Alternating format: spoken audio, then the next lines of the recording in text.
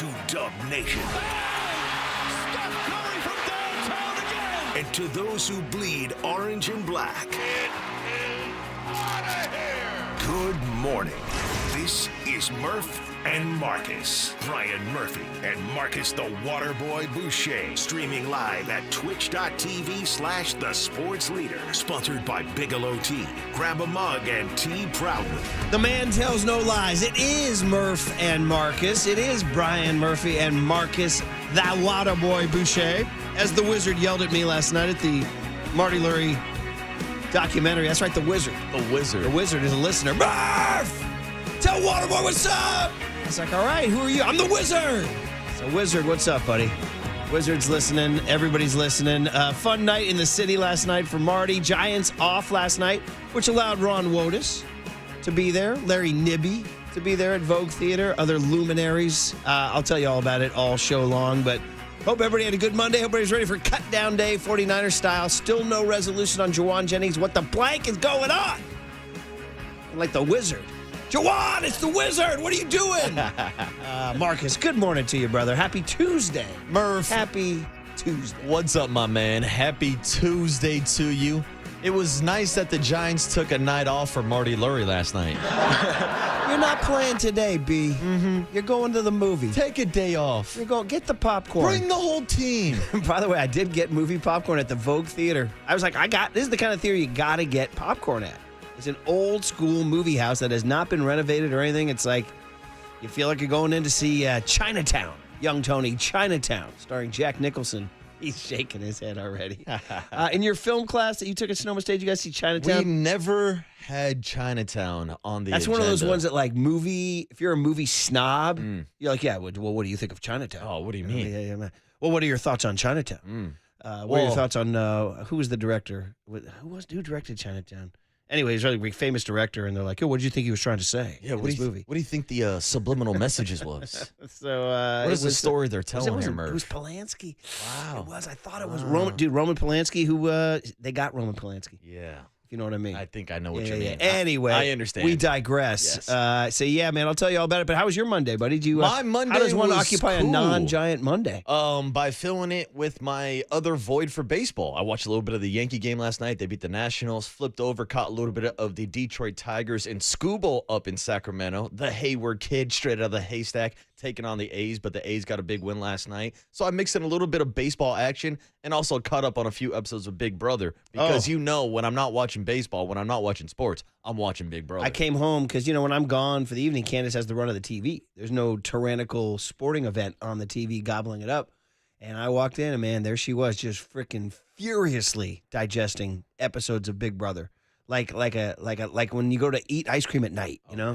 She's like shoveling episodes of Big Brother. Oh, dude, I took down a whole pint of Big Brother last night, watched 3 episodes, caught up with a whole week's worth, and it was a great week. So me and Candace got to catch up. So that cowboy guy got ejected. Yeah, Riley got sent out the house. It was a crazy week of evictions. Rachel Riley, your girl, back in charge. I asked Candace just casually from the kitchen. I said, hey, is that chick that was in, I said chick. That chick that was in the previous episodes, is she still around? She said, yeah. I'm like, well, how has nobody dinged her yet? I mean, that's the question.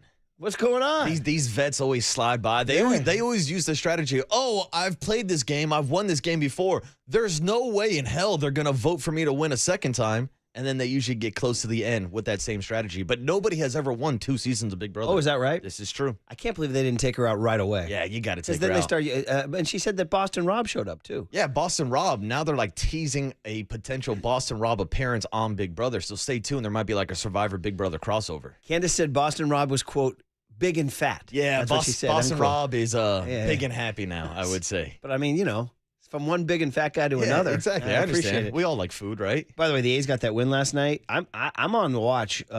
A's 72 losses, Giants 68 losses. There's a watch. It's on.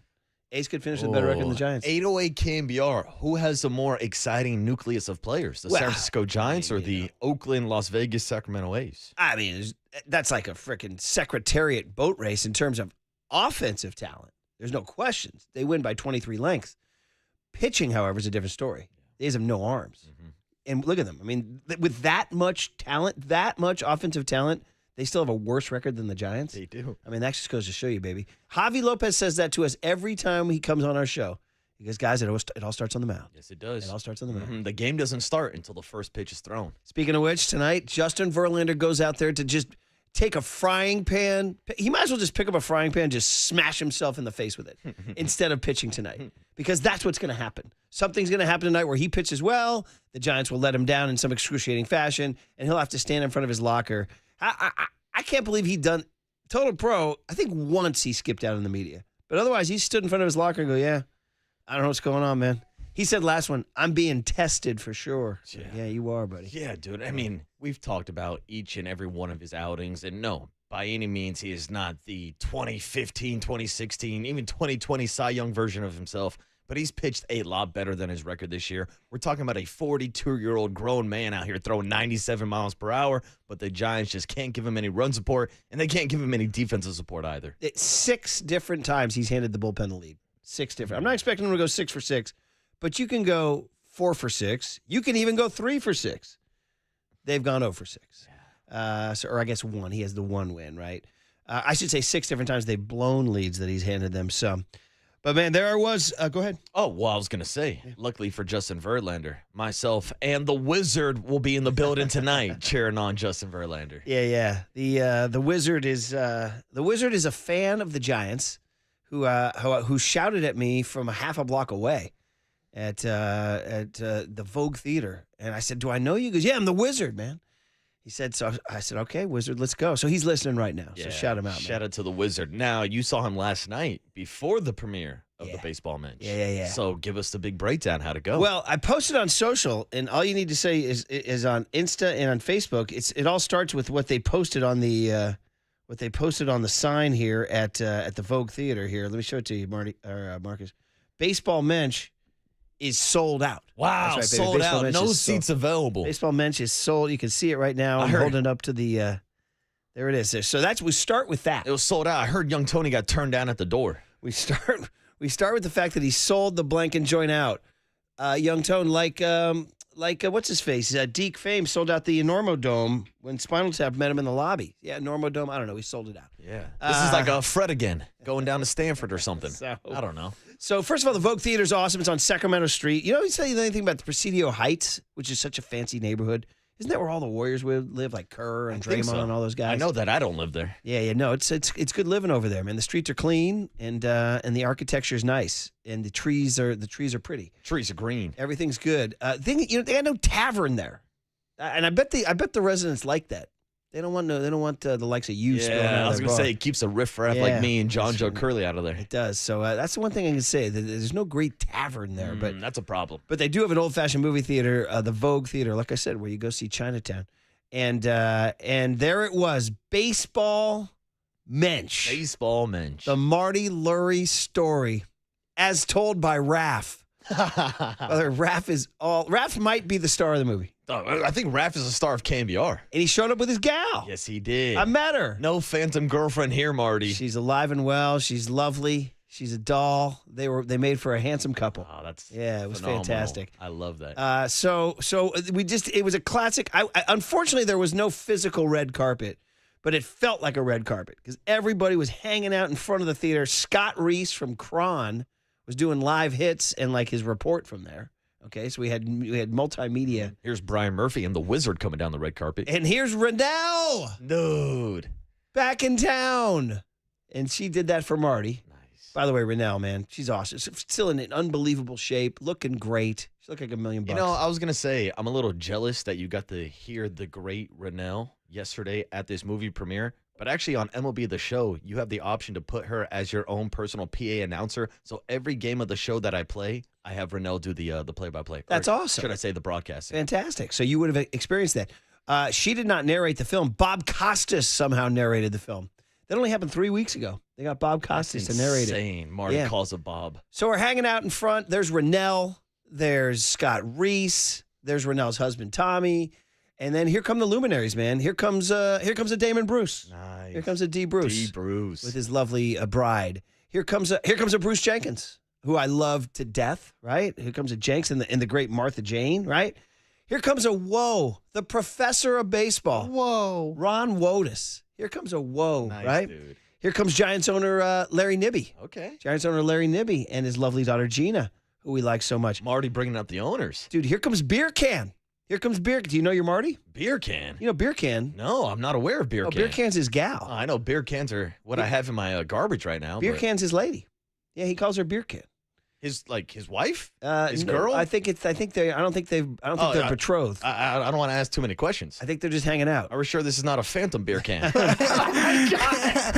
They're having a good time. Beer can. Beer Can. Okay. You got to know your Marty. I didn't know that. Yeah, Is yeah. that on the Marty bingo card? Talking to the Marty crowd out there. Sorry. Dude, how about Carrie Crowley, the freckle-faced Carrie Crowley Nice. in the house? KC, who took a night off of KNBR tonight to go to the premiere. That's correct. Dude, turned around, there he was, one of my all-time favorites, Ken Korak, the voice of the A's, the rich, deep voice of the A's. Took to miss the A's-Tigers game for this. Wow. How about that? Took a night off for Marty. Yeah. He said no Scooble, Marty greater than Scooble. Who else we got in there in person here? We're in Rich Walls, you know him, the broadcaster. He did the Stanford-Hawaii game, was there. Any other? Bonte texted me, but I didn't see him. That's how packed the place was. You couldn't see. There were luminaries there you couldn't even see. Wow, and Bonte's a pretty tall man. Hard to miss him. Well, Bonte texted me after the movie was over, and I said, bro, you were there? I didn't see you there, dude. All you need to know is at the end, when Marty stood up, he got a standing ovation. That's right, buddy. I need some applause for that. Thank you very much.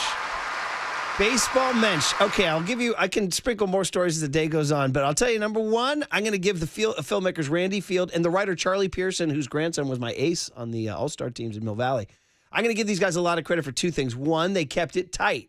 It's only an hour. That's right key. when you're starting to feel like, kind of had my fill of Marty, they end the movie.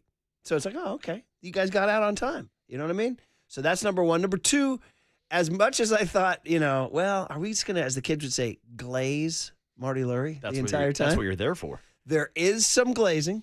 But there's a large faction of humor, too. There's a lot of laughs. So good job injecting humor into it. Good job keeping it moving crisp. And also, love letter to baseball.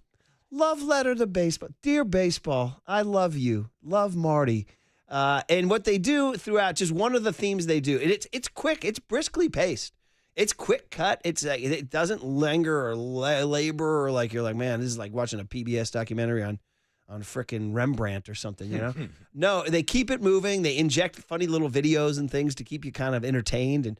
And the theme that runs through every section, like every, say, minute or two, will show a quote about baseball. And that starts the next section. So there's all sorts of funny quotes, when you come to a fork in the road, take it, blah, blah, blah, all that stuff from Yogi Berra. Nice. And then what they do is they weave throughout the movie. They ask various luminaries, Greg Papa, who's in the movie, looking good. We miss Greg. Wish he'd come back. Susan Slusser, who has a lot of run in this flick. Sluss gets a lot of run in this flick.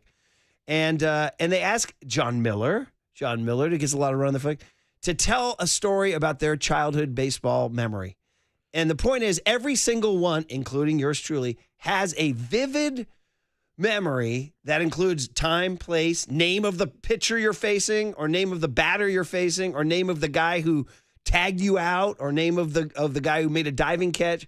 And the point is that everybody has, they artfully weave this throughout the movie to show the link of baseball. So it's not just the Marty Glaze.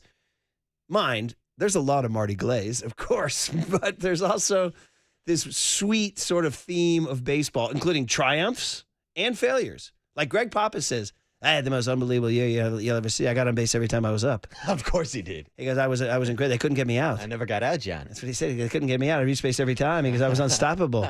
Until he said, then he finally tells the story of facing this guy, and he knew the guy's name. He said the guy's name, like Paul Apin. I met then Paul Apin. I had to face him.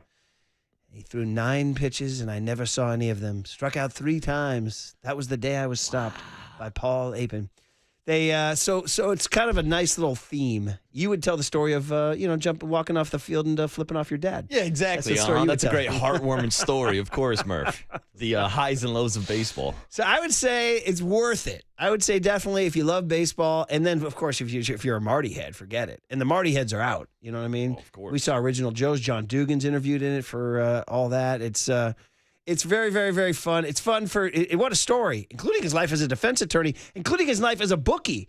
Dude, there was a stretch of his life where he was running numbers. Marty was a bookie? Dude, he was Prize Picks, Marcus, Waterboy Boucher, freaking Underdog Fantasy, you name it. I got to get some action. He was with way Marty. ahead. He devised a formula. Then again, I don't want to deal with Violent Marty if you don't pay your debts. He devised a formula in like the 1960s to figure out how to predict the outcome of a game. It had to do with taking that day's starting pitcher and looking at his last 3 starts, see how many earned runs he had allowed against the other day's starting pitcher and how many earned runs he'd allowed. And if the difference was 10 or more, you had to like ride the guy who had pitched better in the last 3 games heavy.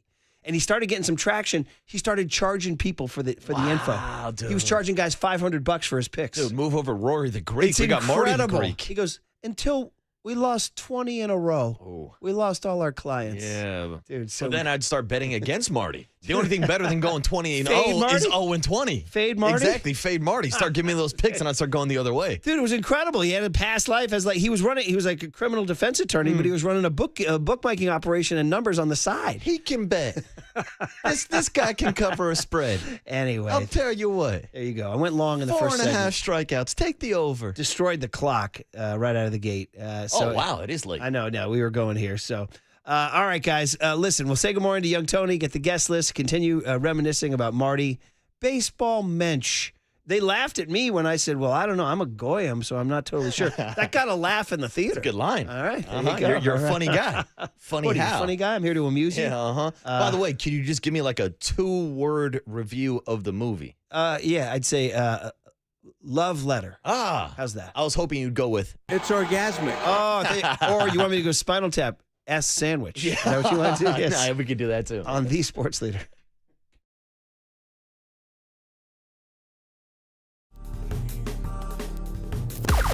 Now, from the O'Donnell Financial Group Sports Desk. Learn more at odfigroup.com. O'Donnell Financial Group, because planning is a process, not a product.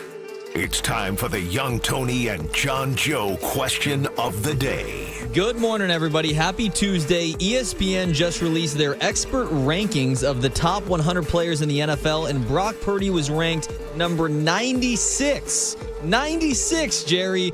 Is Brock Purdy being disrespected with the number 96 ranking? Heading into 2025, you can join the conversation in the YouTube chat now.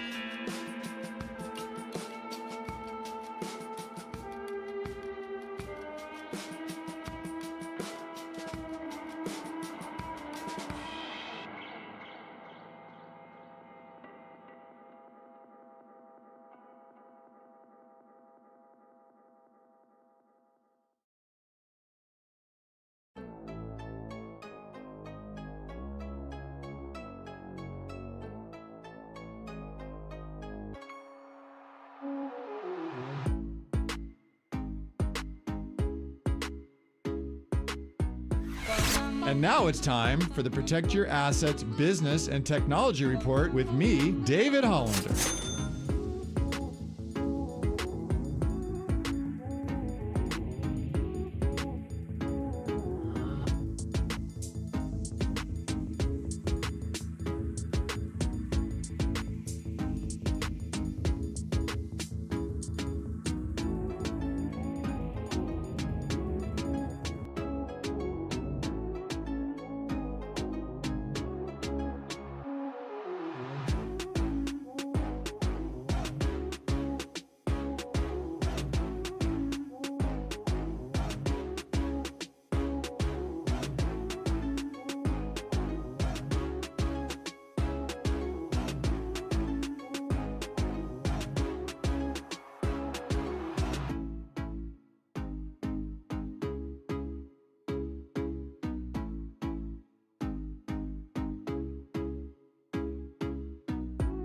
Now back to Murph and Marcus on The Sports Leader. Streaming live on thesportsleader.com and KNBR. The Sports Leader app. Murph and Marcus is sponsored by Bigelow Tea. Grab a mug and tea proudly. I like to call him the rabbi. You know, he's a mensch. You know, my wife and I are like, he's a what? Well, I'm a goyim, so I'm not totally sure, but I believe it's a person who's pure of heart. Someone who really does the right thing. Somebody that cares an awful lot. Yeah, Marty has done that for a long time now with our fans. And he would never, ever say a bad thing about our great game. And he is a baseball mensch. Well, mensch in Dutch, I'm Dutch, is different. Mensch in Dutch means pain in the ass. Did he come up with that title or did you? I think you nailed it. Good stuff there, young Tony. The trailer for Baseball Mensch, which was a one-night only thing at the Vogue Theater. The Marty Lurie story, and they did a great job. Shout out Randy Field, Charlie Pearson, the filmmakers. They kept it moving nice and crisp. They did not use this song. They probably should have. But that scene that you just heard there is about the title, Baseball Mensch, and how they came up with that title. That's in the movie there, too. So, yeah, man, good stuff. By the way, it just dawned on me that I told you guys Matt Cain was in the movie. I didn't give you guys that he talks about his failed baseball moment there, too. John Miller talks about his, where he's thrown out in an all-star game at third, where he thought he was safe. And then his mom showed him a home movie, and he was out, and he was made big jokes about that. So everybody had their baseball. You know who had one? Mike Krukow had a story about being young and being at his dad's softball game. His dad was an L.A. County sheriff. He was a cop, tough guy, and he was young, and they were short somebody, and Mike Krukow's dad said, well, my kid can play, and there was a guy Krukow tells this whole story about when some beefy, burly sheriff who didn't want to throw the ball to Krukow because he didn't think he could handle it. They put Kruk at first base, and the guy threw an absolute seed right at Kruk's face, and he picked it. Nice. And the guy said, you know, he had respect for Mike, and Mike is like, you know what else? I got a hit, too. Everybody has a story. Everybody has a story. So we've told them on the air. Yeah. You have stories. We all have stories. Well, it's funny. I kind of jogged my memory of one of my earliest baseball stories / memories of when I got kicked out of a farm league game. Now, it's not because I did anything bad, but I was not eligible to play because I wasn't old enough. Now, my older brother was playing farm ball, and my dad was a coach, and it was a similar situation where they didn't have enough kids. So my dad pulled me from the T-ball game, and so I go over field, and I start playing third base. And I'm doing so well that the other team starts complaining and protesting, saying that I'm an illegal player. I'm like 5 years old, but I'm holding down the 5 spot, holding down the hot corner, and they had to take me out of the game. And I left the game crying. I was like, Dad, what do you mean I can't play baseball? They're taking me out of this game? How about crying, Marcus? Yeah, dude. Heartbreaking. Yeah, dude, it was heartbreaking. I can't play baseball. What do you mean I can't play baseball? All right, say good morning to young Tony on a Tuesday morning. Young Tony, you missed. I didn't see you at the premiere, buddy. I missed you. I got left off the guest list, I guess. Oh, man. Yeah. And what's your Little League memory, buddy? Ooh. Good or bad? My Little League memory, first thing that comes to mind is crying after every time I struck out. Okay. Second good memory is actually hit a home run, and like a random parent behind me got a great picture of the bat to ball contact. Okay, yeah, Tony. I don't see you having over the fence power. This is probably my only home run. I saw you more as like a leadoff sort of nuisance bunt speed guy. I was a right fielder throwing my glove up in the air just trying to get any action out there. I was trying to play third. I was trying to get on the mound, but then you got the coach's son who's like the star of the team. Are you pretty sure you cried after every single strikeout? I wouldn't say, maybe not every. I probably exaggerated, but a lot of strikeouts. I do remember a lot of crying. Yeah, dude, I shed some tears. There were tears. Sad to say, a lot of slammed helmets for me. There's no crying I was in more baseball. of a rage guy when I struck out. Nice. Yeah. Which was always an issue. Brings back a bad memory when our star player got ejected for banging his helmet against the fence. I still can't believe that happened. That's a brutal thing. Can't believe Hey, there's no crying in baseball. I heard that a lot as a kid because but I was obviously though? crying. Having coached a long time, there's a ton of crying in baseball. 100%. There's a ton of crying. Well, you're emotional. You want to play well. Well, there's just so much. These poor kids. There's so much pressure on them. Also, does young Tony know where that line comes from? There's no crying in baseball? Ooh. Off the top of my head, no. How about that? Wow. Oh, my goodness. So, Tom Hanks, A League of Their Own. Have you ever seen the movie? I have not. Wow, put that on the list. Well, there it is. We have it already for today. It's A League of Their Own is a great movie. Really good movie. You should check it out. Madonna, Gina Davis, Tom Hanks, Trump's favorite, Rosie O'Donnell. She's in it too. Yeah, Rosie is in it. But it's a true story about the Women's Baseball League of the 1940s. And Jimmy Fox, the former A's slugger, funny enough, Henry, the kid, my ace pitcher, whose grandfather wrote the movie, was at the premiere last night wearing a Jimmy Fox Philadelphia A's vintage jersey. Look at that. So there was no crying. Anyway, you should check it out, buddy. All right, man. Well, it was fun, and it was a love letter woven through. There was some funny. Marty made fun of himself a couple of times, which was unusual, but he did. Believe it or not, a little self-deprecating humor in there. So, and a couple of laugh lines. And his whole story is incredible, starting as a criminal defense attorney. And it ended with a very celebrated case that he lost in 1996 in San Francisco that got very ugly. The defendant's family, it was ugly. There was a rumor that he was attacked in the courtroom and verbally assaulted while he was doing a TV interview by the family of the defendant. And he was like, he wore it so hard. He's like, I got to get out. He went away for a year, came back. He's like, what am I going to do? And somebody said, he was sitting at A's games talking to Ron Darling's wife, talking to Dennis Eckersley's wife, which is a little dicey. But he said, they said, you should do you know so much about baseball, you should talk radio. And he's like, what do I do? So his son was at El Cerrito High School, and they had a radio station at El Cerrito High School. They have a radio station at El Cerrito High School. That's awesome. And he said, he was talking to the guy. He goes, they tell me I should do a radio show. Could I use your station to do a radio? So he started doing a radio station out of El Cerrito High School station. One of his lawyer buddies goes, yeah, he was asking for calls. He goes, but the reach of the station was like 12 feet.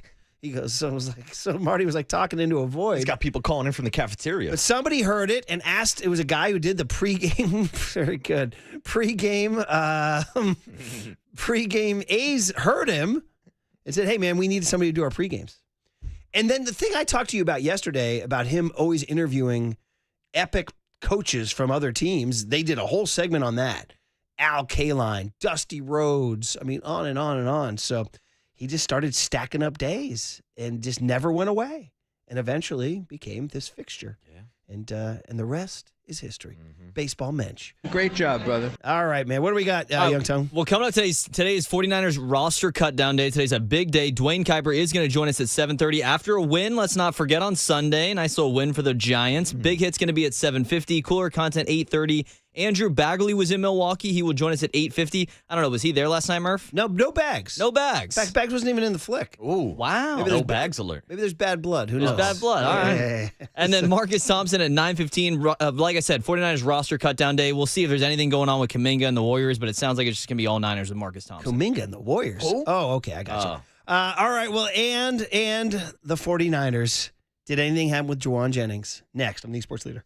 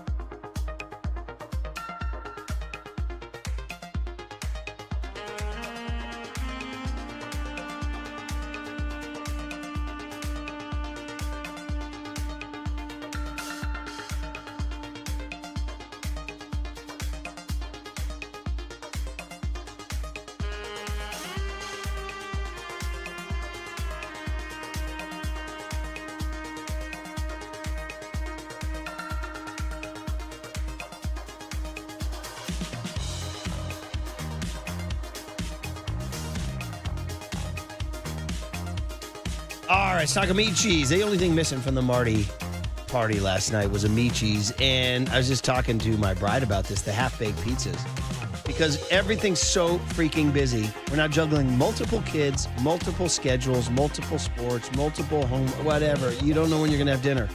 So Amichi's half-baked pizza is the answer. Because when you order Amichi's half-baked pizza, you can cook it whenever everybody's finally home. And it only takes 5 minutes, and it comes out of the oven piping hot. And the cheese is bubbling. And the crust it's crispy. It's so good. And it's 20% off for the rest of August, too. Any size half-baked pizza online. 20% off the menu category scroll bar at Amichis.com. Go to half-baked pizza online. 20% off for the rest of August. So it solves your problems. Problems are solved, mate. And it's awesome. It tastes good. I really, really am a big fan of the half-baked pizza. It's the ready when you want it back-to-school meal. Amichis delivers. I just want some pizza.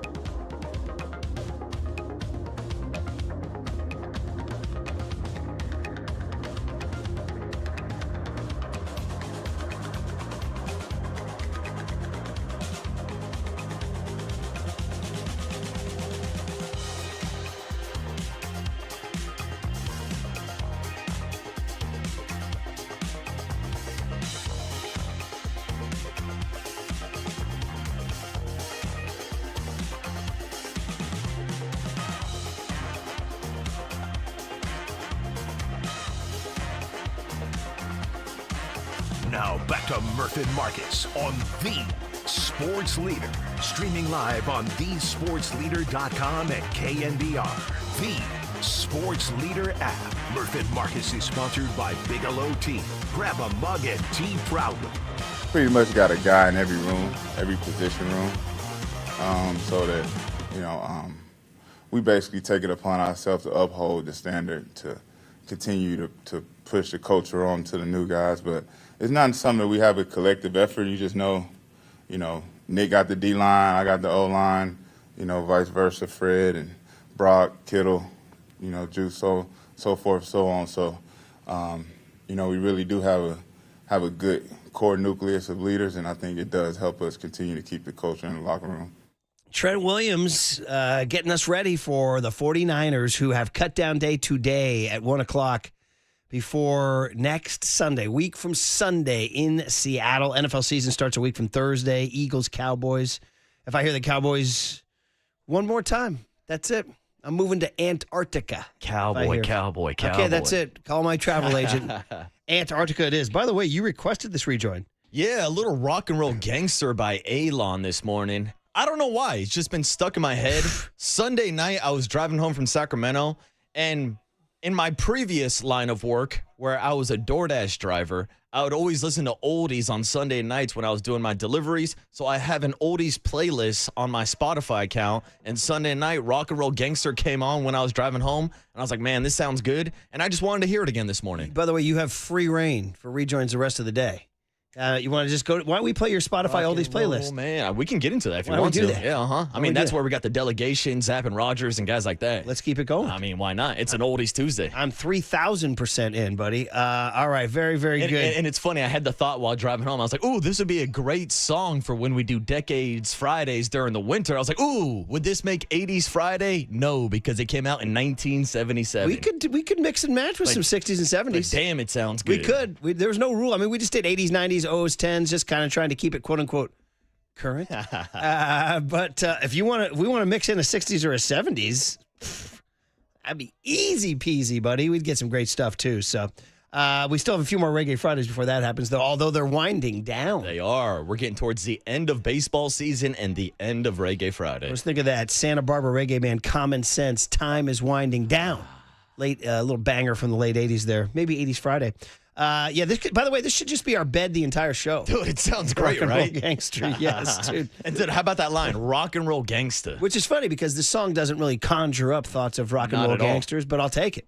Whatever they're doing, it's working here. So I got bad news, man. Nothing got settled on Juwan Jennings, nor have I heard any reporting on Juwan Jennings either. I tune into the big boys, your Adam Schefters, your Ian Rappaports, all those guys. I tune into my big boys, my Matt Mayokos, my Matt Barrows, my David Lombardis, all those guys, the Grant Cohns of the world. Grant's showing up on my algorithm a lot lately. He's doing something with the fans. Something's going on. He's invaded your algorithm. Yeah. He's doing some bit where he doesn't want to be loved or something. I don't know. That's my little nephew, Grant. You know what I mean? Yeah, I don't know. He was at my wedding as an 8-year-old. But anyway, point is that nobody has any 411 on Juwan Jennings. Nobody. Nope. No, there's no agent leaking anything. There's no team leaking anything. I guess maybe the only thing that's been leaked was Kawakami saying multiple NFL sources saying they're pondering injured reserve, which would happen today, right? Yes, would it have would. to happen today. Or, I mean, I guess they could put him on the roster today and then put him on IR later. I don't know. It doesn't. Today's not like drop dead. But today's a good day. They got to make a decision. Well, is he on the 53-man? Yeah, exactly, because you do have to cut down by 1 p.m. today to your 53-man roster. So if they do want to manipulate the roster a little bit where they do put Juwan Jennings on IR to get another wide receiver on the roster, then yes, that decision has to be made today, which is why we are paying so much attention to whether or not he would show up to practice yesterday. No, Juwan Jennings was not on the practice field in Santa Clara. Yeah, so that was a big deal. Was he going to practice? He didn't. Some guys did, if you want to get into the good news. Michael Williams did. C.J. West did. Ben Barch did. Mac Jones did. All that was good. Upton Stout did some work on the side, etc. But Juwan Jennings, man, I don't know what to tell you guys. I don't know. I was driving into the Baseball Mench premiere, and Larry Krueger was doing Niners Nightly, and his big question of the day was, what should the Niners do with Juwan Jennings? I mean, there's options here. They could trade him. They could. How would we feel about that if the 49ers traded Juwan Jennings? Not great. Did you want Amari Cooper? Do you think he still has gas in the tank? Well, There's personally, a theory that, I've always been a huge Amari Cooper fan, so I love the move for the Raiders, signing him to only a $3.5 million contract. Now, there are incentives that could bump it up to around $6.5 million, which is still a smaller contract than what you're currently looking at with Juwan Jennings' current contract. And there was a report by Diana Rossini that the 49ers were interested in Amari Cooper, but he decided to go back to the silver and black instead of coming to Santa Clara. So last year, a modest year. In 14 games, 10 starts, 44 catches for 547 yards and 4 touchdowns. I mean, he flashed, he showed up, but it wasn't a monster year. He only averaged 39 receiving yards a game. Yeah, and I thought a lot of people thought, myself included, once he went to Buffalo, he would turn into that number 1 wide receiver for Josh Allen, but it never just panned out, really never fit into that offense. I mean, what can you say about Sky Moore? I mean, those are better numbers than Sky Moore, right? Yeah. So, that's not even a conversation. Right, exactly. So, I mean, they could have, I guess he chose. Yes, and it's like, that's the thing. It's like teams can obviously show interest, but it's got to be a two-way street, and it seems like Amari Cooper is looking at the Raiders wide receiver room right now after Jacoby Myers requested a trade yesterday and seeing that they're not really in the market right now for a number 1 wide receiver, so Amari can step in there. But I've heard people throw out the idea of trading a Jacoby Myers for Juwan Jennings.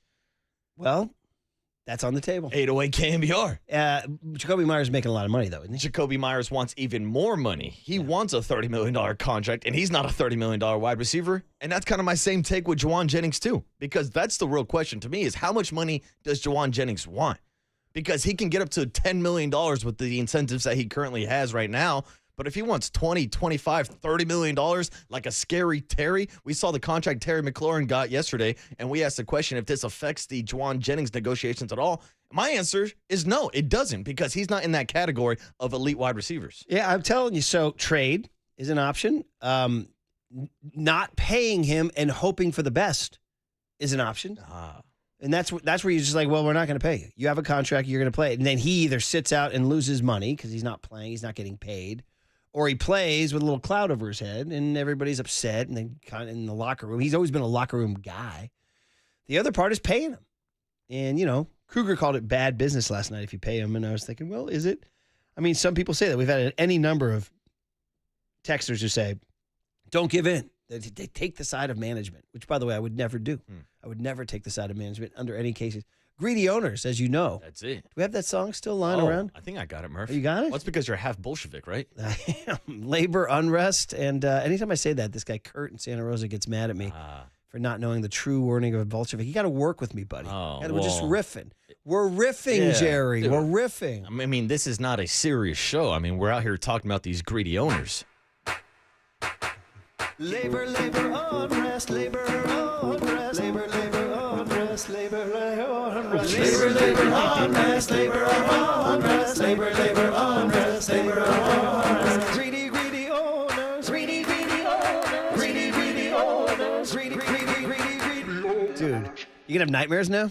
You gonna have nightmares? Yeah, I've had nightmares. You know the backstory on that, Young Tone? Vaguely, I think I do. Was during that like COVID? Yeah, pandemic time. We had nothing going on, and one of the days, one of our topics was the Korean songs.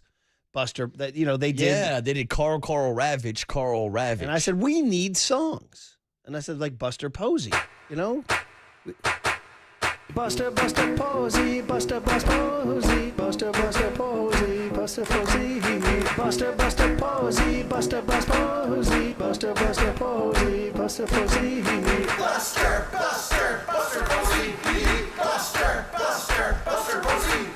You're the unmistakable fingerprints of Shannon Stone Fox Kaler right there. By the way, should we play that for Buster on Thursday? Yeah, he'd be like, what's going on, guys? What the hell is this, guys? So then I was like, well, at this point in time, because at that time we were heading for a lockout. I'm like, well, if we're going to make songs about baseball, we're going to sing about, labor unrest and greedy owners. Greedy owners. And I just riffed briefly. They then, to their own freaking device, took it and made it. I did not ask them to make that. And ran. Yeah. So pay him. Is that bad business? You're giving in. Maybe he's not worth it. But don't pay him and hope for the best that he's going to play and just kind of take his L and be a productive receiver, or trade him. I mean, I don't know how many of those are appealing options. I've always leaned towards paying him. I understand that you're capitulating, you're setting a bad example, blah, blah, blah, all that stuff. But, man, football is a fleeting thing. You have these little windows, and Juwan Jennings is part of that window. And if he's not part of that window goes closer to shutting. And he has leverage. He's the player. Do they have a better idea of somebody who's going to get out there and replicate his production? Is there somebody who can replicate his production? No. Is Sky Moore going to replicate his production? No. So if you trade him, is the person who you trade for going to replicate his production? Because he's got a certain thing, a knack with Brock Purdy, right? If you don't pay him, is he just going to take his L and play on his current contract?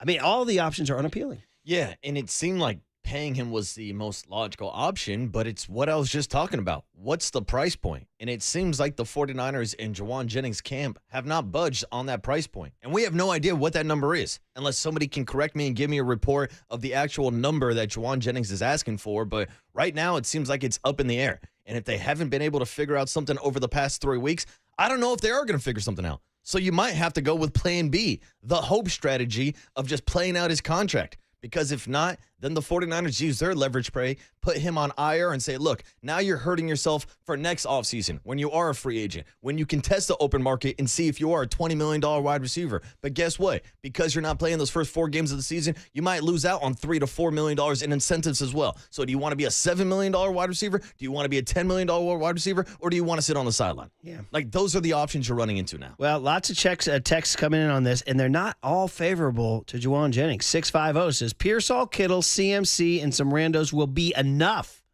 Brock is going to ball. How about that? 650 says, you cannot pay everybody! Exclamation point.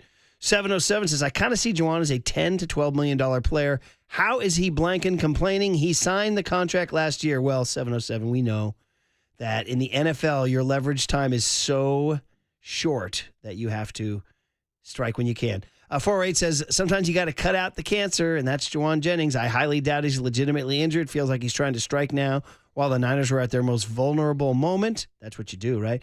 707 says, Chiefs got rid of Tyreek Hill and got 2 more bowls. Trade him. Well, you're going to guarantee me Patrick Mahomes quarterback for the Niners? Yeah, so, a little different. And 405 says, how can you pay an injured player with a huge calf injury? We don't know. Is he a calf? I mean, that's been my breakdown on the situation, too. Like, it's a bold strategy by Juwan Jennings and his camp to say, yeah, we got a calf injury, so we want you to give us a long-term contract extension. Yeah. Like, why would I do that if I'm the 49ers, if this calf injury is that serious? After you dealt with Christian McCaffrey and his calf all of last offseason, why would I commit a long-term contract to somebody that has had a lingering calf issue, as you tell us, Juwan, since the start of OTAs earlier this summer? Dude, how about this text to wrap it up here? 408 says, I'll take Juwan in Oakland. Jacoby for Juwan straight up. I don't even think the person realized that they wrote Oakland. I'll take anybody in Oakland. I'll take a football team in Oakland. I'll take a baseball team. I'll take a basketball team in Oakland. In Baseball Mench, Ken Korak is interviewed in the Coliseum before an A's game. You're like, oh, man, they used to play baseball in Oakland. Yeah, they did. All right, guys. There you go. A little Juwan Jennings hit for the day. The other big news yesterday is Brian Robinson made his Niner debut, and he spoke, and he made a bold claim. We'll talk about it next on The Sports Leader. Time for traffic on The Sports Leader.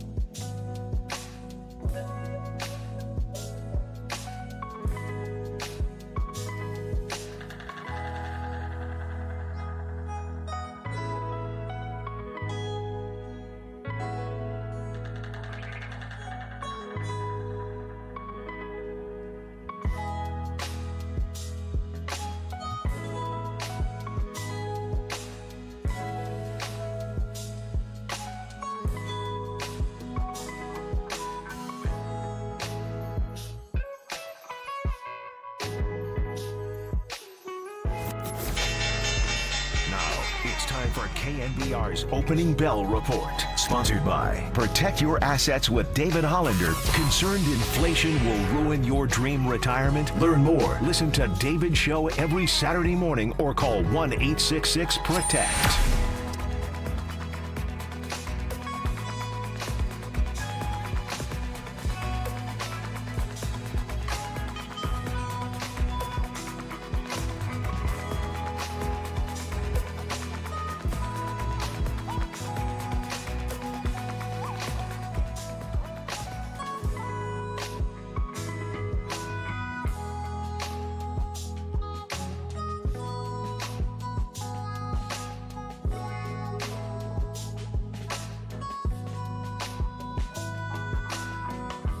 Listen to the sports leader anytime, anywhere. Download KNBR, the sports leader app. Murph and Marcus continue live from the Casino Matrix Progressive Jackpot Studios. Casino Matrix. Progressive jackpots are here. Where are you? Just drop in. 1-800-GAMBLE. McLaurin goes in motion, right play action by Howell. Checks it down to Robinson, a block out in space on Warner. A big run into Niner territory all the way down to the Niner 40-yard line. Still knocked down.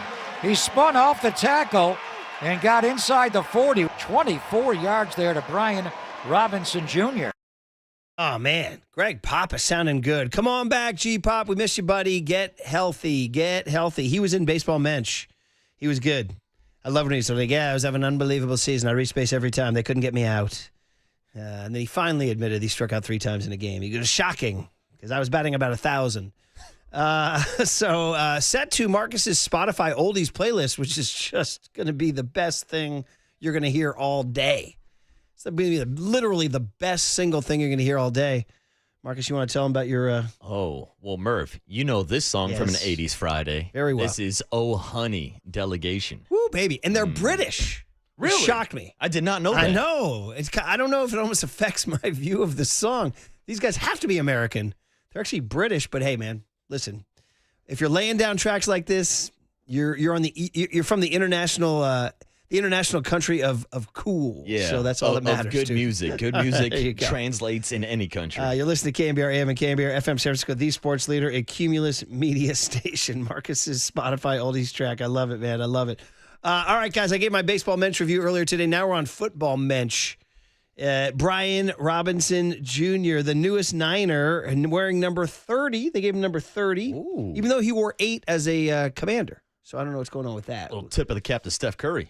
Okay. And also to young Tony when he played lacrosse in college. Okay. Or no, not lacrosse, ultimate frisbee. Hey, either way, I did wear 30 in high school for lacrosse as well. But hey, it's a great number. You played lacrosse in high school? In high school, Kentucky, Wow. yeah, Trinity High School. Were you a lax bro? Yeah, you could say that. Yeah, Sure. he's kind of got those lax bro Locker vibes. box, the whole thing. Yeah, oh yeah. You've seen the Lax Bro YouTube stuff? It's like the guy, yeah. All the Lax guys. bros. Certain type of person, Well, for sure. Stifler was a Lax Bro. Yeah, you're right about that. Him in Oz. I always love that scene where he runs up to the right after those guys sucked ass. Yeah. Are they Always made me playing? laugh. Are they playing lax up in Mill Valley? Oh yeah, unfortunately, yeah. It feels like it was definitely more of like a northeastern sport. Totally. But it's East Coast. definitely coming out towards the West Coast. It started right? well. First of all, St. Ignatius has like one of the best lacrosse teams on the entire West Coast, did not know this. if not the nation. They're like a national power. So is De La Salle. We play some lax on the West Coast. No, SI's Lax is the real deal. The real deal. So, and then De La Salle's not far behind. Listen, when I started seeing that, this is how long I've lived, buddy. I came back to town. I went to college. And I came back and I was like visiting my parents, and I drove by one of the playing fields of my youth, and there were some people running around with frickin' lacrosse. I was like, what kind of alternate blanket universe am I in right now? It's a great what game. Is that? I was like, It's a great game. Well, fine. Keep it on your frickin' East Coast. Ooh. Keep it in Kentucky, Tony. Keep it out of my yard, dude. Keep it out of frickin' keep it east of the Mississippi with all you crusty old frickin' lax people. Don't bring it out here, bro. I didn't know you were so anti-lax. Oh, hugely. And then and then I would talk to my kids. I would lose certain baseball players to lacrosse. I began calling I would tell parents, I said, keep your kid in baseball. Don't have him pick up a wand of Satan. Oh, said, wand of Satan. Wow. The wands of Satan. Yeah. I know someone else said the wand of Satan.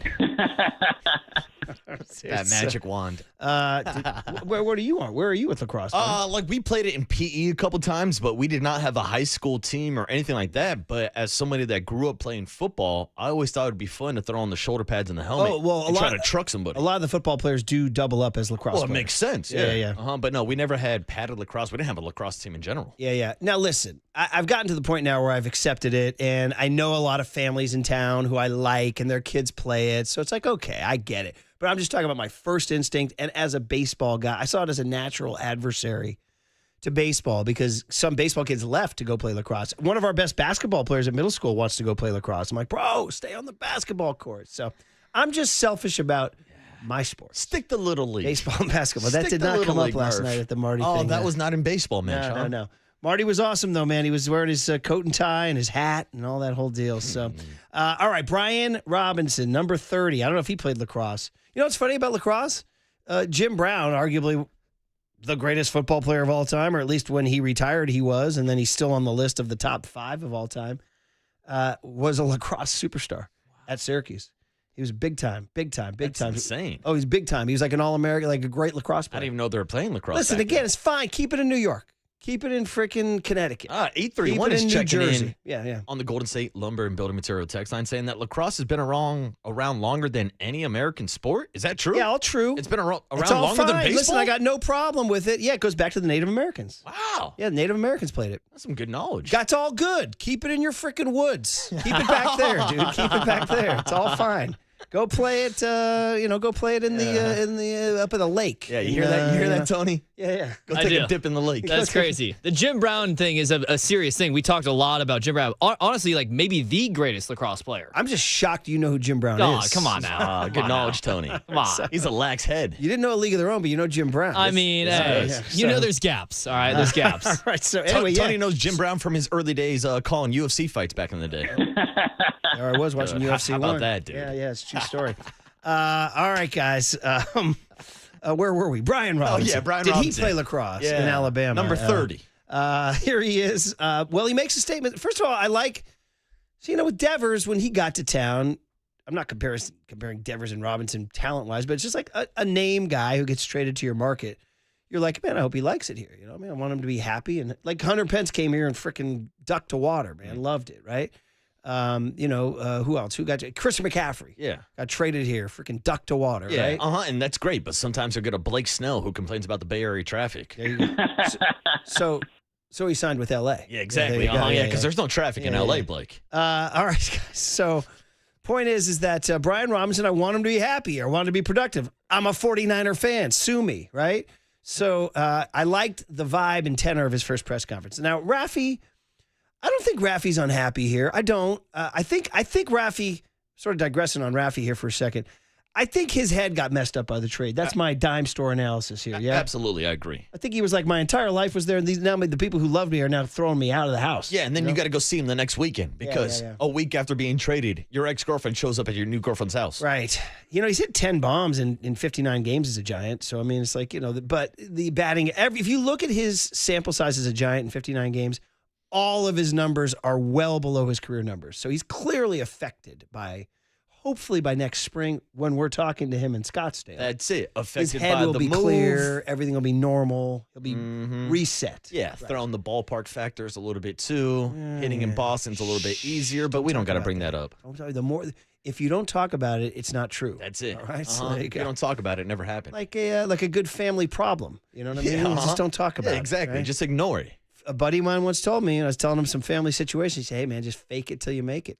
Fake it till you make it." How do you think I got here? Rafi Hey, Devers. same. Yeah. Rafi Devers has to fake it till he makes That's it. it, dude. I got some tips for you, Rafi. Brian Robinson on the notion that, Christian McCaffrey needs to be protected from himself because there is that story. Eric Branch wrote a whole story today saying that if there's Shanahan uses him too much and he's been hurt. The stat was bad. He's missed 36 of his last 82 games, something like that. I know it's a bad stat. I don't like that. I know. So here's Brian Robinson. Yeah. I see opportunities for myself, regardless. I know C-Mac gonna do his thing, and I'm gonna be ready to do my thing for sure. Like I told Mr. Lynch before I got here, I'm like, look, I respect everybody. I respect the room. I respect C-Mac, but I'm a competitor. I come here to compete. I come here, I'm ready to do my thing just as well as, Christian ready to do his. So, my job right now is just to compliment him the best way I can, and we're going to be the best duo in the league. All right, there it is. We're going to be the best duo in the league. I like that attitude. And are they? I would say no. Because, first of all, I think we do got to give credit to Sonic and Knuckles, Jahmyr Gibbs, and David Montgomery with the Detroit Lions. To me, I think that is still the best 1-2 combination in the league. And we got to see Brian Robinson in this system before I go that far, because you could have made the argument last year that Christian McCaffrey and Jordan Mason were one of the best 1-2 punches in the league, but I'd still probably go with the boys in Detroit in that backfield right now, currently going into the season. Okay, all right. But what about you? Any thoughts? Well, I'd have to say, I have to sit down and really do some research on that. Top of my head, I'm not coming up with. I mean, who's Derrick Henry's backup? Yeah, I mean that's the question. You're like, oh, who's Bijan Robinson's backup? Yeah, Bijan Robinson and Tyler Algier. That's a pretty good combination. Yeah. Mm-hmm. I mean, McCaffrey. You start with McCaffrey, you're already in the conversation on the short list. You know what I mean? So then you add Brian Robinson, and you're on the short list. I saw somebody top 5, top 4, I saw top somebody 3 tweet yesterday about this quote: Brian Robinson saying that him and Christian McCaffrey are the best duo in the league. Are like saying it is like when Wayne Gretzky's brother said that the Gretzky brothers were the greatest scoring brothers in the league. Yeah, because Wayne's carrying the weight there. I got you. Yeah. Tommy Aaron, right? Yeah, you get what I'm saying. Yeah, for sure. So almost anybody you pair with Christian McCaffrey could be considered one of the best duos in the league. But riffing aside, Brian Robinson is a really good running back. So I'm interested to see how they use him and if they will go to any 2 running back sets or maybe even move Christian McCaffrey around and maybe line him up in the slot a little bit if you are having these problems with Juwan Jennings and these injuries in your wide receiver room. More Brian Robinson on fitting into the Shanahan run scheme. So, there's been a lot of success there. So let's hear it. Yeah. I'm very, very aware of, how Coach Shanahan likes to, run his offense with his backs. And, he emphasized that when he called me. It was like, look, you know what I'm about. I'm ready to show you, how we get down. And, and I'm like, look, I'm ready for it. I'm totally aware of, how he does his things here. And, I'm ready for it. Like, I've been running the ball my whole life. So I'm ready to just plug and play. I came here ready to play, and I'm sure that I want him to be able to use me like that. So, whatever run scheme it is, he can throw me in, and I'm already ready to execute the plays. All right, man. Everything's sounding good, positive. Young Tony, you just mentioned the Tampa Bay, Rashad White and Bucky Irvin. See, right, I'd take McCaffrey and Brian I agree. Robinson. I think they're definitely number 2 on that list as the best running back duo in the league. You're McCaffrey going with the Lions? No, McCaffrey, Robinson right behind the 2 in Detroit. Sonic and Knuckles. Right. Gibbs and Montgomery. Wait a minute, Sonic and Knuckles? Yeah, that's their nickname. Yeah. I did not know that. So Sonic the Hedgehog and one of the characters in the cartoon Sonic is also called Knuckles, Murph. Okay, yeah, they had like custom Sonic and Knuckles cleats last year. Are you sure that McCaffrey and Robinson aren't better than Montgomery and Gibbs? I would say right now with their track record, it would be Montgomery and Gibbs. Interesting. Yeah. Christian McCaffrey's better than either Montgomery or Gibbs. I would agree. I would say Gibbs is one of the top running backs in the league, probably arguably top 5 right now behind Christian McCaffrey. Let's ask young Tony, since he did a fantasy draft yesterday, who went first, Jahmyr Gibbs or Christian McCaffrey? Jahmyr Gibbs. See? And also, Murph, they've been on the field together. They've done it before. They've done it for at least 2 years now. So we haven't seen Brian Robinson Jr. out there at all. Yeah, and I just like the usage that, of course, was the usage with Ben Johnson. So we'll see how that offense looks overall. But David Montgomery is a really good goal line back. Not saying that Brian Robinson can't do it yet, but I want to see the proof in the pudding before I start making those claims. Right. 831 says, I had the pleasure of having Brian Robinson on my fantasy team last year. Always came to work. Great locker room guy. Great locker room guy. I like to draft. The mid-segment reads like to draft locker room guys. I'd say you need locker room guys. Yeah. I always draft good rosters, but bad locker room guys. That's why I always fail in the KNBR fantasy. Shout out the Raiders in general. Oh, come on. 408 says Saquon and A.J. Dillon. Saquon and enter backup running back's name here. They drafted Will Shipley, by the way. All right, Will Shipley and Saquon. Put them on the list. Yeah. All right, guys. More Brian Robinson. First impressions of this offense and Christian McCaffrey. What you got? It was great energy. Good to be around C-Mac and seeing feeling his energy and see how he goes about his business and being able to just jump right in and compliment the best I can, the best I know how. And it was like a first day of school. I got lost in the hallway for a second, but I found my way to class. I tell you, I like the guy. I like that first day of school. Alabama Crimson Tide. Lost in the hallways. Bruiser at the end zone, already riffing, calling himself the best duo with CMC, despite Sonic and Knuckles. And then finally, one last one. What did happen in Washington? See, I told you I'm at Mike Silver now. Silver put on his cynical hat and was saying, well, if he's so good, why'd Washington want to dump him? And they did dump him for like a low, was it 6th-rounder? Conditional 6th-rounder. I don't know what that means, if it moves up, if he plays a certain amount of snaps or whatever. But Mike was being very cynical. He was saying, oh, really? You guys like him so much? I said the Redskins. The Commanders just opened the door like a dog near the end of the run. Just like, yeah, just go out to the field. Just go. Yeah, go ahead. Don't come back. Yeah, you're off the leash now. Yeah. For my guy, Jacory/Bill Robinson, or whatever his name is. So here he is. What happened in Washington, Brian Robinson? Like I said, I really couldn't tell you that right now. The last week or two has been a bit unusual, but nothing changes. For me, I expect to, the same goals I set for myself 3-4 months from 3-4 months ago. It stays the same process, same everything. I expect to do, everything that I was expecting to do for myself this year. I expect to continue that, even though I'm in a new home. So nothing should change. Same process. All right, Brian Robinson. Yeah, I don't know what happened. It's been unusual. They went in a different direction. Did they see something that we're going to see? I don't know. We'll see. But either way, the Niners, if you look at it, that Brian Robinson still has value. It's a steal. And if you analyze the whole trade, the Jordan Mason trade, which of course we all like Jordan Mason, but if they wind up getting Marquise Siegel, who might start at safety, and Brian Robinson, then they did pretty good. 916 brings up this point. The problem is when CMC is healthy, the other running back gets like 4 snaps, 6 max. The other guy doesn't get a chance to contribute until Christian McCaffrey is hurt. And that's Eric Branch's point in the story this morning, that Kyle Shanahan just refuses to take McCaffrey off the field. Yeah. Also, I think Christian McCaffrey refuses to take himself off the field, which sometimes you need to protect him from himself. So I think Brian Robinson would be a great way to maybe lighten up that workload a little bit, but that was my point about Sonic and Knuckles being the best running back duo in the league. It's because how they use Jahmyr Gibbs, but how they also use David Montgomery, not just at the goal line, but on early downs to keep Gibbs fresh throughout the entire game. It'll get your it'll be a test of Kyle Shanahan. I don't want to have this guy just standing on the sideline doing nothing. So we shall see. All right, well, welcome Brian Robinson. If you're listening, howdy. We look forward to having him as a player of the week. Yeah, that means we'll have every Tuesday. Means he's got to get into the end zone a couple times. He probably will. It means he's got to get on the field. Yes, exactly. I mean, Shannon's got to play him, right? All right, man, by the way, I heard a ton of texts from the Lax community, both pro and anti. The Lax crowd is coming for you. And I do owe an apology to Coach Jim, and the Marin Catholic boys beat De La Salle, actually smoked them in the NCS D1 final. So I said De La Salle, Marin Catholic smoked them. So shout them out. But SI is still the best. SI smoked Marin Catholic. They're in a different section. They're in the CCS. I don't know how St. Ignatius did it. They just built some freaking lacrosse program. They got the guys. I think Chris Mullen's kid was playing lacrosse for one of those schools, either SI or De La Salle. There's that East Coast influence. Yeah, good call. Although Chris grew up in Brooklyn on the streets. Wasn't a lacrosse kid. I don't know. So we're talking about the oldest American sport. And multiple texts. How are you going to talk about lacrosse without talking about the greatest Warrior lacrosse player of all time, our boy Pat Spencer? Put some respect on his name. Oh, of course. How could we forget? The ultimate Lax, bro. My buddy Daryl, when things were going bad for the Warriors last year, was texting me with swear, we got blanking lacrosse players out there, man. Yeah, and he was cooking. He can play, yeah. What's going on with the blanking Warriors? We're starting blanking lacrosse players. That's what's wrong with the Warriors. Right.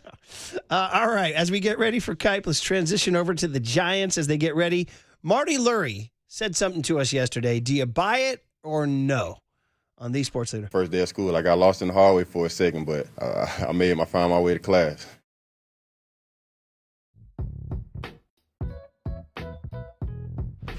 Time for traffic on the Sports Leader.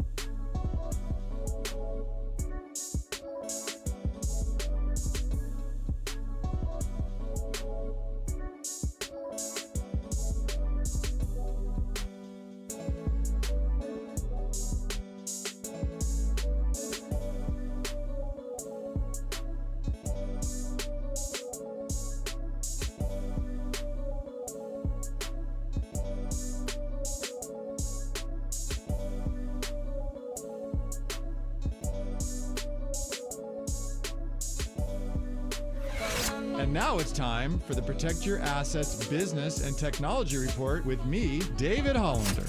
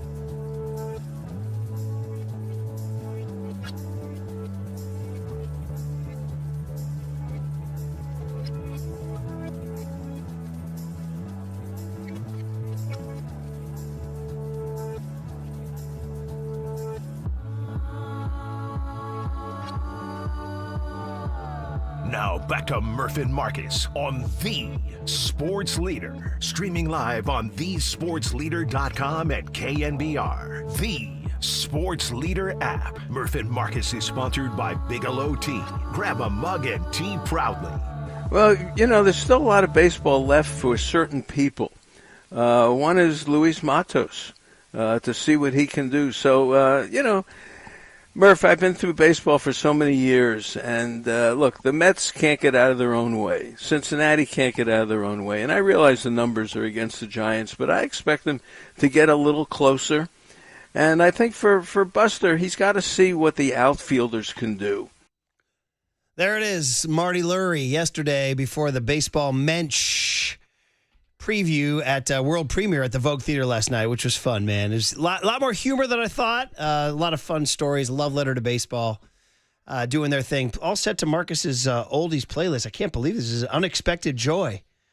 Want to help us out here? Didn't Larry June sample this? Yes, he did. 91 Earthquake, I believe he sampled this song by Roy Ayers, Everybody Loves the Sunshine, Murph. Fabulous, man. Fabulous. I thought we had arranged for a different quote to come back from. We have it. I thought you were going to throw it to that one. My fault. I don't know. You were too busy cutting old school soul rejoins there, buddy. Hey, we're sponsored by Marin Health with top physicians, surgeons, and clinicians right here in the North Bay. Marin Health puts you closer to your best health, world-class care, closer than you think. If anybody's tuning in for the Baseball Mench movie review, I gave it early this morning. You can go back on YouTube and watch it from 6 to 6:30. But in general, I would say it was a great success. I think Marty was, I will say, just riffing here, I think he was waiting for the standing O at the end. And it wasn't coming. We were just giving Rich warm applause. And I think somebody gave the old, come on, stand up here. Stand up here. And then, I said he wants the Giambi curtain call here. So he got the standing O. I left before the Q&A. Sorry, Marty, had to go get my sleep. But I stayed the whole time. I know Larry Nibby was going to watch me to see if I was going to sneak out or not. Wow, look at you. Way to be a good mensch. I was a mensch, yes. And Ken Korak in the house and Kerry Crowley and all that crowd. And sat next to Rich Walls, who used to be a sportscaster for he still is, but he did the Giants in 2019 for a while. But it was just a love letter to baseball. Marty's unusual story of going, born a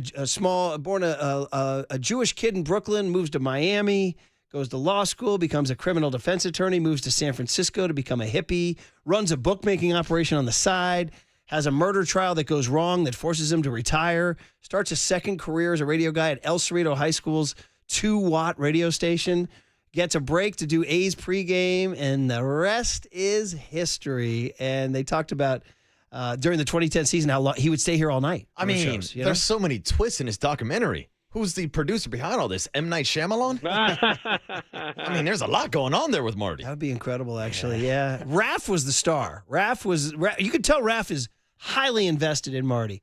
He gets a lot of FaceTime. He was in the movie. I took a picture with him with his lovely gal right before the movie. And man, this guy, he hitched his wagon to Marty. And when the A's changed radio stations in 2009, they were out of a job. And then Larry Bear reached out and said, "Are you a free agent?"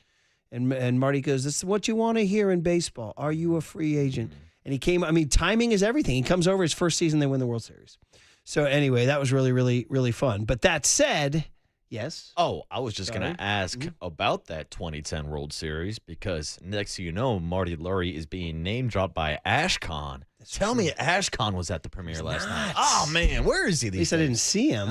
Saw Beer Can, though. Okay. Beer Can was there. Oh. That's his gal. Young Beer Tony. Can. Beer Can. Beer Can. Beer Can. I will tell you guys this. I didn't know that me and Marty had such a common interest in beer cans.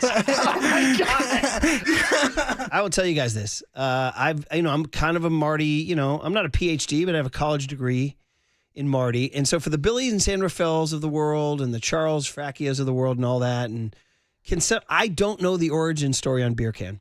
It's his gal. She's a lovely lady. I don't know why he calls her Beer Can. So if somebody wants to text it in, they can tell us. It's orgasmic. 415-808-5627. Beer Can. Okay. She got some popcorn right in front of me. Hell yeah. She walked away. Does she work for like a beer company? Does she like beer cans? I don't have it. Was some Marty head please tell us the origin story on Beer Is Can? it Madison Beer? I mean, I don't know. Hey now. Great knowledge there, Okay. buddy. Shout out the U.S. Open, right? You see that meltdown by Medvedev? Hey, shout out Justin Herbert, by the way. Okay. Wait. Madison Beer is a Model. Model. a model. Yes. Oh, I'm sorry. I'm confused with Madison Keys. The tennis player. Yeah. I know what you're talking about, Tony. See, the U.S. Open's in the news for a couple things here. I got you there. And one, the players are complaining about weed, the smell of weed. What do you mean? What's the problem? Yeah, they're saying that. And two, did you guys see Medvedev's meltdown? Oh, the Russian dude? Yeah. That was like broke his racket? Yeah, I saw a little bit of that. All right. So anyway, Marty said this. You guys tell me if you concur with Martin Lurie here. I'm optimistic that they're going to make another run. It's not over yet. And as I tell people, when you're 6 out with 5 to go, then it's over. Until then, it's baseball. There it is. Do you agree? Are you optimistic they're going to make another run and it's not over until you're 6 out with 5 to play? Yeah, I'll run to what? I'll run to a 500 record? I mean, we're still 5 games underneath 500 right now. I mean, it seems like we're a whiles away from thinking about a run to the postseason. Just being completely honest with you, I'd like to see him to get back to 500 baseball before we start thinking about a run to the postseason. Okay, so you're just saying cool your jets. Yeah, I understand what Marty's saying. We've seen crazier things happen. We've seen crazy collapse. We've seen teams get hot, but the Giants have not shown me anything. Maybe they showed me a little bit this weekend, taking 2 out of 3 from Milwaukee, but until they get back to a 500 record, no, I'm not going to be smoking the peace pipe with Marty. So 0 chance. I mean, there's always a chance, Murph. So, well, you look at their schedule right now. Okay, here come the Cubs.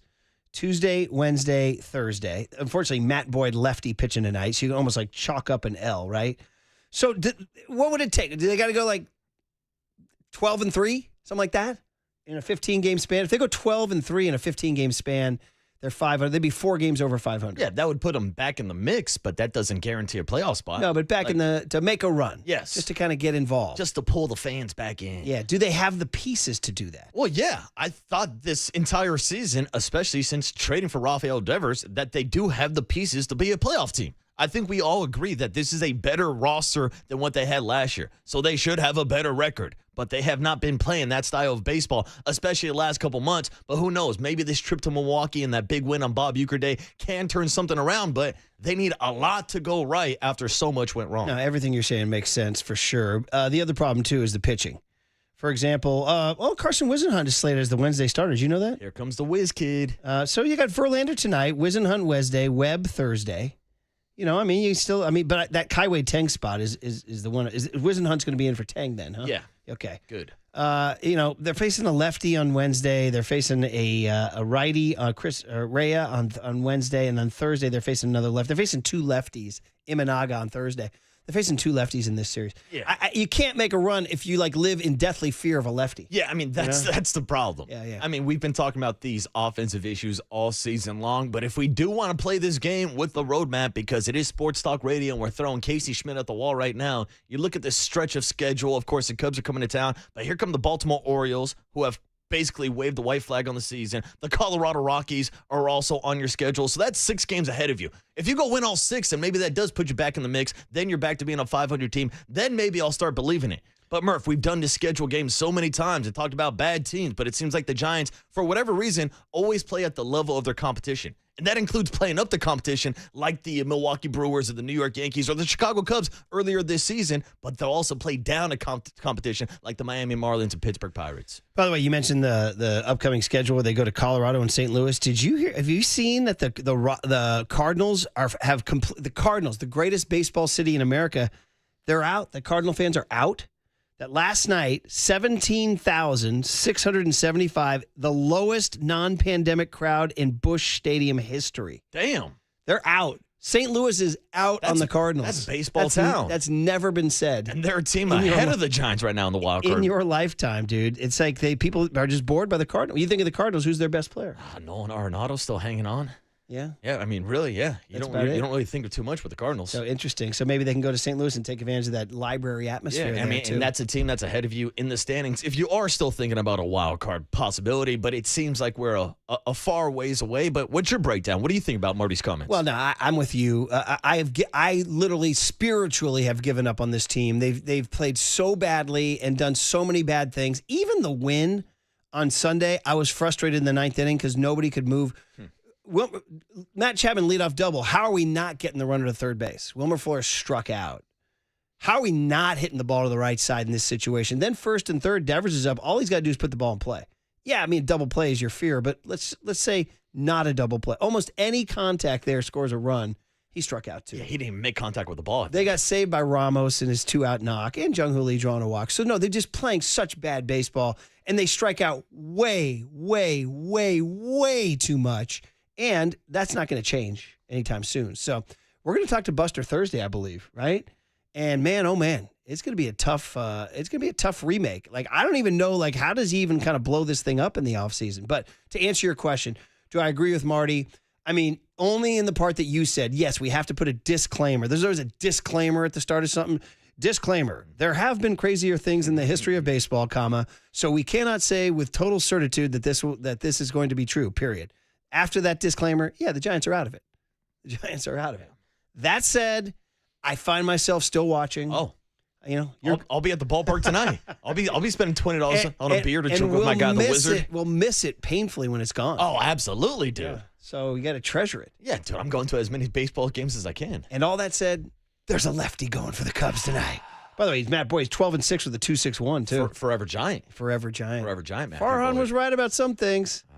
Should we wear a hat that says Farhan was right about everything? Should we wear a hat that says that? That'd be a nice troll job, Murph. Black hat with orange type. Farhan was right about everything. All right, dude. How great would that be to wear that to the yard? Oh, man. Then again, Stefan in Vegas is listening, and he sends us the video. Ashkan said, don't stop believing. See, I'm telling you, that's why I needed him at the premiere last night.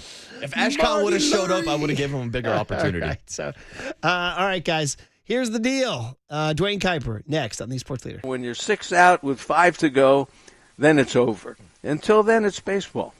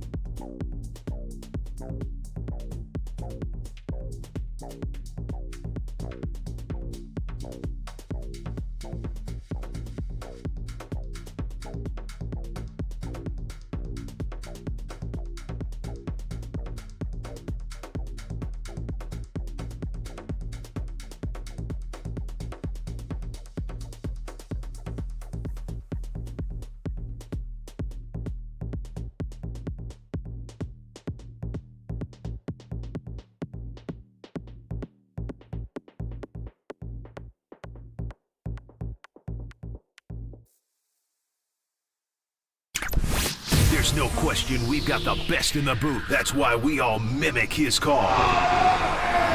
Time for Murph and Marcus to catch up with Kuiper on KNBR 104.5 FM and 680 AM.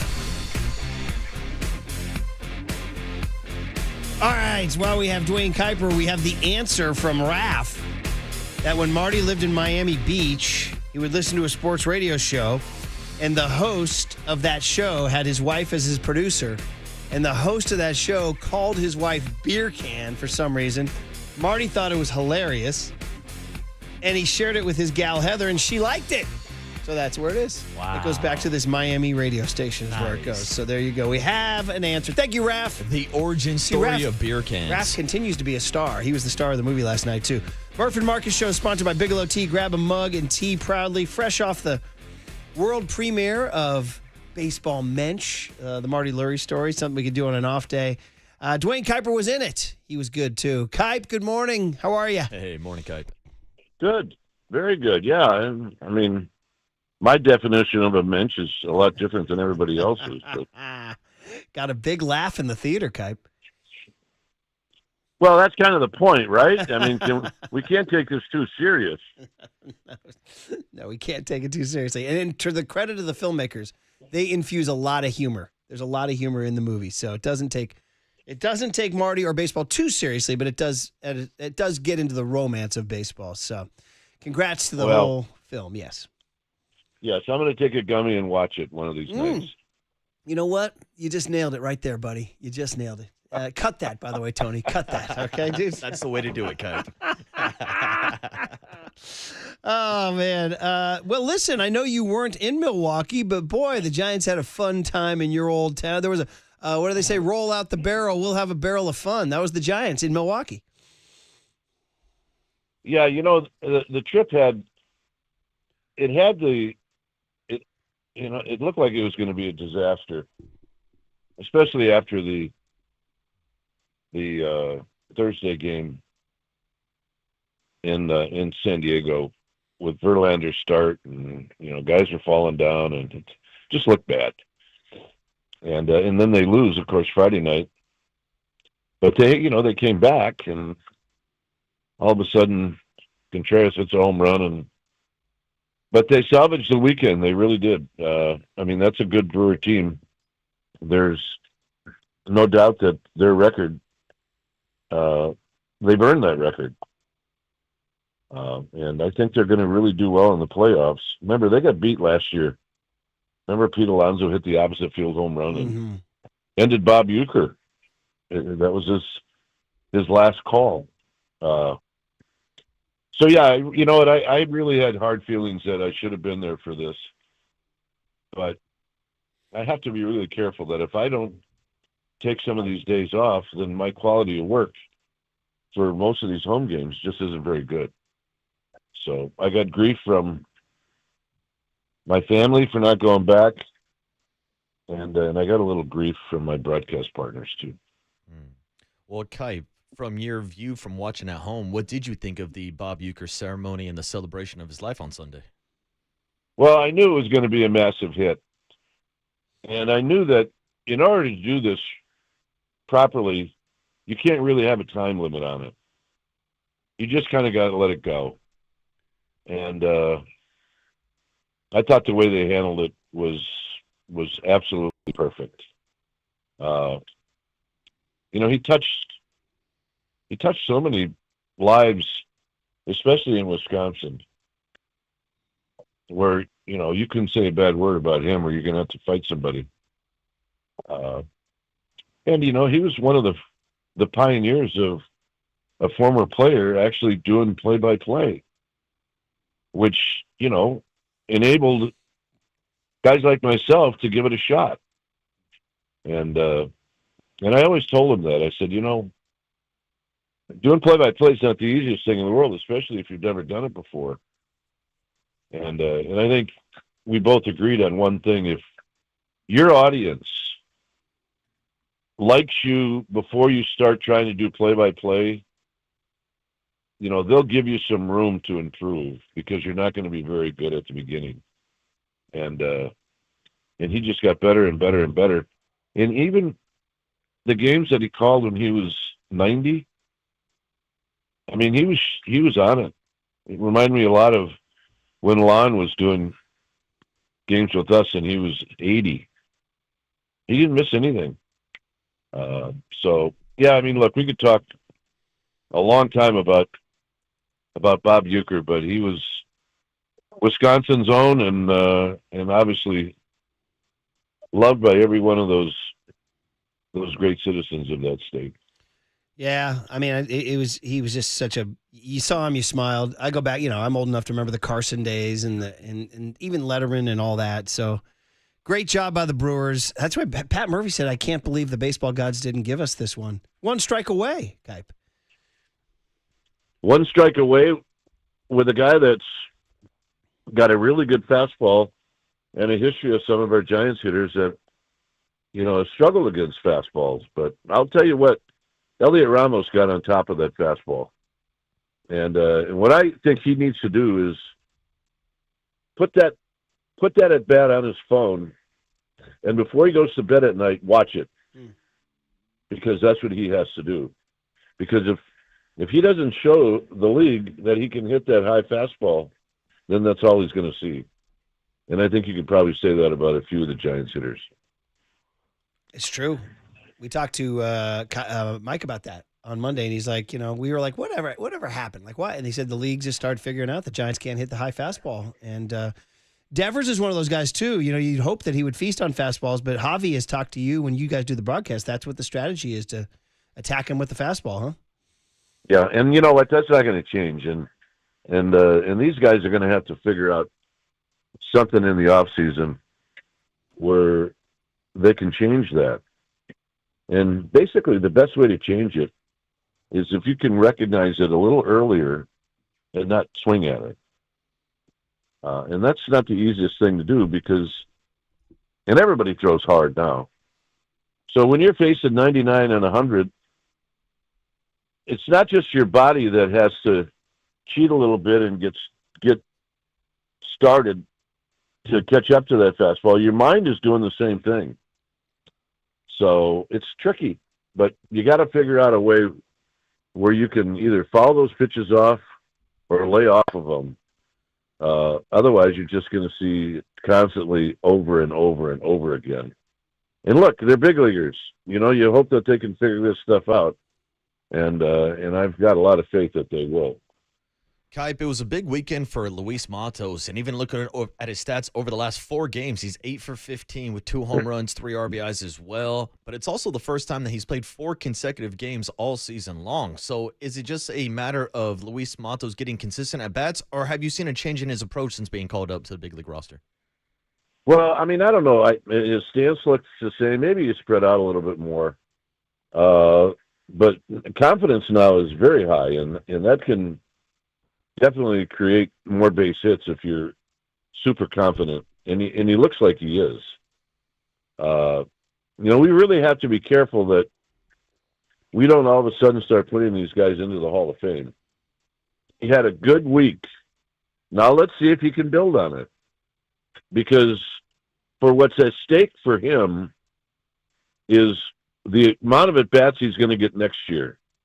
And what he does the remaining part of this season may have everything to do with where he plants himself for next year. And if he can continue doing what he's doing, then he's got a shot to nail down one of those outfield spots. And I'd love to see it happen because he can do a lot of things. I mean, he runs well. He's got power. Obviously hits the ball in the gap. But, I think we have to, like I said, you always have to kind of slow down a little bit after a guy has a good week. Remember, he had a good week last year and was player of the week. So let's just hope that it just continues for him. And I hope it does. I mean, he's a really good, he's 23.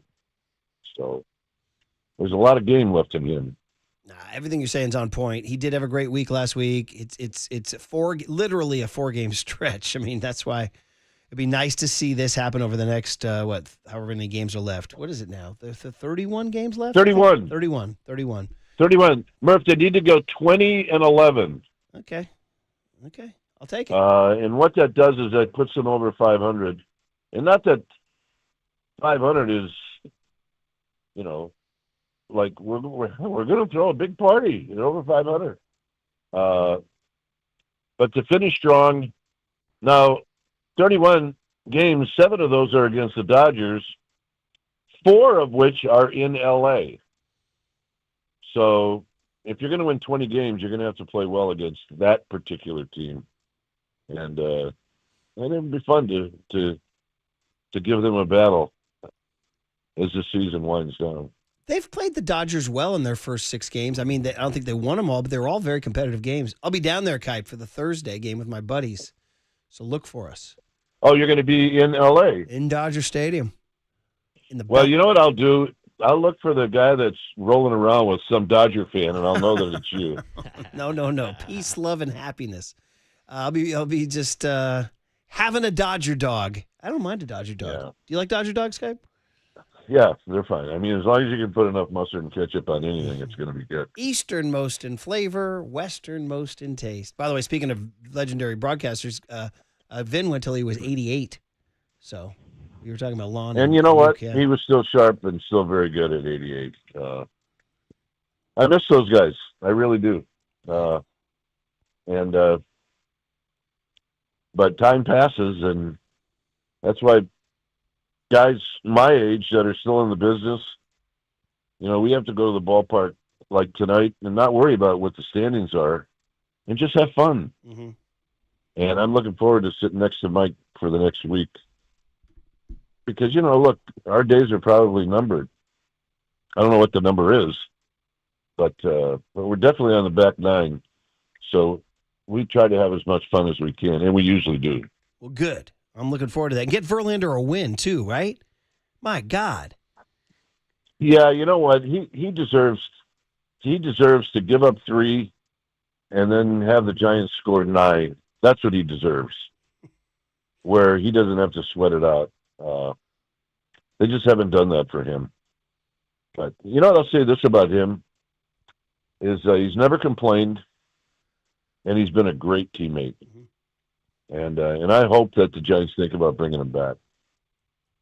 Kuip, you know who else has been a great teammate this year? Willy Adames. And it felt like you could see the way that he was kind of received in Milwaukee this past weekend. Just wanted to ask you about that homecoming, him getting the standing ovation, immediately hitting a home run, and then getting booed around the bases. Just your thoughts on Willy Adames and him being back in Milwaukee for the Bob Uecker celebration also. You know what, guys? I'm a little suspicious on the first pitch he got, to be honest. I know, with right? 90-mile-an-hour cookie? But you still got to hit it out. Yeah. But the way we see him and the way he interacts with his teammates and with the fans and the broadcasters and, people at the clubhouse, and, you say, well, I mean, has he always been like that? Absolutely, because you saw the way the people reacted to him when he went back to Wisconsin. So he's not fake. He is what he. Some guys that are like that, you're going, you know what? That's too good to be true. But he's not. It's all real with him, and now he's brought this to the clubhouse where you just want this to be impactful, more so next year than what has happened this year. It's really hard to explain the lack of runs this year because it really did put a damper in that stretch of games where they couldn't win at home. Willie's such a good vibe guy that he wears the colors of another team and you're okay with it. Like you in the old days, if he was like Bob Gibson's teammate, Bob Gibson would have set his locker on fire or something. I mean, this is like, he's such a good vibe guy. You trust his intentions are that he doesn't like wish he was a Brewer. Like he does truly love being a Giant, but he is honestly paying homage to the fans. At least that's the way I interpreted it. Yeah, well, I mean, look, you watch him. One of the Brewer guys hits a double. He's standing on second, and Willie goes over there and gives him a hug. I mean, that's not going to be allowed in a lot of places. But I think Willie gets away with it because of who he is. And I appreciate that. I don't necessarily, I couldn't do it, but my personality was not like his. So he's kind of like everybody's friend. And if you're his friend, then that's not going to change whether you're in another uniform or not. So yeah, I'm glad he's with us, and I think we'll see a better version of him next year, at least with his average. His offensive numbers are pretty good, home runs and RBIs. So if he can, pick up his average just a little bit, I think he'll be everything the Giants want him to be. Yeah, agreed. We're going to talk to Buster Thursday and just sort of get the long view for sure. All right, Kai, beat a lefty tonight. Beat a lefty tonight. And it's actually pretty good. You know that lefty. This guy was a former Giant? Oh, yeah, we've talked about it. Forever Giant. He was one of Farhan's, Farhan had that little skill, the Mike Yastrzemskis of the world, the brief run of Lamont Wade, and this Matt Boyd. It just didn't work out, and now he's 12-6 with a 2.61. Jeez. Take it easy, Matt Murphy, Boyd. He never threw a pitch for the Giants. I know, but he's a forever Giant. But Farhan signed him knowing that there was a chance he wouldn't throw a pitch, but he wanted to keep him in the organization for when he got healthy. And it just took a really long time for him to get healthy, and he ended up choosing free agency. And he was a super nice guy. And I think he was on that 107-win team. But anyway, yeah, he's on the mound tonight. And I always enjoy the Cubs for a lot of reasons. One, it's a storied franchise. Two, they're good, and we like their broadcasters. Pat Hughes is a local kid, and he's a Ford Frick winner. Luke Shambi and Jim DeShays and, that whole group. So we like playing them. Yeah, agreed. I agree. By the way, the Giants traded him August 2, 2022 with Kurt Casale to the Mariners for Michael Streifeller and Andy Thomas, 2 minor leaguers. I guess that not much return there, but there it was. It was probably opening up a spot on the roster, and he wasn't healthy. So if somebody else is going to take an unhealthy pitcher, then, so be it. But he's turned it around. Good for him. He was 20. I got to beat him. I got to beat him. His track record was pretty good before he got hurt. I mean, that's why Farhan picked him up. Oh, yeah. He actually wound up pitching with the Mariners that year in 10 games. He went 2-0 with a 1.35. So, my gosh. Well, now you got to pound him into oblivion tonight. All right, so here we go. All right, Kai, should be fun. Hey, take that gummy and watch baseball Mench, right? It's only Marty didn't mention that now that this is out that he's going to retire, did he? No, he did not. Are you breaking news for us here or no? No, so he's going to go on for a while, you think, huh? He's taking aim at you and Vin Scully. Yes. Well, I mean, look, he loves the game so much, he couldn't walk away from it. It's baseball. Yeah. No, it was fun. It was really good. Luminaries galore. Ron Wotus was there. Rennell was there. Bruce Jenkins was there. Ken Korak was there. Larry Nibby was there. Well, the thing I love about Marty is whatever event I'm at, if I make fun of him, you know what Marty's response is? Oh, Dwayne has been making fun of me for years.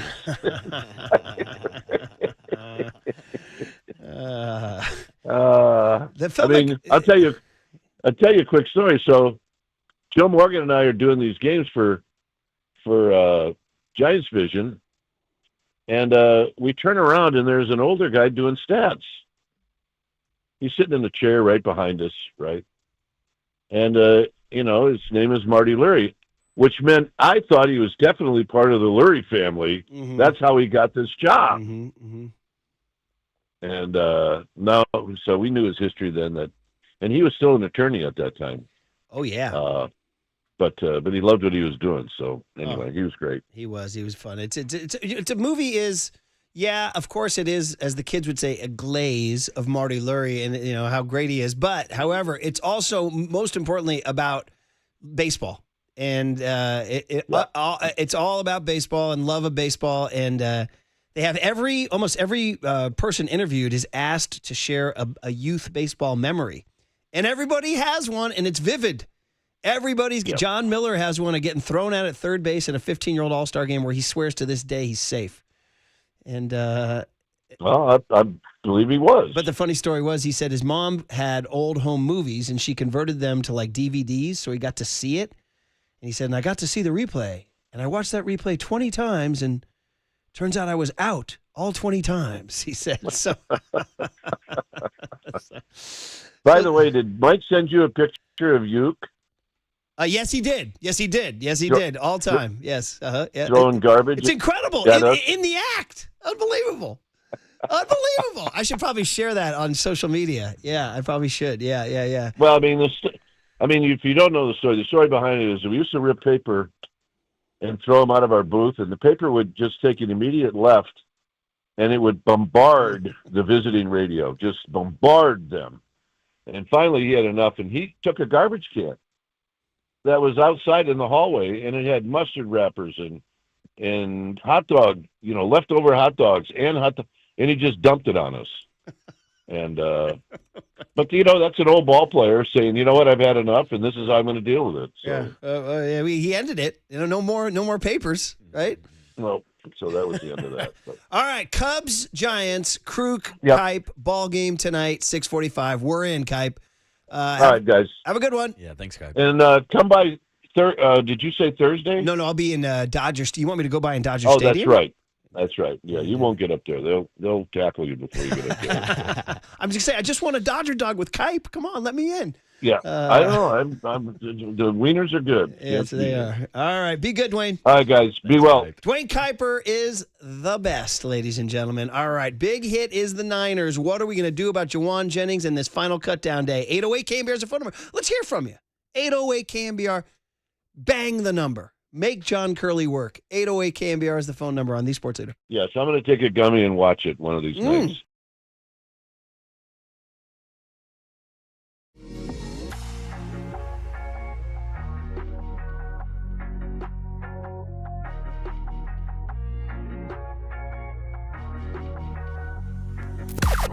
Now, from the O'Donnell Financial Group Sports Desk. Learn more at odfigroup.com. O'Donnell Financial Group, because planning is a process, not a product. It's time for the Young Tony and John Joe question of the day. Brock Purdy was ranked number 96 on ESPN's top 100 players in the NFL. Is he being disrespected?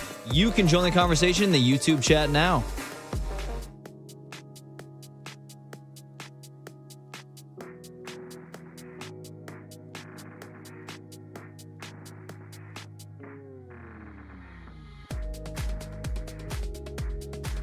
All right, let's talk about my good friends at Provident Credit Union. Come on now. I have my mortgage with Provident. They're good people. Local financial institution. Sound. And when it comes to your savings, they can customize what you need. With Provident Credit Union's Pick a Term Certificate, you choose what works best.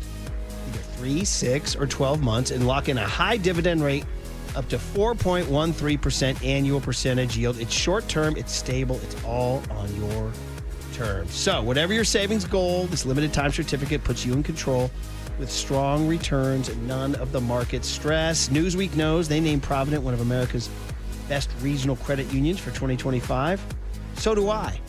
Don't wait. This 4.13% rate won't last. Open your account at providentcu.org or stop by your local branch for a little help getting set up. All right. Rate is effective August 5, 2025. Minimum balance of $10,000. Early withdrawal penalties may apply. Federally insured by the NCUA. Provident Credit Union. Discover the best in retail and business banking right here in your community. Learn more at providentcu.org.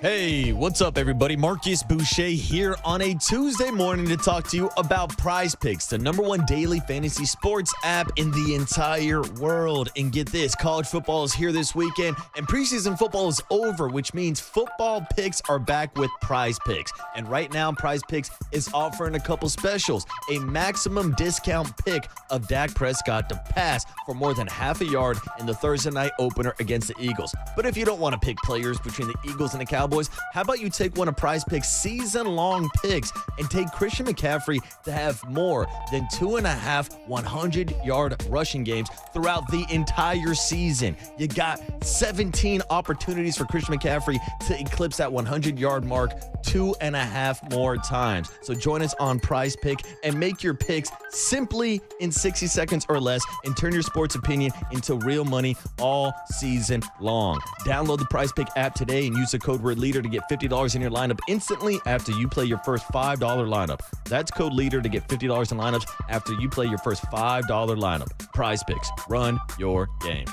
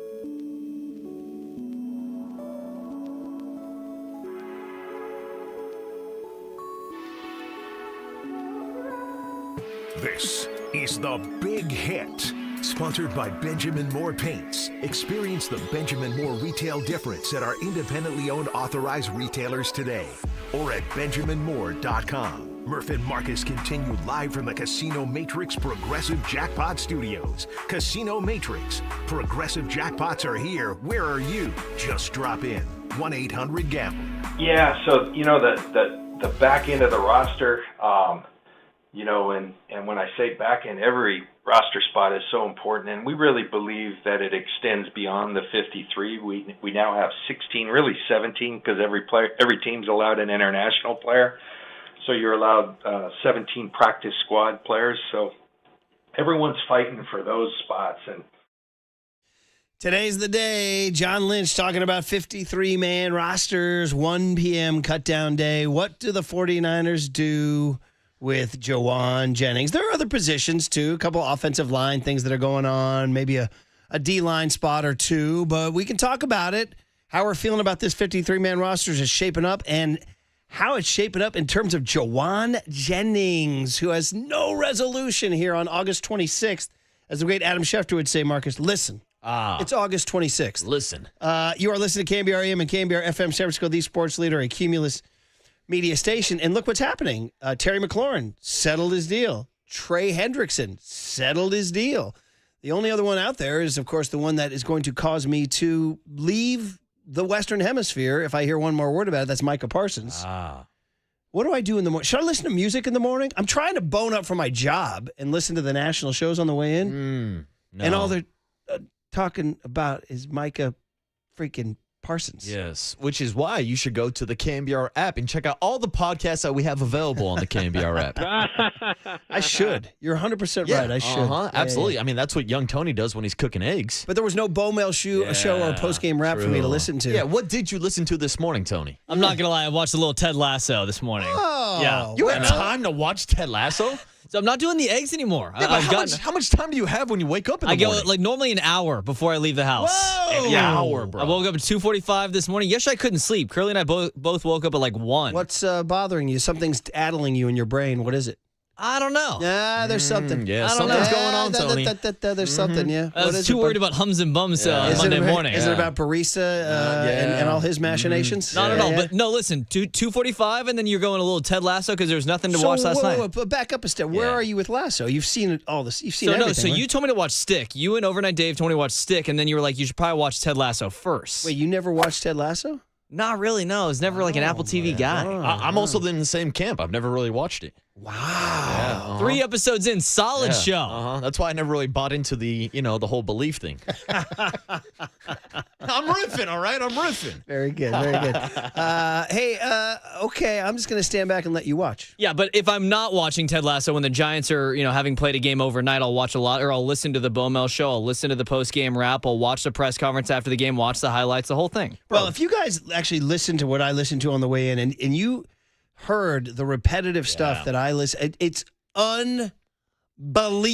The how big repetitive. D stands for Dallas. Well, it's as if it's basically as John Curley said of the programming, it's orgasmic. That's what he said.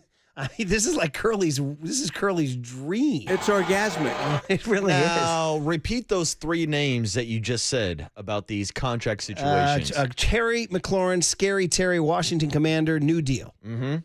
Trey Hendrickson, defensive edge rusher, Cincinnati Bengal, New Deal. Mm-hmm.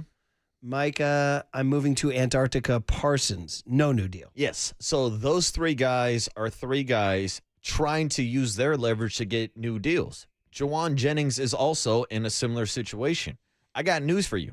Juwan Jennings is not in that conversation when it comes to the top tier of position players at their position. Micah Parsons, one of the best pass rushers in the league, regardless of how you feel about him being a Dallas Cowboys. The numbers don't lie. He's one of the best in the game. Same thing can be said with Trey Hendrickson, who got paid this morning by the Cincinnati Bengals. Scary Terry is not your top 3 wide receiver, but he's in, I would say, elite company when you are looking at true number 1 wide receivers. Juwan Jennings might be entering this season as wide receiver 1 for the 49ers, but by week 3, 4, 5, or 6, he might be down to wide receiver 2, wide receiver 3 if we're all expecting Ricky Pearsall to pass him up. So to me, that's the difference. Those guys have the leverage because they're those type of players who are going to reset the market, who can go out and ask for $30 million. To me, Juwan Jennings is not in that same conversation. Okay, agreed. That said, this guy is very important to the 49ers. It's true. interesting. He's everything you're saying is right. He is a WR3. He is not a game changer. He's not I'm going to hold out and get big guy. And yet I find him to be very vital to the 49ers' success. I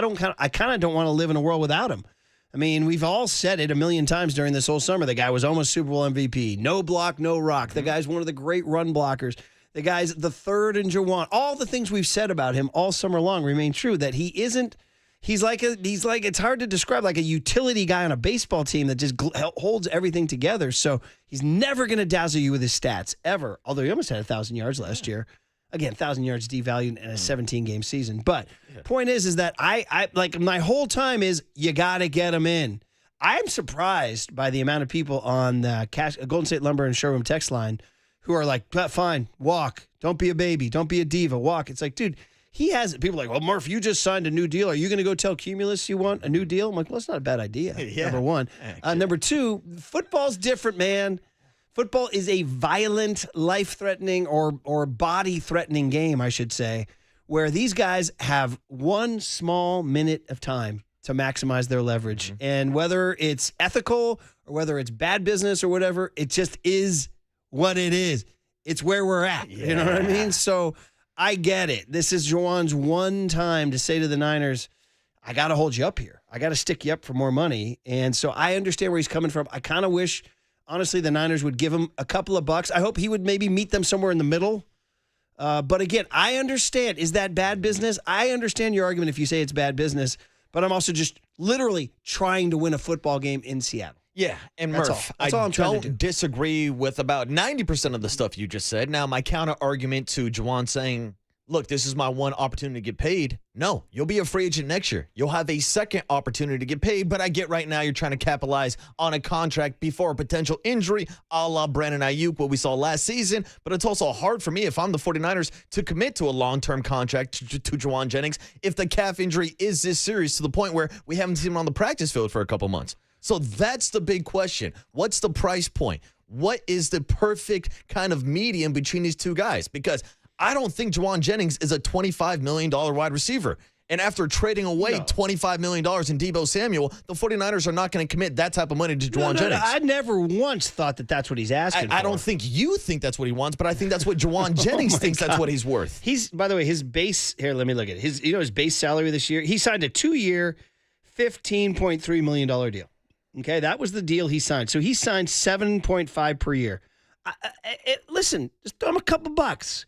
What if it's 10 million? What if it's 11 million? What if it's 12 million? Let's just throw him a couple bucks. With the incentives. Let's just say, for thanks for past duties. Yeah. You know what I mean? And I think that's the most logical solution. Now, Tim Kawakami had in his story the other day that he can earn an additional $3.5 to $4 million in incentives. So that would boost his contract up to around $10 million. Maybe they throw him a couple more, getting that 12 to 15 range, and I think that's that happy medium that the 49ers and Juwan Jennings are looking for, but apparently nobody's talking 25. Well, it sounds like Juwan Jennings in his camp is topping 25. It is Drew Rosenhaus. Yeah, they're asking for money. Like, again, when we're getting the reports from Kawakami and the guys that the 49ers and Juwan Jennings are not close on a contract, think about it. With the incentives, his contract would be around $10 million. So how much more does he want, and where's that medium ground? Because right now, they're not making up any of that ground. Lots of reaction on the Golden State Lumber and Showroom text line. 808 KNBR is the phone number if you want to bang Crowley's number here. 530, here it is. Put Juwan on IR. See you in 4 weeks. I mean, man, oh, man. Be careful what you wish for, 530, dude. 925 says Jennings is the Marco Scutero of the Niners. He's the straw that stirs the wide receiver room.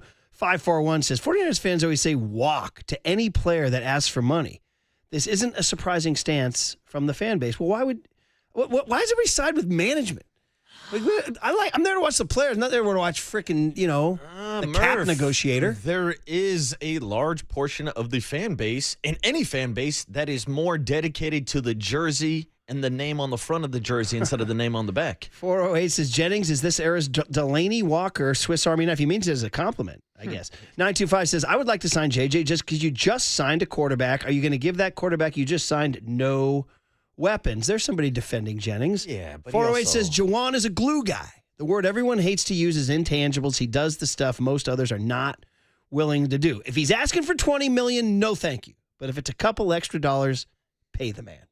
That's probably the most reasonable one. Yeah, I said, I think it all comes down to pricing. And if he is in that 10 to 15 range, I think that's a good kind of middle ground for where they're at right now in the negotiations. 510 says, hey, so what ended up being wrong with the stream yesterday? I was listening and I realized it's working today. Hey, we fixed it. Is it working?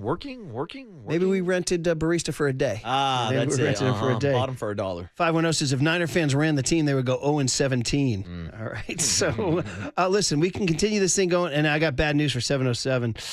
I'm going to make an enemy here. They said, hey, Murph, you're talking about all these Apple TV shows like Lasso and Stick. Have you seen Shrinking? He says, it's the wittiest show I've ever seen. 707, yeah, I've seen Shrinking, and I'm going thumbs down. Oh. It's a very unpopular take. Makes you very unpopular at cocktail parties. That's right, I go to cocktail parties. Do you? I don't know. I just made that up. Go to cocktail parties and talk about shrinking. When's the huh? last That's what I was thinking about too. Yeah. Shrinkage is real. Not meeting too many girls at those cocktail parties. I saw some shrinkage this weekend in the American River. Water's cold. It's very, very, very, very popular in the cocktail party crowd, and I just find, I don't know, I'm not laughing. I've never even heard of it, to be honest. Well, I mean, you know, Yeah. you're not. I'm not at the cocktail parties. You're doing your thing. I'm at the dive bars. You're doing your thing. What show are you watching? You watch Big Brother. Yeah, I watch Big Brother, bro. Right. There you go. Anyway, I know it's a very unpopular stance. I know, and I get it. I'm attacked by people on the daily on that, but it never makes me laugh. I feel everything's forced. Anyway, all right, guys, we'll continue the big hit on the other side. 808 KNBR is the phone number. Juwan Jennings. Plus, we can talk about other position groups and how we're feeling about this 53-man cutdown day. Dude, just give me a freaking win in Seattle. That's all I'm looking for. Then they play the Saints week 2. By the way, the Saints, are projected to be absolutely brutal this year. The quarterback-less Saints. Has anybody given a thought to the New Orleans Saints this year? Zero thoughts. The Aints are going to have a top 3 pick next year. Book it. Ooh, baby. Yeah, Manning, be bad. a little Manning. Have people talked about that? Manning homecoming? I heard down in New Orleans they're calling it the March for Manning. Well, I mean, we've seen this movie. Mm-hmm. Archie was down there. Of course, That's they right. were bad when Archie was the quarterback. They were really bad. We'll see what Arch can do. Yeah, we'll see. March for Arch or whatever? The Yeah. March for Arch. Okay. All right, guys. 808 KNBR is the phone number. 415-808-5627 is the Golden State Lumber and Showroom text line. Juwan Jennings, man. Balmer Summer and the rest of the 53-man roster. Oh, and one last thing. The Athletic did their extensive math analytic projections, Austin Mock, of NFL win totals. That factors in everything up to this point. So we know how the summer's gone and everything. So I'll tell you what the Niners are. Next on The Sports Leader. No, just pulling it down. Grab that win and pull it in, you know?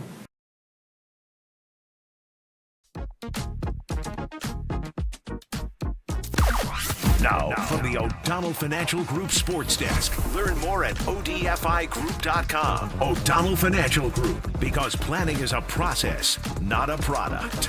It's time for the Young Tony and John Joe question of the day. Yes, indeed. Happy Tuesday, everybody. Brock Purdy was ranked number 96 on ESPN's top 100 players in the NFL. Is he being disrespected? You can join the conversation in the YouTube chat now.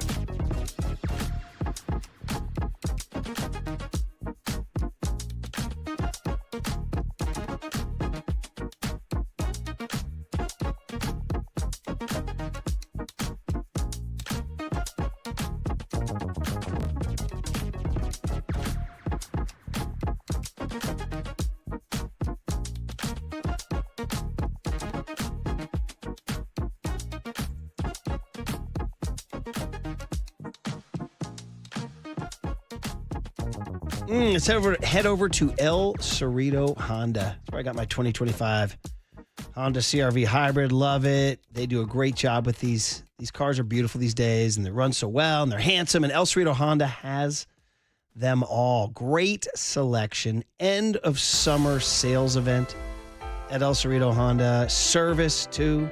Go over and tell them you heard me talking about it. Say, I heard the guy on KNBR, Murph, that guy Murph, talking about El Cerrito Honda. It's a true story. I like it. Check out the hybrids. Civic, Accord, CR-V, EV. Want to go electric? You can do that. Prologue before the federal tax rebate goes away. So visit El Cerrito Honda today. Where is it? It's right off of 80 on San Pablo Avenue. You can start your shopping online at elcerritohonda.com. You can start seeing if they have the Honda you want. Spoiler alert, they do. All right? So El Cerrito Honda, we like to say, more than just a car dealership. We're family.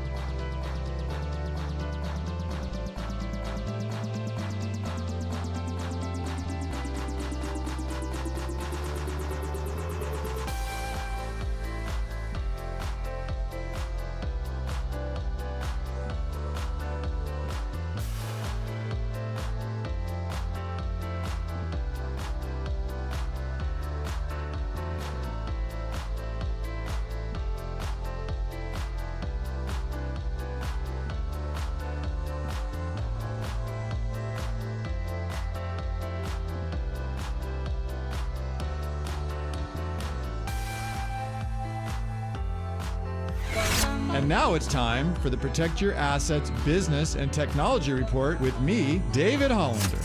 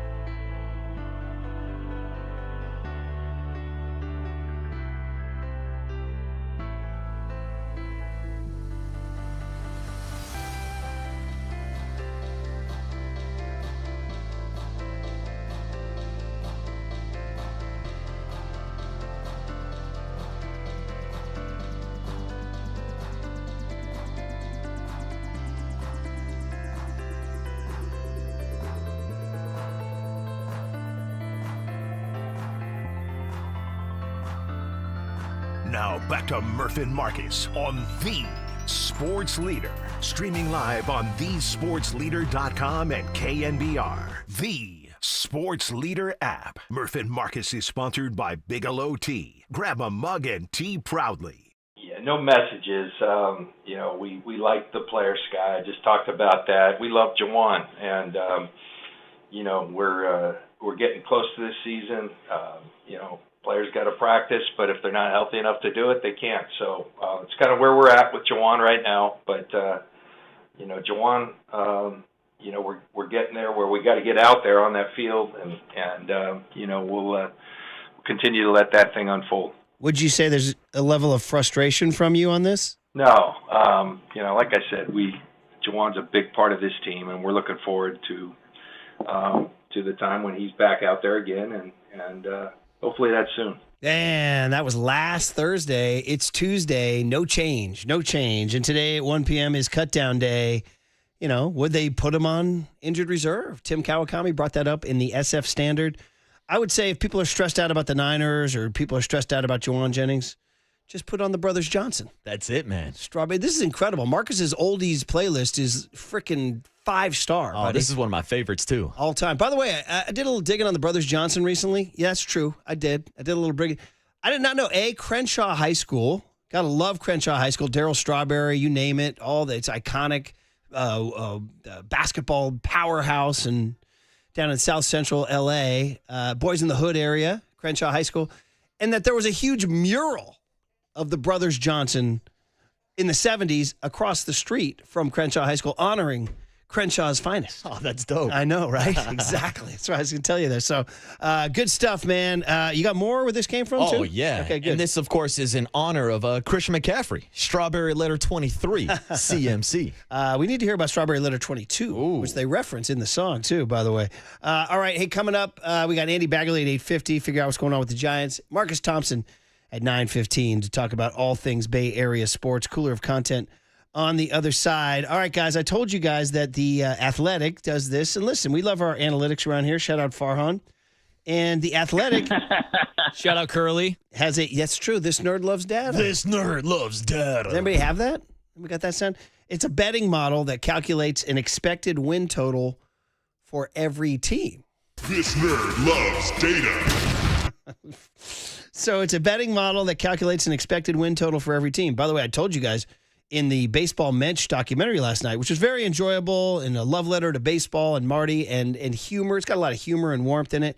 But I did not know that Marty at one point in his attorney career was running like a bookmaking operation on the side. This is unreal. He was analytics for analytics. He said he had devised a formula to figure out if a baseball team could win that day. It had to do with that starting pitcher and their previous 3 starts versus the other team's starting pitcher and his previous 3 starts. And he ran some numbers and would come up with a projection. This is like in the 70s, dude. And he said he started taking money for his picks. So he was Moneyball pre-Moneyball. He was selling picks. And that's what I mean, an example of how entertaining the movie is. The movie was cutting to like stock footage of like gangsters in like steakhouses with cigars, you know what I mean? And it's like this seedy bookie was on the phone taking a call. It was like they clipped these things into the movie to make it look funny. See, I love the breakdown of the formula, but I want to hear stories about like Marty shaking down guys who like did not pay off their bets. Pay me, bitch. Give me your money. Give me your wallet, B. I'm going to cut your legs off. You can Venmo. Anyway, so the betting model that calculates an expected win total for every team from The Athletic. Where do you think it put the 49ers, my friend? Ooh, now overall big picture among 32 teams, where did it put them? Are you talking? No, just Niner win total. Niner win total. Well, I know the Vegas win total is at 10.5, so I'd say that number probably spit out lucky number 11. 10.4. Ooh, okay. 10.4. So they have the win total going under, but it's going to be hard to win 0.4 games. So what? The win total is 10.5. That means they're going to win a quarter, but then lose the full game. And between this betting model and Vegas, yeah, they could. I mean, we're looking at double-digit wins, either 10 or 11. Mm-hmm. Didn't you and I do our schedule in May, and I think I had 10, you had 11? Yeah, I think you went under, I went over just by a game because we all know that the 49ers have a last-place schedule. I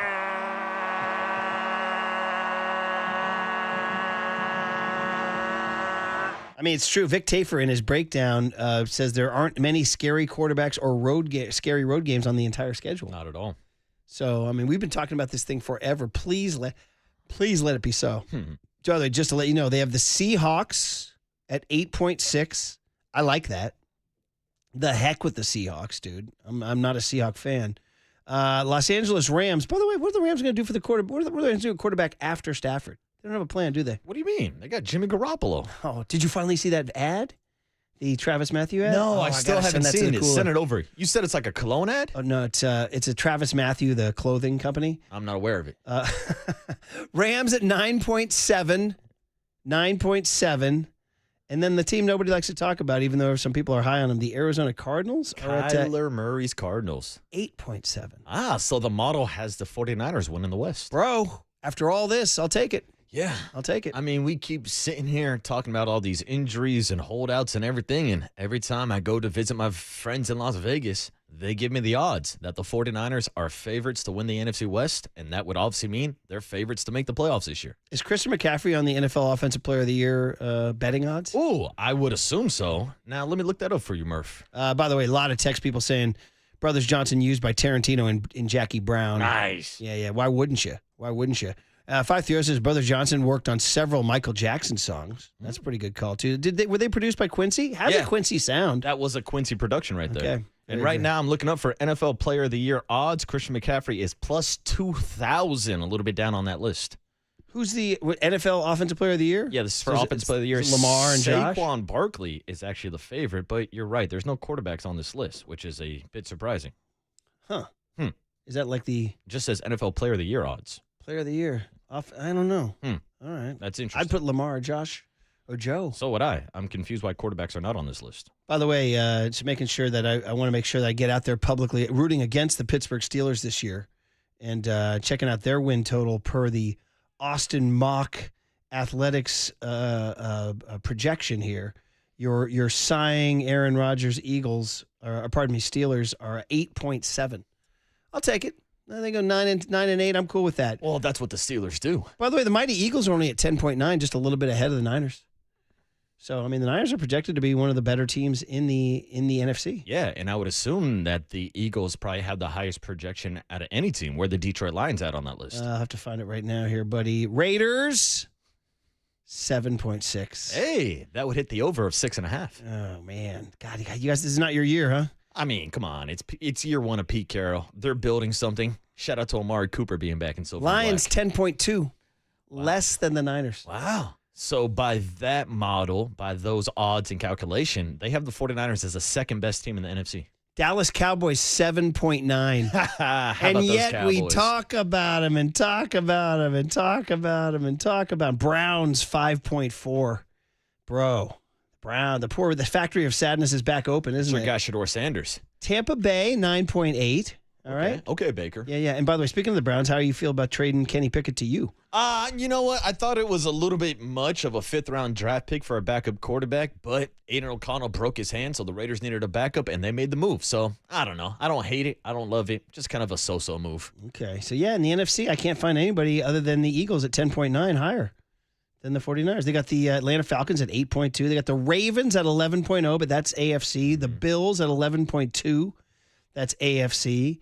Carolina, the Bears, after all this talk in the offseason, 7.4. The Bengals at 10.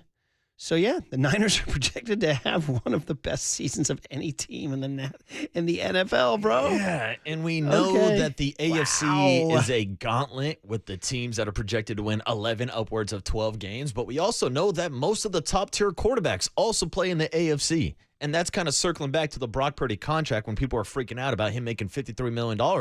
My question would be, where do you rank him among NFC quarterbacks where we've played this routine before? He's a top 3, top 4, at least at a minimum, a top 5 quarterback in the NFC, which gives you an opportunity for a path to the Super Bowl. Kansas City, 10.9. And then a couple teams the Niners play. The New York Giants and New Orleans, 5. All right. Maybe it's time one more time, Tony, before we get out of this segment here, to say that the Niners have a last place schedule, buddy. Thank you.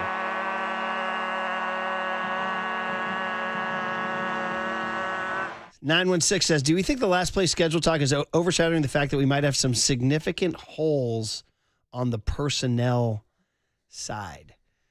Where is the Niners' most significant hole on personnel? Wide receiver? No, I would say actually O-line? once everybody's healthy and ready to go, I think it's really just the uncertainty within the trenches on both sides, offensive line and defensive line. Now, defensive line to me would probably have the higher ceiling with the young players that you brought in. Offensive line, you're basically running back the same offensive line that you had last year. Ben Barch might be taking over at left guard. So I'm more concerned about the offensive line because I do think that some of the players that you drafted defensively can eventually develop. The question is how quickly with Robert Saleh. 650 says the Jake Moody factor will blow that analytic up.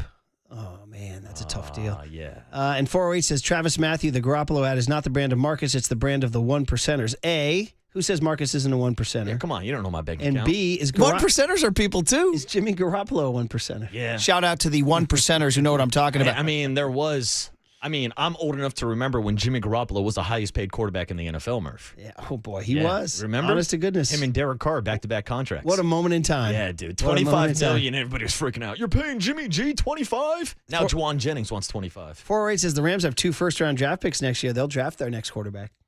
Yeah, I wouldn't put it past them. Well, Niners have theirs. The March for Arch. Well, there you guys go. The analytics of the Niners as projected to be one of the best teams in the NFL. We'll see what they do with the 53-man, the Juwan Jennings situation driving me crazy. All right, cooler of content on the other side. Andy Baggeley, Marcus Thompson, all on a Tuesday on the Sports Leader.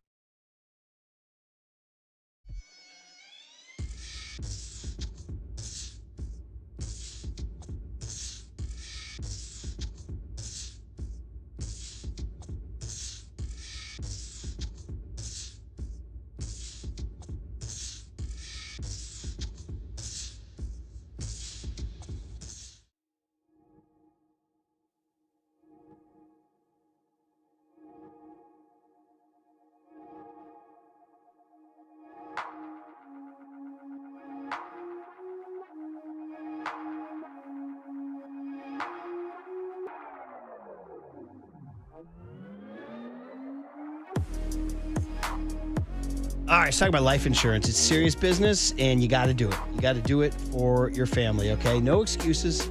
Time to make the move and take care of the family. It's too complicated or can't afford it. No. Check out Ethos Life. It's an online, easy way to get life insurance in as little as 10 minutes. You could take, for example, just a medical exam online, a few health questions. You don't have to go see a doctor, and you get up to $3 million in coverage. For a 40-year-old male, there's a scenario where you get a $30 a month, $500,000 term life insurance. That's just $1 a day. Now, the rates do increase the longer you wait, so do not put it off. You got to ask yourself the serious questions. What if something happens? Who pays the mortgage? Who takes care of the kids and the college and all the other bills? Then forget the excuses and check out Ethos Life, the better way to get life insurance. For your free quote, visit ethos.com/leader. That's ethos.com/leader. Not available in all states. Rates vary.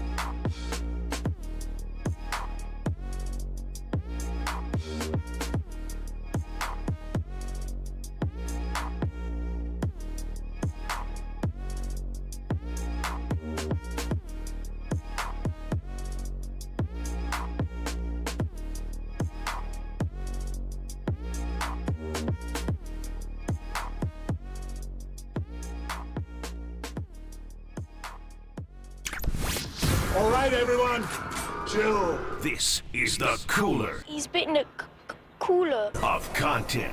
Cornucapacious of joyful news. We might be on to something.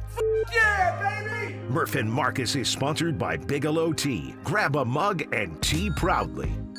All righty, let's do this, baby. We are, of course, sponsored by Marin Health with top physicians, surgeons, and clinicians right here in the North Bay. Marin Health puts you closer to your best health, world-class care, closer than you think. Todd Husek going to join the afternoon boys at 2:50 this afternoon. And we got Andy Baggeley and Marcus Thompson coming up. All right, so you cruise around the world, and, you know, we've entered this world now in the last 10, 15 years where we used to all gather around the TV and watch the same shows. We'd watch MASH.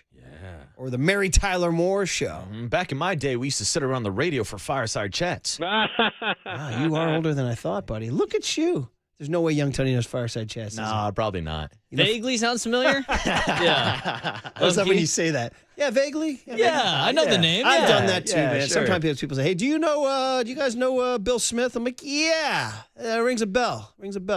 That My buys you go-to is, I know the name for sure. Yeah. It buys you some time. But nowadays, our new MASH and Mary Tyler Moore is social media. That's what bonds us all. Yeah. We all see the same things now, and we all laugh at them. And, hey, did you see this, man? We all sit and stare at our phone and scroll for way too long. And then you send them to friends, and they never click on them. Yep. Yeah. Mm-hmm. Sounds about right. How about that? Sounds like the cooler of content What is thread. the psychology of never clicking on something your friend sends you? It's a good question. What is that? I don't got a good answer. Well, you don't click on a text. I don't click on anything. I can text you that your house was burning to the ground, and you would leave it unread. Yeah, I'd be like, oh, it's nice and warm in here. Dude. Well, you can't oversaturate it. I feel like I get a lot of reels sent my way on Instagram and DMs, and like there's 20 of them a day. No, you're right. You Send have a good to, quality one, and that's it. You have to really space them out. Yeah. You do. You have to space them out. You also have to trust the sender. Who is this person? Sometimes you have to sell it. You're like, guys, I know I send a lot, but this one, trust me, this one's worth it. This is Well, the they one. say that every time, though. Yeah, this is really going. You got to see that. For example, I sent one to Candace the other day. You guys know the song, of course, one of my all-time favorite 80s bangers, and it'll be on 80s Friday, Don't You Want Me Baby by the Human League. One of the all-time. Don't you want me, baby? Fantastic karaoke song. Candace and I have crushed that because there's a man and a woman. You were working as a waitress at a cocktail bar. This one, Tony, When this I is all first time. met you. Did you know that there's like working as a waitress at the cocktail bar. That much is true. Boy, that's the first line. Well, did you guys know True.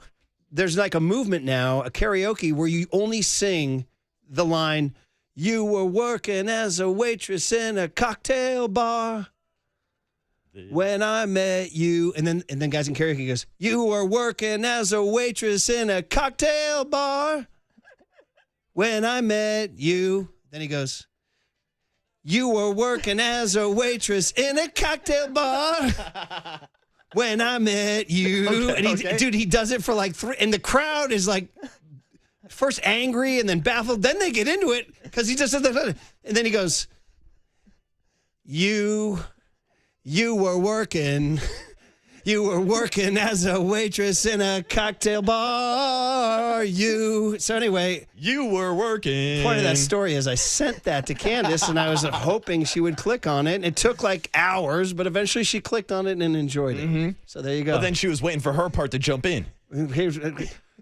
Hang on.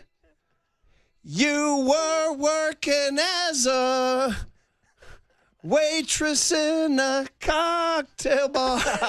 Sing it, I'm Murph. telling you guys. Sing it, Murph. I'm telling you, this is what bonds us now. I should probably send that to you for the cooler of content. No doubt, yeah. All right. So anyway, here it is. This much is true. It is an all-timer. You know this one, Tone, right? Oh, yeah, for sure. No doubt. Yeah, okay, all right. Back to the lecture at hand here. What a digression. How are you feeling about where we are in streaming right now? I hate it. There's too many streams. Everybody's streaming. Okay, and do you understand going into college football now, like the Big Ten is on Peacock. Peacock, bro. Now I'm a Big Ten guy all of a sudden. Yeah, you're a Peacock guy. UCLA. So when you're in Peacock and now you want to switch over to an SEC game on CBS, you got to exit out, you got to do this, you got to log in. And then you find out that there's another streaming service that it's a game you want to watch is only like on ESPN Plus or something. So now in this direct to consumer. So this guy is just sitting in his chair. His name's Brian, by the way. Oh, okay. Well, then we shout out to Brian. Hey, shout out Brian Robinson. I was going to bond with Brian Robinson on our shared first name. Oh, you guys spell it the same way, right? Yeah. Not one of those guys with the Y. You know what's funny? One of my great buddies, the guy I went to Riviera with, spells it with a Y. Yeah, you got to be careful with those guys. We used to play golf with a guy who would call him Y and me I. He would say, hey, Y, you're up. Or I, bad putt. So later on today when we have Marcus Thompson, you can call him C and you can call me K. That's right. There you go, buddy.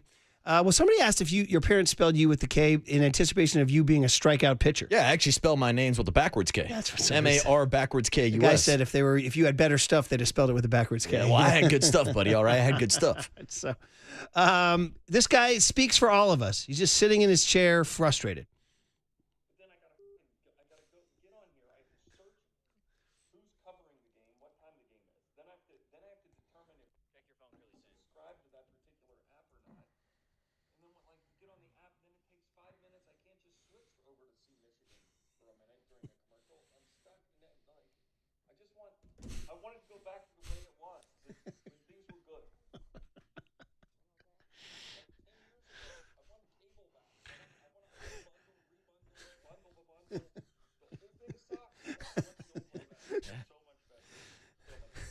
That's my guy. He's right. He's at the end of his rope, man.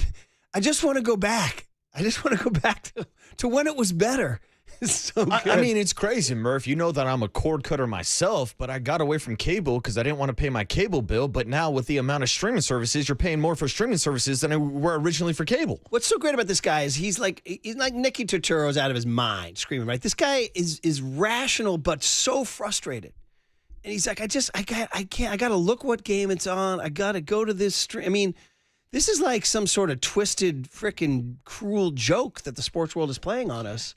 And we're all like lemmings. We're all like, yeah, I got to watch my games, man. I got to. I'm on Peacock. I'm on Prime. I'm on everything. Paramount Plus. So Curly has sent us this, the 2025-2026 NBA season watch guide. On Sunday, games are on ABC, NBC, and Peacock. On Monday, they're on Peacock. On Tuesday, they're on NBC and Peacock. Now, NBC and Peacock are the same thing, essentially, right? Yeah, but you could also have two different things. You have one on NBC and one on Peacock. Okay, so like Peacock is like NBC Plus, right? Correct. But it's like the streaming version of NBC. Yeah. So you got to pay for cable to get NBC, plus you got to pay for Peacock. Wednesday, it's ESPN. Thursday, it's Amazon Prime. Oh, Prime. Friday, it's Amazon Prime and ESPN. Now I got to watch basketball with Bezos. And then Saturday, it's Amazon Prime and ABC. And now I'm out. Now I just want to, I don't know. Now I just want to go watch Stick or something. And Murph, that's just for basketball. Because we know baseball has the Apple TV games now, the Peacock games on Sunday. So many different places to watch baseball. And then NFL also with the Thursday night game on Prime, mixing and matching, moving around. We got Netflix games now on Christmas and stuff like that. Murph, I just asked AI real quick, how much money would it cost to watch every single football game this year as a football fan? And the AI overlords, I should say. To watch every game in the NFL season, the estimated total streaming cost for the 2024-2025 season would be $866 to $1,100. Damn. To watch every single game. Damn. You know, with this AI bullshit that's going on, that's it. That's what that is. Well, maybe AI can solve the streaming issues. Give me the frustration of that guy, because what you just said, $866 to $1,100. I want cable back. I want to unbundle, rebundle, bundle the bundle. The whole thing sucks. I want the old way back. It was so much better. Yeah. And that was for the 2024-2025 season. Now there's like NFL Plus and stuff. I don't know what's happening over there. I don't know if there's games. I work in sports, and I don't know where to find my sports. 831 says, dude, what about finally finding the game? And then they say you got to update the app. Oh, dude, that's the worst. What about the blackout restrictions? Dude, like MLB. Don't even get me started with What Rob about Manfred and the MLB What app. about if you get to that situation with the password? Oh, bro. Oh, yeah. And then you've got different passwords for different streaming sites. Oh, brother. Now we're snapping. There's too many streams. Tony, there was a movie called Falling Down with Michael Douglas. It's a great movie. It falls apart a little bit at the end. The premise is amazing. And it's amazing because it's actually from 30 years ago, the early 90s or the midnight. It's about a guy who just snaps. Modern society, he just snaps. He's stuck in a traffic jam in L.A. He just snaps. And then he goes, he's in a traffic jam, so he has to pull over and tell his wife he's going to be late. So he goes to a store to go break $1 to make a call. And the guy's like, I can't break that $1 unless you buy something. He's like, what do you mean? I got to buy something. He's like, you can't give me change. He's like, yeah, you got to buy something. So he buys some gum or something. They're like, yeah, that's like 95 cents. He's like, well, then I don't have enough money to make the call. The guy's like, well, I can't help you on that. And that guy just, he snaps. He freaking snaps. It's called falling down. That's where we're at now with these cables. We're falling down. We're falling down. And by the way, we're a long ways away from breaking $1 to make a phone call I know, in a phone booth. Has young Tony ever seen a phone booth in his life? I have, yes, indeed. Yeah. Have you ever used one? No. Wow. There was something to, well, Clark Kent used to change clothes in the phone booth, right? I used to go up and make, collect calls and, pretend like I was in jail. Oh, yeah. Mom and Dad, come pick me up. I'm in jail. So there's how about when the cheap days, when you would make a collect call home? I've heard that if your parent, you were at college, you couldn't pay for it. So you make a collect call home, your parents take it, they reject it. Oh, wow. And then they call you so that they pay for the phone call. See, that's smart. See? That's frugal. How about my mom and my nanny? When my mom would visit her in Mountain View, to save money, they would let each other know that they got home by calling each other and letting it ring twice and then hanging up. Wow, the international sign. The double ring, I made it home safely.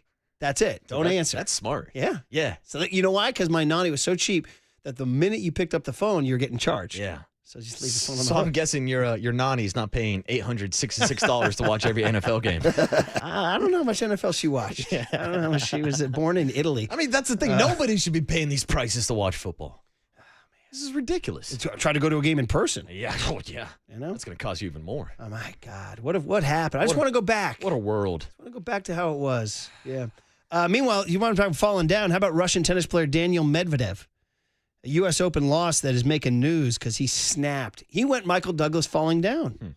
He snapped. So there's a video, and we can also hear some audio on this too. Have you ever seen a man destroy a tennis racket like this? Daniil Medvedev snapping. Here it is. It's carnage out there. Ugly scenes. He needs to be careful here. For the first time in his career, he loses in the first round of a major in 3 consecutive majors. Of course, Bonzi got him at Wimbledon. Oh, jeez. Still going back for more. Oh, dude. Too much now. He'd do well to just get himself off the court here. Dude.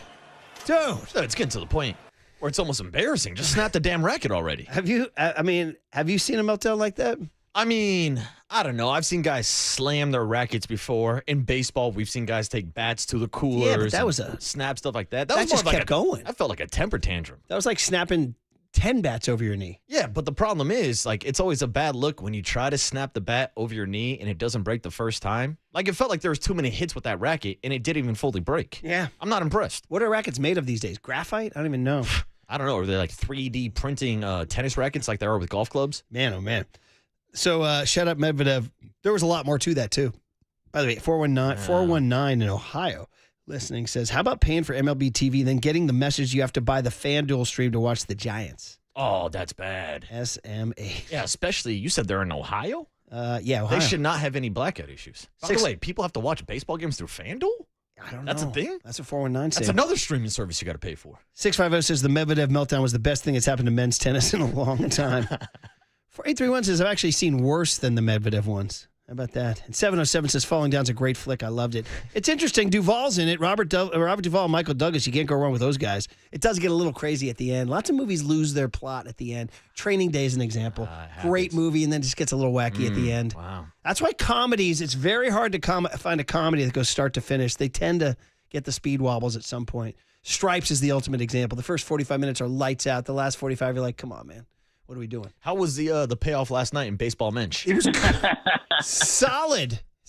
And then in the credits, they use your boy doing the baseball Marty Bingo. Look at that. Oh, you were like when they're the end rolling scene. The credits, I was like the end credits You're guy. the Avengers Endgame scene to tease the next movie of this date in Brian Murphy history. I'm like, you guys know about Marty Bingo, right? Mm-hmm. And then they have me saying stuff. They have Bruce Jenkins saying some of it. They have Billy from San Rafael saying some of it. Mm-hmm. And it's a marathon, not a sprint. It's orgasmic. He can hit. Great job, brother. Bruce Jenkins says, let's see what happens. Tie. Okay, finally, the Jimmy G. Dude, how about him? Dude, this is incredible. This stumbled across we're giving a free ad for Travis Matthew. They didn't pay, but this is just too good to not put. Marcus, this is your former Raider quarterback. That's right. That's my guy. Jimmy Garoppolo. That's my quarterback that got Josh McDaniels fired. That's my quarterback. In this scene, if you can't see it, if you're in your car, he's advertising a clothing company. He's breaking up with a gal, and when he's finally bummed out and leaving, she decides to stay with him because his ass looks great in the Travis Matthew jeans. No. Look at this right now. By the way, he goes in for a hug, and she's like, no. Just leave. Ooh. And as he's leaving, she checks out his rear end. She's like, why don't you stay? And they're like, Travis Matthew. Check it out right here. Check it out. I think we need space, Jimmy. We had a good run. No. Whoa, hold up. Are those new pants? Yeah. Maybe we can talk this out. Wow.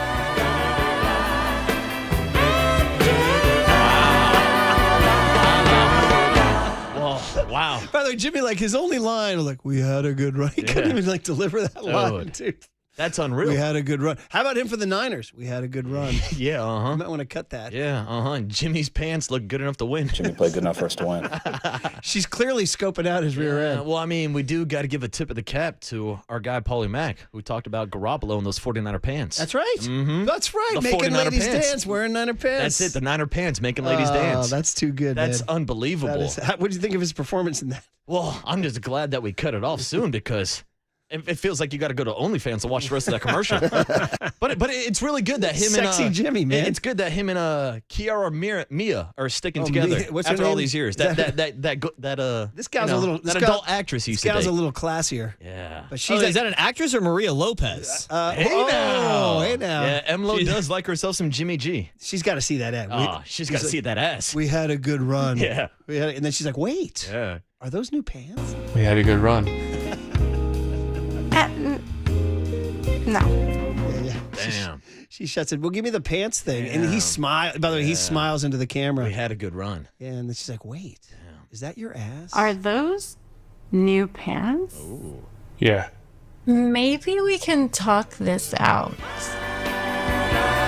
wink right at the end. Good choice. He winks at the camera. Damn. That's The what only he thing said. missing from that commercial is him turning around at the end and saying, It's been a hell of a ride, guys. See ya. Jimmy, he didn't throw a pick at that point in time in the commercial, did he? yeah, he's throwing hospital balls to Devonta. Jimmy, we love you forever, buddy. Jimmy's got great genes. Him and Sydney Sweeney, There huh? it is, baby. Let's tune into Fox News on that one. Yeah. All right, good stuff, guys. Enjoyed the cooler of content. Some riffs, You man. guys think he's a supermodel. Andy Baggeley next on the Sports Leader. You guys think he's a supermodel. For traffic on the Sports Leader.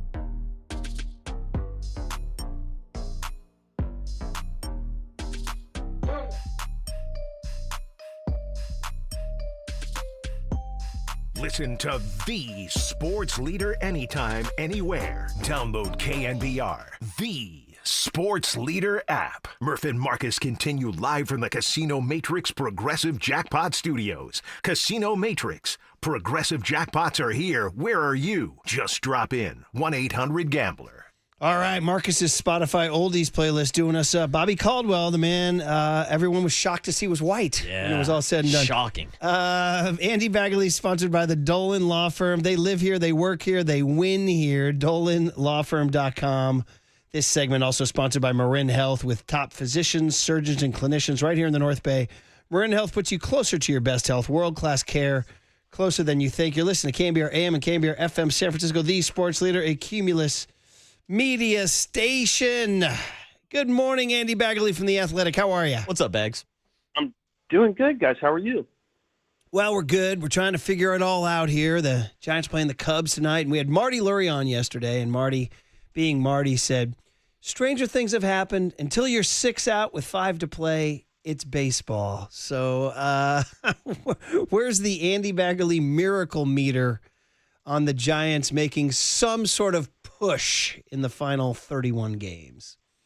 Yeah, I mean, I don't know. I think you just try to enjoy baseball because, after another month, we're not going to have a lot of baseball. So, you enjoy going to the ballpark, you enjoy the experience, and, you have no expectations. You just hope you see a good, clean game and a few moments to cheer, and that's about it, and maybe not make too much out of what could possibly happen because, like you said, it would take about 5 miracles stacked on top of each other. Yeah, it feels like where the Giants are right now, the next 31 games are about figuring out what you have for next season. So what do you think is the number one thing that the Giants want to figure out? Is it Luis Matos, Drew Gilbert out in right field? Is it finding out if Carson Whisenhunt can stay in the rotation? What's the number one priority over these next 31 games, Bags?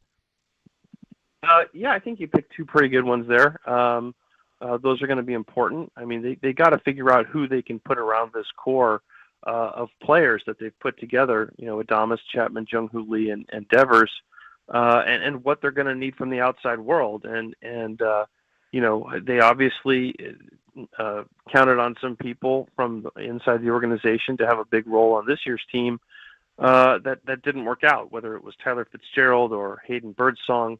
Some guys just weren't quite ready or weren't quite equipped to do what they needed them to do. And it's not one person's fault that they kind of backslid the way that they did, but certainly those 2 didn't help. And you don't want to be caught in that position next year where you're relying on someone and then you realize that maybe they bit off more than they can chew. So yeah, I think they're going to be looking very carefully at the guys you mentioned. And I know that some people keep banging the drum for Bryce Eldridge, but and he's certainly the most intriguing guy down there. But I think that he's still at AAA for a reason, and it'll be interesting to see where they are with him. I mean, will they be at a point where they think they could start the season with him next year?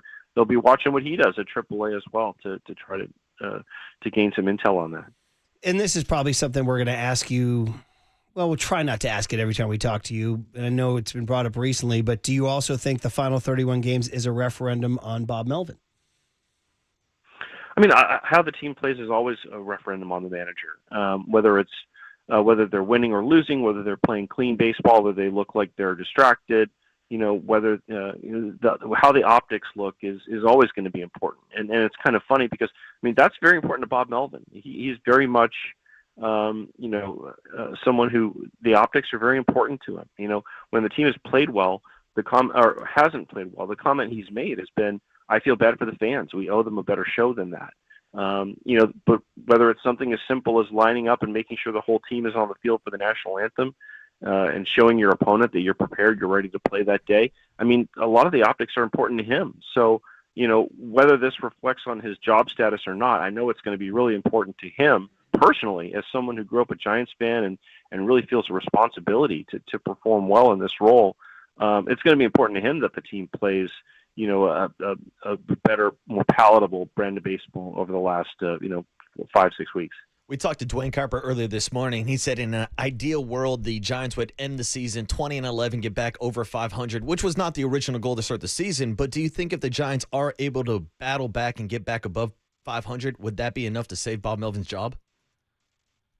I don't know. I don't want to get into that. What's going to take to save his job? Quote unquote. We don't know if his job's in jeopardy at all. So I think that's a question that's maybe a little bit misplaced. But I can tell you that it reminds me a little bit of 2009, and when Bill Newcomb took over, who passed away obviously a couple months ago, as the Giants managing partner and owner.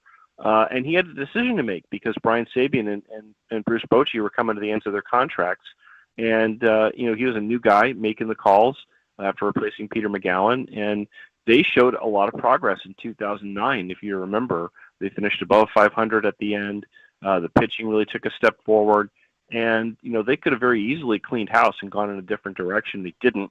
They went with continuity. And we know, obviously, what happened in 2010. So, sometimes staying the course can be the best thing. Sometimes, just seeing enough progress can be enough to make you think that you're on the right track. And there's a lot of wobble in baseball. There's a lot of things that happen. The difference between a 300 hitter and a 250 hitter is like a hit a week. So I think that people who are around the game understand that you don't overreact. But you can also tell if things aren't going in the right direction, or you feel like a clubhouse needs a bit of a readjustment or kind of a reset. And I'm sure Buster Posey is looking at everything. I'm sure Zach Manassian is looking at everything. But I just think everyone just wants them to end this season playing better baseball, and they realize that, hey, this has been a successful season in a lot of respects at the box office. I mean, the Giants have drawn very well. A lot of times these last two homestands, they have not left their fans with anything to cheer for, and that's a problem. You want to have a good consumer experience, obviously, and have people feel like they want to come back. But in terms of engagement, it's been a pretty successful season, and I think they want to try to keep that going. Talking to Andy Baggeley of the Athletic. Giants Cubs night facing the dreaded lefty, forever Giant Matthew Boyd, 12-6 with a 2.61. My gosh, having a great year. Cubs are actually really good. They're 20 plus games over 500. So we'll see how this series goes.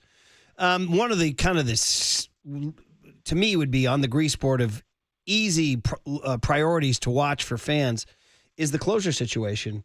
And I'm wondering if you're Buster Posey, Zach Manassian, all those guys, Randy Rodriguez, like these next 31 games to determine what they have, do you think? And maybe even determine how they proceed in the offseason. What's your view on how they view Randy Rodriguez as a closer? Yeah, I wrote about this a little bit after the San Diego series, just because it seemed like a mismatch in the late innings between the Padres bullpen and the Giants bullpen. And obviously the Giants subtracted from their bullpen, and we'll see if they re-sign Tyler Rogers. I mean, that could very well happen. I could totally see that happening from both sides. But Randy Rodriguez is a guy who ended last year with some elbow issues. They've been very judicious in his use this year. I think he's only pitched back-to-back days 6 times all year. And now he's got a little bit of arm soreness again. And when they pushed him a little bit, it's taken him a little bit to recover. So, you need your closer to be durable. You need your closer to be someone who can, answer the bell. And the bell rings a lot more down the stretch in October. And, you put all this time and effort and finances into putting a team together that can win the World Series. Well, in the end, someone's got to get those last 3 outs. And if you don't feel good about who that is, that's a pretty big hole to have in the bottom of your basket. So, Randy Rodriguez has had an awesome season. He's very, very deserving all-star. It was nice to see him get that recognition as someone who was a non-closer at the time. But the durability issues are issues. And, Ryan Walker has pitched very, very well and has certainly merited the closer role last year when he took it over and had it to start this season. I think the Giants feel good with those two guys in the back end, but they've got a lot to build back in that bullpen. There aren't really any other relievers that you could say are absolute slam dunk to be on the opening day roster next season. I mean, a lot of guys have done some very, very good things. Spencer Bivens is the first guy that comes to mind. But then you got, Eric Miller is a guy who really was good for them last year, and he, has had some health issues this season, and we're hoping to get him back on the mound, but it looks like that's not going to happen. He's on a 60-day now. So yeah, they've got some stuff to figure out, because every good Giants team, really ever since they opened the new ballpark, has had, a really locked down bullpen. And, it doesn't have to be, one of those high spin rate, one of those, overpowering, everybody throws 100 bullpens. I mean, they've won with sort of, matchup type bullpens in the past, but yeah, that's going to be a big concern and something they're going to have to figure out. Is Hayden Birdsong, is he a reliever? He was so good in relief, in the first 2 months of the season. Maybe that's his calling. I know they don't want to give up on him as a starter because he holds his velocity so well, but that's just one of many sort of things they have to noodle through and figure out because, like you said, that they need to feel better about the bullpen to start the next season than maybe what they have right now. Andrew Baggeley is the voice you hear this morning on the UMA guest line. And Bags, the name I wanted to ask you about is Marco Luciano. He is on the 40-man roster, and he's running out of options. Do you think maybe he gets an opportunity down the final stretch of 31 games? And what is the future plans for Marco with the Giants? Yeah, good question.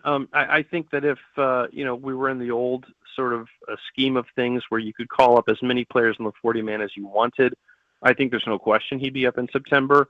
They obviously have to be more judicious about it now because they can only expand by a couple guys, which I never liked that rule, but, I understand why it exists. So, it's going to be tough, to be honest, because, they have Drew Gilbert they want to take a look at. They have Luis Matos they want to take a look at.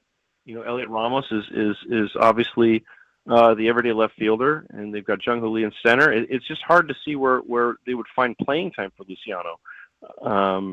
So, yeah, but they do have to make a decision on him at some point. If he's still on the 40-man when spring training rolls around next year, he'll be out of options, like you say. So, he's done some nice things against the left-handed pitching, but still hasn't really dominated the level to the point where you'd be comfortable saying he could thrive against major league pitching. So I'm not sure what they do. He may be a little bit of a spare part at this point, and that just happens sometimes. Man, it could be Joey Bart all over again, huh? Where he just they run out of options, they let him go, and he goes somewhere and he thrives. Yeah, it could be. I mean, look at the Dodgers had this great prospect, Diego Cartaya. He was on every top 10 prospect list. One of the best catching prospects in years. And the Giants signed him to a minor league contract this year because he wasn't able to get it going elsewhere. So, I mean, it does happen. That's why there are prospects until they're not prospects. And he's still pretty young. He's only 23. Same with Luis Matos. But Matos is someone who, he doesn't strike out a lot. He's got a 12% strikeout rate in the minors. He does need to probably boost his on-base percentage a little bit, draw a few more walks.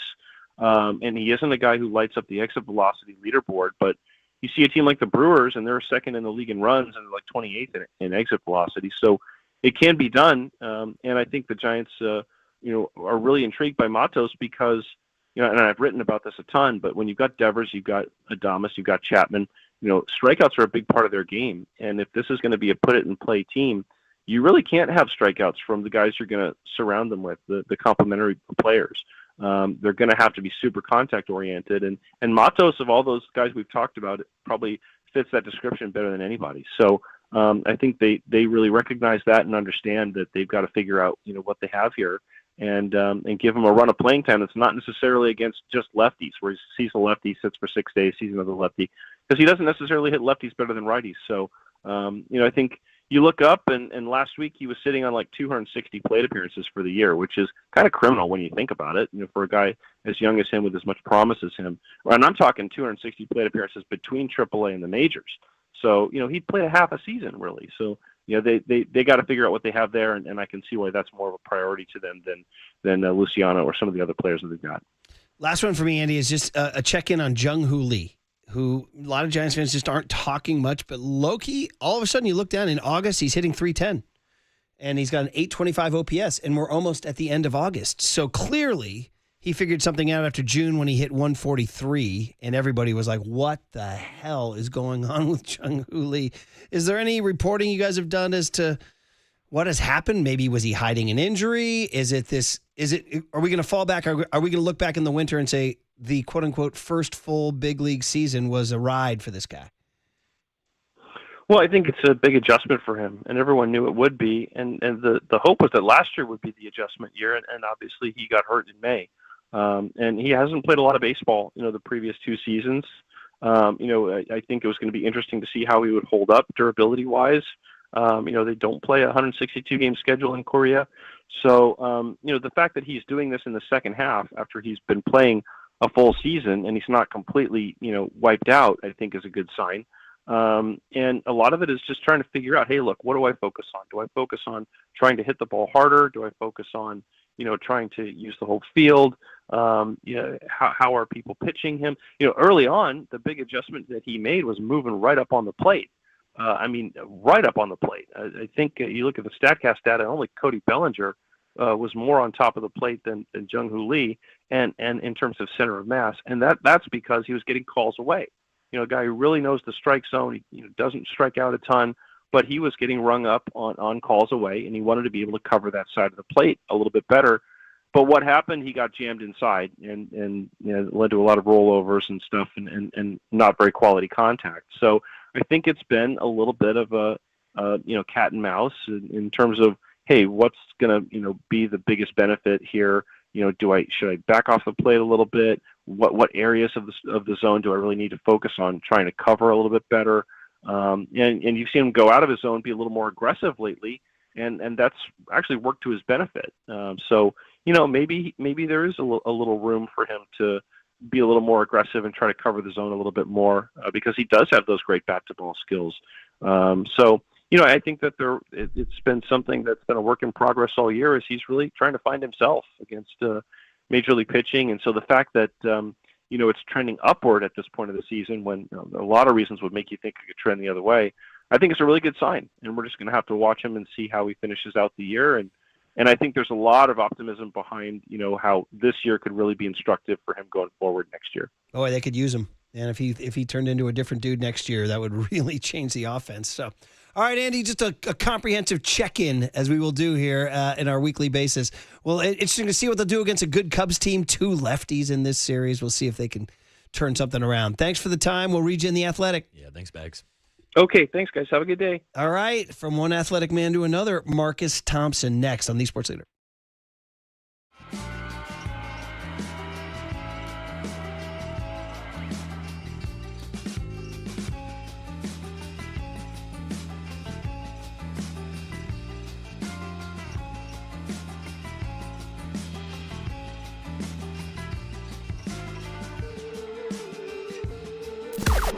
Now, from the O'Donnell Financial Group Sports Desk. Learn more at odfigroup.com. O'Donnell Financial Group, because planning is a process, not a product. It's time for the Young Tony and John Joe question of the day. Yes, indeed. Brock Purdy was ranked number 96. 96, Jerry, on ESPN's top 100 players in the NFL.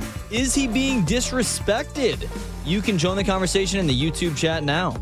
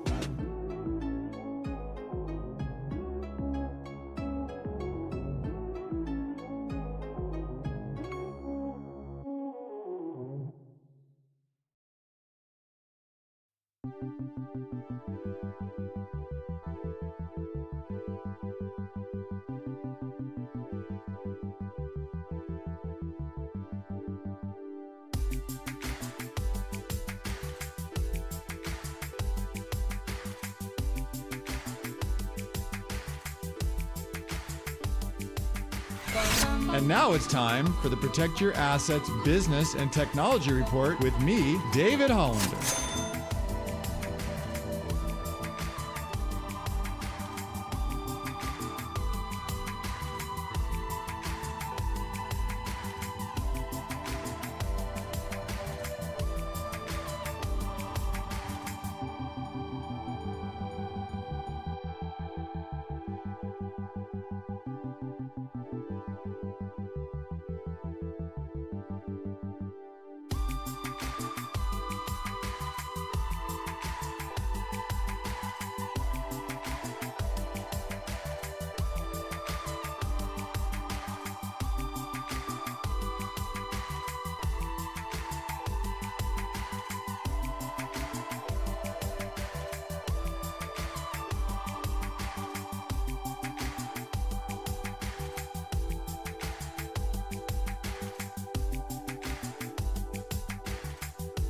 Now back to Murph and Marcus on The Sports Leader. Streaming live on thesportsleader.com and KNBR. The Sports Leader app. Murph and Marcus is sponsored by Bigelow Tea. Grab a mug and tea proudly. Marcus's Spotify oldies today. Dude, all right. You have the wheel tomorrow, too. Oh, we can keep this going all week, Murph. Keep it going, buddy. I love it, man. By the way, 415, yes, you called me out. Joey Bart is not exactly crushing it. I overstated it. What are you going to do? Here he is, QB1. So sue me. So he's hitting 245 with 2 bombs. Is that right? Yes, Joey. Yeah. All right, there you go. All right, well, 49er cutdown day, 53-man roster. What are the Niners going to do about Juwan Jennings? Let's ask Marcus Thompson of The Athletic as we say good morning, Marcus, on the UMA guest line. All right, dude, you're the Niners. You got 3 choices with Juwan Jennings. Number 1, pay the man. Give him some money and say, come on back. 2, no, not going to pay you, buddy. You're going to have to play under your current contract and deal with it. 3, I've had it. I'm trading you. Good morning, Marcus. What are you doing? Hey, what's up, Marcus? Well, definitely not 2. Because you need bodies, baby. You need actual pass catchers. Like, you need somebody for Purdy to throw to, and it's getting dire out there. So I think I'd go at number 1 and just pay him. Yeah. Just pay the man. What are we doing? Is it like, I get it. You got to cut, you got to be smart about the cap. I got it. But, you live. You live to find another day if you pay him. I'm with you on that. The concept is, quote unquote, bad business, bad precedent. Everybody now lines up outside the office, wants more money. That's just the counter. Yeah, but if you can't replace him, then that tells you, like, you lost that battle. And there clearly isn't there's no other wide receiver they got to say, hey, everybody can't do that. Everybody doesn't have leverage. If there's a guy who wants money and you can't say, listen, take this money, take what we offer you, go elsewhere, we'll find another one to replace you, then you replace him. If you get in that situation where it's tough out here, like, you look a little irreplaceable right now, then you lose the game. And, to quote the famous Omar from The Wire, the game is the game, yo. Marcus, I got a 2-part follow-up for you on Juwan Jennings. How much money do you think he wants, and how much money do you think he deserves? Oh, that's a tough one. He probably wants, 30? I'm sure you're going. I would assume, right? That's what everybody wants. He's making 7.5. Yeah. Come on. Yeah, he probably I'm sure he considers himself as among the best in the league. Probably not. What does Jefferson make? I'm sure he wants less than whatever Jefferson's making, and Chase, like those guys. Those guys are making 33, 34. Yeah, that's what I'm saying. So probably high 20s, he's thinking. And if he's coming into the season as, in his mind, perhaps the number 1 receiver or number 2, I'd say 20 would be a reasonable figure. 20, 25.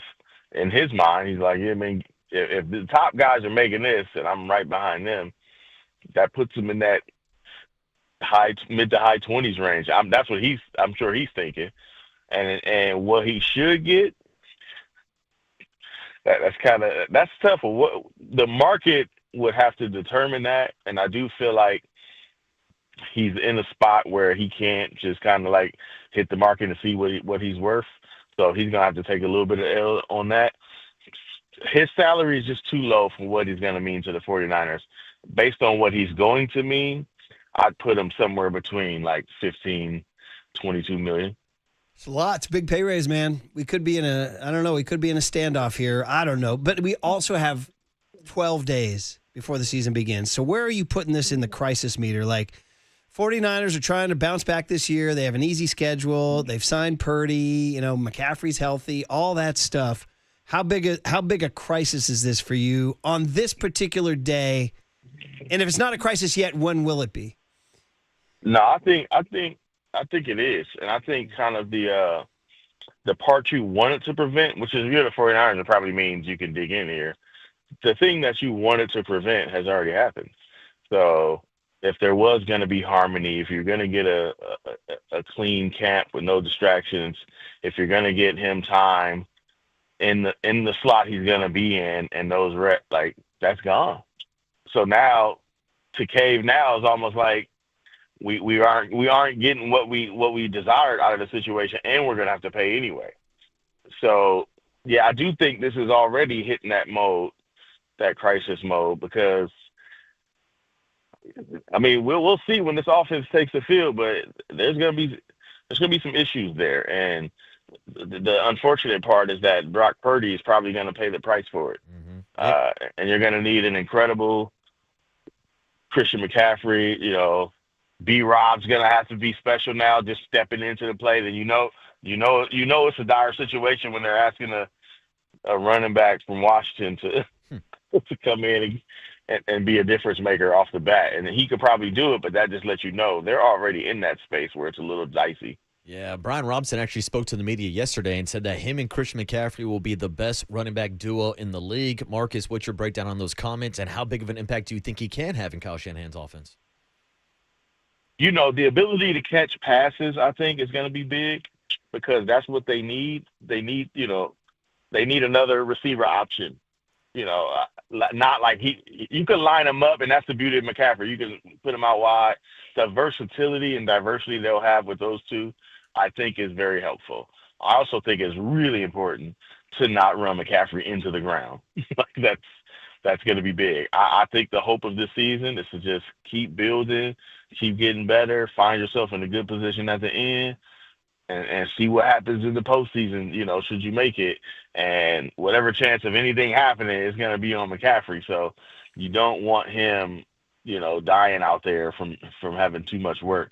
So I do think B-Rob's place will be to preserve McCaffrey a little bit.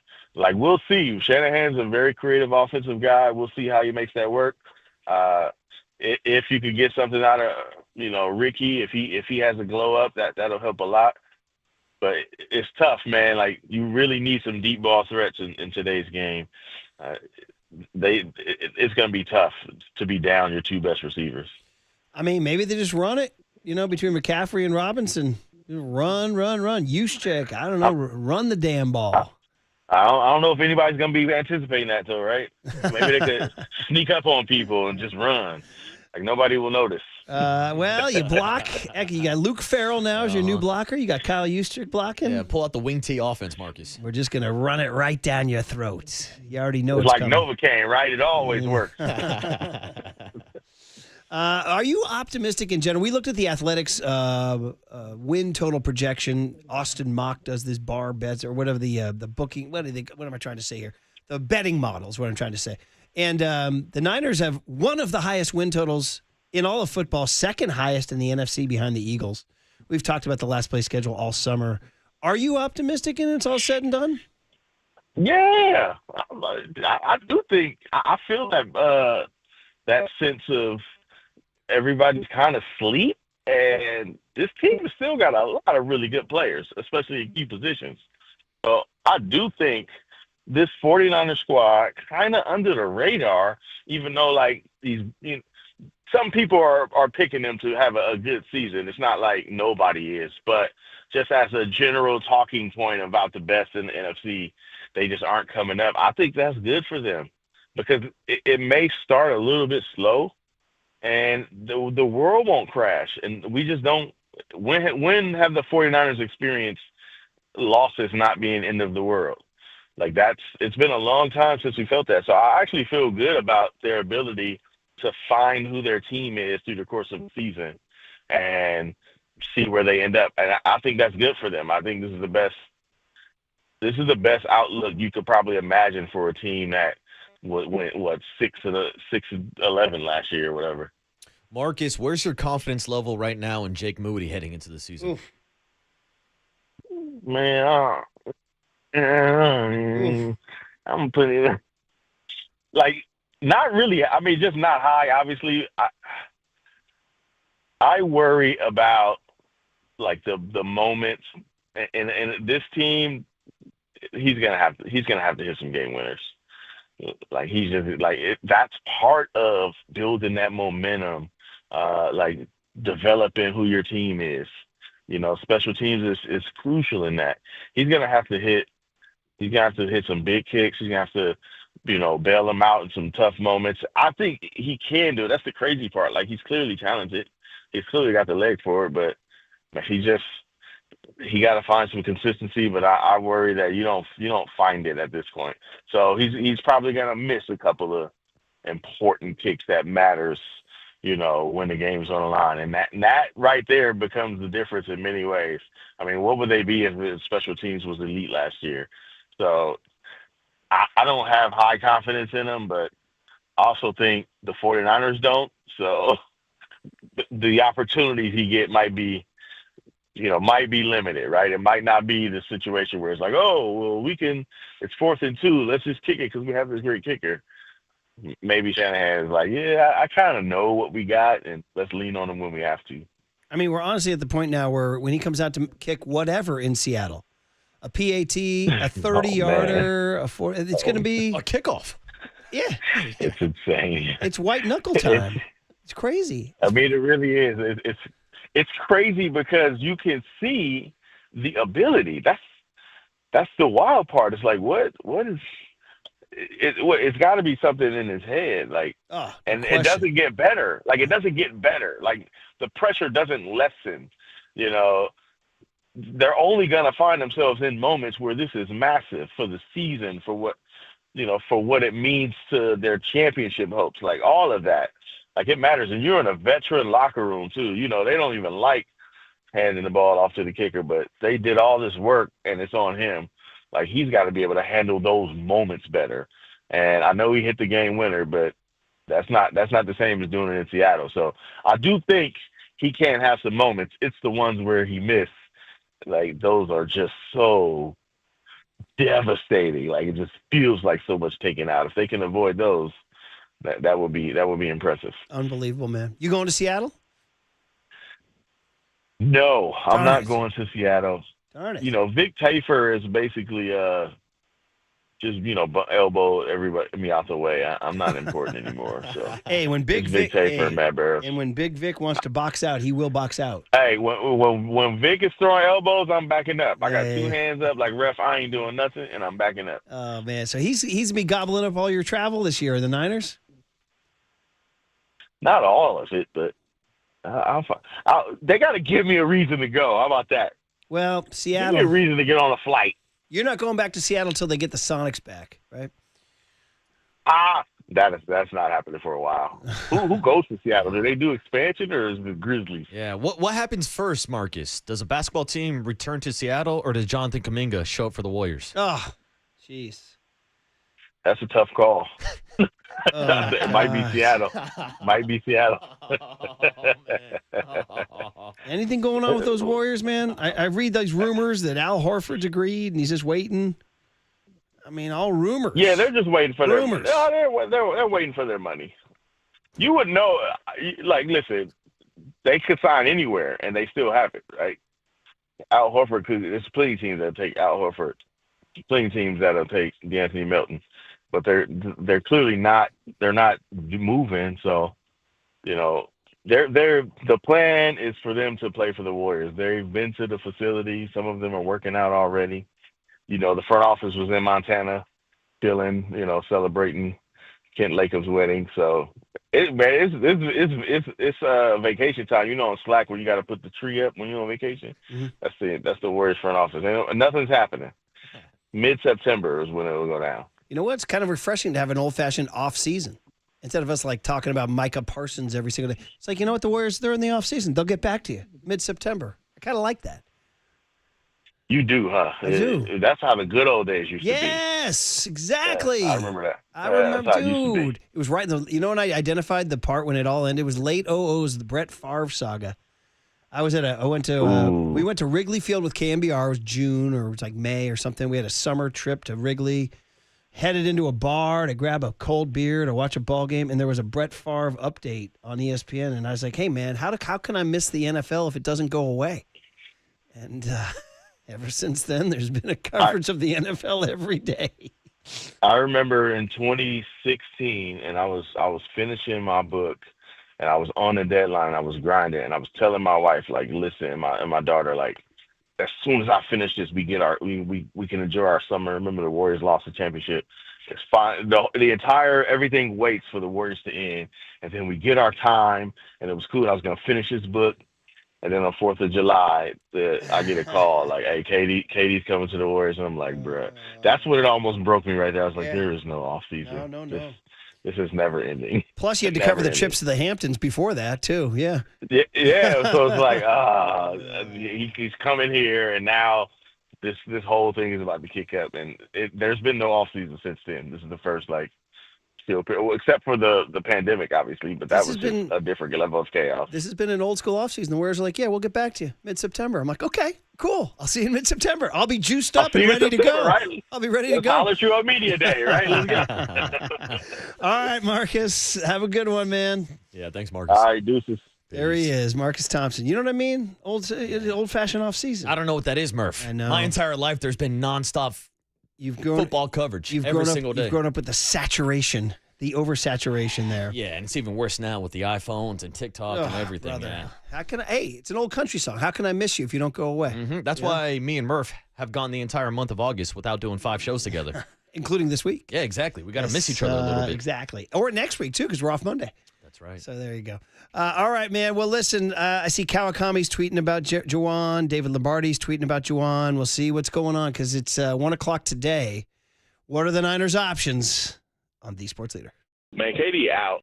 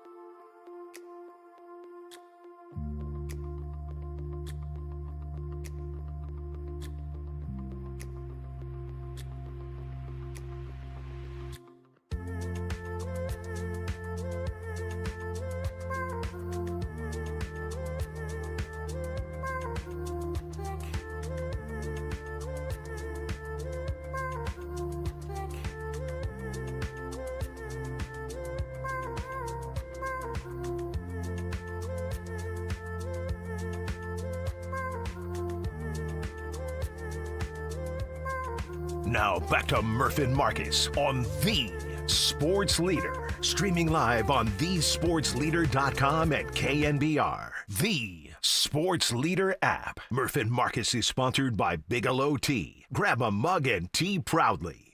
Did you expect Juwan's calf to be this severe when he re-aggravated it earlier in camp? I'm not a doctor, so like I said, calves take time. You never know with calves. Is he in jeopardy of missing week 1? I mean, if it doesn't heal, yes, but I expect him to be back. I think he should be back from it, but you never know with calves. There it is, man. The Juwan Jennings situation, which could come to a head at 1 o'clock today, or not. By the way, look at young Tony giving us old school San Francisco music here. Dan Hicks and his Hot Licks. How can I miss you if you don't go away? Wow, the Hot Licks. Very good. And inspiring the nickname Dwight Hicks and his Hot Licks, the 1981 secondary. 3 rookies. Let's go win a bowl. Let's go do it.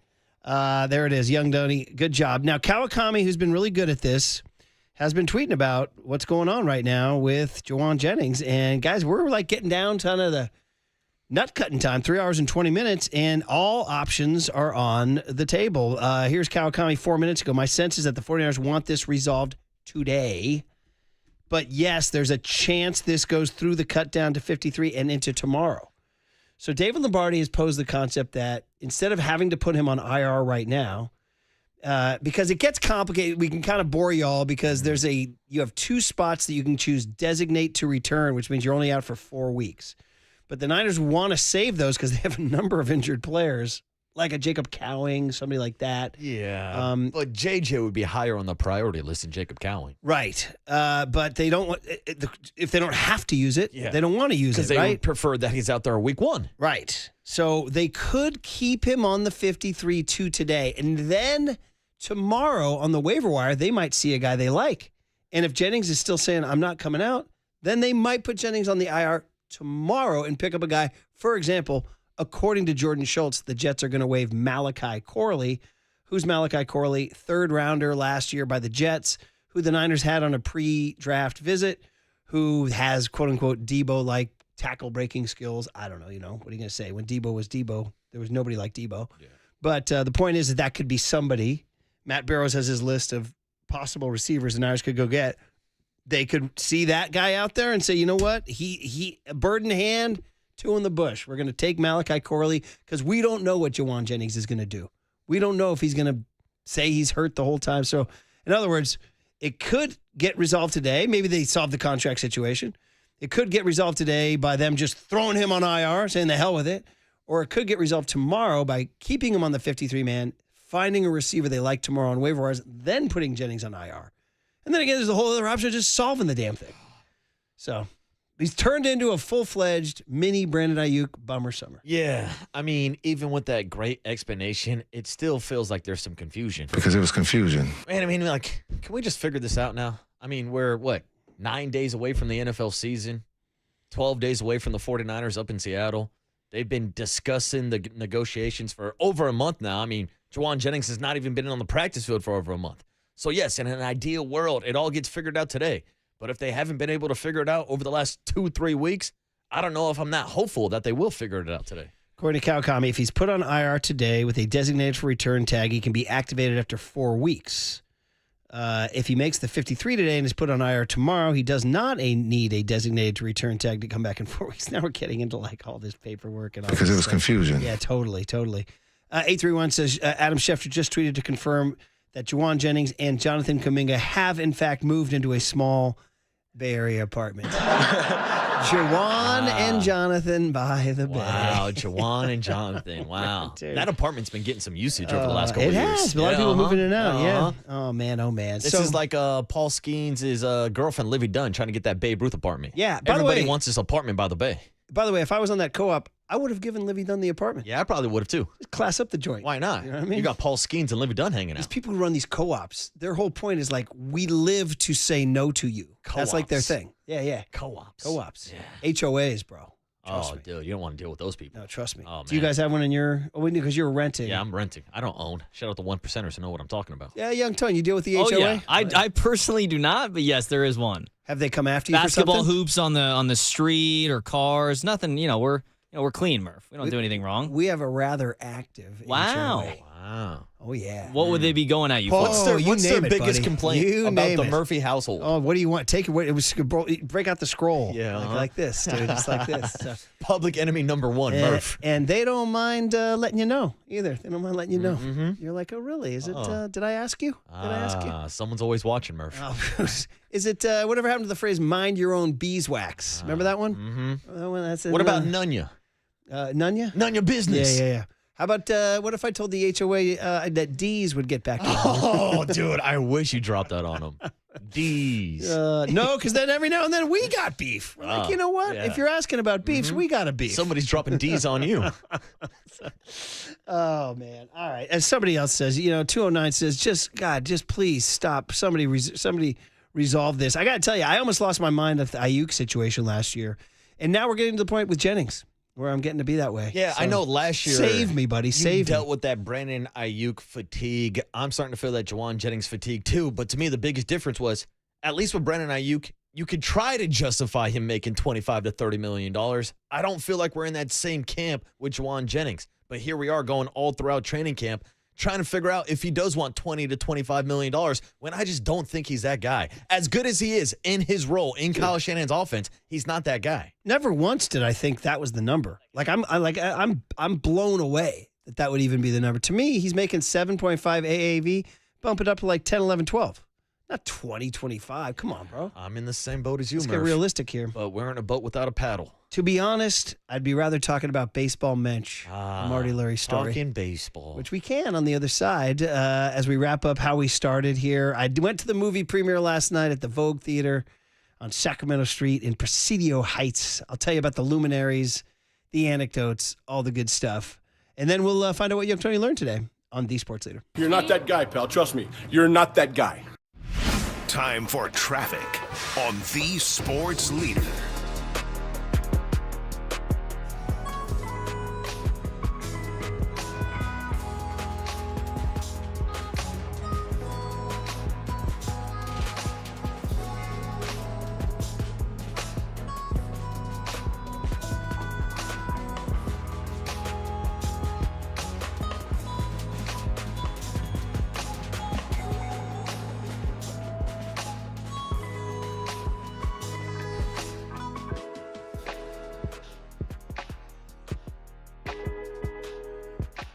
Hey, Bigelow T. Hey, Greg Silver's wearing his Bigelow T shirt today. See, that's how much we love Bigelow T here at The Leader. Every season is Bigelow Tea season. That's why Bigelow is the number one tea in the Bay Area. We here at The Leader grab our mug. English breakfast, Earl Grey, you name it. Gets us going. Lots of different flavor options. Perfect for those of us who make our living behind a microphone. Keeps me going, keeps you going. Right here at The Leader, Bigelow Tea in our studio. So grab a mug full of your favorite Bigelow tea and tea proudly. I'm just sipping on chamomile.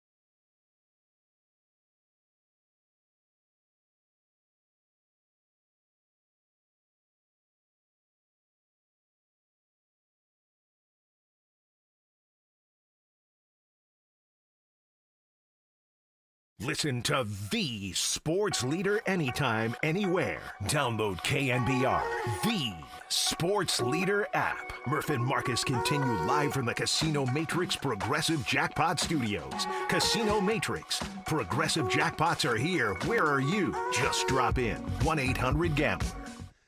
All right, the old school. Now we're getting a little bit more into like some 80s stuff here. Is this Computer Love? Yeah, this is there we Zach go. and Roger, Computer Love. Yesterday when our stream was down, we were being compared to sounding like Computer Love. Hopefully we fixed it. So y'all there. We fixed it in time to, I fixed it in time to go out to the Vogue Theater last night on Sacramento Street in San Francisco, California, in Presidio Heights. What a cool old movie theater. Old-fashioned movie theater.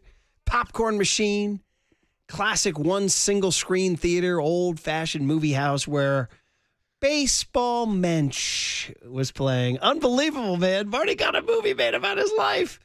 And I got to credit Randy Field, Charlie Pearson, the whole crew that made the movie. They made it entertaining. They did it. The fear was going to be an hour-long glaze of Marty. I know. Glaze, right? Glaze, is that what we say? Yeah, that's what the kids are saying. And there was a significant portion that was glaze and Marty. But every time you started to think, we're hitting the glaze-o-meter here, they would inject some comedy, some self-deprecating stuff, and kept it light, kept it moving. So I want to give them a lot of credit. They understood that they could not make it into one long, it's baseball. They kept it moving. Like I said, for example, when Marty talked about his bookmaking scheme, when he was a lawyer, he started to figure out a formula of how to predict games. It had to do with the previous 3 starts and the amount of earned runs allowed and versus the 2 starting pitchers and subtracting something. And he started winning bets and then started selling the information. So Marty was ahead of the game. Dude, he was. Oh, Marty the bookie. When they were talking about that in the movie, they would cut to this like total seedy gambler stock footage of this guy with a cigar, like answering a phone or something. So they were riffing, they had some comedy, some comedy clips along the way. And they also wove in the fact that we all love baseball so much that every single person who was interviewed was asked to tell some sort of story about their vivid baseball memory. And everybody had one. And Susan Slusser tells the story about she was a catcher at Robert Louis Stevenson School in Monterey, the fancy private school down there. And there was a runner on second named Pam Bales. She goes, she was the fastest girl in the league. She's like, but I knew I could throw her out. I told the pitcher, I said, throw it right here. She's like, and I threw her out. She's like, I threw her out at third base. And then they cut to Susan. She's like, I got 2 hits that day, too. Nice, Susan. All right. Let's go, Susan. Then John Miller told the story about getting thrown out at third, where he was convinced he was safe for 50 years until his mom had a home movie remade into a DVD, and he saw the replay. He said, and I watched it 20 times, and I was out all 20 times. So anyway, they interwove that throughout. Greg Papa looking good, by the way. Bring him back. We need Papa back. Yeah, we need Papa. He's like, I had the most amazing season. I was batting 1,000. They couldn't get me out. I was on the base paths. I was a terror on the base paths. And I was like, look at you, Pop. Look at you. And then he finally admitted he faced a guy who struck him out 3 times. He goes, 9 pitches. I couldn't touch any of them. And that was the end of Papa's baseball career, huh? Anyway, it was fun, and I want to give Marty a big shout-out and everybody. By the way, Ron Wotus, Rennell. Rennell was amazing. She looks like $1 million. Bruce Jenkins, Ken Korak. I love Ken Korak. Larry Nibby. Raph. Raph was a star. Raph and his babe. They were the stars. Great job, brother. Kerry Crowley, Damon Bruce. They were all there. Bob Costas narrated the damn thing. And Rich Walls, who does a lot of sportscasting, was there too. And Beer Can. Beer Can was there. Dude, Beer Can in the What do you think, Tom? Beer Can, for anybody who doesn't know, that's who... that's his gal. Yeah, it's his gal. Marty's gal. He calls her Beer Can. Yeah, and I guess the story is... Go home and talk to your significant other. Call them Beer Can. See what happens. When I Marty, take that as a compliment. When Marty was in Miami growing up, there was a sports talk radio show host whose wife was the producer, and the guy called her Beer Can. Marty thought it was funny and called his gal that, and she likes it. It's hilarious. She's quite glamorous, too. She does not look like a beer can. Shout out to Beer Can. All right, we young Tony time. Yeah. What do we got here, buddy? Murph and Marcus want to know, what did young Tony learn today? Well, so the joke is he's very, very young and innocent. Hey, I know that now! They've become quite elaborate now. They're like Marvel comic books. Oh, now. they're works of art. Yeah, It's how you sell it now. So much so I can't even tell what beer I'm buying. Oh, sometimes You know what I I'll mean? walk in like the craft beer section. I'm like, ooh, is that Mac Dre on the on the can of an almanac? I'm gonna go buy that. Do you know what you're looking for generally when you go in? Because it's confusing. Yeah, there's a lot going on. Just point me towards the hazy IPAs and I'll figure That's it it, out. just a hazy IPA, and then you'll just figure it out. Yep, looking for a brewery I know and one that brews a hazy IPA. Okay, so real early this morning, I don't even know how we got on No, this. going off the Marty thing, everybody tell a baseball story. Right. Yeah. Right. And then you were like, Tony, what do you think? And I was like, well, first thing I think of is when I was crying after strikeouts in Little League. Right. And then Marcus and I said, you can't cry. There's no crying Are you in crying, baseball. Tony? And There's no said, crying in Tony said, baseball. wait, what's I've heard that so many times as a kid. But you did not know until today. Did not know the origin story. It's a From the reference to a movie. A League of Their Own. Great baseball movie. Super quality baseball movie about the Women's Professional Baseball League, the Rockford Peaches. Madonna, Gina Davis. Madonna's in the film? She plays a big role. Wow. She's a ball player. How about that? Madonna plays some ball. 47's favorite, Rosie O'Donnell's in it, too. Yeah, she is. She's disgusting in the movie. She's disgusting. Hey. Nice. So here it is. The famous Tom Hanks. He was supposed to be Jimmy Fox, the old A's slugger, who didn't mind letting it rip old school style when the young lady, I forget the actress's name, makes a mental mistake in the field and comes off into the dugout.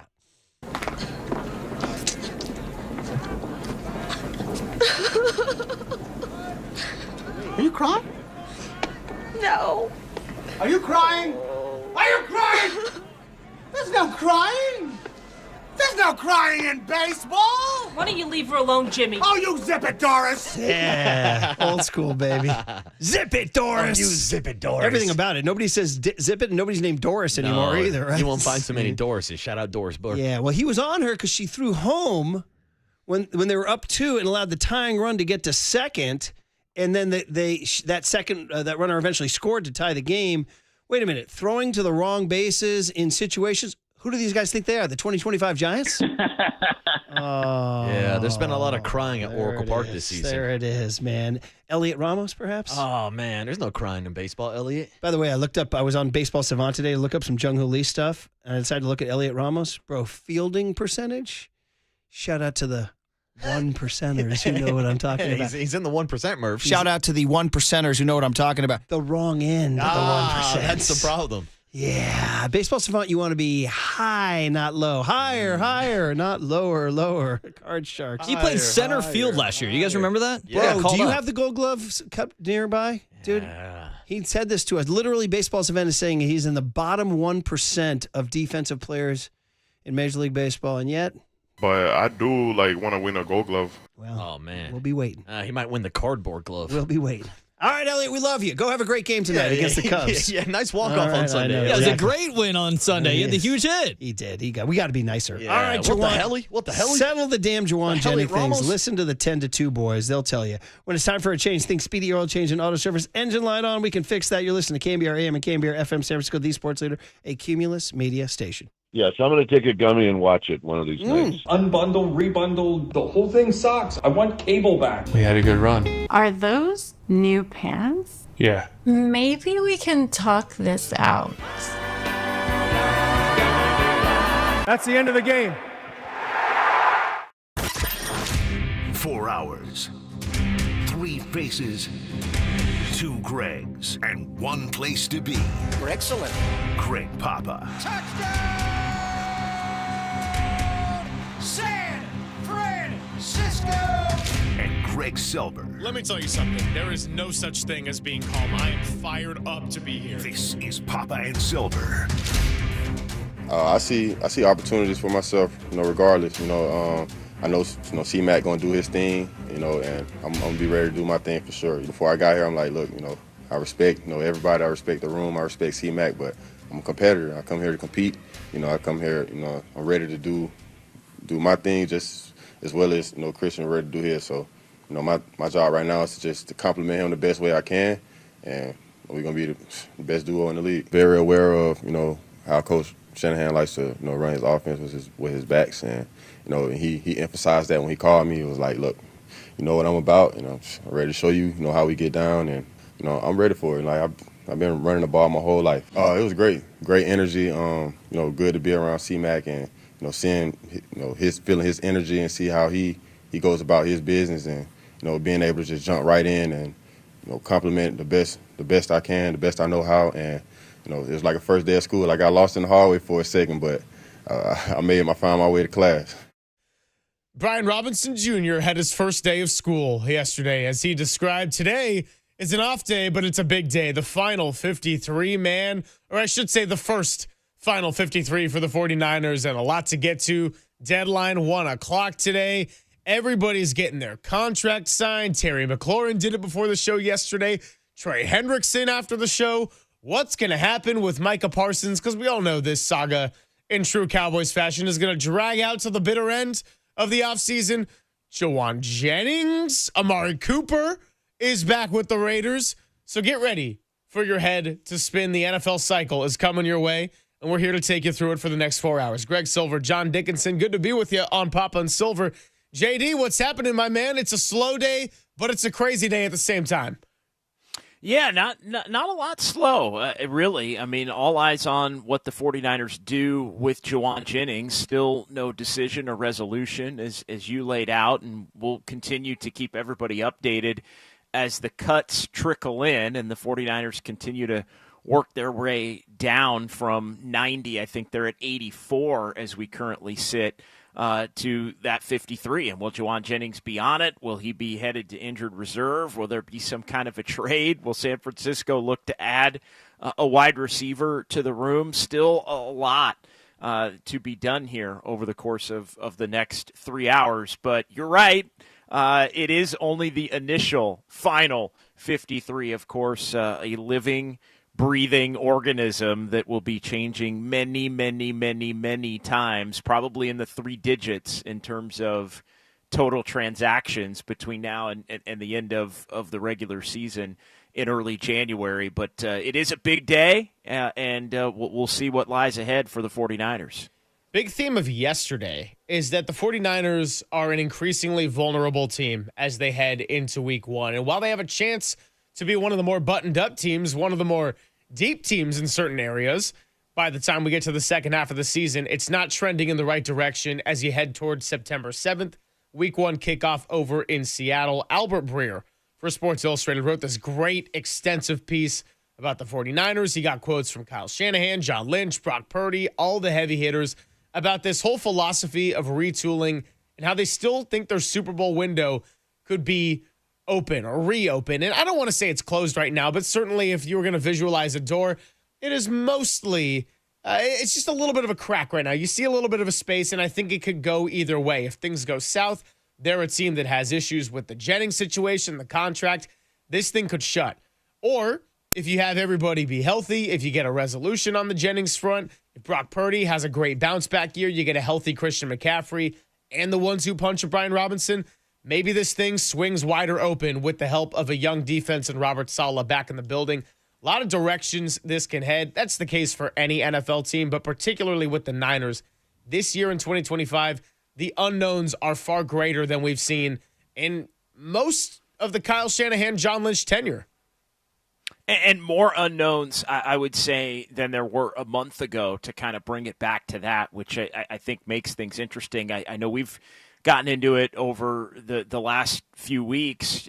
I had pegged this team as an 11-6 team, kind of an optimist view based on the offseason and the way things bounce back year from Brock Purdy, which I know we're going to get into. Healthy year for Christian McCaffrey, a reinfusion of a lot of defensive talent among the young players, although they let go of a lot of players on both sides of the ball in an attempt to retool the roster and reshuffle the deck as it relates to the salary cap and future money going out and all of those kinds of things. But to me, there's still so many questions in the wide receiver room for the first 3 to 5 weeks of the season. They shored up a question, I think, at running back by going and getting Brian Robinson Jr. to complement Christian McCaffrey. I think that has the potential to be a real solid move. But I think as much as the 49ers like their draft picks, in particular on the defensive side of the ball, as much as they love the fact that Robert Saleh is back in the mix as the defensive coordinator, I still think there are a lot of things that are going to have to play out for this team throughout the season to where, you're a little unsure of what the first 5-6 weeks are going to look like. But the optimism kind of gets kicked down the road a little bit toward the middle or back into the year, which is always a little risky because you never know what types of injuries and challenges a team is going to come across in the 17-game regular season. So you may get a lot of the question marks that you're concerned about answered now, Greg, by the middle of the year, but you may have a whole slew of other potential issues that are going to pop up along the way. They always do.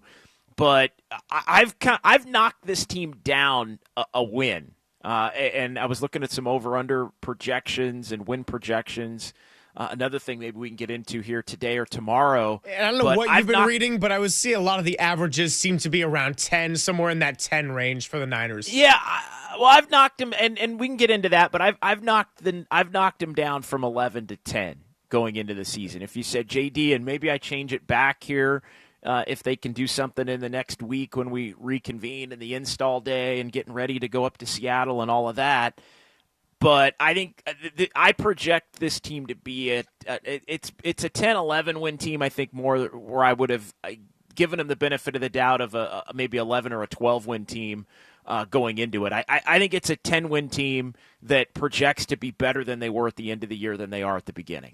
Yeah, and that's certainly one of the topics that we will be getting into today. 808 KNBR, the number to join the conversation. As always, 831. Can you guys go over the players on the bubble, like who might make it, but who could be bumped by this player or that? Yeah, you bet your butt we will be doing that for the next 3 hours when the deadline hits. Tracy Sandler going to be joining us at 11:50. We'll also squeeze in little Giants talk with Susan Slusser at 12:50 as she joins us every Tuesday. And we got a little bit of breaking news on the romance front. Travis Kelce and Taylor Swift appear to have announced their engagement on Instagram. Oh. How about that? Wonderful. Yeah. Wonderful. Congratulations to them both. Congratulations to them both. I hope that Travis Kelce is only getting one ring in the next, year or so, depending on how long this engagement is. Just don't make it a Super Bowl for the Chiefs. We don't need to live that again. But hey, happy couples. Good for them. Travis and Taylor. Wow. Shocking the waves of everybody. Yeah, your English teacher and your gym teacher are getting married is the caption by Taylor on Instagram. So there's a little piece of love and life for you today on a Monday. 49ers narrowing it down to the first edition of the Final 53. What happens to Juwan Jennings? There is a scenario in which he is on the IR by tomorrow and they don't make that move today. We can get into that. We will get into the Albert Breer story, Brock Purdy, the mindset he had last year, and how this retooling is going to be paramount to how the 49ers season plays out here in 2025. It's Papa and Silver with JD on the Sports Leader.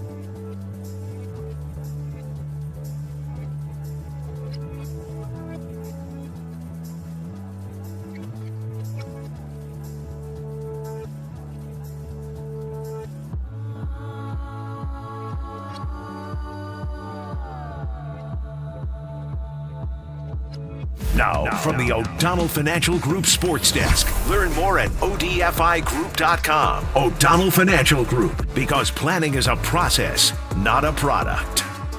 Teams around the NFL making their final roster cuts, and the 49ers have until 1 p.m. today to make their final 53. We'll keep you updated on who stays, who goes, and if Juwan Jennings does, in fact, get that injured reserve designation, or if there's any path toward a resolution between the two sides. Don't move the dial. Keep it right here on Papa and Silver.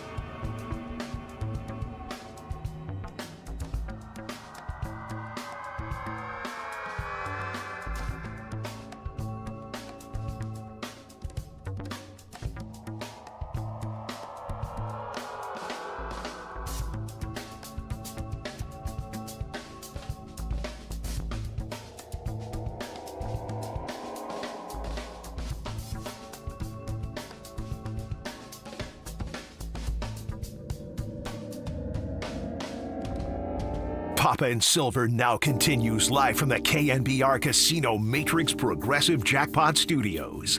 Casino Matrix. Progressive jackpots are here. Where are you? Just drop in. Please play responsibly. 1-800-GAMBLER.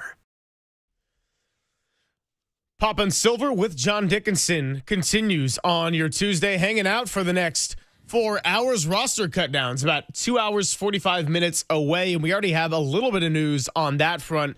JD, Matt Barrow's putting out there that the 49ers are cutting cornerback Dallas Flowers, who was lined up a lot with that first-string defense when Renardo Green was injured. Now, Matt Mayoko put out his 53-man projection, and Dallas Flowers was one of those players making that initial roster. So Jacob Robinson broke his forearm. He could be an IR candidate. On top of that, of course, you have Diamador Lenore, Renardo Green, Upton Stout. Chase Lucas had one hell of a preseason, but Dallas Flowers has now been released. And so a lot of different players on the bubble that you may see go in and out. And this is a living, breathing document. If somebody gets waived or cut or released, there's always a chance they could end up on the practice squad or picked up by another team. But it's just going to be a constant state of monitoring today, and a little bit of some low-grade surprising news off the top here for the Niners. That one is a surprise to me. I had Dallas Flowers on my 53-man roster. Initial thought is that bodes well for both Chase Lucas and Darrell Luter to be able to make the team. I had Luter missing the cut. We were talking earlier. We had a texter wanted to know some bubble players. I think Luter was a bubble guy, although special teams, some would say, JD, that's not the case because he's somebody that's been a productive special teams player, and special teams always is going to break a lot of ties as it relates to the back end of the roster and some of the depth. So, yeah, Dallas Flowers out. I would think that would mean that both Luter and Lucas would have the potential to make the initial 53. And Jacob Robinson, I don't think, was going to make it regardless.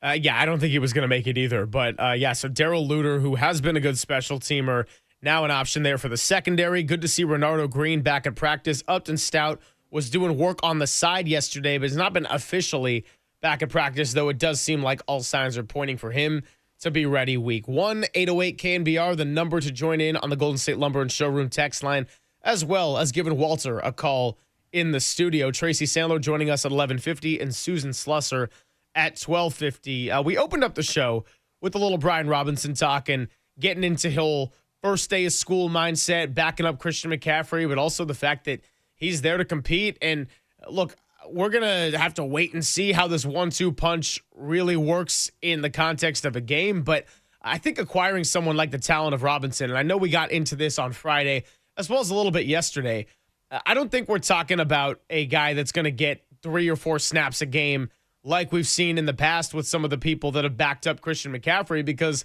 the 49ers, if they weren't that interested in going and acquiring this guy, you don't sacrifice a 6th-round pick, albeit it wasn't a steep price to go and get somebody that the Commanders were ready to move on from anyway.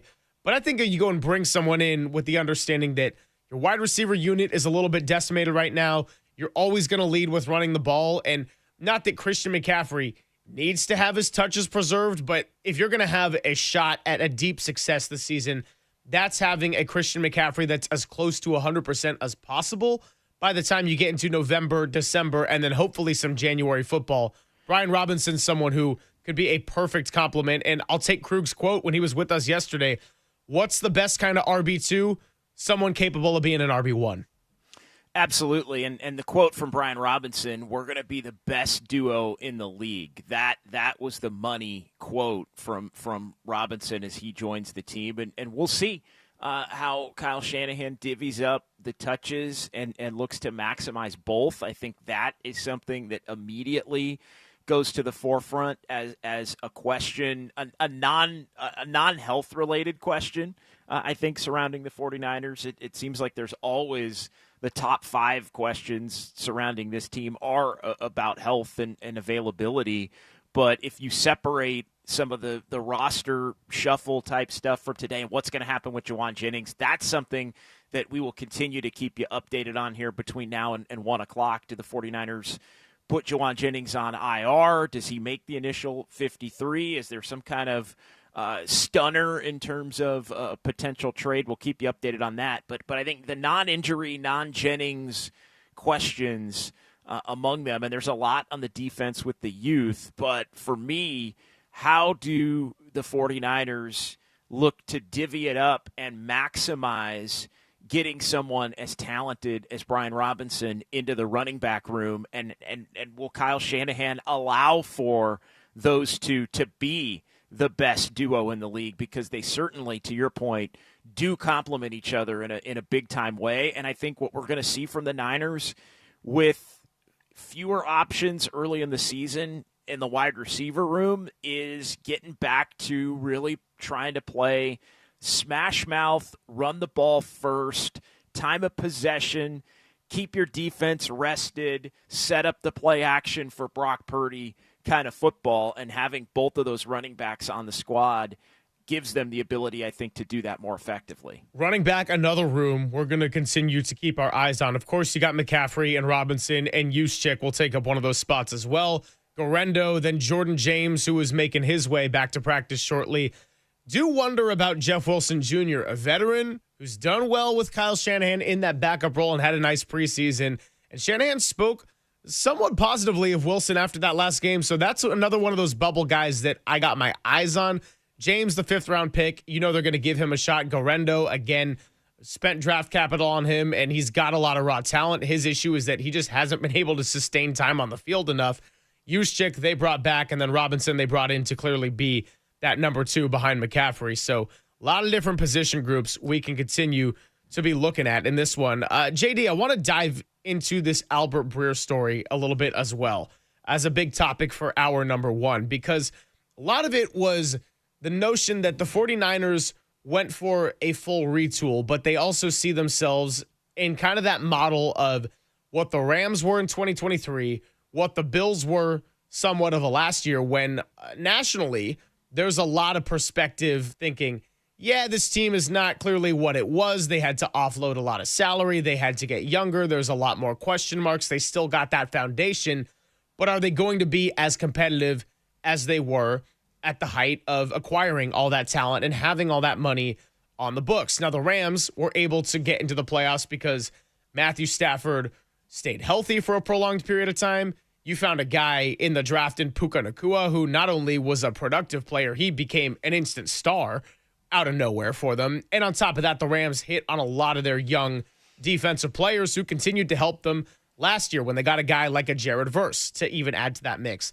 The Bills, little bit different of a case because you had the MVP of the league and one of the best players on the entire planet leading the way in Josh Allen, right? So Brock Purdy holding into that expectation of being Josh Allen this year is probably a little bit lofty.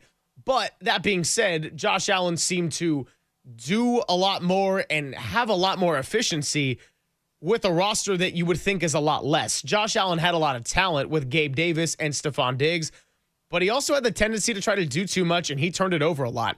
Last year, it was almost simplified in a way when you had the 2 tight ends. You had Khalil Shakir, a really nice receiver who ended up being their leading receiver on the year, and James Cook turned into a nice running back, but you had injuries and you had a lot of vets get offloaded as well. So I think the 49ers envision themselves as, hey, maybe right now they go into the season with a whole lot of question marks, right? It's not that we think they're going to be a bad team. It's just that there are far too many unknowns to be talking about them like a Super Bowl contender. But if they hit on the draft picks, if Robert Saleh gets the most out of this young defense, if they're able to sustain the time when they don't have a very deep wide receiving room, this is the kind of thing that you look at later in the season as, hey, they might be putting it together at the right time. The very first line Albert Breer wrote about Brock Purdy, the Niners need Brock Purdy to be good. And I think that pretty much tells the story in its simplest, because there is going to be, especially initially in the wide receiver room, less talent on the roster. Now, maybe there's more talent. I think there is more talent in the running back room than there's been, but more question marks on the defense, all of those things. It all leads back to the spotlight being on the quarterback. Why? Because the spotlight is always on the quarterback. And I think it's interesting as we continue to delve into some of the quotes from Brock Purdy to Albert Breer, and this was from earlier in training camp. Breer was in Santa Clara, I think the first maybe 2 weeks as he was kind of bouncing around from different camps. So I think he was in Santa Clara early August, so maybe 3 weeks ago. Yeah, we actually walked by him with Walter one of the days we were down there interviewing the Niner players.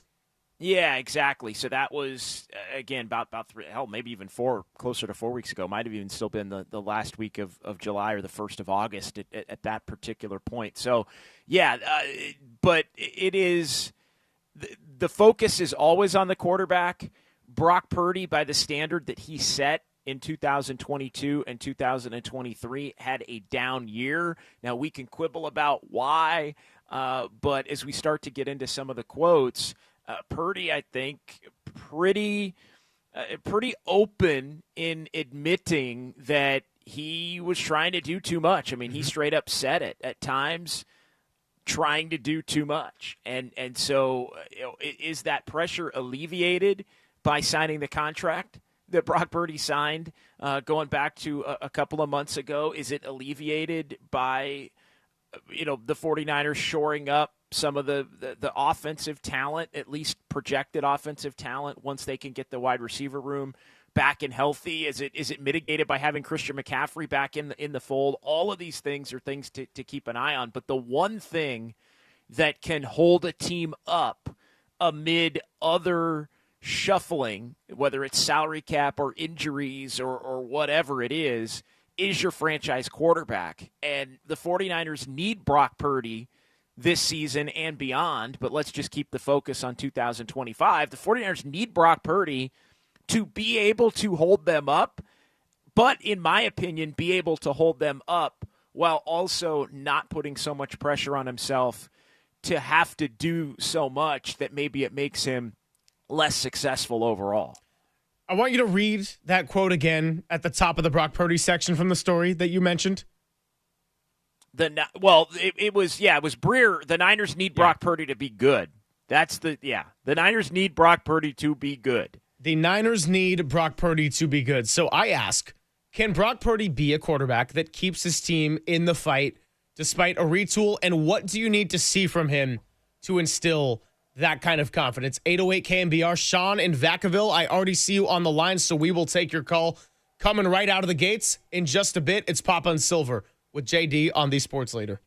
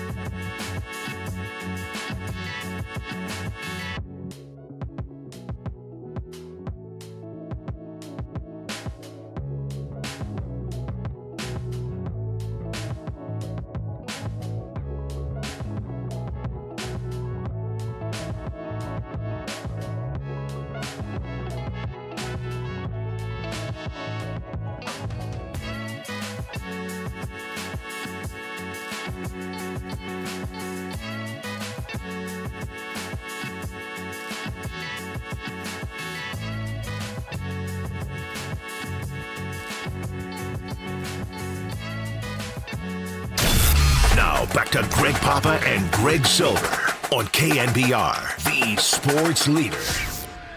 Filling in for Greg Papa is John Dickinson on the sports leader.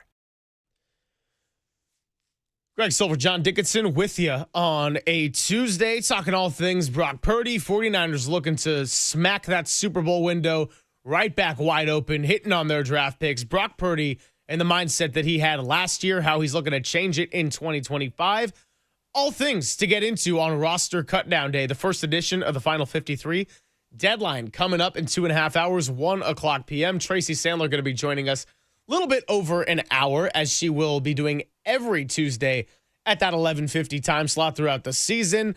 JD, 808 KNBR was what we teased, and we had a couple of calls. Looks like they dropped for the time being, but I think they might have gone over to the Golden State Lumber and Showroom text line. 408, how does the offensive line stack up? So much talk about wide receivers and running backs lately, and I get it. 408. To be fair, I have a lot of questions about this offensive line. I think that for the purposes of diving into wide receiver and running back room, that's where we're seeing a little bit more variability at the moment and a little bit more question marks as to who might make the roster. The offensive line absolutely has to prove itself, but we didn't see Trent Williams in the preseason, and rightfully so, and the 49ers know what their offensive line is going to be. So, JD, when we start having reaction Mondays, there is no question we will be diving into the offensive line, but now with Ben Bartch healthy and back at practice, I think it's pretty clear who the 49ers starting offensive line is going to be. Dom Pooney, by the way, back at practice yesterday running around, and Matt Mayoko telling us pretty optimistic about his chances to play week 1. Yeah, look, we know the 49ers offensive line. It's going to be Trent Williams, and it's going to be Ben Bartch and Jake Brendel and Dominic Pooney and Colton McKivitz. In many ways, it's been the steadiest group on the entire roster in terms of what the projection would have been in the offseason as far as who the starters were going to be. And yeah, there's been Pooney who got banged up, and Bartch throughout camp was banged up, but those guys both now on track to play. So yeah, it's always going to be a question mark, I think, in the fans' eyes, but in the reality of the 49ers organizationally and on the coaching staff, it's probably it might be their most solidified position group on the entire roster at this point. Although I think Brian Robinson does solidify, and we'll see what they do with the RB3 and RB4 with Garendo and obviously Jeff Wilson Jr. and all of that. But with so many question marks on the defensive line, a lot of young talent there.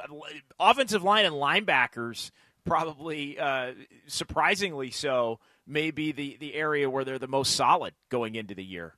No question. And in terms of knowing who they have. Exactly, in terms of knowing who they have. Not in terms of, again, I know the constant hand-wringing among the Niner fan base about the offensive line. Let's just be honest. They've got bigger freaking problems right now than the offensive line. They do. I know a lot of people want to get in the weeds and can't, just can't get over that. Offensive line. It's got to be the offensive line. They got a lot bigger problems at a number of different positions in comparison. 808 KNBR if you want to talk to JD about the O-line. No, I kid. But in all seriousness, yeah, look, linebackers, D. Winters has a lot to prove, right? But to JD's point, we know who they're going to have going into the season. And with the roster cutdowns today, there are a lot of areas of this team that might be shaking up a little bit. And then there's the factory of the injuries where that's another layer between guys who are on the bubble, maybe making the team versus not making the team.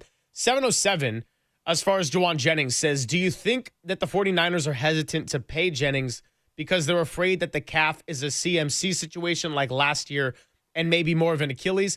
Reading between the lines of the comments we've gotten lately from Kyle Shanahan and John Lynch, I'm not inclined to believe that that's the primary issue, JD. I don't know specifically what Juwan Jennings is asking for, but I will say where the calf situation could glue as part of the puzzle is if Juwan Jennings is demanding a lot more money than the 49ers are already willing to pay, then the 49ers should not be even more willing to meet some kind of compromise if the calf is a factor of a pre-existing injury that has kept him out for a few weeks now. You don't want to, if he has an injury, you're less likely to want to pay him than if he was completely healthy. And I think what's been reported is the 49ers don't really want to give him a bump anyway because they just gave him a bump. So I think you have to factor that in there. While if Jennings is hurt, which obviously he is, then that's all the more reason why Jennings wants to make sure he tries to get as much as he can right now prior to potentially sustaining any kind of injury. It muddies the whole thing, right? Jennings wants his money more because of the potential to get hurt. It makes the Niners equally less inclined to look to give him that bump. And again, with under 2.5 hours until that initial 53 comes down, still no decision on what the 49ers will do with Jennings. Is he on the initial 53? Does he go to IR? Is there some kind of wild card in play potentially with the trade? What do the 49ers ultimately do here? That, another one of the major headlines going into these next 2 hours and 21 minutes. Yeah, so we had Tim Kawakami join us yesterday, and he wrote this big column over the weekend about Juwan Jennings, the possibility of the 49ers placing him on IR, which we compared to the qualifying offer equivalent of the Jonathan Kuminga situation with the Warriors. Mutually assured depletion was the phrase he used at the end of the column, Kawakami, that is. And, you know, this is something that absolutely hurts Juwan Jennings in the sense of he could make $3.5 million with incentives this year, and circumstances would favor him to get off to a nice start statistically.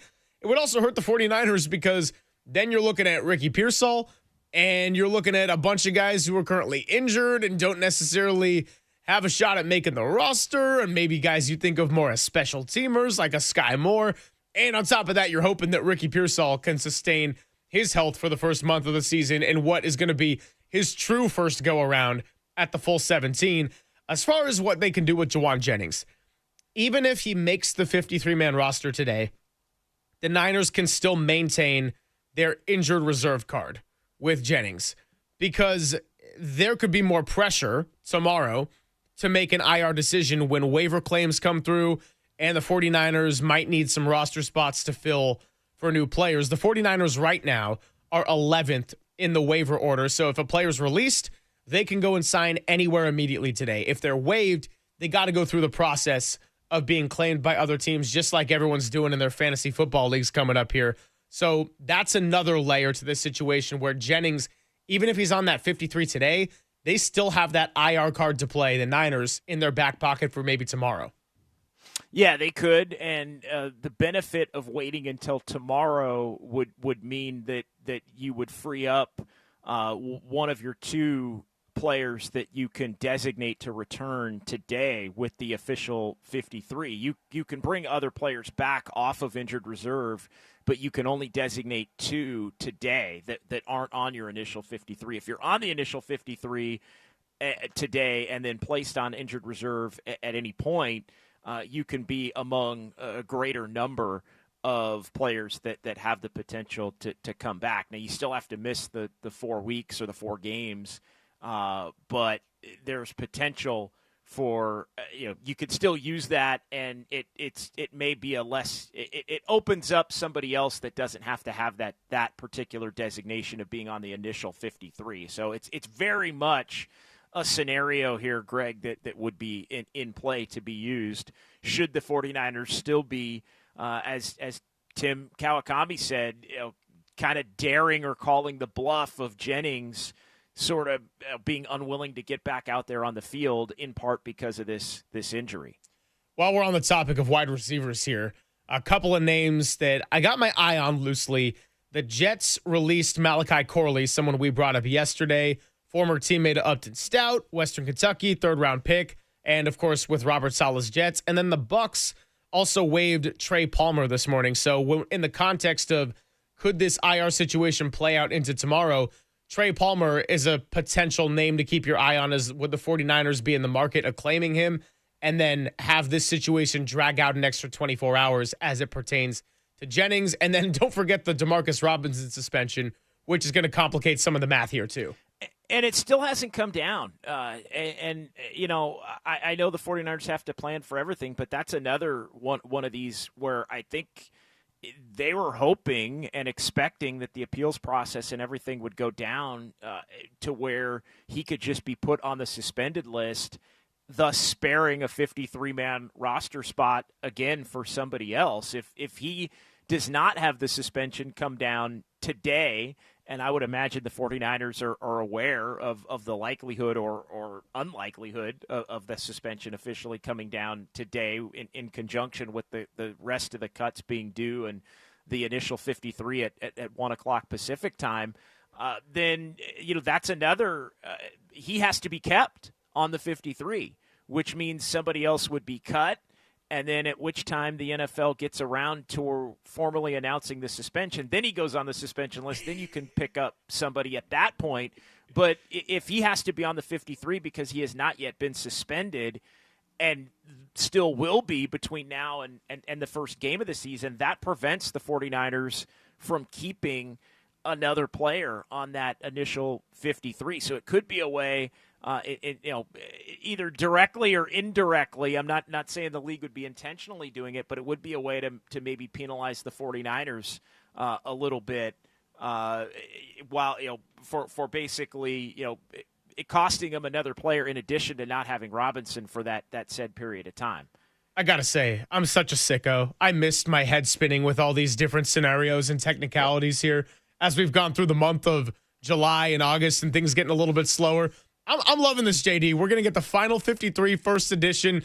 And guess what? Even when we hit 1 o'clock, there is still a lot of room for things to get shaken up in the coming days. No doubt. We should get back into Brock Purdy. Yep. Adam Schefter, by the way, reporting right now the 49ers are releasing Jeff Wilson Jr. So you can cross him off the list. I think he's going to be somebody that will definitely be in the mix to come back and be on the practice squad. But that bodes well for, obviously, Isaac Guerrero. I would not think that Jordan James would make the initial 53, but maybe he potentially does. I would consider it to be really rare that you would have a rookie, even with a finger injury, be kept with the belief that he would have the potential to be able to make an impact. But that could be the way that they're going with that. So projecting Christian McCaffrey, Brian Robinson, Guerrero as the top three. Wilson, somebody that maybe could come back on a veteran on the practice squad. And then that I think would lead either that they're only going to keep three initially on the 53, or that Jordan James would maybe make the 53. But we got to get back into Brock Purdy. You asked a great question earlier in the show about Brock Purdy. So let's continue to engage on that and also kind of speculate on what's going on with Juwan Jennings. And I will throw you that question right here. Can Brock Purdy be a quarterback that keeps his team in the fight despite a roster retool? What does he need to show you to instill that kind of confidence in your newly extended QB1? 808 KNBR, that's 415-808-5627. Your chat, your text, your conversations with Walter. Next on The Sports Leader.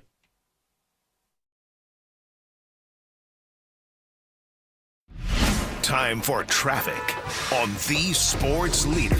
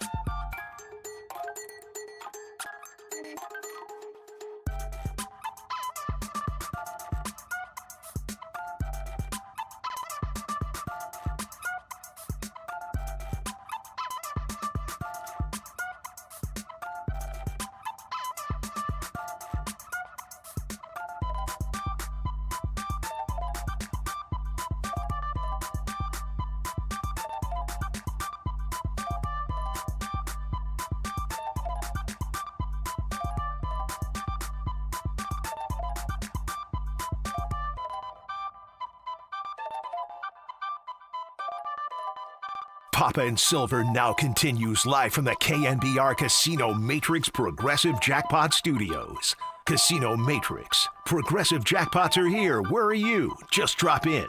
Please play responsibly. 1-800-GAMBLER. Second down, 8, 49ers on the Seattle 28-yard line. Ray McLeod goes in orbit motion behind Purdy and McCaffrey. They fake it to him left. They fake McCaffrey right. They throw to Kittle over the middle. 5, touchdown! San Francisco! A little razzle dazzle by Kyle Shanahan. He fakes a screen left, fakes a screen right, and right when Brock Purdy turned to the right, everybody went that way. Kittle right down the middle, uncovered. Perfect throw by Purdy, and then George, foot on the gas pedal, outruns everybody to the end zone. I hear a little Christian McCaffrey. I hear a little George Kittle. I hear a lot of the important 49er offensive presences in that call right there. And, of course, Brock Purdy. I'm looking forward to hearing Tim Ryan and that commentary after the 49ers scored touchdowns. And, of course, we continue to miss our guy Greg Papa every day. And I can't wait for the next time he calls a 49er touchdown. From Purdy to, let's say, Kittle over the middle. Let's say to Tariq Owens, whoever it may be, after this final 53-man cutdown. We're looking forward to it, and we are talking all things Brock Purdy, JD, Albert Breer, big piece.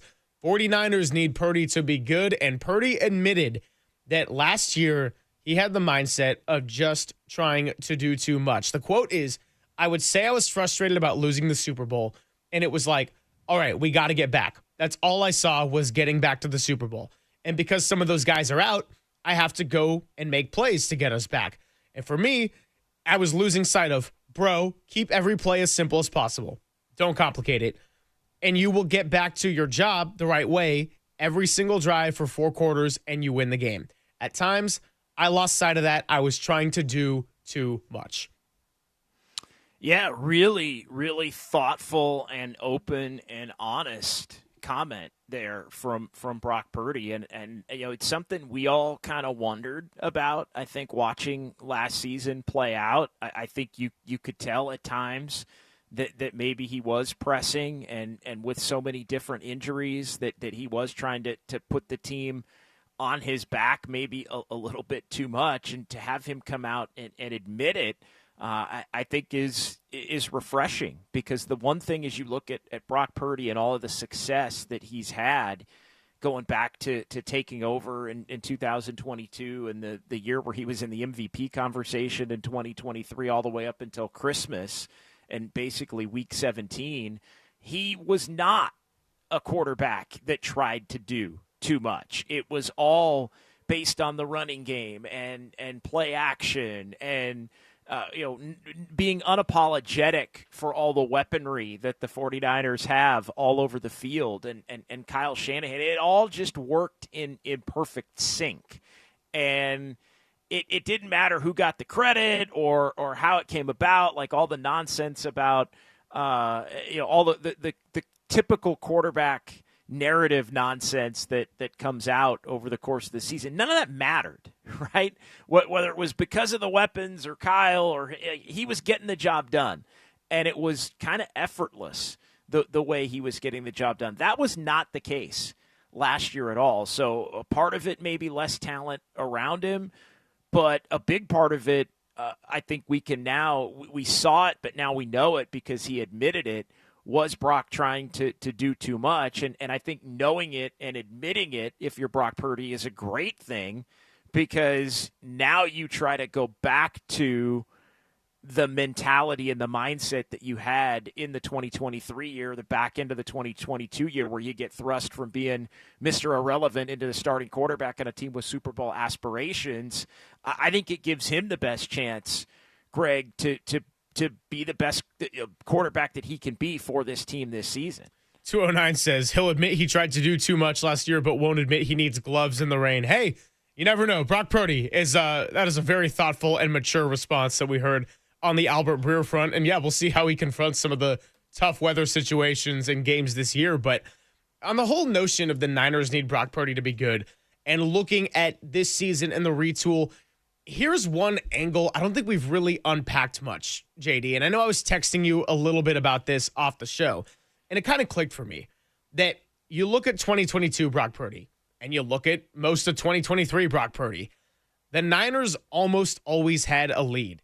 And when you have a lead and you're a front-running team, it is a lot easier to control the game. It's a lot easier to avoid forcing plays when you can just move the chains, get your first downs. And yes, when you have an all-star cast around you, that often helps too. But 2024 Brock Purdy, I don't think he had a bad season, but he certainly struggled as a byproduct of a lot of the team struggling and being injured and a lot going on distraction-wise off the field.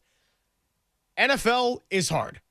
It was a very different reality for Brock Purdy to confront the real-life NFL challenges week to week. And he had to make a lot of big plays in the fourth quarter when the Niners were in games that were close and when they had a narrow deficit. And he did often try to do too much. You look at some of the interceptions he threw down the stretch of games, it was him trying to do something heroic or make a big play as opposed to taking what might have been the simpler play. And that is why the two playoff games he had in 2023 against the Packers and then the Lions are right up there with the most impressive Brock Purdy performances of his career. Not because he played his best games, but because that was a very different scenario than what Brock Purdy has had to deal with as the leader of this offense, and he had to grow up in real time in the middle of a 60-minute clock. Justin Herbert last year threw only 23 touchdowns in the regular season, but he also threw just 3 interceptions, and his team got into the playoffs in a year that the AFC West had 3 playoff teams. Now, he imploded in the postseason, and that's why the Texans ended up blowing them out there in the wild card round. But I look at Brock Purdy, and I think about a Justin Herbert-like year from this last year. It is different how you manage a game if you're holding a lead versus trying to complete a comeback, and he's not going to have that luxury that he did in a lot of 2022 and 2023. But there is nothing wrong with managing a game in the early stages to try to just nail down the fundamentals, get ahead, get a lead, so that you're not put in these situations where you feel like you might have to force it in the fourth quarter. I think we forget how good he was, great he was in the 2023 season. And there's, again, a lot of reasons why the weaponry and Ayuk and Kittle and Christian McCaffrey had 2 players basically that were in the MVP conversation. He ends up finishing 4th. But you look at, these are areas, he had 31 touchdowns. At 20, I know you've said it and you're spot on. 20 is not going to be enough which is what he had last year, 20 with 12 interceptions. The interception total basically the same, 11 in 2023, but he had 30 touchdowns, 31 touchdowns in 2023, 20 touchdowns to 12 interceptions. He led the NFL in touchdown percentage in 2023, led the NFL in yards per attempt in 2023, led the NFL in yards per completion in 2023, led the NFL in quarterback rating in 2023. He was elite in 2023, and that was the difference, one of a few, but a big one, between this team being in the Super Bowl and ahead in the Super Bowl and having a chance to win the Super Bowl.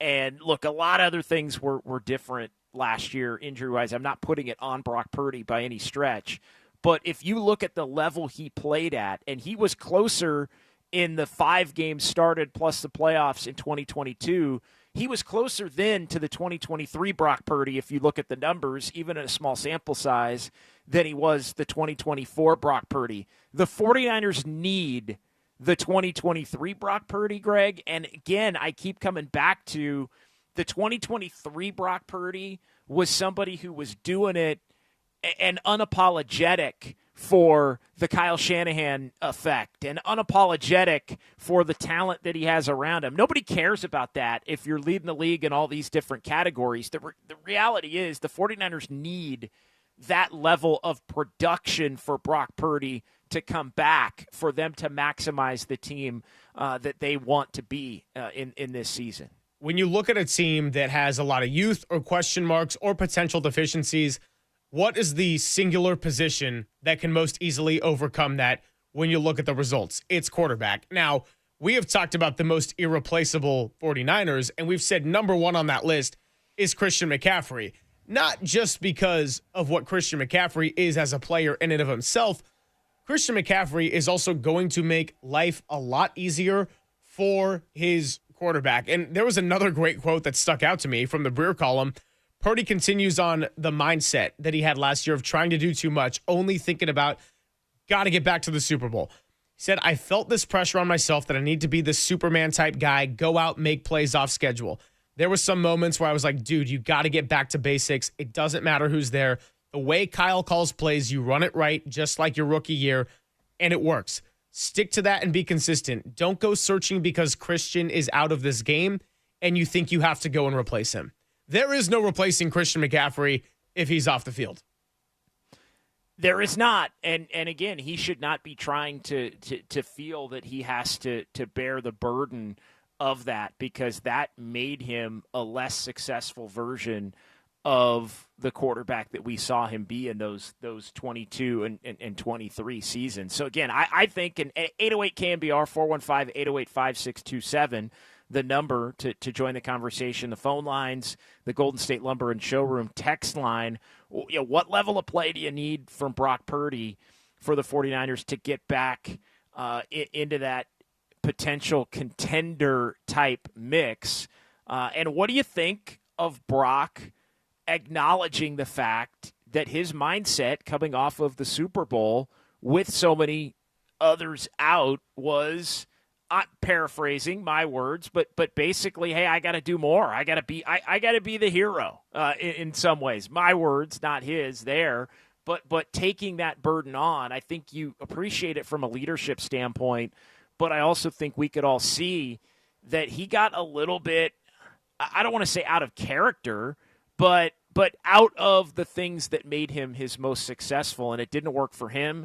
And it didn't work for the team, despite the fact that you can dig into the numbers and say, yeah, it was an okay year. Look, they need more than they got from Brock Purdy last year if this team's going to be successful.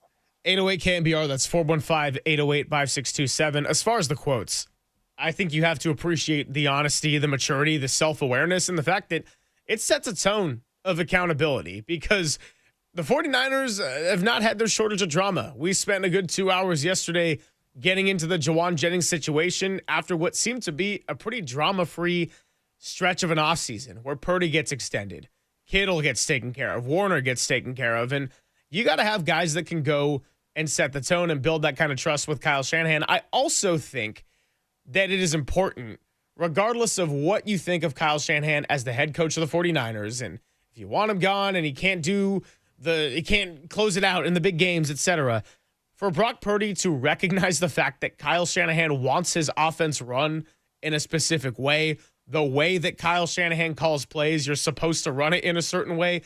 Well, that's where we've seen the most success come out of Brock Purdy. So now that these two are committed to a long-term relationship with one another, I also love not just the self-awareness he had for himself, but also understanding the way that the offense has functioned in its entirety. And he's seen the offense function the way it did at its peak as a byproduct of running the plays the way Kyle Shanahan wants, not overthinking it. And yes, it helps when you have a lot of Pro Bowl targets to throw to.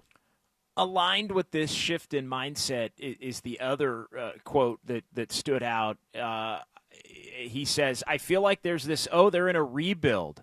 And so for me, what excites me is I want to go show everybody we have what it takes to win right now. It doesn't matter. We're going to go build and come together and then go put a season together, man, and make a run. I think we have the team to go win it all, and I'll say it, but that's what excites me. Forget about the last part maybe, although I think people are going to fixate on the last part.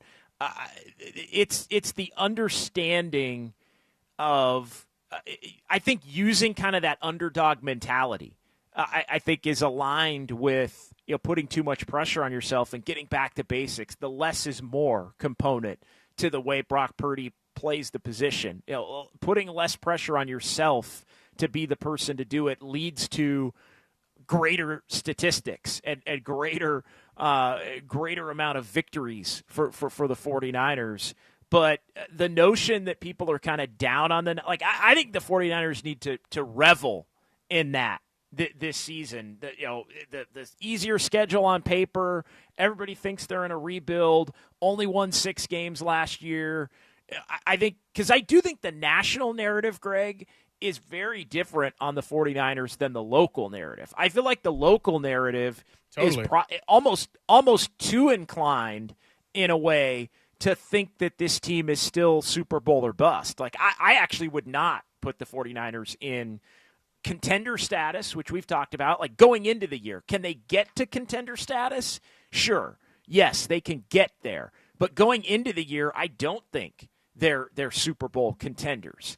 But I think locally, because it's still so close, less than 2 years on the calendar from them being in the Super Bowl and having all the premium players that they have chosen to pay and keep with Brock, and we talk about it, and Trent and Kittle and Christian McCaffrey and all those guys, Fred and Nick Bosa on the defensive side.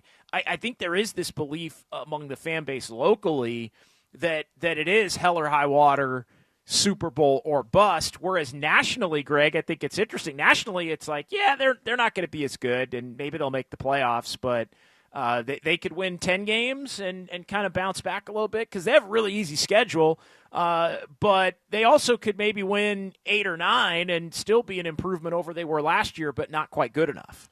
I think it's all really well said. 808 KNBR, a couple of texts I want to get to coming up in just a bit. We also got the phone lines lighten up. So let's kick it off here on the phones. Let's go to Woody Wonka in Redwood City on the 49er expectations and for Brock Purdy. What's up, Woody Wonka? You are with Silver and JD on the Sports Leader. Hey, good morning, fellas. Thanks for taking my call. I'm a long time Niner follower, and I think that last year maybe Brock had a little too much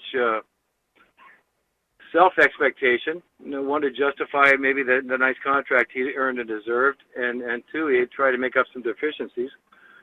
The Niners got key players in key positions. They got the best coach in football, in my opinion, and he's got a great staff behind him. Give him some healthy targets. And earlier you guys were discussing maybe signing Juwan Jennings to a contract. I think not a bad idea. Give him some money. He's got sure hands. Give Brock the targets. Let him sit back and play his game. Healthy Christian McCaffrey. I see him winning 11 games at least this year and taking their division and going pretty far in the playoffs. What's your take on that, please, fellas? Yeah, appreciate the call. Woody Wonka out in Redwood City, 808 KNBR to join the conversation. We'll take more calls coming up in just a bit. I think that's actually a good place to maybe pick it up when we return, JD. The expectations and the optimism for the 49ers. Again, Brock Purdy, can he be a quarterback to keep the team competitive while going through a retool? What do you need to see from him in order to reinstill that confidence, or maybe that confidence never even left after that 6-11 season? It is Papa and Silver with John Dickinson, only here on The Sports Leader.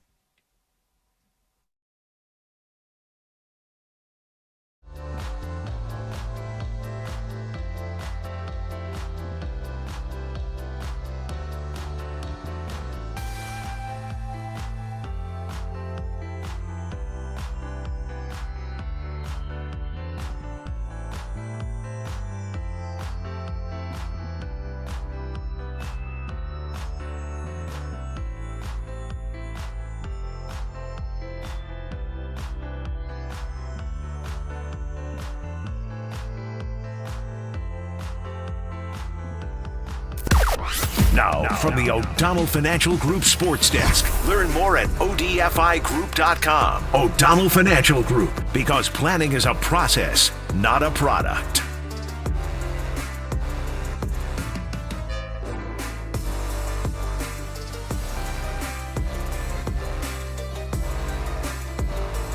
According to our 49er insider, Matt Mayoko, 49ers right guard Dominic Pooney was going through conditioning and physical therapy on a side field yesterday.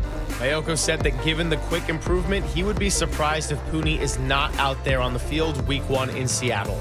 Keep it right here on your home for 49ers football for all your injury updates.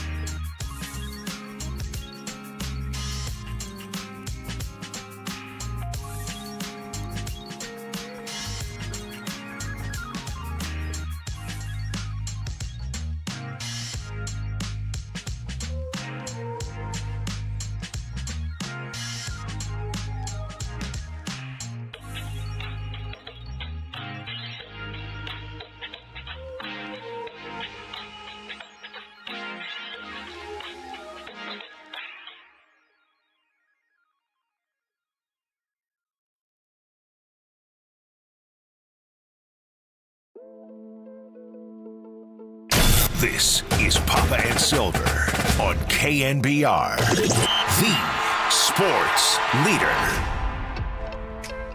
Filling in for Greg Papa is John Dickinson on the sports leader. It's Papa and Silver with John Dickinson, getting you through your Tuesday, less than 2 hours away from the 49ers deadline to make their final 53-man roster cutdowns. We already found out that cornerback Dallas Flowers and running back Jeff Wilson Jr.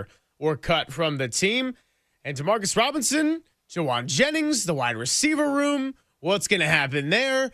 All questions we are analyzing. But the big topic of our show thus far is Brock Purdy on the mindset shift he needs to have going into 2025. Great story from Albert Breer in Sports Illustrated about Kyle Shanahan, John Lynch, Brock Purdy seeing this retool as an opportunity to push that Super Bowl window right back open. But to get there, what do the 49ers have to do? What do you need to see from Brock Purdy in a little bit of a bounce back year? League adjusted to him. He has a chance to adjust back, and we see this all the time in sports. Let's go back out to the phones, JD. Scarecrow in Turlock wants to talk about the league and their adjustments to Brock Purdy. What's up, Scarecrow? Well, everybody looked at last year as if it was a bad year. And I don't necessarily look at it that way. You don't know how good your tools are unless you test them. And Brock Purdy, the 6-11, it's not a great year, but he had to make some adjustments. And now you've got Christian McCaffrey and all these guys back, at least on the offensive side. And I want to see what he does when he's got his tools around him now, that he has gotten a little, tempered by the league, we would call it that. The issue that I would think would be a little bit more daunting is the number of rookies on the defensive side. And Saleh is an old hand, but what is he going to bring to that table? Because defensively, too, they've got to be able to stop somebody. So I'm real curious as to see where they go. I don't know if they've got the horses to do a Super Bowl run, but I think they've got the horses to make the playoffs and see what happens from there. As long as they can stay healthy, they're okay. I appreciate the call, Scarecrow. And you bring up a few extra points I want to get into off of that as we'll take your answer here off the air. I see Tony in New England as well. We'll get to you in just a moment. Last year was particularly bad on the injury front, and you did have a lot of weirdness with the off-the-field tragedies and the Devondre Campbell situation at the very end. I think it's fair to say that a lot of circumstances last year was out of the norm. Now, it's not going to all be perfect like it was going through most of 2023, but I also think last year might have been a different end of the spectrum. Now, for Brock Purdy, to Scarecrow's point, this is a very important year and a really curious one to analyze beforehand, in that, you think you're probably going to get somewhere in the middle on the circumstance front. So when Scarecrow brings up the young defense and that being a big question mark, that is a fair point, JD, in terms of what we should deem our expectations for Brock Purdy. Is he asked to win shootouts like Joe Burrow was with his horrendous defense in Cincinnati last year? Or is he asked to kind of manage the game, not turn it over, work with a lot of leads against inferior opponents? There's a big difference there. Yeah, I actually don't have a problem with if he's asked to win shootouts. Now, you're not necessarily going to win all of them, but as long as he specifically performs well in them, I think that's that's a box that can be checked as far as him kind of having a get back kind of a year. Last year was a bad year, maybe less bad statistically for him than it was for the team. It was much worse for the team. With the 6-11 record. But to me, the bigger problem than the defense is, at least early in the season, the wide receiver room and who the heck he's going to be throwing to, and whether Jawan Jennings is going to be there, and the connection with Ricky Pearsall, is that going to be enough? Because here's what we know teams are going to do, and I think it's going to start week 1 with Seattle. They are going to stack up to try and stop the run and dare Purdy with the lack of wide receiver talent. They're going to put 2 on Kittle and dare Purdy to throw to the wide receivers. They're going to be physical with Ricky Pearsall, and they're going to dare Purdy, and maybe the Niners can run it anyway, with McCaffrey and with Robinson, and if they can, then I think things are going to go well for San Francisco. Fair to question the defense. Obviously, the complementary football is going to be part of wins and losses. Wins and losses, the most important thing. Love the mind shift or mindset shift from Brock, but I am still big-time concerned about who he's going to be throwing to, the league view of him in terms of other teams when you look at how to beat the 49ers, and we start next week more specifically getting into how are these teams going to attack the Niners, how are the Niners going to attack them. The template still is going to be try to take Christian McCaffrey away, try to take George Kittle away, and make Brock Purdy beat you with subpar wide receivers, at least at the beginning of the year. No question. Let's keep it going here with Tony in New England. Wants to get into that defense and the expectations for them. A lot of youth, a lot of question marks, and a familiar face running the show in Robert Saleh. What's up, Tony? We appreciate your call. Gentlemen, thanks for taking the call. Appreciate it. Yeah, what's on your mind today? So last year, the Niners seemed to lose a lot of games late, and scheme and from the fan base. Hey, Tony, you're breaking up on us a little bit. Why don't you give us a call back? Looks like the connection got a little bit spotty there. But, to just kind of run with what Tony may or may not have gotten into as far as the defense, yeah, they lost a lot of games late. That was because of a lot of turnovers, and that was because the defense let it slip. Oh, and by the way, special teams not exactly helping set up those circumstances either. As far as the defense, though, and this can connect a little bit to what we were just getting into with Scarecrow, on the notion of, is Brock Purdy going to have to compete in a lot of shootouts, or is it going to be different where maybe the defense is able to lock in, get it together, and play some inferior opponents on what we all know is the fourth-place schedule and against teams who, again, the Giants, maybe a little bit better this last year. Maybe it's a dumpster fire. Cleveland, well, they can't win in Cleveland, but that's a team that's got 3 quarterbacks right now, and it's one giant mess as well. I think the defense is, I look at that unit, JD, and we've said this in a variety of different ways.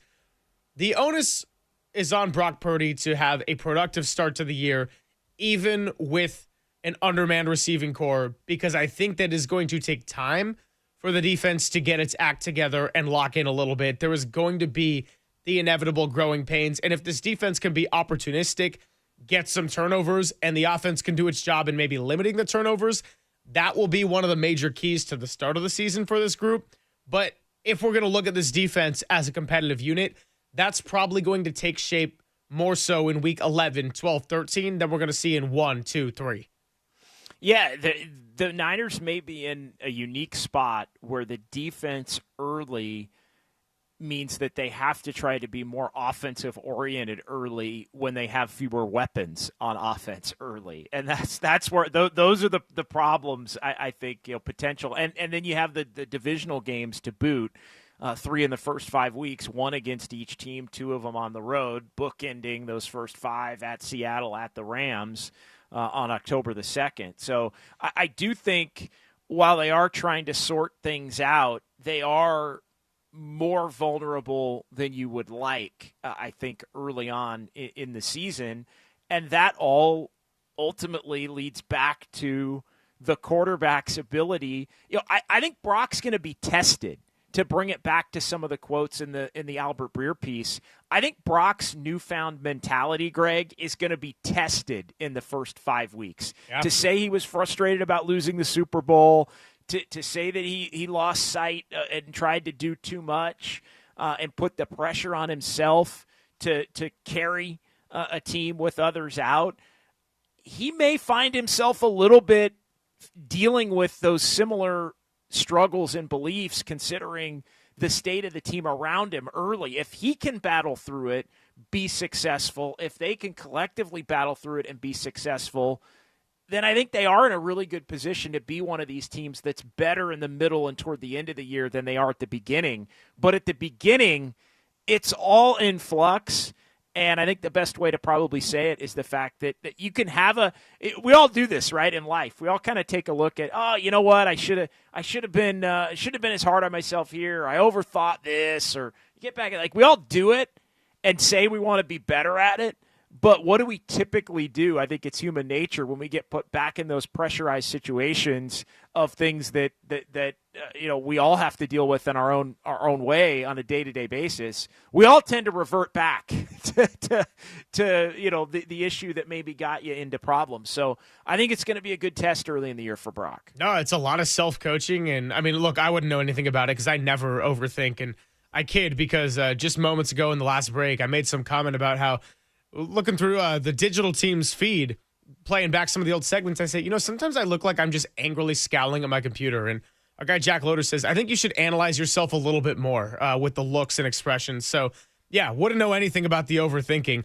Good text here from 915 down on the west side of Texas. Brock needs to run the offense. He needs to be the brain of the field, read the defense, audible when the whole offense can take advantage. He needs to be Kyle within the sidelines. He is most valuable between his ears more than his arm and or his legs. It needs to be similar to the way Walsh and Montana work together. What do you make of that notion? Because I would agree that Brock Purdy is the most valuable between his ears, but I also think we're going to need to see something from his arms and his legs that, again, not overdoing it, not forcing off schedule, but given the fact that this defense is young and full of unknowns, we might need to see a little bit more of an evolution in Brock Purdy's game with the arm and legs. Less is more.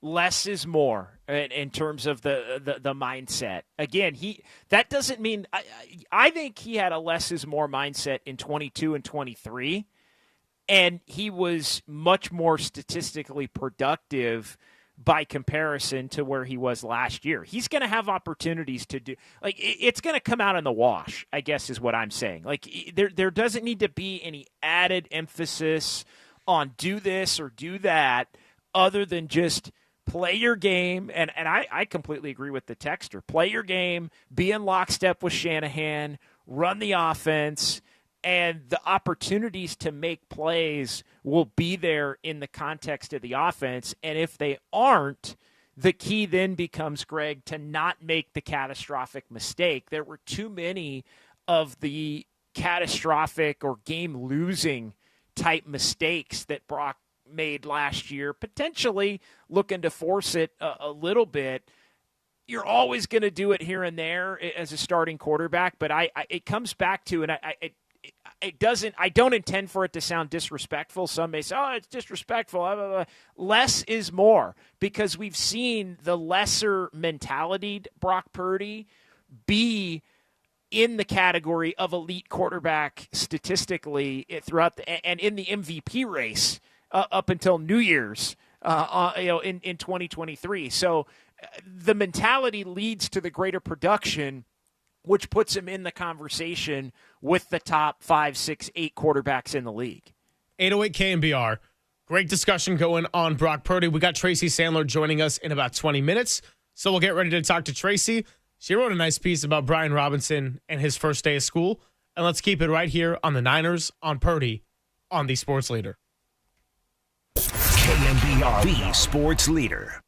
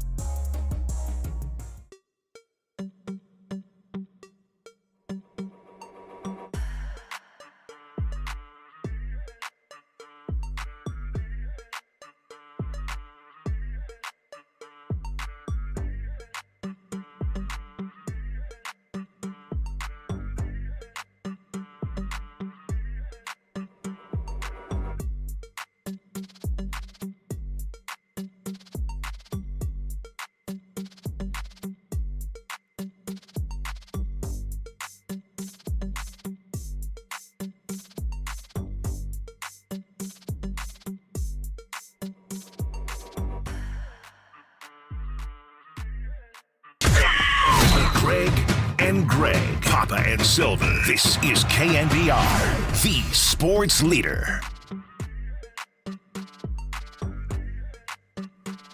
Papa and Silver continues on your Tuesday. It's Silver, it's JD. We got Walter, and we got Tracy Sandler joining us in 15 minutes. Founder and CEO of the Fangirl Sports Network, and also going to be a member of our 49ers pre- and post-game show throughout the season. Nice text coming in just moments ago from 510 on the Golden State Lumber and Showroom text line. First-time texter. I'm not sure there's a team that can shut down CMC and Kittle, but if that's true, then Brock is going to have to earn the paycheck and get the ball to Pearsall, Jennings, and whoever else they trot out there. If they can't, then they aren't doing anything, even if they make the playoffs. JD, that kind of takes it back to your comments about teams early on looking to double up Kittle, double up CMC. It's a fair point that even when defenses devote all their resources to it, sometimes Kyle Shanahan has still found ways to get those guys free with all the talent they have. But I think it's a fair point by 510 that, yeah, if it's not Kittle and it's not CMC being as available and open as it's been when the team was at full strength, Brock Purdy has to go and earn the paycheck and find whoever's he's able to find. And maybe that's an opportunity for Ricky Pearsall to have a great start to the season. Maybe there's an opportunity for Jawan Jennings if this situation gets resolved, or if the 49ers play hardball and his agent Drew Rosenhaus says, look, you got to go show up week one. Let's earn some money in the offseason. Well, as we've said here for the last week, Jawan Jennings is the pivot point, I think, in terms of do the 49ers have enough at the beginning of the season to figure it out and cobble it together in the wide receiver room with really two players at that point that you could count on. Jennings taking some of the pressure off of Pearsall potentially taking some of the pressure off of Jennings. I think you can get by with those two and Kittle and McCaffrey and now Brian Robinson in the fold there. If you don't have Jennings, though, I think you're woefully short at the wide receiver position coming into the season with Ayuk out and obviously with what's going on with Demarcus Robinson and the suspension that's still at this point as we sit here at 11:37 on August 26th and the cutdown set to come at an hour and 22 minutes and about 30 seconds still has not been formally announced. So we'll see. But, yeah, I think the template, and it's obvious, not to be completely redundant, teams are going to try. And if they can't take McCaffrey away and the 1-2 punch that Brian Robinson said he believes can be the best 1-2 punch in the NFL in terms of running the football, Kyle Shanahan, it won't be for a lack of effort in terms of looking to run the football. I think he wants to get back to 30-plus rushes a game and managing the clock and time of possession and getting it into upwards of the high 30s or 40 minutes of total possession per game, keep that defense fresh, try to play from ahead, all those things. But you know what the game plan and the template is going to be for the opposition. Try to do everything you can to take McCaffrey away, to take Kittle away, and to be really physical if Ricky Pearsall's the only bona fide receiver available to Brock Purdy and make him beat you throwing it to Robbie Chosen and Sky Moore and Russell Gage. That's where I think this thing has the potential to be problematic. If it gets to that level where it's Brock with those three being the determining factor as to whether or not the 49ers are winning and losing games, that's where I think they could be, for the first 3 to 5 weeks of the season, in a little bit of trouble here and there. Whereas you contrast that with the middle of the year or the end of the year, assuming players don't get hurt as other players get healthy, I think you would really like a wide receiver room with Brandon Ayuk and potentially Juwan Jennings and Demarcus Robinson and Ricky Pearsall. You like that quartet, or even if you factor someone like Jennings out of it due to the contract or injury, you still would have enough, I think, with those other three as your top three. I mean, you look at the potential for those four, and you think that's one of the best wide receiving quartets probably in a lot of football, certainly in the NFC. But then you look at what they have right now, and all of a sudden we're talking about a bottom 5 team in the league. So getting all those players healthy and off the suspension list is going to take some time, especially with Ayuk being the headliner there. And then, of course, what does he look like coming off of a brutal knee injury, going ACL, MCL, meniscus? What's going to keep him out just about a calendar year in this whole thing. So what do you get from Ricky Pearsall? What kind of version of Brandon Ayuk? And then you hope that Christian McCaffrey, George Kittle look like the best versions of themselves, because if you got the version of Kittle that you got last year, that's a huge asset to Brock Purdy. And, of course, if you get anything remotely close to 2023 Christian McCaffrey, we're talking about a team that, no matter what the record is, no matter what their schedule is, that's a team that I think you'd have to be a little bit wary about facing in the playoffs, because we're talking about a top maybe 10 overall player in this entire league. Yeah, you'd be – and the Niners have proven under Kyle Shanahan that if they get in, they are going to be a tough out. They have winning multiple playoff games, obviously going back to 2019, going back to 2021, 2022, and in 2023, the ability to win not just one, but multiple playoff games to at least put themselves in an NFC Championship game or a Super Bowl. So, the Niners have a template in the Shanahan-Lynch era and in the Shanahan-Lynch, Brock Purdy, Christian McCaffrey era multiple times with Kittle and all the others to win multiple playoff games. So you feel good about it if you can get to that point. You feel great about it, Greg. I think if you can get to that point, it's just a matter of, I think, can you, even with the projected easier schedule, find that way to get to 10, 11 wins? My quick aside on this is I always kind of laugh at the notion late in any regular season of sports of, well, you don't want to face that team in the playoffs, or that's the team you certainly don't want to face. And I think, I'm pretty sure when you get to a postseason, any opponent's going to be tough, especially the ones who didn't peak late, the ones that have been good the whole season top to bottom and are your higher seeds. So I do laugh at that, because as much as I don't take that phrase seriously, the 49ers have had the track record of actually being that team where if they start a little slow and then they get it going at the right time, Kyle Shanahan has found a way to burn teams on the road in the postseason, even if you get in as a wild card. Yeah, we've seen it, but we have seen it. It does work both ways. I mean, the Commanders were that team, I think, last year, and they end up winning a couple of playoff games. We've seen even games the Niners have won as the favorite. The Packers going back to 2 years ago, I think they were one of those teams. Oh, you don't want to, but Jordan Love's been really hot. Don't want to face them. And then they blast Dallas before facing the 49ers and had a great opportunity, maybe even should have beaten the 49ers in that divisional round game at Levi's in January of 2024.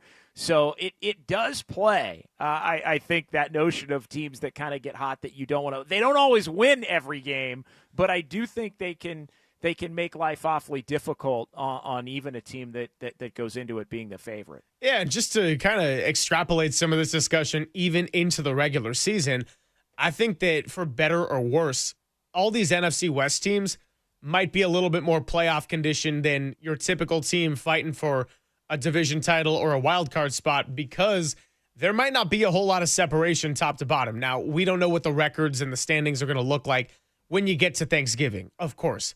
But just in all of these models and all of these ideas of win total, and I know earlier you referenced the 49ers being around that 10-win range and saying, yeah, I think that's probably about accurate.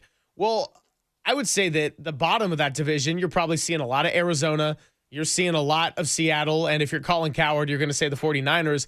But there's a pretty high floor, and ceiling is very much TBD in this division. So you might be seeing a lot of teams, even within the own division, that might not make it into the postseason, giving you a run for your money by the time you get to this later stage. And you get a lot of division games out of the way, right? 3 of the first 5 weeks. But then that means on the later half, you get 3 division opponents, 1 each time, when you're trying to round into form and be your best self. I'll reference it. I know we're up against it. We're going to get Tracy in here. It was the Athletics. It was Austin Mock, the Athletic NFL win projection model. Yep. And again, these numbers tend to be, I think, a little high on the low end and a little low on the high end. If that makes sense, I think it's just the way that the algorithm is, and it all breaks down. But the 49ers, and we can get into it maybe a little bit more later, the 49ers did have the 5th highest total in the NFL and the 2nd highest in the NFC. So if you start to look at it, and we can get into the number and over or under and all of that, but the top 5 in the league in order were Buffalo, Baltimore, Kansas City, Philadelphia, and then San Francisco. So to have the Niners top 5 in the league, it's not nothing. It's interesting. There is such a wide-ranging degree of where people have the 49ers, Greg, in terms of 3rd or 4th in the division versus maybe the 2nd best team in the NFC after Philadelphia. I hope Papa's out there listening, because I always love to bring up, and I'm laughing at the fact that when they had Cynthia Freeland on, and I love Cynthia, but ahead of last season at the start, she was going over her model of all the NFL teams and the maximum amount of games that her model says they can win. And the Jets were a 14-3 peak kind of a team, and that just completely crashed and burned. So always got to take these things with a little bit of a grain of salt, but they are fun to look at before you get to the real thing. There's no doubt about it. Yeah, I'm big on let's play all 272. Let's play all 272, simulate it 20,000 times on Madden with all the updated rosters, right? And then see what that spits out. Let's simulate all 272 games 400 million times and see what comes out. I'm just going to go straight to a PlayStation or an Xbox and do a whole Madden simulation for whatever dynasty I try to build. Pop and Silver with JD is brought to you by Redwood Credit Union. Whether you're dreaming of a new home, planning your children's future, or growing your business, Redwood Credit Union is a financial partner that feels like home. Learn more at redwoodcu.org. Federally insured by NCUA. Were you going to say Travis Kelce, Taylor Swift might need a little Redwood Credit Union? I was not, but we do know. I don't know if this player will still be the starting quarterback by the time the 49ers face them, but a little bit of breaking news from the team the Niners are going to face week 2. Spencer Rattler is the Saints starting quarterback. The Saints might be the worst team in the NFL. In fact, it's funny, on this win projections model, the algorithm here, the Saints are the 32nd out of 32 teams in terms of they have the lowest number. So, yeah, Spencer Rattler is the starting quarterback week 1 for the New Orleans Saints, and the Niners will be there on September 14th. And then if they face the Saints in 2026, we're talking about Arch Manning of the Saints coming full circle on that Archie to Arch Manning being the starting quarterback of the Saints. Okay, a little Spencer Rattler up in here. I know we talked to Ted Wynn about Tyler Shuck, but they're going with Spencer Rattler, at least for week 1. So we shall see if that's the man they trot out for week 2 out at the Dome. Tracy Sandler, founder and CEO of Fangirl Sports Network, will join us next. We'll talk all things Niners with her on the Sports Leader.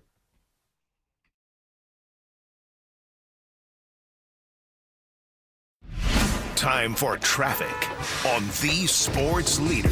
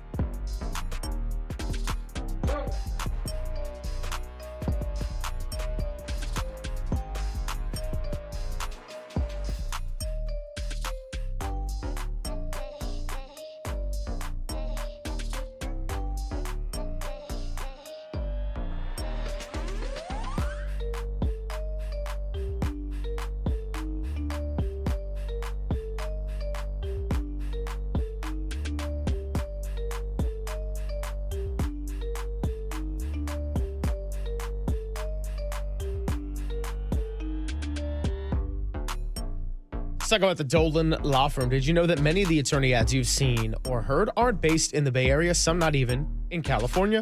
Well, Chris Dolan and his law firm have been based in the Bay Area for more than 25 years. Award-winning personal injury and employment attorneys who are fighting for you right here where you live. So if you've been discriminated against at work, sexually harassed, or wrongfully terminated, your rights matter, and you can go to dolanlawfirm.com and learn more about your rights. Unfortunately, over the past year, Chris and his team saw a sharp increase in no-fault injury accidents. And remember, with motorcyclists, pedestrians, cyclists, and children playing, they are all around us, so please be careful and let's work together to make the Bay Area a safer place. Feel confident that you're in good hands with award-winning California Lawyer of the Year, because the Dolan Law Firm has secured more than $1 billion in verdicts and settlements on behalf of their clients. You pay nothing up front, no hourly rates, no upfront fees, and they don't get paid until you get paid. They live here, they work here, they win here. DolanLawFirm.com.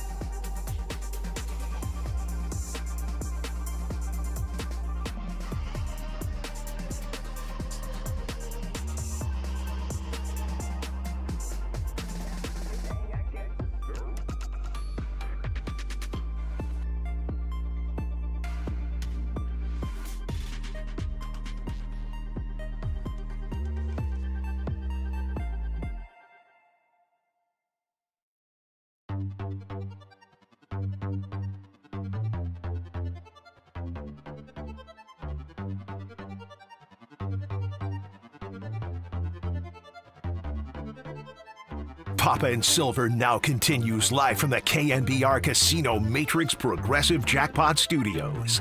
Casino Matrix. Progressive jackpots are here. Where are you? Just drop in. Please play responsibly. 1-800-GAMBLER. Filling in for Greg Papa is John Dickinson on the Sports Leader.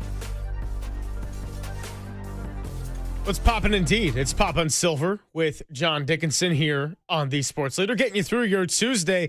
A lot of Brock Purdy talk, a lot of 53-man roster talk, a little over an hour until the final deadline for the 49ers to release the first edition of their final 53. We do this every Tuesday. We will continue to do this every Tuesday throughout the NFL season, and that is talk to our good friend, Tracy Sandler, the founder and CEO of the Fangirl Sports Network, and also a member of our team on 49ers pre and post, where you can listen to her both leading up to and breaking down 49er games all season long. Tracy, how's it going?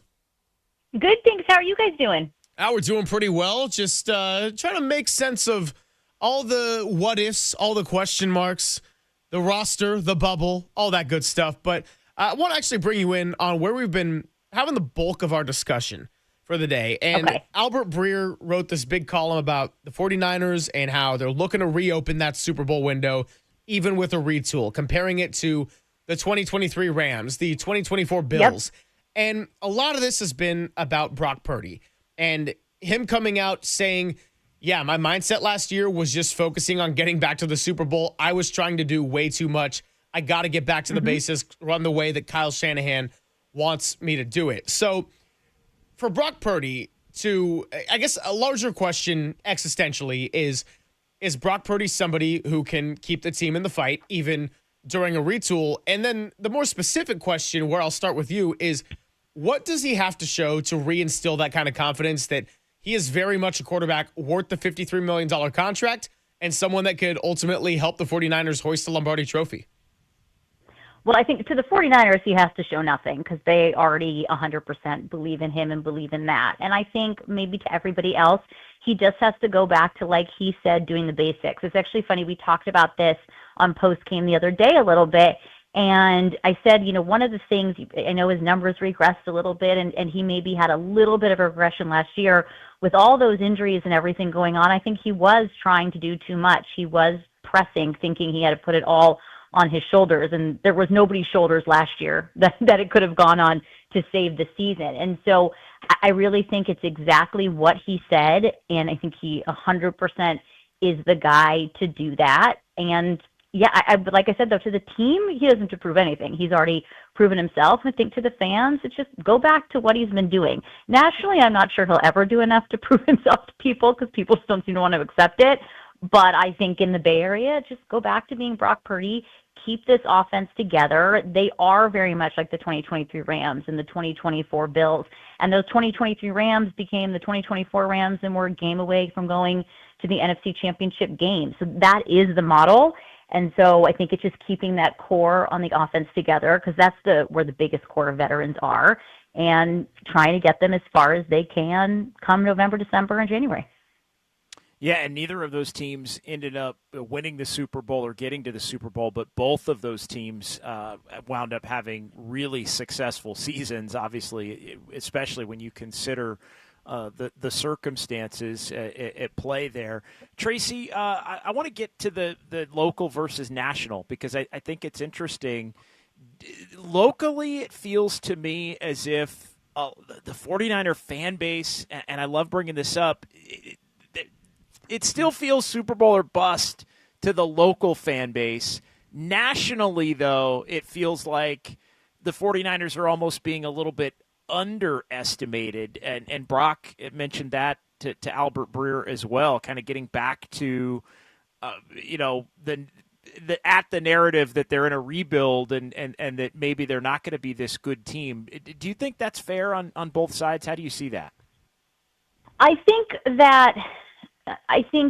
Okay, I'll start with the local side. I think 49ers fans and fans generally always go into a season Super Bowl or bust. I think realistically, you talked about obviously the Rams and the Bills not getting there but having really successful seasons. In my mind, realistically, with this retool and with the veterans they have, a really successful season would be some sort of playoff run. Maybe they could go to the Super Bowl, but there are a lot of really good teams in the NFC, and we'll see what happens. A million things can happen because week one, someone on one of those teams whose major gets injured, that changes everything.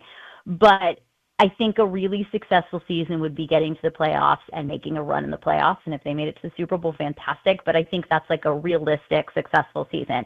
Nationally, yes, I think people look at all the moves the 49ers made in the offseason, all the people they let go, and they look at it as, yeah, it's just totally a rebuild. It's really not. It is a retool. And when you look at the players they let go, it made sense. And Kyle Shanahan said in that article, I thought he said something really interesting when he said, you've got to learn to let guys go maybe a year before you should because maybe other people don't see it, but you see it. And I thought that was a really interesting comment and a very true comment. So when you look at the guys they let go, they were big contracts. They were guys that were aging per NFL for NFL standards, not for like real life standards, but for NFL standards. And they brought in much needed youth, but they still have Brock Purdy, Trent Williams, George Kittle, Kyle Juszczyk, Christian McCaffrey, Nick Bosa, Fred Warner. They just brought in Brian Robinson. In theory, maybe they're going to have Juwan Jennings. So they're still a really good football team. They're just not that team, those teams that were built to win Super Bowls, and those teams didn't win the Super Bowls. So I hope that answers your question, but I just feel like nationally they probably are being underestimated, but they also got to go out, play football, and win games. And I think the first couple months are not going to be as good as the last couple months. Talking to Tracy Sandler here on the UMA guest line. Kind of an uneventful preseason for the 49ers in terms of the snaps on the field because there were so many injuries that kept guys off. But who would you say had their stock rise the most throughout that training camp and preseason period as we are now an hour away from the final roster cutdowns? Like Marquise Siegel. I mean, guys, that's a guy who was going to make the roster, but I think he's someone that had a great preseason. Sebastian Valdez. I mean, his stock may have risen the most. Upton Stout, even with the injury, I think we never saw him in the preseason, but I think he's someone the 49ers are still really excited about, and he was running on a side field yesterday, and he certainly seemed to be running well. But if I had to pick one, I would say Sebastian Valdez. He really had a heck of a preseason, and I think he has a very good chance of making this roster. Tracy, what do you think happens with Juwan Jennings here in the next hour as the clock strikes 12, right as we ask the question here? I'm not going to hold you to it. We're just having a conversation. But what do you think happens You're with not, Jennings? But everybody else will. You won't hold me to it very well. So, I mean, I think in an hour he'll be on the roster. I think. I mean, it is so hard to tell at this point. It's all the IR rules. There are the 2 you can designate for return. Then you can put someone on the roster today and put them on IR tomorrow. That doesn't mean they can't return. It just, but if you put him on IR today and don't designate him for return, then he can't return. I believe are all the correct answers. As I said the other day, I know if I'm wrong on that, someone on X will be happy to tell me how wrong that I am. No, you nailed it. Pretty sure you nailed that. Okay. Woo! I'm so excited. So I do think though he will be on the roster in an hour. That is my feeling. They need him. And so they're going to have to figure it out, unless they are going to be able to make a trade for someone, or there's someone right now who's been cut. And there are probably quite a few someones that they're looking at, but those guys got to clear waivers too. So I think at least in an hour, he will be on the roster. What happens tomorrow, I'm not 100% sure. Tracy, you wrote about Brian Robinson's first day of school in Santa Clara yesterday. Thank you for saying that. I was proud of that headline. It was a great quote by him, a great headline by you. What do you envision as his ultimate use in the offense, considering that they did give up a little bit of draft capital to go and trade for him? Kyle said it the other day, that is their 2-back, and I think they really are going to use him. I think he's going to get a lot of touches. I think he's going to complement Christian McCaffrey so well, and you're going to see a lot of Brian Robinson in this offense. They gave up that draft capital because they believe he can really help them. I think with all the injuries and the Guerrero injury and then Guerrero coming back and being kind of up and down in practice, they felt like they needed a true number 2 back. And that's a big deal for them because normally they find success in undrafted free agents and make their careers. But this is them saying, we need a true number 2, somebody that we can trust, somebody that can spell Christian, and someone that we can put out there whenever we need to. So I'm actually pretty excited about it. I think it's going to be really fun to watch him. Do you think that we see them on the field together, particularly in the red zone where McCaffrey has had a lot of value? Yes. Okay. Isn't that a short answer? It's like the shortest answer I can give you. Yes. Well, why not? I feel like why wouldn't you have that? The reason I ask is more so just that Kyle Shanahan has not done a lot of 2-back sets, I feel like, with this edition of the offense of Brock Purdy. But again, you go and trade for someone, he has the talent, and he's been able to carry the workload of an RB1 before. So kind of a new chapter and something a little bit different here. I agree, and I think he's never had someone like that. And you also have someone who's each of the last 3 seasons was the most productive running back for the Commanders. So you're bringing a 1-back on many other teams as your 2-back. So yes, I think he'll be used probably differently than we've seen other running backs used in the past. All right, Tracy, I'm going to put you on the spot. 3 over-unders here. 3 over-unders I'm looking at. 49ers win total, 10.5. Over or under? Under. Not that much under, but under. Okay, I like that. I'm going under as well. I'm going 10-7 as things sit. Yeah, here today. I think 10-7 is what I've been thinking this whole time. Yeah, you say under. Yeah, you say under. Everybody thinks you're negative, and then it's like, no, I think 10 wins is still pretty good. Well, because also you can't win 10.5 games. So no, you cannot. No, you absolutely cannot. No, 11 feels a little high right now. 10 feels just about right if you have to make the determination there. All right, Brock Purdy, over or under 24.5 touchdown passes? Ooh. I'm going over. Okay. All right. So getting back closer. I don't know who he's gonna throw them to, but I am gonna go with over. Okay. I was splitting the difference there on the 31 from 2 years ago and the 20 from last year. But who's he gonna be throwing to? And then Christian McCaffrey. But I still think over. Two on Christian McCaffrey, over or under 1,200 rushing yards. Over or under 10.5 touchdowns? Okay, on the first one, I'm going to say under, and not because I'm being negative, but because of the discussion we had a minute ago. I think he's going to be spelled a little bit more by Brian Robinson. So I'm not being negative. It's nothing against Christian. It's nothing about his health. Just I'm going under. On the touchdowns, I'm going to go over. Okay. All right, I mean, again, if he tends to find the end zone when he's healthy and available. The long streak would dictate that. So, all right, good. JD, good I thought for the win total, I thought you were going to go over under 1/2 of a tie. Something a little bit out of pocket here as we get. Greg, can I make another Christian? No, can I make another go Christian ahead. prediction really quick? Yes. I also predict that Christian throws a touchdown pass this season. Ooh, okay. Yeah, I buy like that. that. I buy it 100%. Yep, there you go. I would even say I like that. I might even bet Jawan Jennings throws a touchdown this season if he ends up taking the field week 1. I would say no matter where Jawan Jennings is week 1, there's a chance he could throw a touchdown pass this season. It's just whether he throws one for the 49ers. But I think he'll throw one for the 49ers. All right, Tracy, aside from Upton Stout, who you just mentioned moments ago, you got a defensive X factor here for Robert Saleh. A lot of youth means a lot of excitement, but a lot of unknowns as well. And there's a handful of names that could potentially make a big difference here. A defensive X factor. I mean, that's a very good question. Okay, I'm going to actually give it to Deommodore Lenoir because I think Deommodore Lenoir still nationally probably doesn't get the respect that he deserves as a cornerback. And I think he's become a tremendous corner, maybe even a top 10 corner. So I think people potentially still sleep on him. So I'm going to go with Demo. You know what's funny? Mine was Renardo Green with a lot of the cornerback You know what? I vein in almost mind. went with Renardo. That's so funny. I almost went Renardo, but then I was like, I'm going to give some respect to Demo.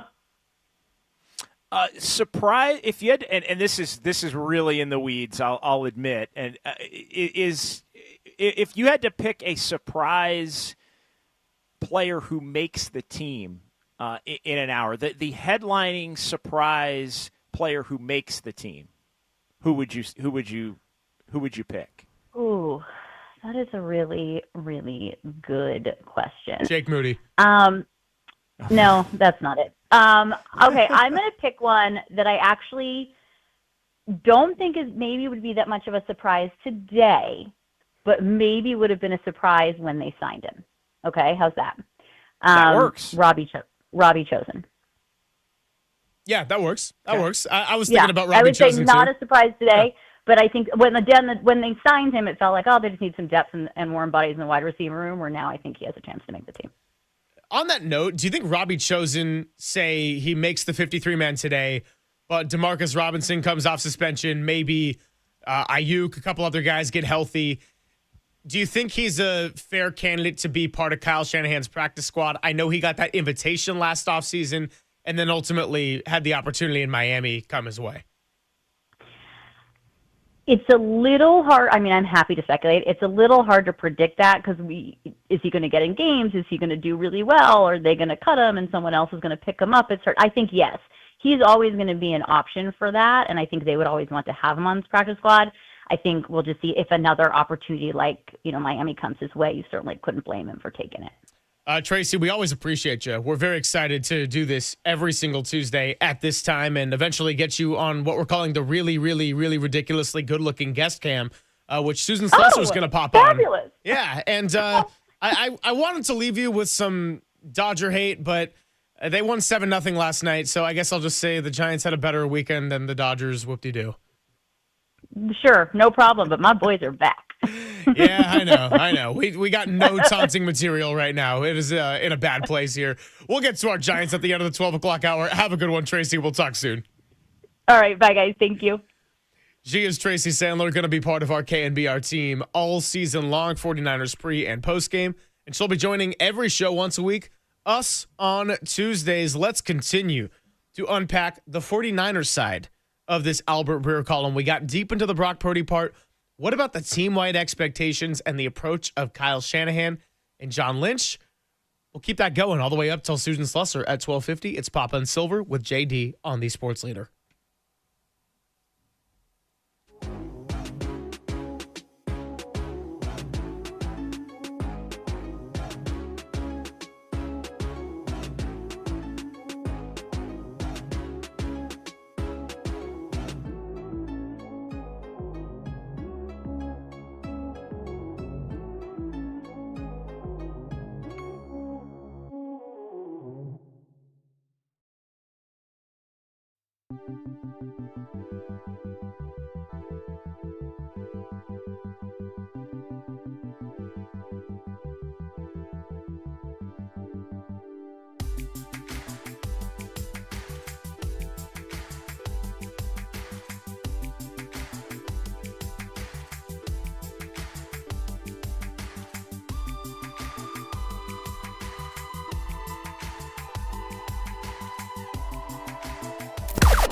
Now, from the O'Donnell Financial Group Sports Desk. Learn more at odfigroup.com. O'Donnell Financial Group, because planning is a process, not a product. Dwayne Kuiper joined Murph and Marcus this morning to get into the Giants series win in Milwaukee over the Brewers, the recent hot stretch by Luis Matos, and the challenge of continuing that here at Oracle Park, and preparing to welcome the Chicago Cubs into town. First pitch tonight, 6:45, Justin Verlander going against the lefty, Matt Boyd.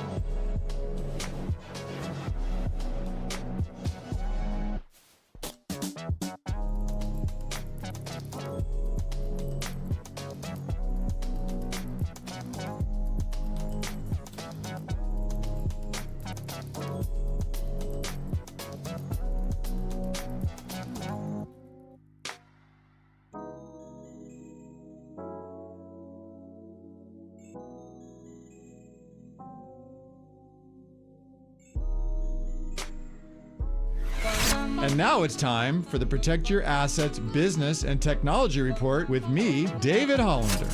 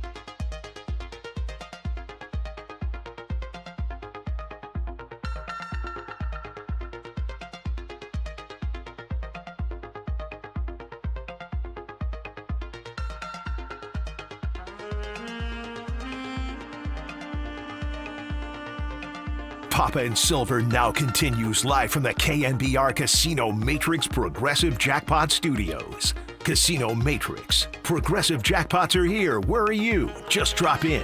Please play responsibly. 1-800-GAMBLER.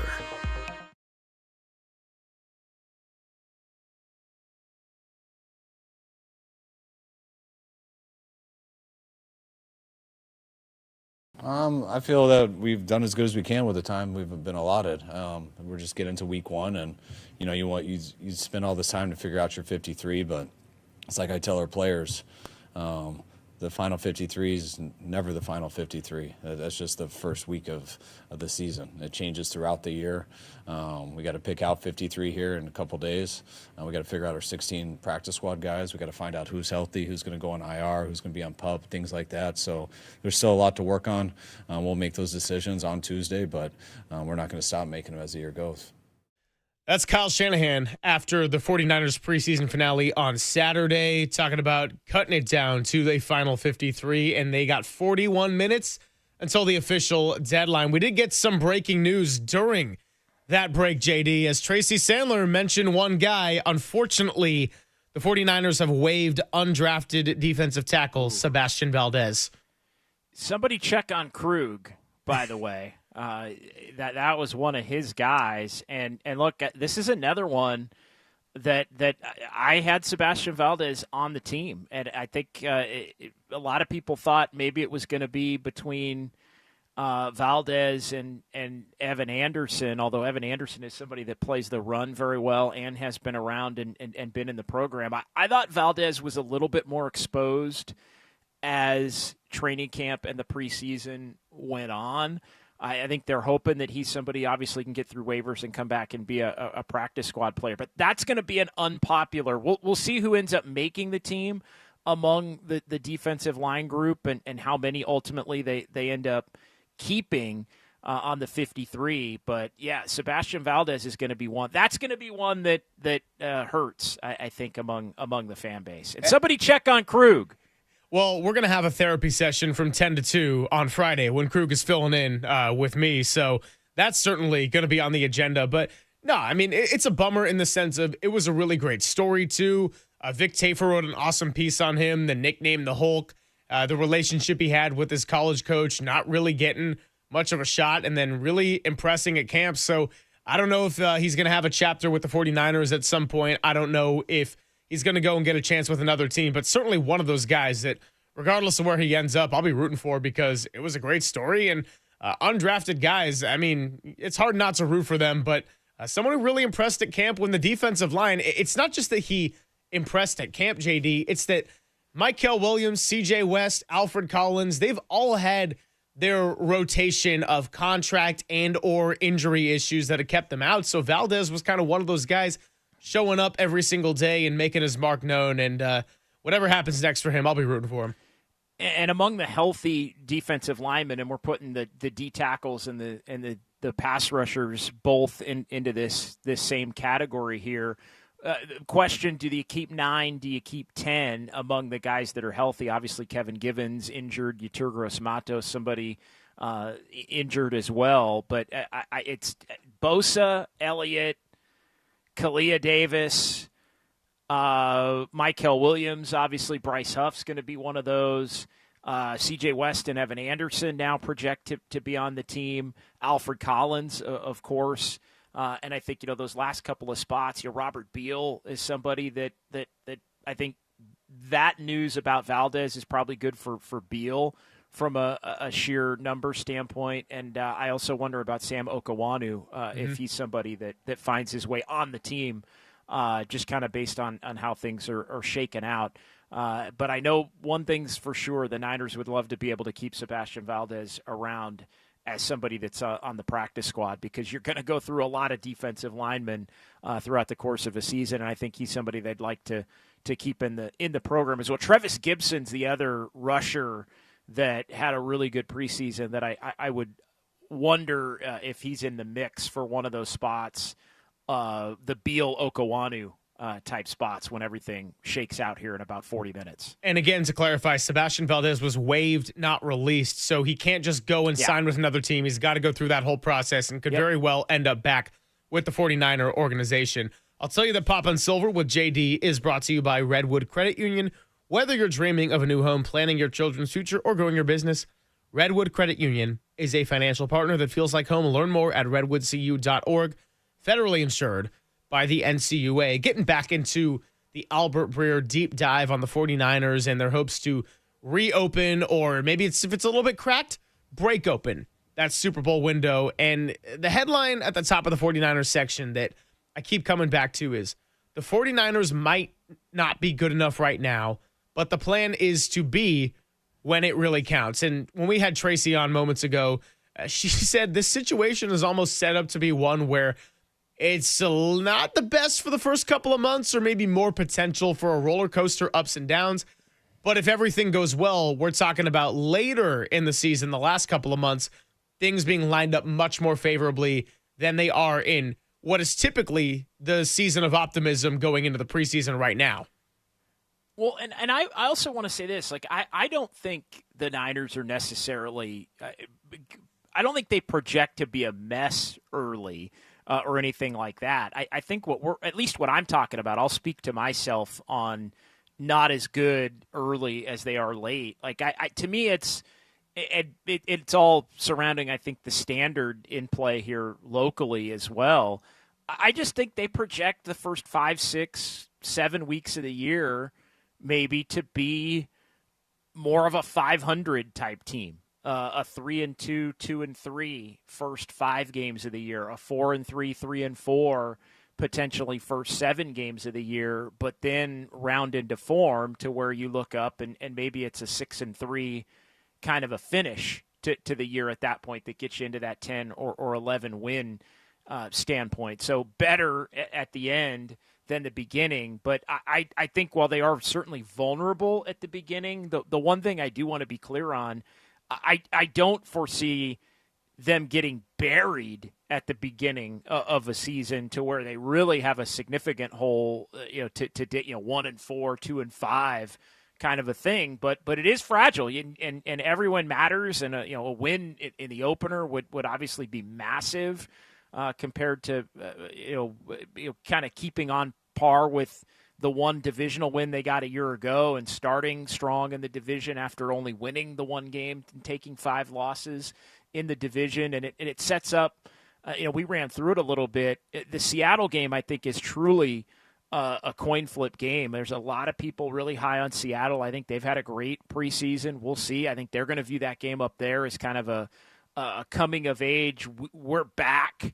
Kind of a thing, a new look Seahawks team with a new quarterback and a defense flying around, and the 12s will be going crazy, even though the Niners have kind of taken the joint over the last couple of years. So I think that immediately is a huge pivot point game, as we've talked about. And then New Orleans is kind of in that category of you got to go win that game week 2, and Spencer Rattler's going to be their quarterback. I think they might be among the 5 worst teams in the NFL. This season, the New Orleans Saints. So you got to go win that one. And then you got to figure out a way to win your home games, I feel, against the Cardinals and the Jags. A quarterback that's given the Niners fits in Kyler Murray at times, and a quarterback that certainly on any given Sunday in Trevor Lawrence is capable of putting up some big numbers. And I know a lot of people are kind of projecting the Jags to be a bounce-back team. So it's kind of take your chances those first game and last game of that stretch, with the Rams being the final game of that first stretch. Win your home games and make sure you get the New Orleans game. But even saying that, you're I think more likely, given the way things have played out, you'd almost take a 3-2, I feel like, at that point. I was looking for my paper when we did the schedule game with Papa, and I think I had the 49ers actually starting off pretty hot and then maybe dropping a couple at the end when they might have had more of a stranglehold on the division. I almost think the revisionist history in this one is maybe revisit some of those early games. I wanted to see how I had the first 5 playing out, because if you go 3-2 and you win 2 division games, I think that's a great start for the Niners, all things considered. Now, if you go 3-2 and you win 1 division game, you'll take the record, but ideally you want to succeed in your division. If you go 3-2 and you win all 3 division games, I'd be shocked that they lost to Spencer Rattler and the Saints and then the Jaguars at home. But that's the NFL, and you never know how things necessarily shake out. So, yeah, I don't think the 49ers are set up to fail early in the season, but the vulnerability is certainly making you question a lot. And then when you talk about opening the season in Seattle, that's a team that has a lot of the same infrastructure, the same head coach going into year 2 now, and they got a lot of youth as well, but they made some massive changes in terms of receiver with Cooper Kupp now in, DK Metcalf out, and then, of course, quarterback, who we know very well.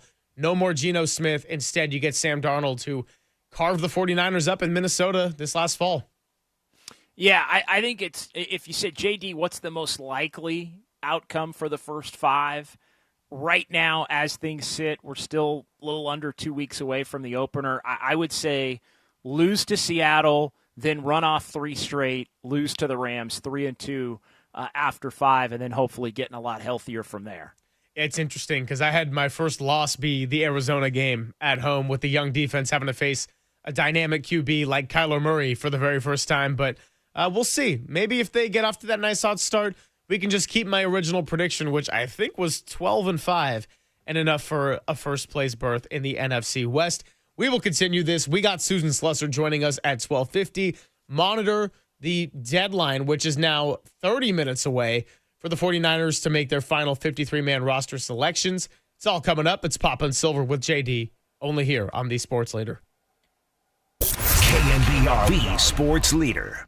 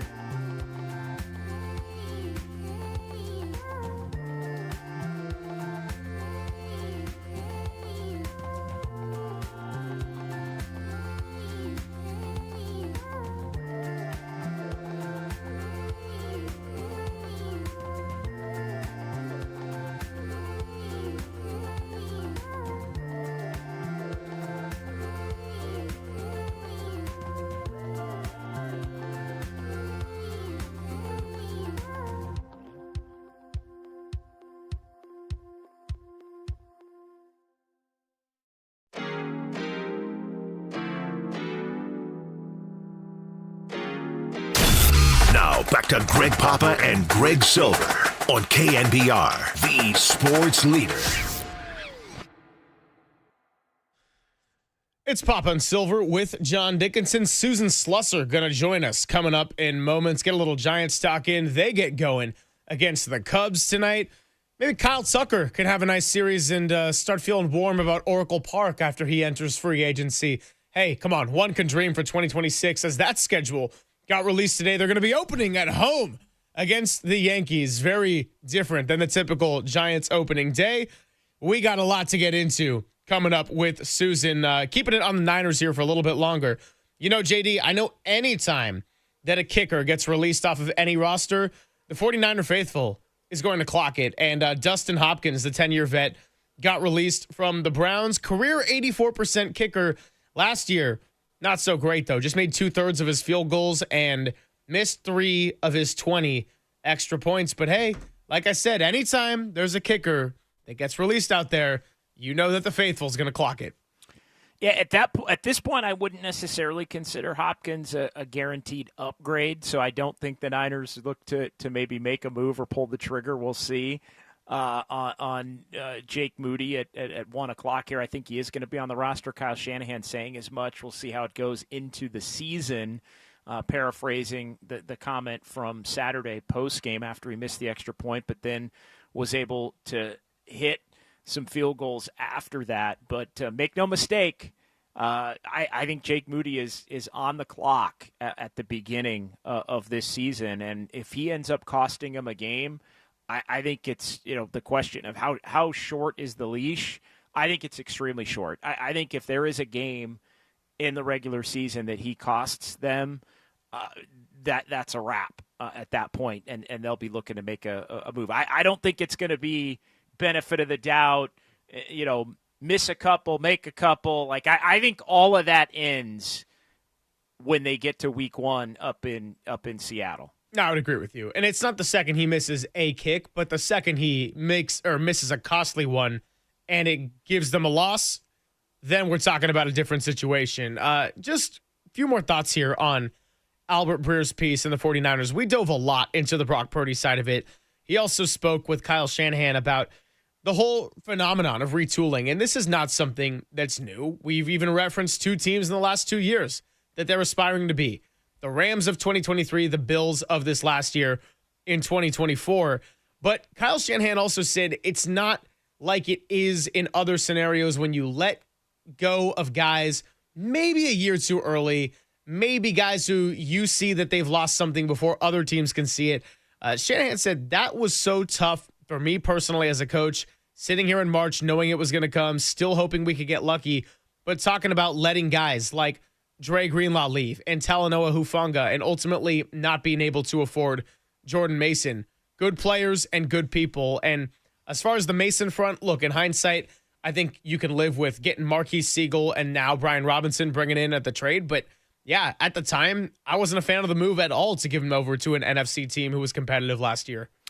I think the timing in terms of where the 49ers are coming off of the 6-11 is important to note here, because I think you could make the case that coming off of the Super Bowl year where they lose in overtime to Kansas City, at that point, you are going to be more willing than you otherwise might to really, truly run it back again. And they were already in run it back mode, right? The year they made the Super Bowl was a run it back off of the year before where Brock Purdy got hurt in Philadelphia. And that year was a run it back off of the year before where they feel they should have won the game down at Inglewood against the Rams. And the Rams end up not only winning that game and going to the Super Bowl, but a couple of weeks later, they win the Super Bowl in that 2021 season. The Niners have got to be still thinking that should have been and could have been them in that scenario. So they're in run it back mode on top of run it back mode on top of run it back mode. But I think what I don't want to say makes it easier, because it was still startling and potentially still costly, frankly, the extent at which the 49ers really took down some of the veterans and tried to reset some of the salaries here moving forward. But it is something I think is probably easier to do off of a losing year where you don't feel you spend and you've got all these vets, but you went 6-11. So at that point, I think everybody can understand that potentially something has to change. Whereas if you're coming off a 13-4 and a Super Bowl appearance, it's just so much more difficult to look the guys in the eye who have been there. And again, really a third straight year of run it back to try to get to a Super Bowl. You come up short, and I think it's more of a natural time to maybe look and make those decisions where you could unobjectively look at it and say maybe they should have done a little bit more of that in hindsight after the actual Super Bowl loss year. You know, it's interesting because the first Super Bowl around in 2019, that was economically sound in the sense of you had a lot of young guys who come in like a Nick Bosa and George Kittle and DeForest Buckner and Eric Armstead and that whole front four that was leading the way. They were young enough to be in the prime of their career, and then to get a rookie like Nick Bosa to come in, that made a world of a difference. This last time around, it was largely a product of, wait a minute, your quarterback who took you here was pick number 262 in the draft. He's making like $1 million, and therefore you can afford to pay everybody. So it's not new by any means that at some point you got to pay your quarterback. Jaden Daniels, CJ Stroud, they're going to run into this same phenomenon in a couple of years. But even by the standard of rookie contracts, Jaden Daniels as the number 2 overall pick, CJ Stroud as the number 2 overall pick, still making a lot more money than was going to Brock Purdy. So the 49ers had such a unique situation where there were a lot of circumstances in their favor to construct the roster the way they did. Now you got to pay Brock Purdy. The time came, they did it. They gave him a deal that was a nice compromise, and it seemed fair across the board of the market and not being the highest paid QB, but big difference between the $5 million he would have made going into this year and the $53 million average that he is scheduled to make. So now where do? You go to the other units, you get younger, and we're talking about a defensive line now that, yes, you have Nick Bosa, who has since been paid, but now it's turn for Mykel Williams, Alfred Collins, CJ West to go and make their impact and see if they can do it right away. Yeah, it's just it becomes kind of the natural reset, and you put more on the quarterback, and you get younger on defense. I think that also coupled with the ability, as we've all noted, to have Saleh back into the equation and try and rebuild that defense, even if Saleh's only around for a year or two before maybe going and getting another head coaching job, which would be directly tied, I think, again, to the 49ers' ability to have success. It's interesting and kind of tying the two together, and we get back into it after we talk with Susan Slusser in the 1 o'clock hour. But the lead to Albert Breer on Brock Purdy is the Niners need Brock Purdy to be good. The lead on the 49er component to it and the Kyle Shanahan quotes and all of that is the 49ers might not be good enough right now, but the plan is to be when it really counts. So there truly is a needle that this team is trying to thread here between the macro of the big picture and the micro of trying to win football games each and every Sunday. While we get you ready for this 1 o'clock deadline, let's go over and talk to Susan Slusser. Sebastian Valdez, the most recent 49er to be waived as we look at what's going to happen for the next 17 minutes or so. Got to also let you know once again, I think Walter's playing a prank on me at this point, that Papa and Silver with JD is brought to you by Redwood Credit Union. Whether you're dreaming of a new home, planning your children's retirement, or growing your business, Redwood Credit Union is a financial partner that feels like home. Learn more at redwoodcu.org. Federally insured by NCUA. Let's catch up with Susan Slusser next. It's Papa and Silver with JD on the Sports Leader.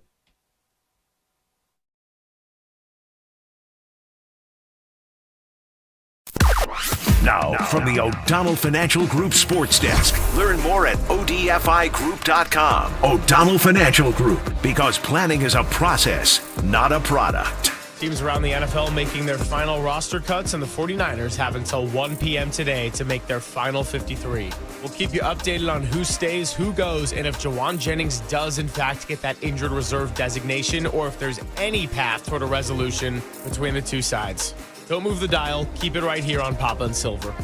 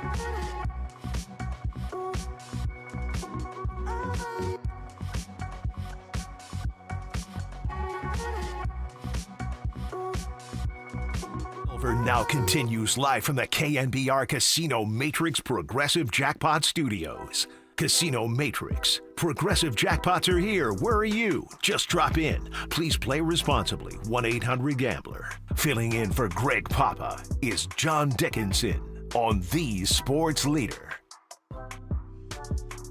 Papa and Silver continues. We're going to make the connection shortly with Susan Slusser, as well as the 49ers now 11 minutes away from the deadline for their final 53 roster cutdowns. JD didn't talk a ton of Giants yesterday, but they did have a nice series going back to Milwaukee. Willie Adames got the standing ovation and immediately went yard, had a multi-home run game, and then that was the one that they actually lost before winning the Webb start and winning the Ray start. So they did well in Chicago earlier in the year, which feels like forever ago. Now the Cubs are coming into town tonight. Verlander back on the bump, going up against Matt Boyd, and Giants once again facing that test of not only trying to hit at home, hitting a lefty at home. Yeah, it's going to be tough, but I think you look at it, the Giants showing the ability to continue to fight, which I think is important. At 5-2. 5-2 against the Brewers this year. Go figure. I mean, it shows that they are capable. Obviously, they played them pretty early in the year when the Giants were kind of rolling. We didn't know how good the Brewers were yet, but the Brewers have been, last couple of weeks, as hot as anybody, and the Giants went in there and played them toe-to-toe and lost a close one, controlled the game Saturday, and then won a close one on Sunday. It was a very early season Giants type of a vibe in the way that they played that series out. Yeah, we're going to make the connection with Susan momentarily here of the SF Chronicle, of course, as we do every Tuesday. Wrote a couple of interesting pieces about some prospects and a player who was making a big impact early in the season and has since gone down to AAA. I'm talking about Jesus Rodriguez as the catching prospect that came over as part of the deal for Camilo Doval in the Yankees organization. And then Hayden Birdsong has been struggling still in AAA to find that strike zone. And so, it's interesting. Susan wrote a great piece about Birdsong and connecting with his childhood friends back when they were in Chicago, and that was his hometown team growing up a couple of hours from Chicago. And now fast forward to when Chicago comes to town in San Francisco, Birdsong not on the Giants roster because he's been down in AAA. And really since that Braves series when the Giants got that sweep there back in June, Birdsong's been a little bit of a mess, and you just hope that he can get it back, because as you look ahead to 2026, along with Landon Roop, along with Robbie Ray, and along with Logan Webb, this is an arm that has the potential to make a major impact for this organization. No, it really does, and there's going to be, I think, a couple of spots open. Assuming they keep Robbie Ray, who's going to be under contract for next year. Logan Webb at the top of the rotation. Roop, I think, has earned a spot heading into next year as well. But with the departure of Justin Verlander, there's also another spot open. I mean, there's two spots open for a couple of the young pitchers. They'll probably look to add another veteran into the mix as well, just to protect themselves. But it's going to be two spots, I think, open for a number of the young pitchers that they have throughout the system. As we get ready to make this connection with Susan, I will tell you that our time with her is sponsored by Weichert Realtors, where home is everything. To get started, call your local Weichert office today, because at Weichert, we guide you home. Susan joins us on the UMA guest line. Susan, good to talk to you. How's it going today on a Tuesday? Great. How are you guys?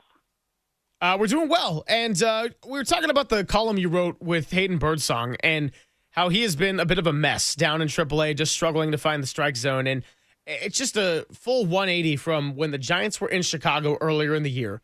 You wrote one of my favorite pieces of the year, and it was about how Birdsong had this unflappable confidence. You got quotes from his childhood friends. They came to the game, some were in Cubs jerseys, some were in Giants jerseys. And now fast forward to this point in the year when you got the Cubs coming here to Oracle Park and Birdsong nowhere to be seen because he's trying to figure out his mechanics down in AAA. So I guess keeping it short, what is going on with him and how does he get this back? Yeah, this is low-key one of the bigger surprises of the season for me. Dave Brundage, the River Cats manager, was saying, like, every pitcher goes through this at different stages. You just don't see it happen at the big league level and then kind of continue on into the AAA level. It's usually earlier than that. He really, look, he's a guy that it would walk some guys here and there, but nothing like what we saw his last 3 starts with the Giants, where, he didn't even get an out that final start and walked 4. It was ugly. That's continued at Sacramento, and he doesn't profile as this kind of guy. He's known for having good location, good command, all of those things, but also kind of what you're talking about, that bulldog mentality. Like, he is not all that flappable. He is really, and he can't figure it out. So needless to say, that this offseason for Hayden Birdsong will be trying to figure out what's going on here, get back that location. That's all he needs, because we saw so many good things from him. You've got to think he's in their plans for next year. I'm sure they hoped that he was an option when they had to, obviously root with the knee thing. If Hayden Birdsong was pitching well, he would be the guy. So it's baffling to me. Neither from a stuff nor a mentality standpoint, is he a guy who would think, and yips is such a bad word in baseball, I'm not going to use it. Obviously, it's not the yips because he is throwing the ball towards home plate. He's just not getting the kind of quality strikes. He's just missing with stuff. It kind of snowballs. But you mentioned that he's a mess thing. A scout who I know very well, who was at the games in Sacramento last week, he said to me at one point, he is just a mess. And he kind of looks like it. But he said, this is a guy I really like. I think he's going to be a good major league pitcher for a long time. Just a phase, but a weird phase. Susan, as you look at projecting the rotation next year, obviously Logan Webb, Robbie Ray, both under contract for next year. Do you foresee them looking to go into it with 2 spots open? Roop obviously would be the third. Do you think they'd look to add another veteran to that mix to maybe let some of the younger guys compete? How does it sort of stack up in your mind heading toward 2026? Well, you'd like to add some pitching just to have some depth. I don't know if they go after. I just saw a report from Derek Gould, the great Cardinals beat writer, saying that the Cardinals might consider moving Sonny Gray. Now, some of that's going to depend on, who's still with the team, who isn't. Obviously, he's one of Bob Melvin's all-time favorites. He loves Bob Melvin. It's a great pitcher's park. I think he would profile. Most pitchers profile fairly well at Oracle Park, but he's played in the Bay Area. You would think if they had a need, he might be a guy that they could go after, somebody like that. I don't necessarily see that, though. I think they probably go more back end for bulk, and add a little depth, which they definitely need, because they do have these good young arms. And Blake Tidwell, if he didn't have this little shoulder kind of thing that's going on right now, I think he would be here right now. He probably would have made that Friday start rather than Wisenhunt. So I think he's very, you've got Wisenhunt, you've got Birdsong, hopefully back to his old form, and you've got Tidwell, and a few other guys you could throw into that mix. But you always want a little bit of experienced depth for the back end of the rotation, just in case. Talking to Susan Slusser here. Susan, one of the bright spots of this recent stretch for the Giants has been Luis Matos, who's come up. He played 4 straight games for the first time all season, and he was great in Milwaukee. He's really fighting in some ways for his Giants' future. So aside from hitting lefties, which the Giants have collectively failed at this year. What does Matos need to do to demonstrate to Bob Melvin, Buster Posey, the important decision-making members of this Giants organization, that he can be a meaningful part of this team in 2026? He really just needs consistency. He needs to find that same groove that Elliot Ramos did after, repeat call-ups and some frustrations and getting sent back down and not quite. Sometimes the opportunities when they do get to the big league level are a little bit erratic. You come up, you sit for a couple of days, and you make a start. It's tough for any young player to really get on a roll. At last, it looks like Matos is taking sort of a stretch, and he's had a few stretches before where he's played several games in a row, maybe a week or two, and looks like he's really running with it. But he has to carry this through, however long it lasts, and into next year. They want a Ramos. They want a guy who will be in the outfield every day. And the fact he's got reverse splits in this case is actually kind of a good thing. Yeah, and he was a NL Player of the Week last May in one of those hot stretches where he did get an opportunity. Susan, I want to ask you about Jesus Rodriguez. You wrote about him, the catcher that the Giants got back in one of the deadline deals with the Yankees in the Duvall trade. Where is Jesus Rodriguez at right now in terms of just the early impressions playing for Sacramento, and how does he potentially project to be somebody that the Giants could use here moving forward? Well, teams like to take a third catcher sometimes during September. I would love it if it's Rodriguez. However, he needs to keep getting at bats. I don't know if he necessarily would come up and get a ton of them, but gosh, I'm really impressed with him. He is swinging the bat well. He's a hitting first. He's sort of the reverse of Pat Bailey. He's a hitter first, kind of still learning a little bit catching. He only started catching when he signed with the Yankees. Now that was at 16, but still, he's still got a little bit of work to do. Everything looks good. Everybody raves about him. The Giants catching coordinator, minor league catching coordinator, Lance Burkhardt was in Sacramento when I was there. He's seeing all the right things from Jesus Rodriguez, but it's really the bat. He caught for the first time with the River Cats. He's had a little shoulder thing too. I don't know. Everybody's coming in with shoulder things from these trades, and he finally caught on Saturday, so he can do it. And then he goes 4 for 4 the next day. So this guy could be a really special player. I know he was not highly ranked among minor league prospects, and people were a little bit disappointed about the return on the Duvall deal. I think Jesus Rodriguez could be an everyday major league catcher, which is huge. They're so hard to find. And if he's like a good or even decent two-way catcher, wow. But Buster Posey said right away when that deal was made, this is a guy we like. And you kind of perk up and listen when he says that about a catcher. I got to tell you, Susan, especially a catcher. I got to tell you, when the trade happened, I thought, hey, anytime you get a catcher who can hit, even if it's in the minor league level, that's a prospect I'm going to keep my eyes on as we move forward to the end of the season and into 2026. We apologize to keep it so short today. We got a deadline here with the 49ers finalizing their roster, but always great to catch up with you on a Tuesday. If you feel inclined to bother us, JT Snow and I will be at the patio 58 Social for the day game on Thursday, and looking forward to continue reading you in the Chronicle. It's always great catching up. Oh, that sounds like a good plan. I'll do that. Awesome. Can't wait. Thanks, Susan. Thanks, guys. She is Susan Slusser. You should and can read her in the San Francisco Chronicle, and our time with her is sponsored by River Islands. Come home to River Islands in Lathrop and discover the San Joaquin River lifestyle with its lakes, parks, and schools. Start your tour today at riverislands.com. Good chance to also let you know that you're listening to KNBR and KNBR FM San Francisco, the sports leader, a Cumulus Media station, as we get into the final hour here on a Tuesday. The deadline's official, JD, and haven't heard any major 49er waves, but I will say one headline worth mentioning is that Kendrick Bourne is staying with New England. We know Kendrick Bourne, of course, always on the radar of a Kyle Shanahan, going back to possible piece in a Brandon Ayuk trade scenario last year. And for now, he's staying on Mike Vrabel's squad to be with Drake May on the East Coast.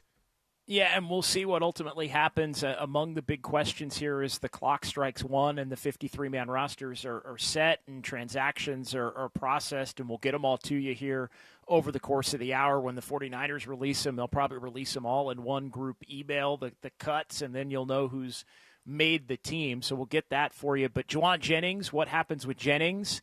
Does he wind up being somebody that goes on injured reserve or not? Do the 49ers look to maybe make one of those moves for a wide receiver at the deadline here? And Kendrick Bourne was a name that had been bandied about. If he was somebody that the Patriots were going to cut, he winds up staying. No trade, at least at this point. So we keep an eye on that. And we also still, Greg, do not have word on the suspension for DeMarcus Robinson, although expected to be a three-gamer, what Kyle Shanahan told the guys on Dirty Work going back a week ago. But he would have to take up a 53-man roster spot, meaning somebody else would have to get cut and then potentially brought back if Robinson is on the original 53 before he ends up being a suspended player once that's formally announced by the NFL. So a lot of things to keep tabs on here over the course of the next hour for you as the 53-man rosters get set across the NFL. A lot of players getting put on the physically unable to perform list. That includes Washington Commanders guard Sam Cosmi, of course, Cleveland Browns quarterback Deshaun Watson, but they still got their two rookies and a guy who's the complete opposite of a rookie in Joe Flacco going in as their QB1. And the note on the DeMarcus Robinson suspension is one worth keeping track of because Matt Maiocco put out there earlier this morning, said as of this minute, and this was probably around 9:30, the NFL has not announced a suspension for DeMarcus Robinson. Around the NFL. If the suspension does not come down by 1 p.m., the 49ers will carry him on their initial 53. So now you got that playing into the math of all of this. How does this affect players on the bubble? We should be finding out shortly. And maybe we've already seen it. Somebody like Sebastian Valdez ends up being among the waived, according to Cam Inman here within the last hour. And those are the kinds of trickle-down impact, even at different positions, that can have an impact. Well, you were counting on maybe DeMarcus Robinson being somebody that you wouldn't have to keep on the 53. Now you do. That means another guy you want to keep has to get cut, and then you run the risk of potentially losing that player as they go through the waiver process and or free agent process. So 808 KNBR, the number, if you would like to join the conversation as we continue to give you news. Earlier, we found out that defensive tackle Sebastian Valdez was waived. I know that's a move that is not going to be popular with a lot of the 49er fan base because of what a great story it was. We also found out that cornerback Dallas Flowers was let go earlier, and he was taking a lot of first-string defensive reps when Renardo Green was injured. Running back Jeff Wilson was let go. And then, as just mentioned moments ago, Kendrick Bourne, always a name to keep an eye on. For now, he is staying with New England. Yeah, Matt Barrows of The Athletic reporting here that the 49ers are cutting a pair of linebackers, both Chaz Surratt and Curtis Robinson. Wow. According to his sources, I had deemed that to be a battle between the two. One makes the 53, one doesn't. They both do not make the initial 53, but are, according to Barrows, practice squad candidates. So, again, potentially, and we'll have to look at how it all shakes out, but potentially that is another one of those trickle downs where you want to pick one versus another, but have to get rid of both because you need to keep somebody in a different spot. The 49ers have all of their roster is littered with a bunch of these little scenarios where you wish things could be a little bit more defined, and the Niners have to account for one position and an injury or an odd situation here, which means, again, you have to potentially take away in another spot. Yeah, so you've got both Curtis Robinson and Chaz Surratt, as you just noted. I was expecting Curtis Robinson to ultimately make the 53-man just as someone who's a special teamer. And also, of the 4 ACL candidates that were on this 49er team, Robinson was the first one to come back and seemed to be making some valuable plays on special teams, aside from the pick 6 he had in that preseason finale, which was a nice moment for him given the recovery he had. I'm surprised he ultimately was off the team. And I know that our guy, Greg Papa, he's talked to me both on and off the air about how much he really likes the play of Curtis Robinson and the potential he had if he were to get healthy. But now released and off the team, we'll see if he ends up on the practice squad and has a future here in Santa Clara. But that move surprised me just a little bit. Yeah, it does. Both Robinson and Surratt are veterans, so they're not subject to waivers. So they wind up going in the released category, and that means that they'd be free to come back on the practice squad and or look elsewhere to another team where potentially they could join a 53 at some point tomorrow. I do also wonder what ultimately happens as far as the 49ers and the third quarterback situation, because both Tanner Mordecai and Carter Bradley were waived off the team. They've got Mac Jones. They've got Brock Purdy. I'm expecting them to carry just those two on the 53-man. But there is going to have to be a third body that comes in at some point, maybe as a practice squad player. And right now they don't have one of those. So with all these guys getting released out there on other rosters today, keeping an eye on kicker, half facetiously, but keeping an eye on quarterback as well. Yeah, they have to have somebody, I think, in mind to potentially come and take a practice squad spot. We'll see what ultimately happens with the guys that were waived injured and the extent long term of the injuries there. Obviously, those are players that could have the potential to come back at some point down the line if healthy. But I also think the Niners could be scouring, to your point, some of the quarterbacks that wind up off of other rosters that may want to take a flyer they take a look at as a potential for their practice squad quarterback. We'll go ahead and continue to give you the news as it comes out from the 49ers, their latest moves, finalizing that final 53. Got a little bit of a game possibly coming your way at 1:30 for JD's insane recall game of dates, as Walter knows very well. And then we'll also get you ready to hand it over to Dirty Work. It's a 58 social edition for Depop, Kerry Crowley, and Jacob Violante. Man, they heard Derek was going to be here 2 days in a row, and they all ran. It's Papa and Silver. Yeah, go ahead. No. I think that's considered the appropriate response. So always good. Nobody has a better time though than the great Jacob Violante. So stop by, say hi, have a brew out there with him. One other note, Russell Gage, per Matt Mayoko, will give credit here on the reporting. Russell Gage released by the 49ers per Mayoko's sources. Mayoko notes him as most of these cuts wind up being a candidate to return to the practice squad. So I know many had Gage as the next up wide receiver after if you have Jennings and Pearsall on the roster. Now DeMarcus Robinson, if he's not suspended, he has to obviously be on the roster. That's 3. You get to keep potentially Sky Moore. That's 4. Robbie Chosen, 5. And Russell Gage winds up being released as a component of some of those other moves. Again, at the wide receiver room, I mean, I just kind of ran through it. The fact that Jennings would be on the roster and DeMarcus Robinson would have to be on the roster means that you directly probably can't keep a receiver that you otherwise would want to. Jacob Cowing, what designation does he end up with is a part of that equation as well. But, yeah, Russell Gage, per Matt Mayoko, as the clock strikes 1:10, is released. Another one of these veterans that don't have to go through waivers. Let's continue to unpack the latest of the 49ers news. Russell Gage, one of those receivers I thought might have been on the final 53-man. As of right now, he has been released. It's Papa and Silver with John Dickinson on the Sports Leader.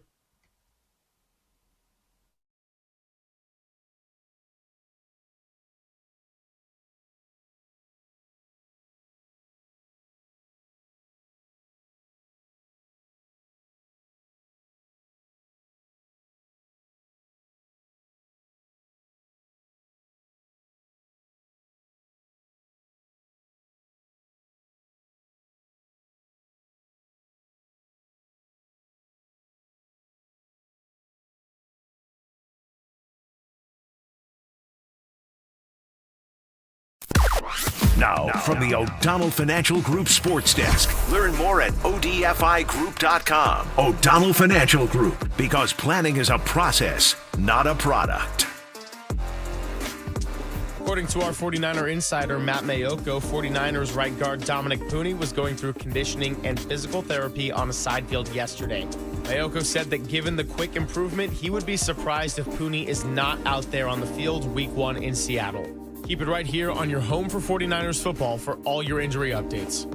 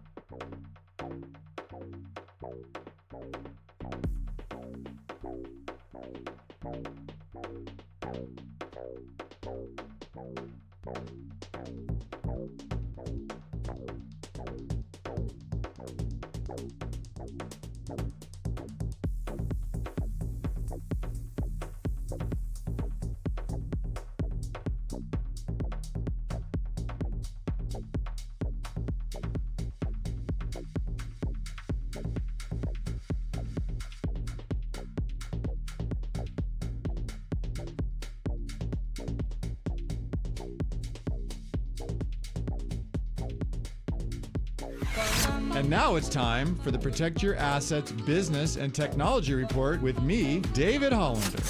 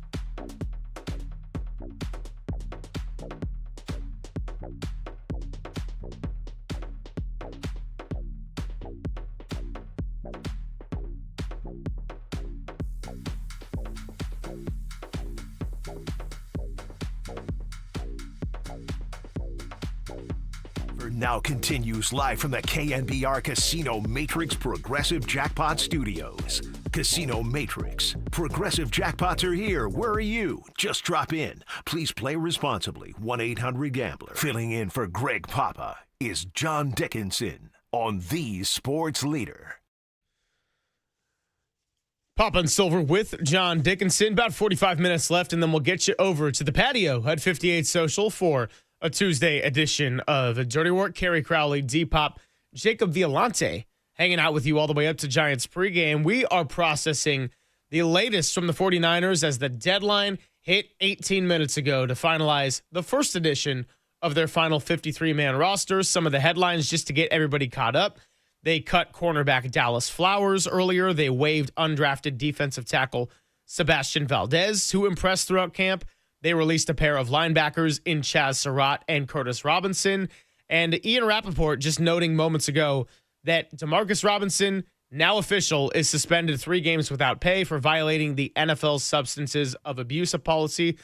It was announced today, and Robinson will be eligible for reinstatement Monday, September 22nd, after the Week 3 game against the Cardinals. So that's good news, I think, for the 49ers. Obviously, Robinson was hoping that it would get overturned or reduced going through the appeal process. That did not happen, but it is good news in the sense that the 49ers had been planning to not have him for 3 games, and the league at least made it official at the point of the cut down, so Robinson could go right on the suspended list, and the 49ers have the ability to not have him have to count on the initial 53-man roster here at 1 o'clock. So that, I do think, considering the tough circumstances, Greg, is a good thing as we await here the full list of 49er roster moves as the deadline has come and gone. Russell Gage was also released. So when we look at the wide receiver, you got Ricky Pearsall, you've got Jawan Jennings, you've got Jordan Watkins, you have Sky Moore, and then Jacob Cowing's still on the team, who could get one of those IR designations given that he's expected to miss about 6 weeks, re-injuring that hamstring. Bummer for him. Had a great offseason, but then really for the bulk of camp, outside of maybe 2 days, he went down with an injury. Also wanted to pass along this note that Marquez Valdes-Scantling was released by the Seahawks. I know along with Kendrick Bourne, along with Adante Pettis, that was one of those names floating around as a possibility for the 49ers if MVS was to not end up with the roster he was on in the preseason. He has been cut by the Seahawks. Yeah, and so I think that is somebody that I would personally look at if I'm the Niners. I will say Eric Branch of the Chronicle reporting Jake Tonjes has made the 53-man roster. I know we talked about is it Tonjes or is it Braden Willis or is it potentially both? But Tonjes would have been my pick as the third tight end after Kittle and Farrell, and Tonjes, per Eric Branch, has made the 49ers roster. Yeah, and that's good for Jake Tonjes as well. Also, undrafted rookie offensive lineman Drew Moss made it per Matt Mayoko, and since everybody loves their offensive line talk, had to get that one in there as well. Congratulations to Drew Moss. Interesting. I think it was trending toward... I'm trying to go back and look. I had Trent Williams, Barch, Brendel, Pooney, McKivitz, obviously Connor Colby as 1, Burford and Pleasance 2, 3, and then I had Hennessy as a 9th. So that's interesting. We'll see what happened with Matt Hennessy with Drew Moss. Drew Moss started at right guard on Saturday with Connor Colby moving over. Colby started at right guard. Colby started, but Drew Moss making the team is interesting. That's right. Zakelj ended up starting at left guard with Colby at right guard on Saturday. Misread the notes there, but yeah, Drew Moss makes the team. That's interesting. I do find that's a surprise. I do find the Russell Gage release a bit of a surprise as well. Just looking at a glance at the wide receiver room, Demarcus Robinson now officially suspended. You've got your healthy of Ricky Pearsall, Sky Moore, Robbie Chosen, Junior Bergen, if they both make it, by the way. Maybe Isaiah Hodgins floating around out there somewhere. Tariq Owens got released earlier today. And then on the injured list, you've got Jacob Cowing, Jordan Watkins, Brandon Ayuk, and whatever the situation is there with Jawan Jennings. So I just kind of take a quick glance at that, and I'm thinking, is Russell Gage, or was he, your wide receiver 2 among the healthy bunch, essentially. Well, now he's not a wide receiver anything. It's Pearsall, it's Sky Moore, and maybe Robbie Chosen will have made the team. Yeah, I think I thought Chosen was ahead of Gage, but I mean, again, I mean, you're really it's slim pickings at this point. Sky Moore was somebody obviously they traded for, so he was definitely gonna be on the team.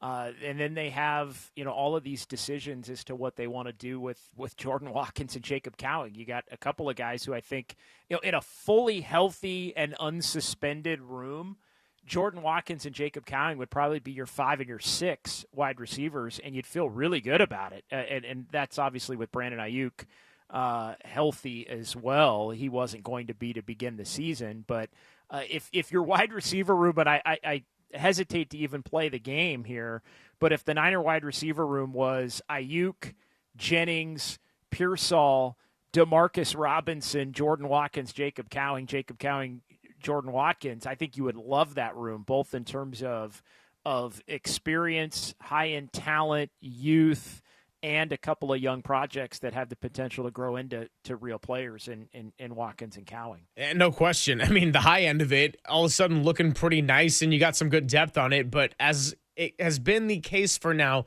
3 going on 4 weeks, this room is just thin as paper right now. You're not going to get Brandon Ayuk back. Robinson officially suspended now. And Ricky Pearsall as your bona fide wide receiver 1, limited NFL experience, has had a really nice camp, and getting him to stay healthy for a month, I think also is fair to say a question mark right now. Yeah, it is. And so we continue to wait for the full number of cuts to come through here. We're kind of listing things as they get reported.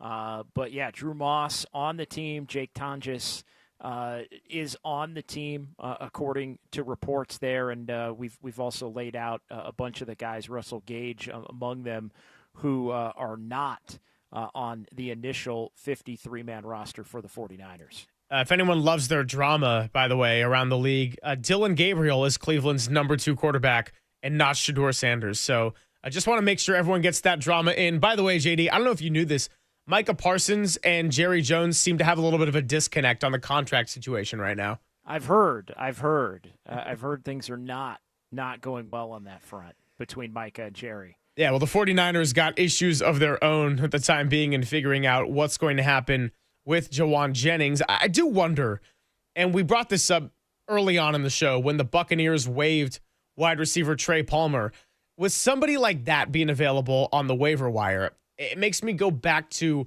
the notion that placing Jawan Jennings on injured reserve, even if it doesn't happen today, is a card that the 49ers could ultimately play tomorrow. Now, I don't think they want to do that. I think the best outcome here is to not give Jawan Jennings a new deal and see if he's good to go and show up for week 1 anyway, because whether he's playing for your team or not, he's still going into a contract year and is going to have to find a way to increase his value if he wants to make money next season, whether it's with the 49ers or somebody else.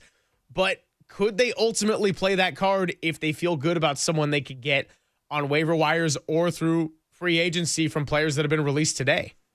Yeah, I think they are going to be scouring the wide receiver market in terms of players that get cut that they have the potential to add. Again, trying to thread that needle between the guys that aren't going to be available, that are really good, that you feel great about, and the level of play that you get from the potentially injured guys, or the guys that wouldn't have had any business making your team had you not been injured 4-5 deep injuries on the depth chart as it relates to that position. So I still think, Sky Moore aside, the 49ers are going to have to look to try and add one more receiver. Amari Cooper came off the board going back to the Raiders yesterday.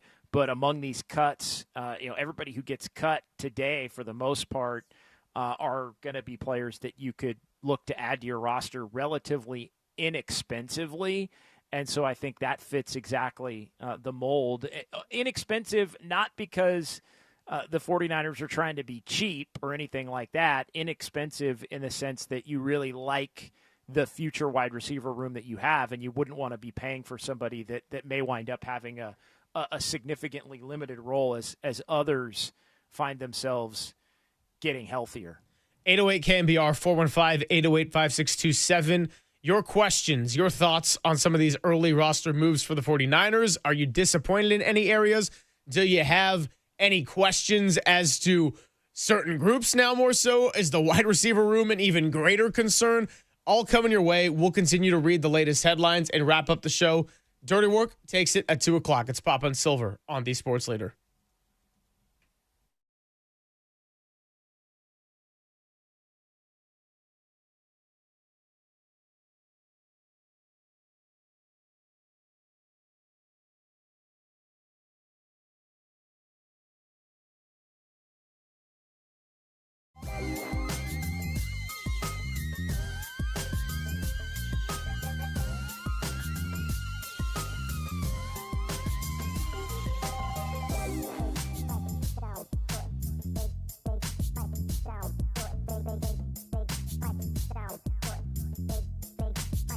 Hey, everybody. Did you know that many of the attorney ads you've seen or heard aren't based in the Bay Area? Some not even based in California.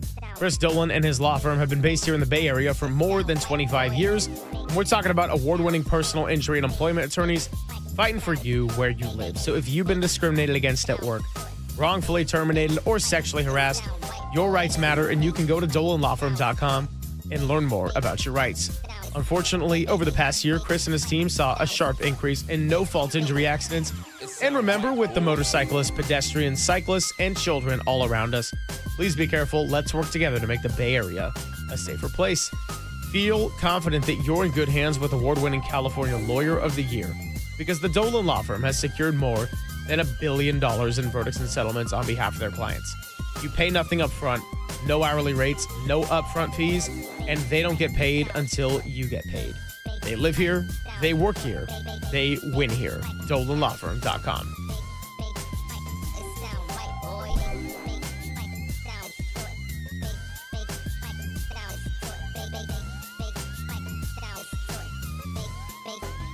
It sound right, boy.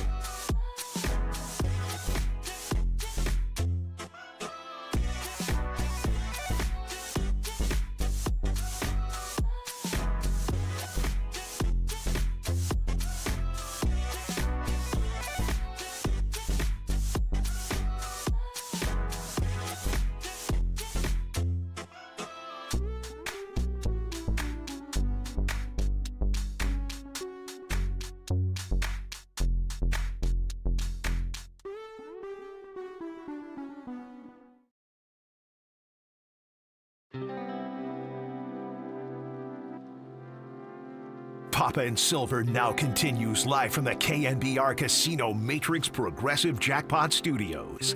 Casino Matrix. Progressive jackpots are here. Where are you? Just drop in. Please play responsibly. 1-800-GAMBLER. Filling in for Greg Papa is John Dickinson on the Sports Leader.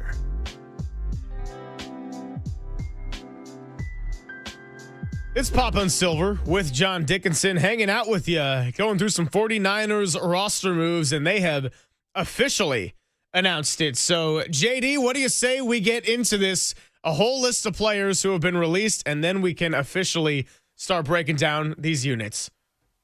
Yeah, let's get into it, and I've got it here. You want me to start? We could tag team it. Take it away, my friend. We're doing the popcorn reading style that you would do in elementary school, and Walter said, Greg, I'm going to go to you, and you can't pass it back. So I'm like, fine, turn your mic off. We're going to you first, JD. All right, I'll do the following players have been released. So these are the veterans. And interesting here, Robbie Chosen and Russell Gage both in the wide receiver room released, along with Malik Turner and Isaiah Hodgins among the wide receivers. Others, Michael Dunn, offensive lineman, Jonathan Garvin, Trevis Gibson, Bruce Hector, Fabian Moreau, who had been reported earlier. Thomas Morstead? Thomas Morstead released? Okay. Huh? What? Let's go find a punter.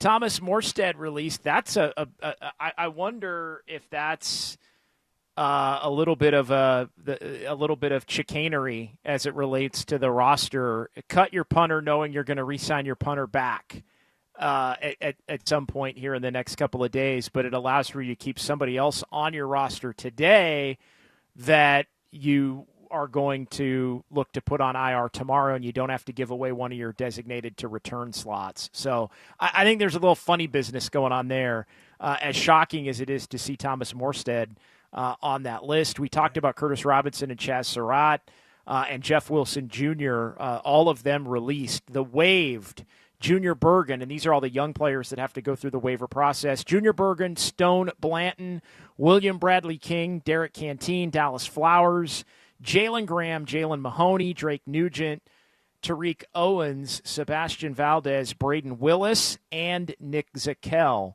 all waived there. Couple of injuries. Yetur Gross-Matos is on the PUP. Actually, he's been activated from the PUP. Yetur Gross-Matos activated from the PUP. That's a bit of a surprise, the fact that he's activated from the PUP.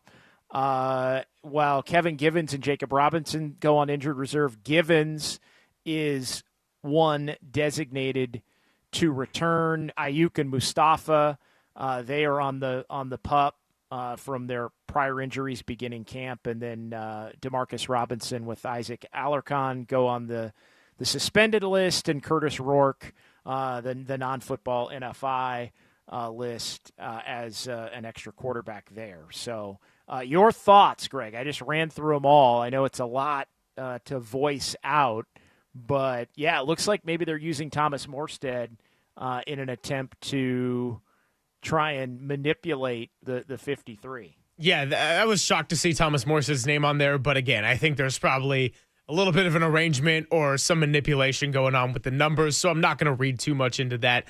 The receiver room continues to be the topic of discussion. I am surprised that both Russell Gage and Robbie Chosen ended up getting released in the final 53 when you look at the rest of this squad, and it makes me wonder what they have in the works with either a Jawan Jennings or possibly somebody out there on the open market like an MVS from Seattle who got released, or someone like a Trey Palmer who got waived. A couple of texts to get to from two different 707s. One of them, I wouldn't be mad at a Kendrick Bourne reunion. Solid receiver, knows the system, great vibe all around. I wouldn't be upset with that either. The problem is Kendrick Bourne made the initial 53-man, so never say never, but that's not going to be an immediate solution. A different 707 says Robert Woods, who was released by the Steelers, perfect fit, California kid, knows how to block his you-know-what off, and can get some revenge on the Rams week 5 before Ayuk returns. Yeah, I just don't know what Robert Woods has left in the tank.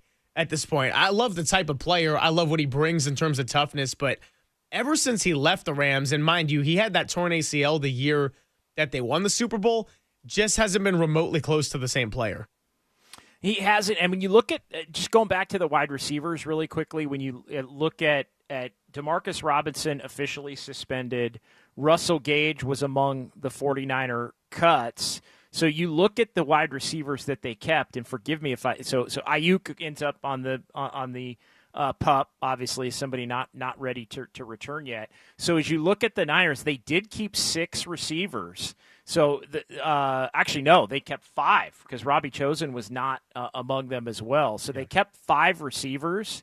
And again, maybe correct me if I'm missing something here. It's Pearsall, Jennings, Sky Moore, and then Jordan Watkins and Jacob Cowing, who are both injured as basically the 4th and the 5th. So something going on there with respect to they have 3 healthy wide receivers. Well, really 2 if you don't count Jennings, healthy wide receivers among that initial 53, Pearsall and Sky Moore.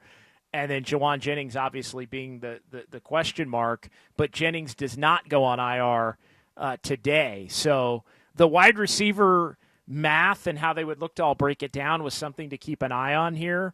But looking at the way they divvied it up, it's 2 healthy players, Pearsall and Moore, Jennings the big question mark, and then 2 guys who are not healthy that make the initial 53 and Watkins and Cowing. You know, given the severity of Cowing re-injuring the hamstring, I also thought there was a chance he could end up on the IR, but instead he's just one of the 5 listed on the active 53 right now, and he's expected to miss 6 weeks of his own. So couple that in with Brandon Ayuk, and my advice to everybody right now is for your fantasy teams, draft George Kittle and draft Christian McCaffrey. Yeah, no question, and maybe Ricky Pearsall also, right? He's somebody that could have the potential of to connect a lot with Brock Purdy. By the way, Matt Mayoko, our buddy Matt Mayoko, confirming what I had speculated on at the beginning of the segment as it relates to Thomas Morstead. Mayoko writes, Morstead is on the 49ers released list. Procedural move. He will likely be back on the roster tomorrow after some adjustments are made. So, yeah, the 49ers with a little nod, wink, deal here with Thomas Morstead. Yeah, and it doesn't surprise me a whole lot, and I think special teams positions are certainly on the more expendable end. I know that a lot of people are like, oh, they released a special teamer. Come on, should have been somebody else. No, guess what, everyone? Jake Moody, they're starting the season with it, and of course I kid, as this has been one of the prevalent topics throughout the preseason, but those are just kind of the major headlines. Again, we will revisit it because I know that was a lot. The following players released: wide receivers, Robbie Chosen, Isaiah Hodgins, Russell Gage, and Malik Turner. A couple of running backs as well, Curtis Robinson and Chaz Surratt. We mentioned Jeff Wilson Jr. getting released from the running back room a little bit earlier. And then now officially, Brandon Ayuk and Malik Mustafa have been placed on the physically unable to perform list. So we will see them eventually a little bit later in the year. And perhaps with Mustafa out, you know, one of those shining lights in that rookie class of 2024. Alongside him, Renardo Green, the guy I told Tracy Sandler I thought was the defensive X factor, lining up opposite of Lenore, and perhaps replacing Malik Mustafa could be somebody like a Marquise Siegel who might get a shot as a rookie and one of the picks they got back in the Jordan Mason trade. Yeah, he could potentially get a shot. As you were reiterating some of the moves there, I was trying to take them away from my depth chart, basically. So they list the moves in terms of, you know, they list waived, they list released, they list the players going on the injured list. And one of the things you try to do in real time here, as we're kind of talking our way through it, is eliminate those players from the depth chart to try and look at basically who's left among those position groups on the depth chart. So I was able to get through a bunch of those. Interesting. I know we talked about the running back room, McCaffrey, Robinson, Garendo, and Jordan James, with Jeff Wilson potentially coming back as a veteran on the practice squad. But Jordan James, even with the injury and being a complete non-factor throughout the course of training camp, he too makes the initial 53-man roster. But I think the 49ers at that position, at the running back spot, feeling a lot better about having Christian McCaffrey and Brian Robinson both in the mix at the top two. Who you carry 3 and 4 feels a little less significant when you have Brian Robinson plugged in there as the 2. Yes, as long as your top 2 stay healthy, I'm with you that, yes, you would like to have Isaac Guerrero available, but to have Brian Robinson and Christian McCaffrey, if they can stay fairly healthy through the duration of the season, entirely different discussion than we were having a week ago at this time. 831 asking the question that is good to reiterate for everybody joining us as the newer audience. Waived versus released, what's the difference? If you're released, you can go and sign with any team immediately. If you are waived, you got to go through the process of waivers, and right now the 49ers are number 11 on the list of teams in that waiver claim process. So perhaps they've already put in some claims with the state of the wide receiver room and where it's looking at right now. You got injured Jacob Cowing. You got the newly acquired Sky Moore. You've got Ricky Pearsall. Whatever is going on with Jawan Jennings. And then I'm missing one on my list as well. But it's Brandon Ayuk and somebody. I'm blanking. It's Jennings, Pearsall, Watkins, Cowing, Sky Moore. Watkins, there you go. Yeah. Too many Watkins injuries, man. It's a lot to be able to run through here and look at. So, yeah, definitely trying to look ahead at those who have been kept and those who have been let go to try and kind of formulate some semblance of a depth chart. No question. So 808 KNBR for your thoughts and your questions. It is all welcome right now as we are processing the beginning of the 49ers final 53. But again, this is just edition number 1, and there will probably be a lot of roster changes in the coming days. All that said, still worth looking at who the 49ers have a chance to go and get, who they are choosing to part ways with at this stage here. We are now 12 days away from opening kickoff in Seattle, and particularly this wide receiver room remains very thin. We will wrap up the show when we return. Get ready to hand it off to Dirty Work. It's Poppin' Silver with JD, only here on The Sports Leader. KNBR, the Sports Leader.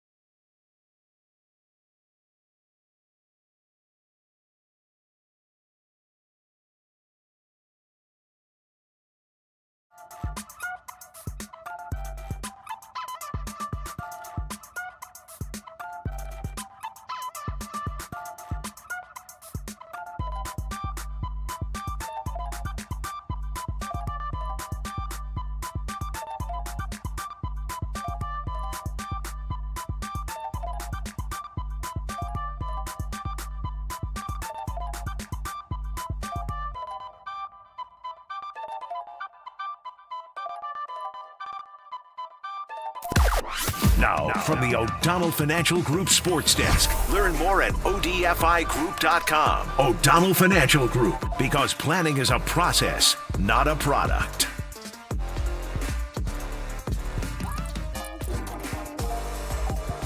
Dwayne Kuiper joined Murph and Marcus this morning to get into the Giants series win in Milwaukee over the Brewers, the recent hot stretch by Luis Matos and the challenge of continuing that here at Oracle Park, and preparing to welcome the Chicago Cubs into town. First pitch tonight, 6:45, Justin Verlander going against the lefty, Matt Boyd.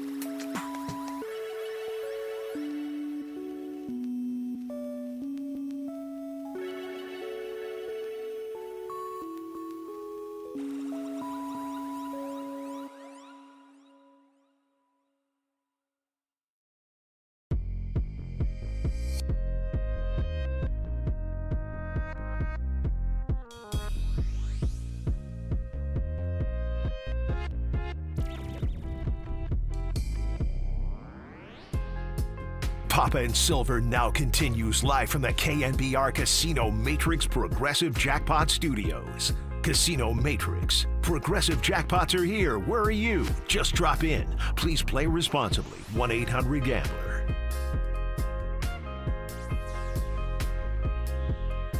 Final segment here on Tuesday, Papa and Silver with JD. It was 49ers 53-man roster cutdown day.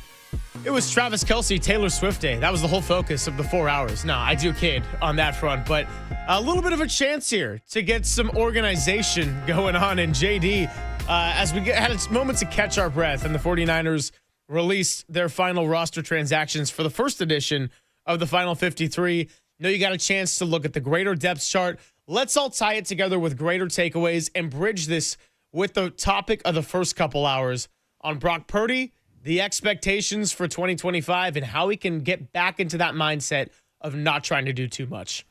Yeah, no doubt. And, now have kind of the positional breakdown and the list of everybody on the team. It's funny, as I was saying, they send out all the cuts, and then you have to remove that from your big board of players as you come up with your depth chart to kind of see who's remaining other than the obvious ones. And the things that stand out, Greg, they kept 10 offensive linemen and 11 defensive linemen. Mm-hmm. 10 offensive linemen. Incredibly, we ran through the starters: Trent Williams, Ben Barch, Jake Brendel, Dominic Pooney, Colton McKivitz. They keep Burford, who projects to be the backup at left tackle. They keep Austin Pleasance, who projects to be the backup at right tackle. Connor Colby was going to be on the team. Matt Hennessy, a veteran on the team, is somebody who can play center. And then they keep Drew Moss as well. I thought 9 offensive linemen. They keep 10. I thought 10 defensive linemen tops. They keep 11. Biggest surprise, I think, among the defensive linemen is Yetur Gross-Matos being activated. I did not think Yetur Gross-Matos was going to be activated today at all. But yeah, they end up keeping Robert Beal and Evan Anderson among those. I think that were on the bubble. Sam Okawanu as well. And then it looks pretty clean at linebacker: Warner, Winters, Nick Martin, Luke Gifford, and Tatum Bethune. Richie Grant makes the team as a safety, with Malik Mustafa being out along with Pinnock and Siegel, Jair Brown. And then they got to figure out how to bring Thomas Morstead back, because in an attempt to carry a 10th offensive lineman or an 11th defensive lineman, they, for the time being, released punter Thomas Morstead, who projects to be back on the roster tomorrow. And then we'll see what they ultimately do with Juwan Jennings. Wouldn't it be something if Juwan Jennings heads to the IR so that this team could get a punter? That would be incredible. I mean, the things that they've done here to try and make all this work and keep the guys they really want to keep. I think there were some difficult cuts, obviously, among what was put out here in the last hour. But yeah, I just also look back glaringly at the wide receivers, because Watkins and Cowing, both injured, make the initial 53. Juwan Jennings, at least for now, is on the 53.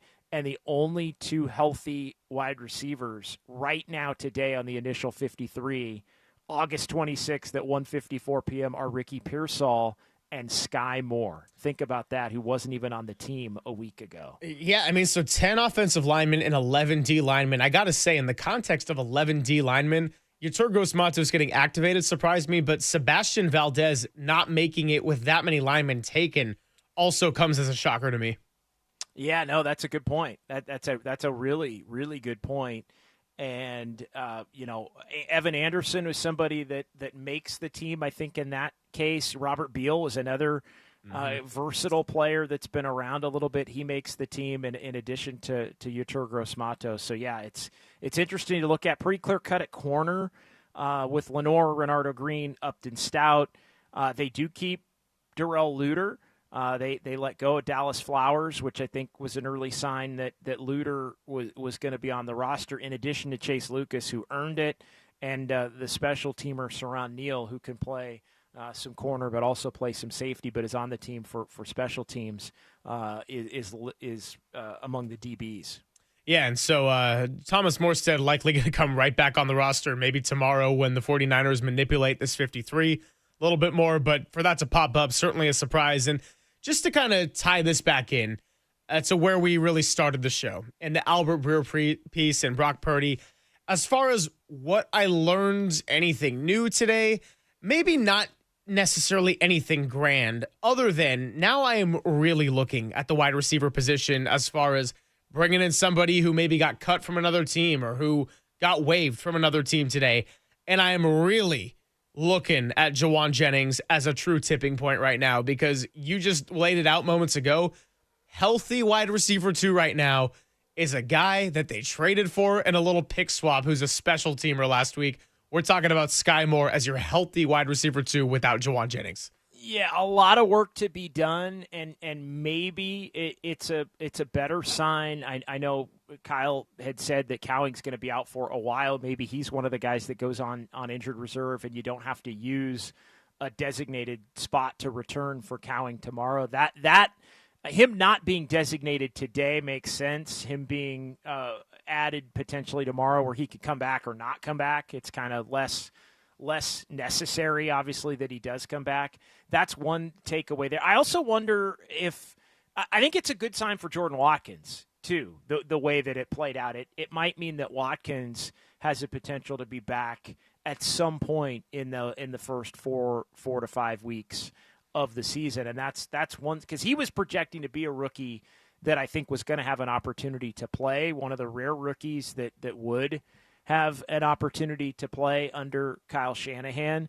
But make no mistake, I still think they have to go find a wide receiver that's currently not on the roster, unless Jauan Jennings is suddenly good to go, and we'll see if they do anything with Jauan between now and when we hit the air again tomorrow at 10 a.m. Yeah, 49ers not necessarily known for making business with the Las Vegas Raiders, but Jacoby Myers has requested a trade. The Raiders are pretty adamant about not trading him, and Adam Schefter actually put out there today that some team, not known in the report, but there was a team that even offered to take on some of the salary, and the Raiders still not budging there. So Myers requesting a trade, but might end up staying in Las Vegas. We'll see if Jennings can end up staying here in the Bay Area, because like it or not, no matter how much money he wants right now, deal or no deal, the 49ers need him desperately at week 1.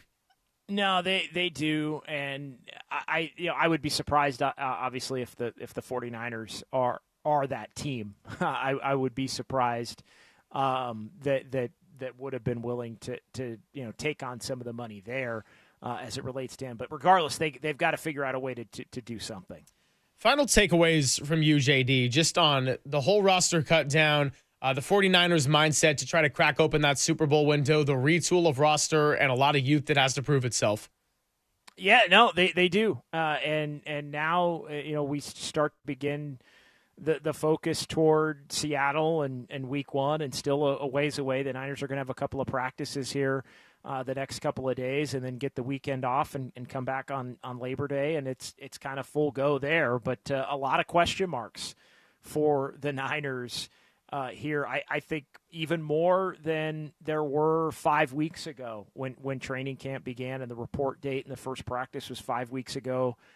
Tomorrow we'll reach that mark here with still a couple of weeks to go before the regular season opener. So a lot of question marks defensively, a lot of talent that projects to improve, a lot of question marks as to what they're going to do at the wide receiver spot. I still think first and foremost, and how many of those offensive and defensive linemen can you truly keep at the expense of some of these other areas where you are truly more deficient?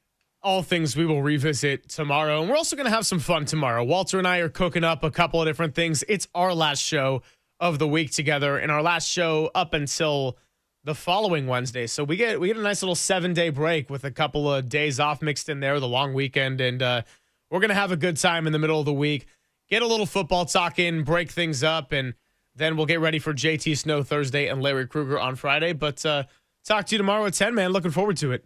Yeah, looking forward to it, bro. Good stuff as always, and we'll talk to you tomorrow at 10. Big thank you to Walter for doing everything on his feet today with the roster cutdowns.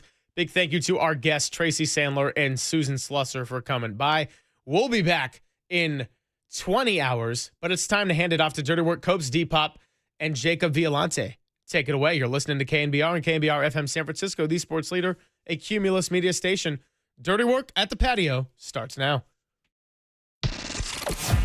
Okay, the fun's over. They've done the dirty work of the radio business. Anybody messes this thing up for me tonight is through. Engineering, board operating, and producing. Not only are you fired, your life is over. And now they have the microphone. What could go wrong? Nobody messes up. You understand me? Don't mess up. Adam Copeland. You wanted some sort of like hard-hitting Bob Lee journalism. You came to the wrong place. Derek Papa. Oh, boy. Okay. It's getting hot. Is it getting hot there? That's even worse. How are we feeling? It's getting hot? Oh, boy. And Tim Webb. Mankini, yes or no? 59. We go with this, Tim. It's a dirty job, but someone's got to do it. Ridiculous. Completely ridiculous. Welcome to Dirty Work. KNBR 104.5 and 680. The sports leader. Dirty Work is on the air live from 58 Social. No Adam Copeland? No problem.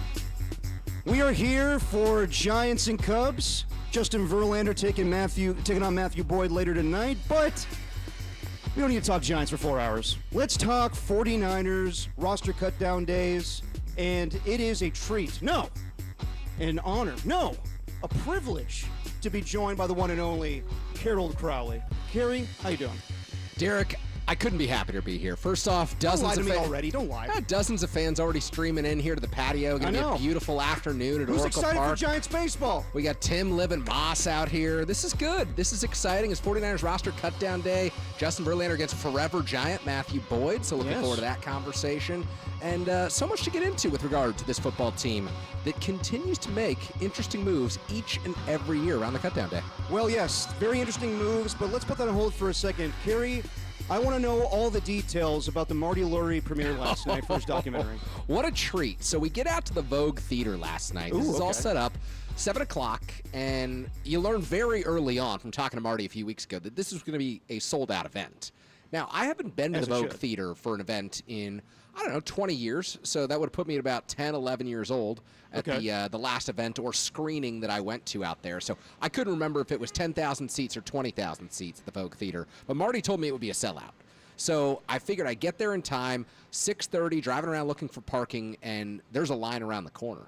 And I'm thinking I am going to be stuck in the back. Wow. And that's not going to be good because you want to be up front getting the full Marty Lurie experience, which, of course, I've had on this very patio for many, many years. So we get out there, and 7 o'clock rolls around. Renelle Brooks-Moon gets up and gives the introduction. She's the and no offense to Marty, but she stole the show. Renelle is the best of the best. She is just so charismatic. She makes everything feel better when she's using her voice to lift up an event, and that's what she does so well. And so she gives kind of the preamble to the Marty Lurie documentary.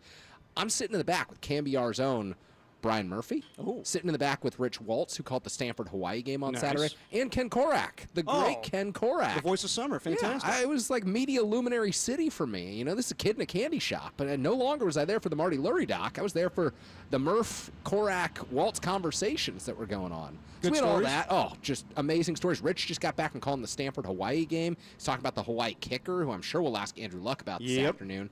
And finally, 7:15, 7:20 rolls around. They put the documentary on. 55 minutes, a little long, Marty. More of a life that could be told in 45. Okay, all right. I'm kidding, but it was a tremendous documentary in part because of all the self-deprecating humor that was involved in it. And look, I've known Marty since he put me on the air in 2017, and I learned a lot throughout the course of the documentary. I went in, as I do to every conversation that I have with Marty, healthy dose of skepticism, which he taught me being a trial lawyer. So I was, uncertain about the nature of the documentary, whether it would be appropriate for children and the like. And I came out pleasantly surprised at not only all the characters involved, the humor involved, but learning about the story of Marty Lurie. So it was a successful event, snuck out with Brian Murphy so we could both make our 4 a.m. wake-up calls, and there you go. Nice. And who had the most interesting testimonials amongst the documentary crew? Well, I think the best testimonial was actually Murph, and I hate to give him credit for it. Not Raph? No, well, Raph's testimonials were amazing. Raph's were heartfelt, though. And so you saw the passion come through on the screen. Raph, working with Marty for 20 years. They go way, way back. And Murph did Marty bingo. And so that's the part. That's the part where you get everyone saying, that's baseball, he can hit. And there are just so many phrases that come back to you through the years of listening that really resonate with the entire audience. And you're thinking, only one person would ever say that on the air, let alone say that on the air and then get away with it. If you sat here, Derek, this afternoon, and you say, Giants first baseman Rafael Devers, he can hit. People are, what kind of analysis is that? That's a joke. No one wants to hear that. That's kind of all I give, really. But you say that, you're Giants. And Thank you. You say that with Marty, and it's like, okay, you got a whole audience going, this guy can hit. Yeah. I believe it. So Exactly. the Marty bingo was great from Murph. There were cameos from John Miller, Dwayne Kuiper, Mike Krukow. That whole group was, of course, incredible, and a lot of the humor came from them and Raz and Marty, and that was great. And then there was Marty's old friend, a trial lawyer, who just gave so much detail into his life in Miami, which I thought was the most interesting part of the whole thing. That's awesome. I've known Marty, the man sitting on the patio, for 10 years with me. I did not know Marty, the trial lawyer in Miami, operating out of a restaurant at the time to get by. So that was really cool. Well, I'm glad you had a great time last night, and it sounds like a great movie, so we'll check that out when we can. I hear Mario wants to get it to streaming services, so we'll see when that's available. We'll see. Okay, we'll see about that one. We have a great show for you today. We'll get you up until 5:45 before the Giants take on the Chicago Cubs, and today we'll be joined by two Stanford Cardinals, Todd Husak, Andrew Luck, and not a Stanford Cardinal, Dieter Kurtenbach. He's going to join us at 4:30, Todd Husak at 2:50, Andrew Luck at 3:50. But today we're going to focus on the 49ers and the roster cutdowns and just going over what we've seen so far, Kerry. No surprises, really. Maybe a few. Dallas Flowers was a name that was, thrown out there that probably could make the 53-man roster. Sebastian Valdez, also known as Hulk, was a fan favorite. Maybe another wide receiver, maybe the likes of Robbie Chosen, maybe Russell Gage, neither make the roster. Just any moves that surprise you at the moment when it comes to the 49ers, besides Thomas Morstead, which sounds procedural at the moment right now? I mean, nothing that genuinely shocks me, but I do think the sheer volume of offensive and defensive linemen that they're keeping on this year's 53 is a heavy burden and a price to pay for Kyle Shanahan and John Lynch. So they're keeping 10 offensive linemen, the most they've ever kept on a Kyle Shanahan-led roster in his 9th season as the 49ers head coach. They're keeping 11 defensive linemen, which is just a massive, massive number for a 53-man roster. And you mentioned Sebastian Valdez, not among those 11 players. So the 49ers this season need major development from a lot of the young guys on the offense and defensive lines. I'm talking about, you see Drew Moss, undrafted free agent out of Colorado State. He's taken as an offensive lineman developmental project. They didn't want to expose him to waivers. I think within 2 to 3 years, to justify keeping him on this roster for today, he's almost got to develop into a center or guard starter candidate, or at least a 6th offensive lineman who can play on the interior. And you talk about that defensive line. I mean, this is a group, Derek, that was decimated by injuries during training camp, and it feels like after about 5 or 6 recognizable names in the young draft picks, Mykel Williams, Alfred Collins, CJ West, it's just kind of throwing darts at the board right now. And you don't want to expose those guys to waivers, but also the waiver wire now features 1,200 players out there. So it wouldn't shock me at all if the 49ers were extremely active the next 48 to 72 hours in figuring out exactly what this roster will look like. So today, 10 offensive linemen, 11 defensive linemen, and a lot of the analysis that you and I give is going to be rendered useless in 4 to 5 hours. That's how it usually goes when it comes to roster cutdown day. And I hear you on the offensive lineman. That's a lot. There might be a lot of mixing and matching throughout the season. With the defensive lineman, that's a unit that was decimated with injuries, like you said, and they need to stop the run. That's the biggest thing that I'm concerned about going into this season is their ability to stop the run. Week 1, they're going to face the Seattle Seahawks. I don't know if you saw the preseason game a couple weeks ago. The zone blocking scheme they're running now. They look really good. With Clint Kubiak, Zach Charbonnet running just through that defense of the Kansas City Chiefs. It's going to be interesting come week 1. But, I hear you on a lot of that stuff. Nothing really surprises me, though, when it comes to roster cutdown day because it's just a numbers game. Yeah. Like when it comes to the defensive lineman, I understand that people like Sebastian Valdez because he had a sack in the first preseason game and shined a little bit. But when you draft the likes of CJ West and Alfred Collins, it's going to be hard to overcome some of those guys. So, and there's a lot that still needs to be figured out. Jawan Jennings, it looks like he's going to be on the 50. Well, he is on the 50-man roster, but it doesn't stop him from going on IR tomorrow. And I highly doubt that at this point with Jacob Cowing. He made the 53-man team, but most likely he will join. Who else is on IR right now at the moment? It's going to be, Kevin Gibbons is IR designated for return. That's you have 2 IR designated for return slots. So that second slot remains open. Notable that Eter Gross-Matos on the 53, Jacob Cowing on the 53. So 2 candidates for that IR spot. And it makes you wonder, if this Juwan Jennings negotiation drags out, does he become an IR designated for return candidate? Because that could have huge looming ramifications for the 49ers. I have a hard time believing he's going to end up on IR. I mean, given everything that's going on with the contract situation, that would hurt him in the long run when it comes to negotiations, but we'll see about that. And, yeah, of course, Brandon Ayuk lands on PUP. And, of course, DeMarcus Robinson, right when the clock strikes 1 o'clock, he gets suspended for 3 games. I mean, 49ers have known that. The NFL has known that. Why are we waiting until 1 o'clock to announce that? Yeah, I know. They should announce that as soon as Kyle gave us the dirt last week with exactly. me and Copes. Kyle, breaking news. And Thursday, by the way, Kyle's going to be on with you. Kyle's going to be on. I think it's just, we'll see if you can join, but I think it just might be me and Kyle. I think I'm going to skip. All right. Yeah. I get all the sit that one out. Yeah, just me and Kyle. It's going to be interesting. All right. Me and Kerry for the next 4 hours. Like I said, we got Todd Husak, we got Andrew Luck, and we got Dieter Kernenbach, and we're breaking down the 49ers 53-man roster. Any surprises? And we'll see what Kerry thought as me and him saw each other at practice a couple weeks ago. What his impressions were on the team. So more on the patio of 58 Social. Me and Kerry Crowley. This is Dirty Work on KNBR, the sports leader.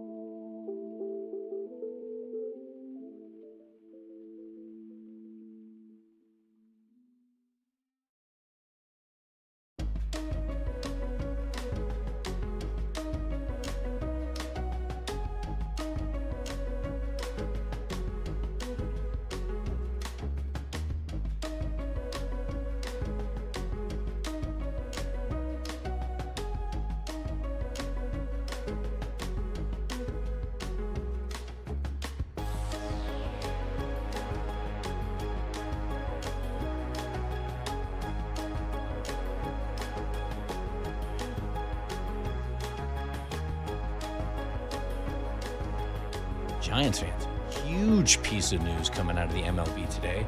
The 2026 season schedule has been announced, and the Giants open the season against the New York Yankees at home. First game of the year, regular opening day will be the day after.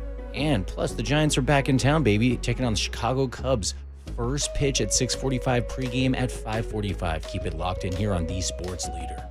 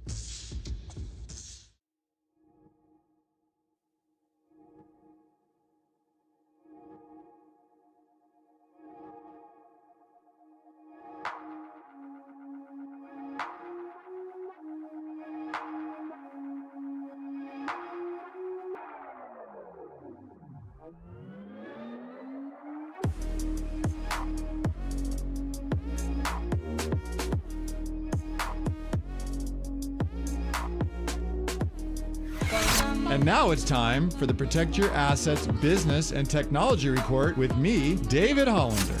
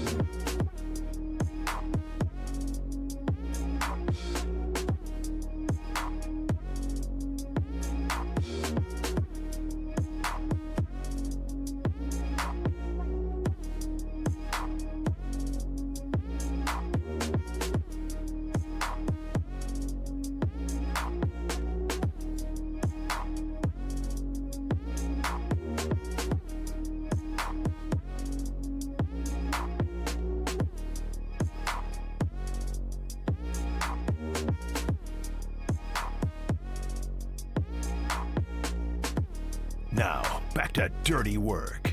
Adam Copeland and Derek Papa on KNBR 104.5 and 680 AM. The Sports Leader. Uyunglele throws it and picked off at the 20, the 10, into the end zone. Touchdown, Curtis Robinson on the pick six, and the house call gives the Niners the lead.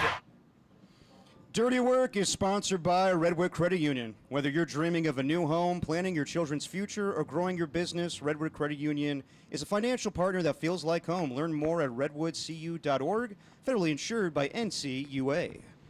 Dirty Work on the patio, Adam Copeland out, Kerry Crowley with me, and myself, the Joey LaCasey of KNBR, as Kerry referred to me one day. Tim Webb on the patio as well. We got Jacob Violante playing the funky beats back in the studios at Daly City. So when we go through the 49ers 53-man roster, let's go through some of the cuts. Everybody that was released, everybody that was waived. So the released players, and there is a difference, players that are released just flat out off the roster and players that are waived, I think the 49ers still hang on to their contract, but they can, I guess, well, someone can pick up their contract. Yeah, Another team exactly. could do that. So as far as the released players, wide receiver Robbie Chosen, offensive lineman Michael Dunn, wide receiver Russell Gage Jr., defensive lineman Jonathan Garvin, Trevis Gibson, defensive lineman Bruce Hector, Isaiah Hodgins, wide receiver, Fabian Moreau, punter Thomas Morstead, but as we've been telling you, it's more of a procedural thing, so just wait for Thomas Morstead to get back on the roster tomorrow. Curtis Robinson, who we came in with the highlight with, and that's, it's a shame because of the story. A year ago, actually was talking to my pops about this last Saturday when we watched the game. He was going to be named a starter at some point during the season, and then during practice that day, tore his ACL. Sad story, but was able to come back on Saturday night, got the pick six, but unfortunately does not make the 53-man roster. Along with him, Chaz Surratt is released from the team, along with Malik Turner, and an old favorite, Jeff Wilson Jr., does not make the 53-man team, but we kind of knew that given the acquisition of Brian Robinson. As far as wave players, Junior Burgeon, Stone Blanton, William Bradley King, Derek Canteen, Dallas Flowers, kind of a surprise, Jalen Graham, Jalen Mahoney, Drake Nugent, Tariq Owens, son of Terrell Owens, Sebastian Valdez, Braden Willis, and Nick Zakel. So as we go through the roster, Kerry, anything jump out to you like, man, let's start with the wide receiver position, because we've been hearing right now that, people are saying that it's decimated and people are worried about it given the suspension to DeMarcus Robinson and Brandon Ayuk being on PUP. How worried are you with the wide receiver room right now? Yeah, let's be very clear. I think 49ers fans should be worried about the wide receiver position. But I also think that you look at the group that they kept, which of course features two healthy wide receivers in Ricky Pearsall and Sky Moore, and you have to have the big picture view that this roster cutdown day isn't emblematic of what we're going to see week one up in Seattle. You're not going to see Sky Moore, in all likelihood, lining up with the first team offense in week one in Seattle. And if you do, 49ers have far bigger issues at play. But among the players that you just mentioned, Derek, the 49ers released Robbie Chosen and Russell Gage Jr. It would not shock me at all if one of those players was starting or was earning significant reps in week one in Seattle. And here's how the mechanics of that work. The 49ers will get a gauge on Jawan Jennings. They'll get a gauge on Jacob Cowing and Jordan Watkins and determine if any of those players need to be placed on injured reserve. So the 49ers starting tomorrow, will be able to place them on IR and designate them for return. You have 8 of those spots over the course of the season. Kevin Givens taking one up right now. Let's say Cowing's hamstring isn't going to heal the first 4 weeks of the season.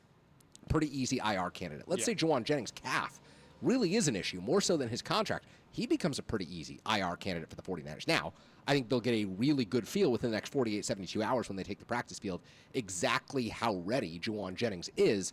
But if he's not ready to go, and if Jordan Watkins isn't ready to go with the ankle sprain, and if Cowing is dealing with a hamstring issue, all of a sudden, those guys will go on IR, Chose and Engage will be back, and not only will they be back, they will be part of the active 46 on game day when you're up in week 1 in Seattle. So a lot of this really feels procedural. Yeah. This roster mechanics that the 49ers had to go through today, it feels incredibly temporary. And usually we get a very good idea of what the 53-man roster will look like. We get a really good idea of what the 49ers are prioritizing. Today, I don't think we're learning a whole lot about what the 49ers are going to look like week 1 up in Seattle based on the decisions that were made. No, I mean, it's going to be a mystery the whole season. Like, this is probably the biggest unknown going into a season as far as 49ers football. Like, yeah, there's the familiar faces of Brock Purdy, Christian McCaffrey, and the likes of all that, but there's just so many rookies now on the defensive line. There's so many rookies on defense in general. So we'll have to figure out how this team is going to be as the season progresses.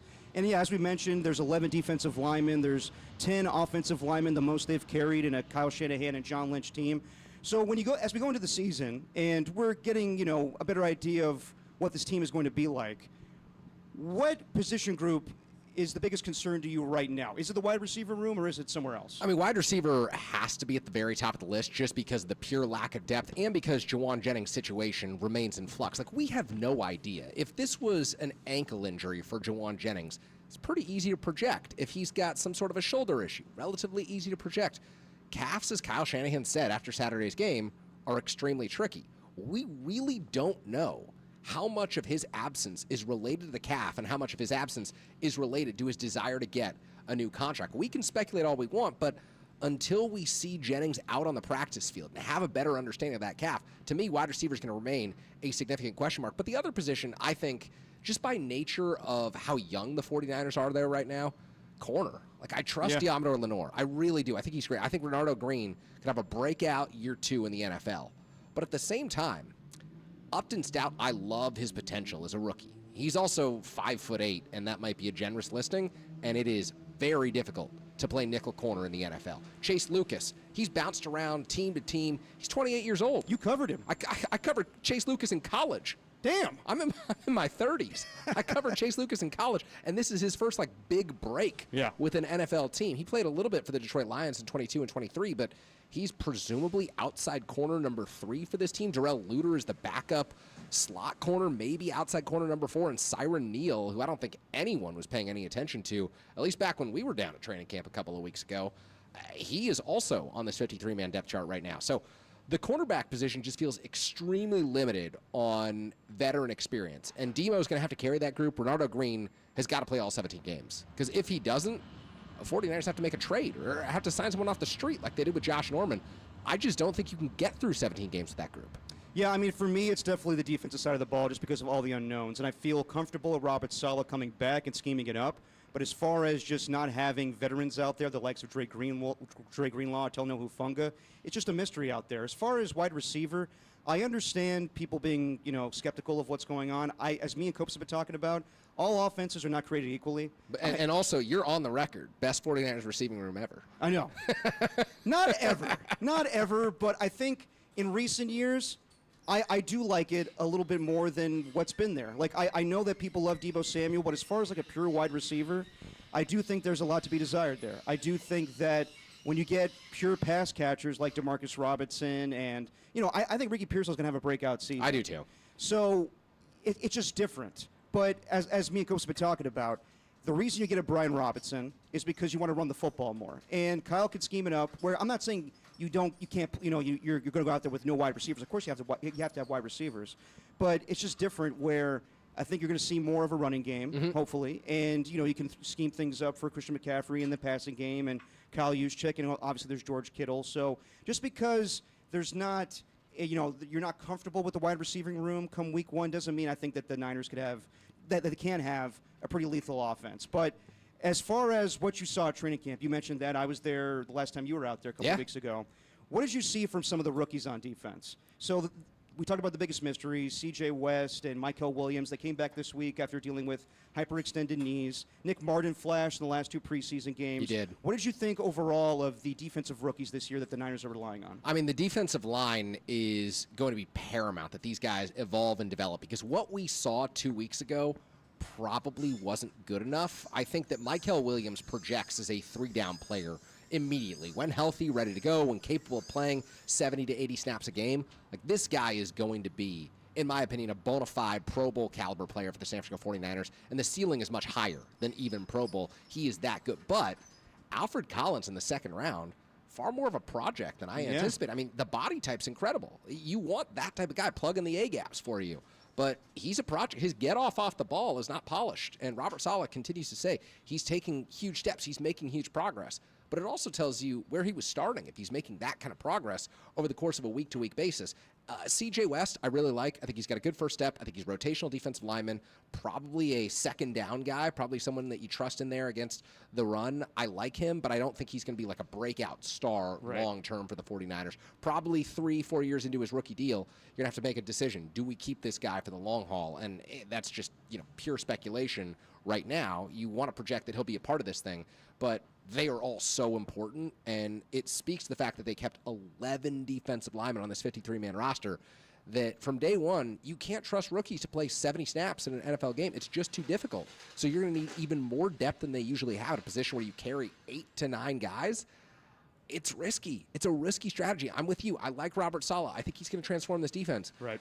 But immediately against the run, I am skeptical, and Seattle is a huge test week 1. No, absolutely. And, I mean, just defensive-wise, I think that's going to be the biggest mystery this year. I mean, I'm very, very disappointed that Alfred Collins did not flash in preseason games and in practice.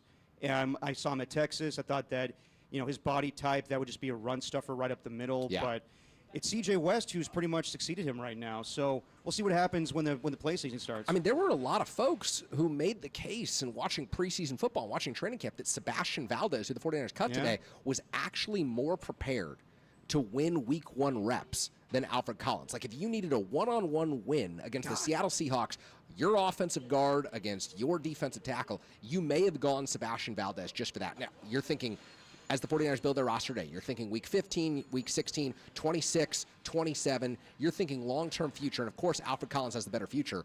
But Sebastian Valdez might have been able to win you week 1 reps, and he's not part of your 11 defensive line rotation that you've got right now. No, I need my my former Longhorn to actually show up a little bit, and you and I need to talk some college football later on this week. Don't we ever? Well, just because, I don't know if you know this about me, I did do a semester at Arizona State. I did not know that. Let's go Devs. Yeah, well, wow. I left after semester, party too hard. I was going to say, most people do. Yep. Everyone says Arizona State, such a high acceptance rate. People don't realize it's such a low graduation rate. That is true. Everyone graduates from Stanford. Everyone graduates from Harvard. Once you're in, you can't fail out. Arizona State, very difficult, very academically rigorous. People don't realize that. I did not realize that when I was there. But, yeah, we need to talk about it more because our teams played in a playoff a season ago.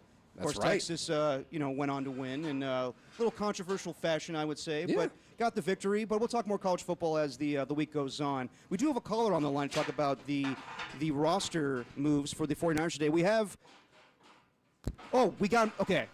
I am so happy that this guy's calling Me too. This is one of my favorites. Our guy, Dwayne in Stockton. Dwayne, you're on with D-Pop and Carey. What's up, Dwayne?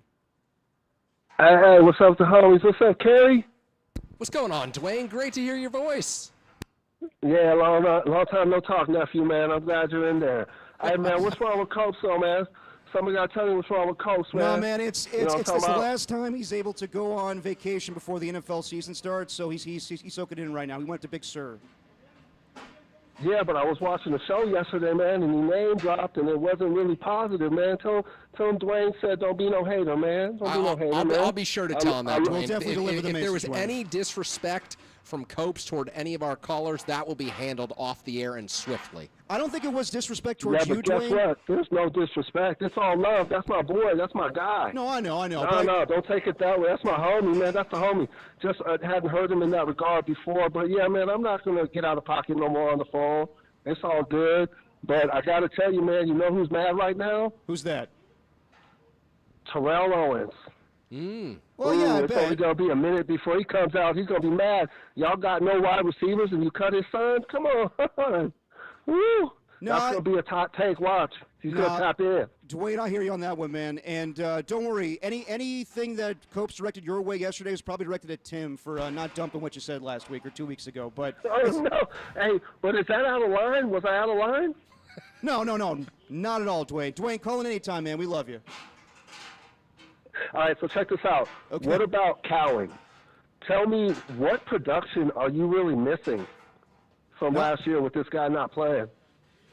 Well, it's all theoretical production. I mean, you're anticipating the year 1 to year 2 bounce, and from someone who was a 5th-round draft pick, acclimated to the offense, Kyle Shanahan said that he was the most productive player during the offseason for this team. They were probably anticipating anywhere between 20 and 40 catches this season, and when you consider the production that wasn't there last season, that's a huge jump. That's a huge spike. That's someone that you don't have to go out and sign in free agency to get. So I do think that it's all potential, but the 49ers at least felt that it was real potential with Cowing before this hamstring injury really slowed him down, Dwayne.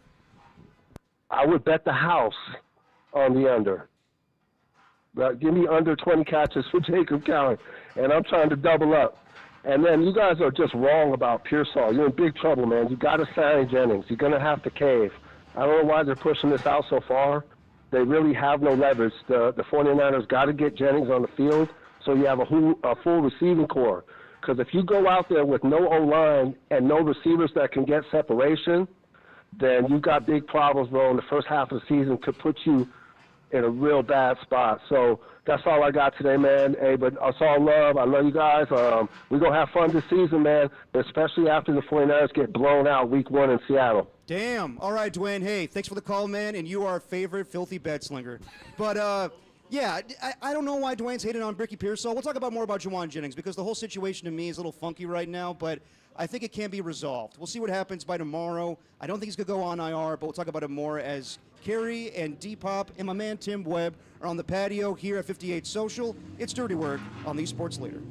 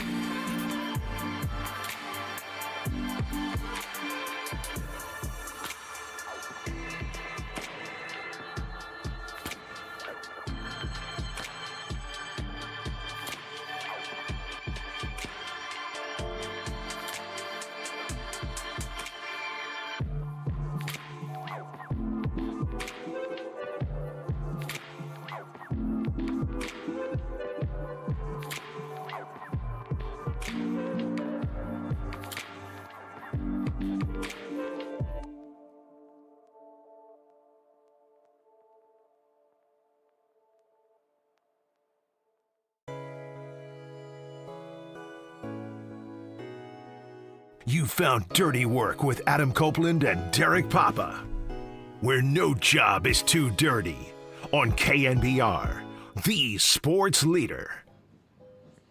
Dirty Work live at 58 Social. Derek Papa, Kerry Crowley, Tim Webb, Jacob Violante playing some Sly and the Family Stone back in the studio.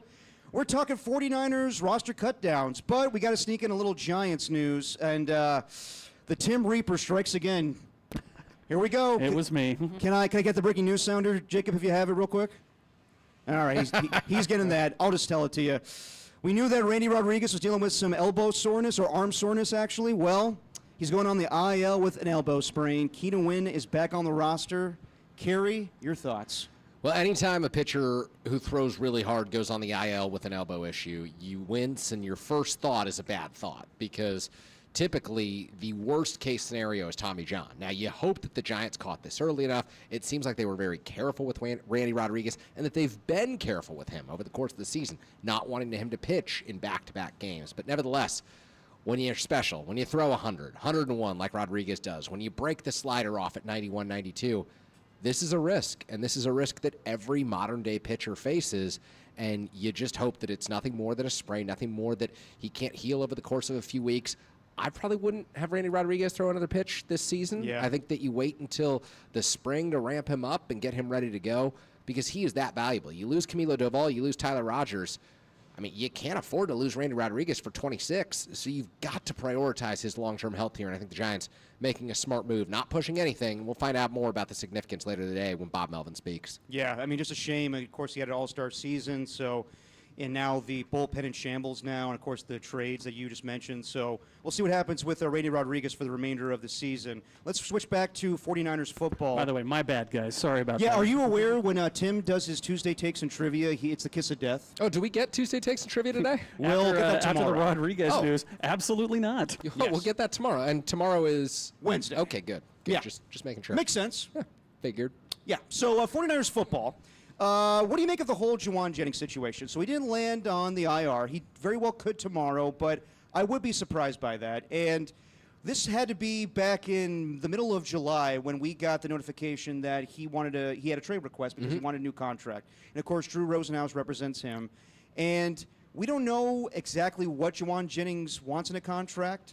I've heard there were rumors back when he requested the trade that it was along the lines of what Cooper Kupp got with the Seattle Seahawks, 3 for $45. But you have Juwan Jennings, and I didn't think it was that big of a deal. Like we would show up to practice, and he wouldn't be there. You heard rumblings that maybe the calf injury is not really that much of an injury, and he's kind of milking it to get the contract. What's your gauge on the whole situation? The part that confounds me a little bit with Juwan Jennings is last year he signed this deal, 2 years, $15 million, and I thought it was actually a fairly friendly deal for Jennings, considering the lack of production headed into the Super Bowl. The Super Bowl is when Jennings really popped off and became part of the national conversation at the receiver position. Exactly. And so he comes back 2 years, $15 million, and he puts up 77 for 975 and 6 touchdowns. A great season. You look at this year's wide receiver core, you know that Brandon Ayuk's going to be out the first 6 weeks of the season. You know that Demarcus Robinson is going to be suspended. Jennings knew that coming into training camp. The 49ers officially announced that news today. If you're Juwan Jennings, another season with those numbers, which I think are well within reason for Jennings, let's say 80 catches, 1,000 yards, 5+ touchdowns this year, you're getting paid next offseason. Like, you are going out and you're getting that 3-year, $45 million deal, 3 years, $50 million. Each year, the salary cap goes up. Each year, players earn more. And all it takes for Jennings is one great season this year, and everything's set up for him to have that last place schedule. Once again, working with Brock Purdy. Brandon Ayuk's not in the way of the first half of the season of the receptions that would go to Jennings. All it takes is just one great year, and then you cash in a major way. Right now, it feels like he's just trying to increase the salary for 2025 in a way that I don't really understand. If you're Jennings, you were a 7th-round draft pick. You've bet on yourself already, and you've won. The fact that you've made it to this point in your career is great. All it takes is one more season, 10 to 12 more good games, and you're going out and you're getting life-changing money. I don't think in the Jennings and his agent calculation that the life-changing money needs to come right now. I think if you're Juwan, you're in the prime of your career, you go out and you prove it on the field, and you see what happens next free agency, to me, that's where the breakdown really is. And we talk about this in the here and now of what Jennings means to the 49ers at the beginning of this season, what Jennings means to, Brock Purdy in the first 3 weeks with Demarcus Robinson suspended. I think long-term for Jennings, the play clearly was to go out and show that you are so valuable that all 31 other teams want you on their roster next season. And to me, I comp it to, it's funny that this happened yesterday, Jacoby Myers, very similar wide receiver, I believe. And Matt Mayoko, was comping him when we were having these discussions about a month ago. Originally, Jacoby Myers was on a contract of 3 for $33, so 11 a year. And that's what Matt Mayoko was saying, that could be what the Niners give Jauan Jennings. Now that Jacoby Myers wants an increase in pay, to me, it's like both these guys, yeah, they're number one wide receivers, but really on very run-oriented offenses. Mm-hmm. So I think they're wide receiver ones out of necessity. They could be wide receiver ones in the grand scheme of things, but I do think that other guys will flash on their teams. I disagree with Dwayne. I do have high hopes for Ricky Pearsall. I do think he's going to lead this team in receptions and receiving yards. I just don't think that Jauan Jennings, if he wants something in the ballpark of, I'm sorry, but you're not that wide receiver. You're not Cortland Sutton. Yeah, I completely agree with you, which is part of the reason, you have to go and fight for every bit of your value in the NFL. Yes. And I think, for the most part, we understand NFL holdouts, and they are reserved to the likes of a Brandon Ayuk last season, a Micah Parsons, a Trey Hendrickson, a Terry McLaurin this season. Jauan Jennings has been an extraordinarily valuable player for the San Francisco 49ers, and I think he was a great fit in the Kyle Shanahan system the first 3 years. I think last year was the first proof that we saw from Jennings that he could actually fit outside of Shanahan's system, that other teams would find him valuable, where if he became a free agent, he would be able to earn significant money in the NFL. And to me, all it takes is half of a season where you can produce at that level, and there will be other teams out there breaking down the door, saying, this guy's a heck of a run blocker. This guy's a great third down possession receiver. He can go and he can make contested catches for us. And if you're Jennings, I just think you go and you make that bet. Colton McKivitz is making that bet right now at the right tackle position. Yeah. And I know that tackles are going to earn more money the more that they play. And maybe that's not true for wide receivers with the potential for Ayuk to come back, for Kittle to have a great season, for McCaffrey to be part of the passing game. Maybe Jennings is so worried about diminished production, the 49ers moving away from him, that he feels like now is the only time that he can get paid, whereas Colton McKivitz feels like, hey, one more season as a solid NFL starter, and I'm set for life. But I think if you're Jennings, you bet on yourself one more time. I totally get that, but also I understand why guys hold out or hold in these days, because when you're playing on an expiring contract, anything could happen. A knee injury could screw you over for the offseason when it comes to free agency. But Jauan Jennings, yes, he had a good season a year ago, 900 yards and whatever it was, 7 touchdowns. But you need to build upon that. Yeah. You haven't earned the right yet to do these hold-ins similar to a Terry McLaurin, who's been in this league for quite some time. So, in your estimation, Kerry, do you believe that Jauan Jennings practices first or signs the contract first? Oh, this is All right, Tim. The reason he's saying that is because I brought this question up on Friday, and I asked the Copes. And it's a great question. And then Copes threw it back at me, and I was like, oh, that's a great question. But I posed the question myself. How pompous is that? You wrote it. Can I pass on this question? No, you have to answer now. I don't know. I prefer better questions. Wow. I think that we ultimately see Jennings practice first because he's got to prove that the calf is healthy. And if he can prove that the calf is healthy for 48 hours, for 2 practices, he gets through them, he looks like the old Jauan Jennings, maybe the 49ers decide, you know what? Taking a look at the receiver core, it's Ricky Pearsall, it's Sky Moore, and then who else? Jauan has got to prove that he's healthy, and then I think the 49ers could make a 2025 adjustment. I just don't see a long-term deal coming out of this. Yeah, I mean, I think that's what Kyle was basically saying after the game on Saturday, where he was like, nah, calves are tricky. He sounds frustrated, not to the degree a year ago where John Lynch, if you remember this press conference right before they signed Brandon Ayuk, he was so fed up and he just said he needs to practice. And I thought they're going to trade him tomorrow. Yeah. And it's getting to that point a little bit. We'll see how Kyle sounds later this week. I think he'll speak to the media tomorrow, and he'll speak to you on Thursday. He will on Thursday. But we'll see. We'll see what happens with Jauan Jennings. Speaking of other wide receivers, some other names were released today. I want to know if you're interested in any of these guys, just real quick. Trey Palmer, a pretty good receiver with the Buccaneers in recent years. Malachi Corley, that was with Robert Saleh. Yeah, Jets connection there. Yeah. Okay. McCole Hardman. Ooh, I've liked McCole Hardman for the years, but I think he's still more of a system fit. Yeah. And I think that he fit in Andy Reid's system. There's C.J. Hamler that was with the Bills.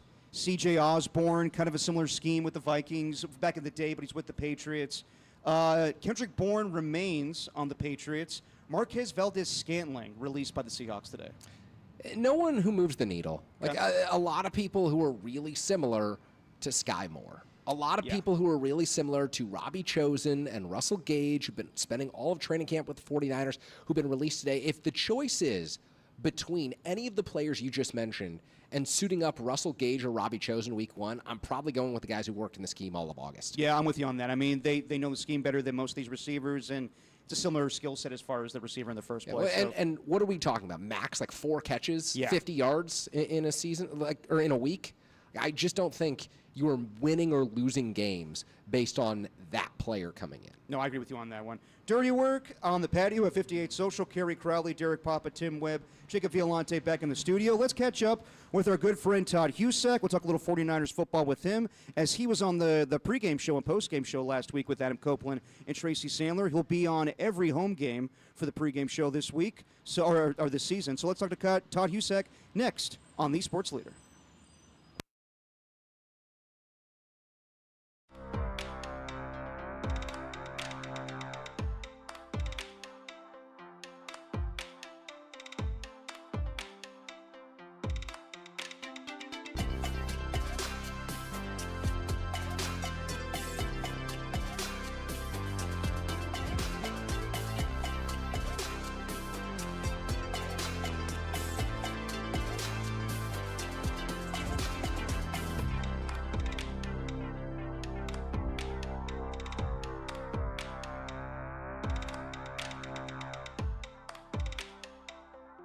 All right, Giants fans, Giants baseball is back today. We got the Chicago Cubs coming in town.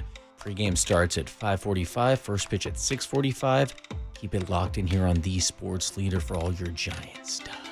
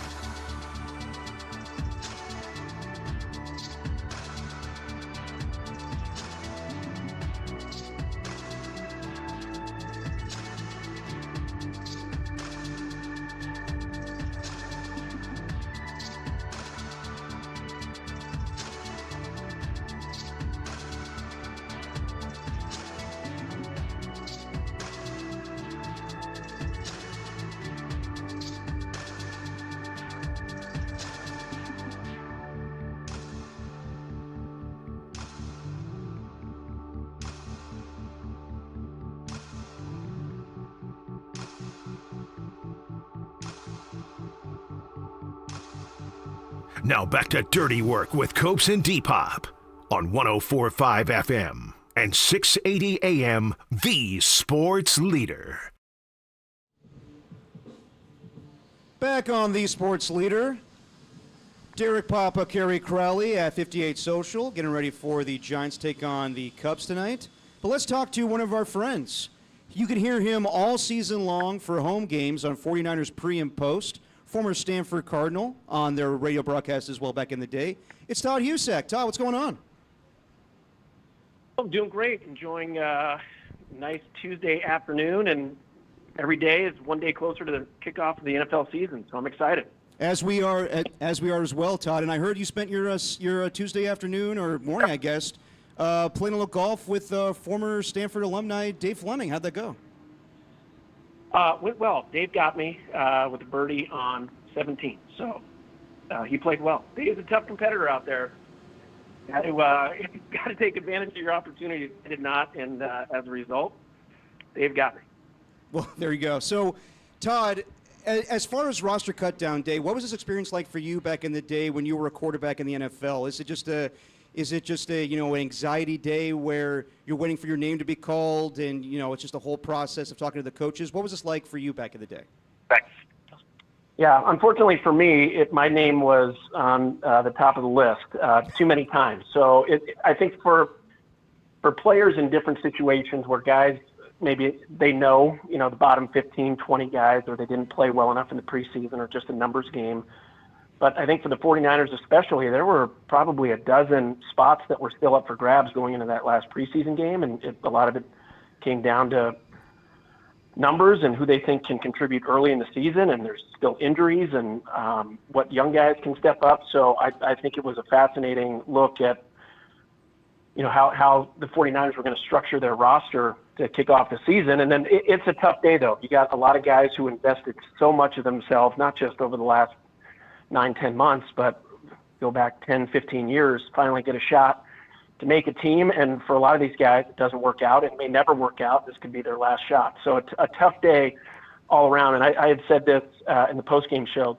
The worst possible thing is the guy that makes the team, he's celebrating, and then somebody gets picked up on waivers because they think there's an upgrade there. Yeah. And they get the news tomorrow that, hey, sorry, we're going to release you and maybe pick you up on the practice squad. So it's a very emotional time, both high and low, for, call it 25, 30 guys for every team across the league. And so many of those guys, we've seen it happen every single year where guys get cut, get picked up by somebody else, and end up having not just a good season, but a good career. So many of these guys can play. It's just not the right fit, or not the right timing or opportunity for them, and they'll catch on somewhere else and make the best of it.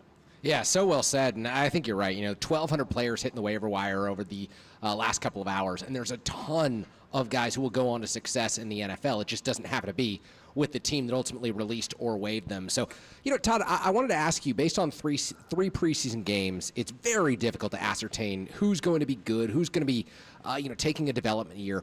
Who stood out in your mind of this young crop of 49ers players? Which ones made maybe the biggest impression to you?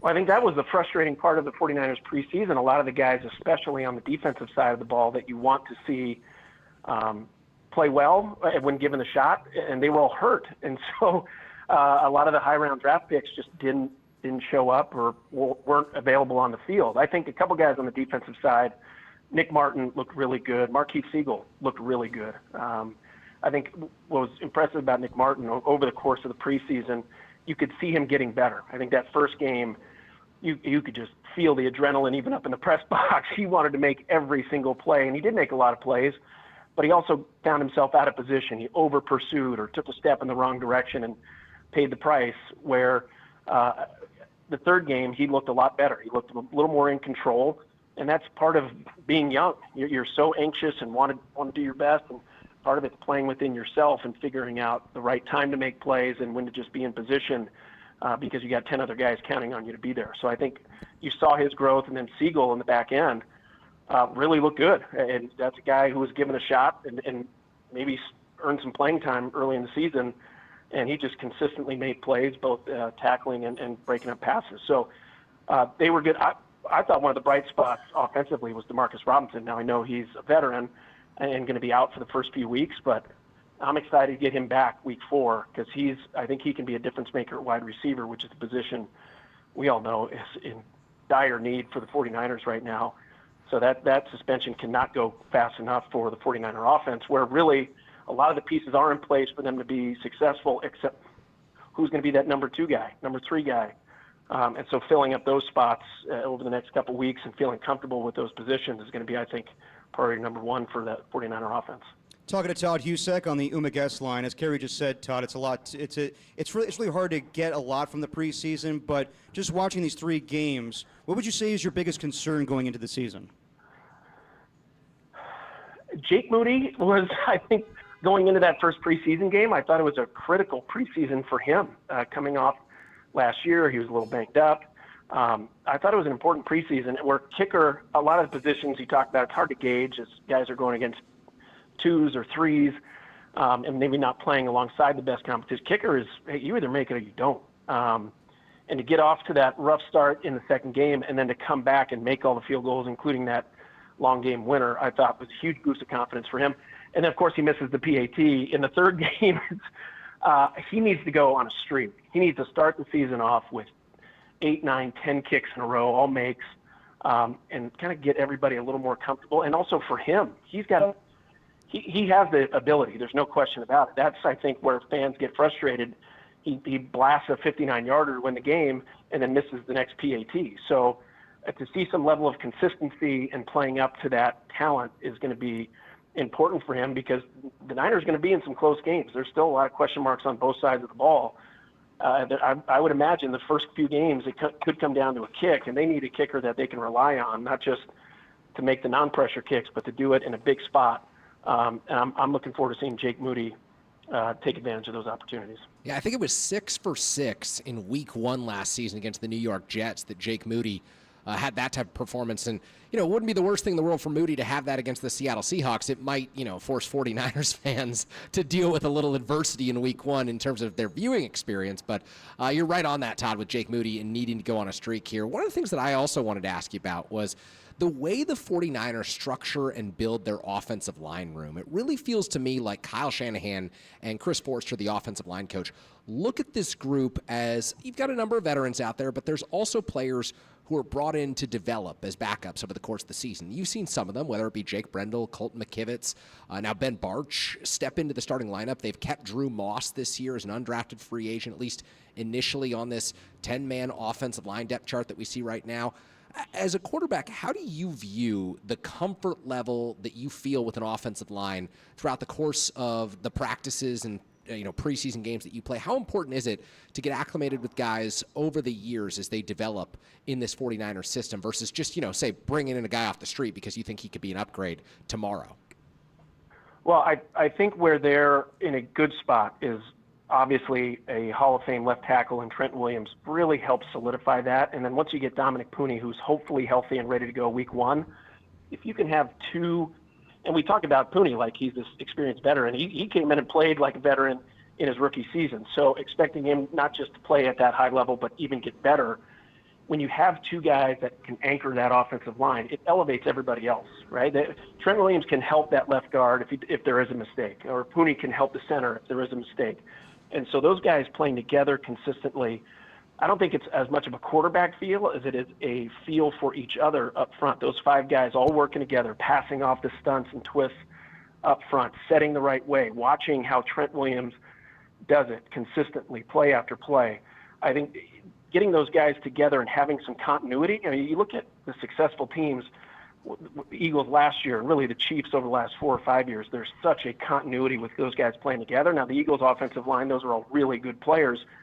But having those 5 guys play together throughout the course of the season, you can see how much it benefits everyone because the communication's there. They're prepared. They know the footwork and feeding off double teams and getting up to that inside linebacker on run plays. And you can just see that momentum, and I think that's going to be the key is keeping those guys healthy because they will grow together. And I think having those 2 sort of cornerstones with Pooney and Trent Williams will help everybody's development and that comfort level of, hey, we know where everybody is. We know what we're supposed to do. We're not going to get surprised.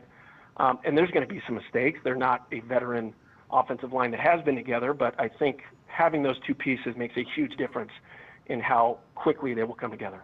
Talking to Todd Husek on the UMA guest line, you can hear Todd all season long for 49ers home games, regular season games on the pre- and post-game show. What did you make of the addition of Brian Robinson, and what do you think that means for Christian McCaffrey this season?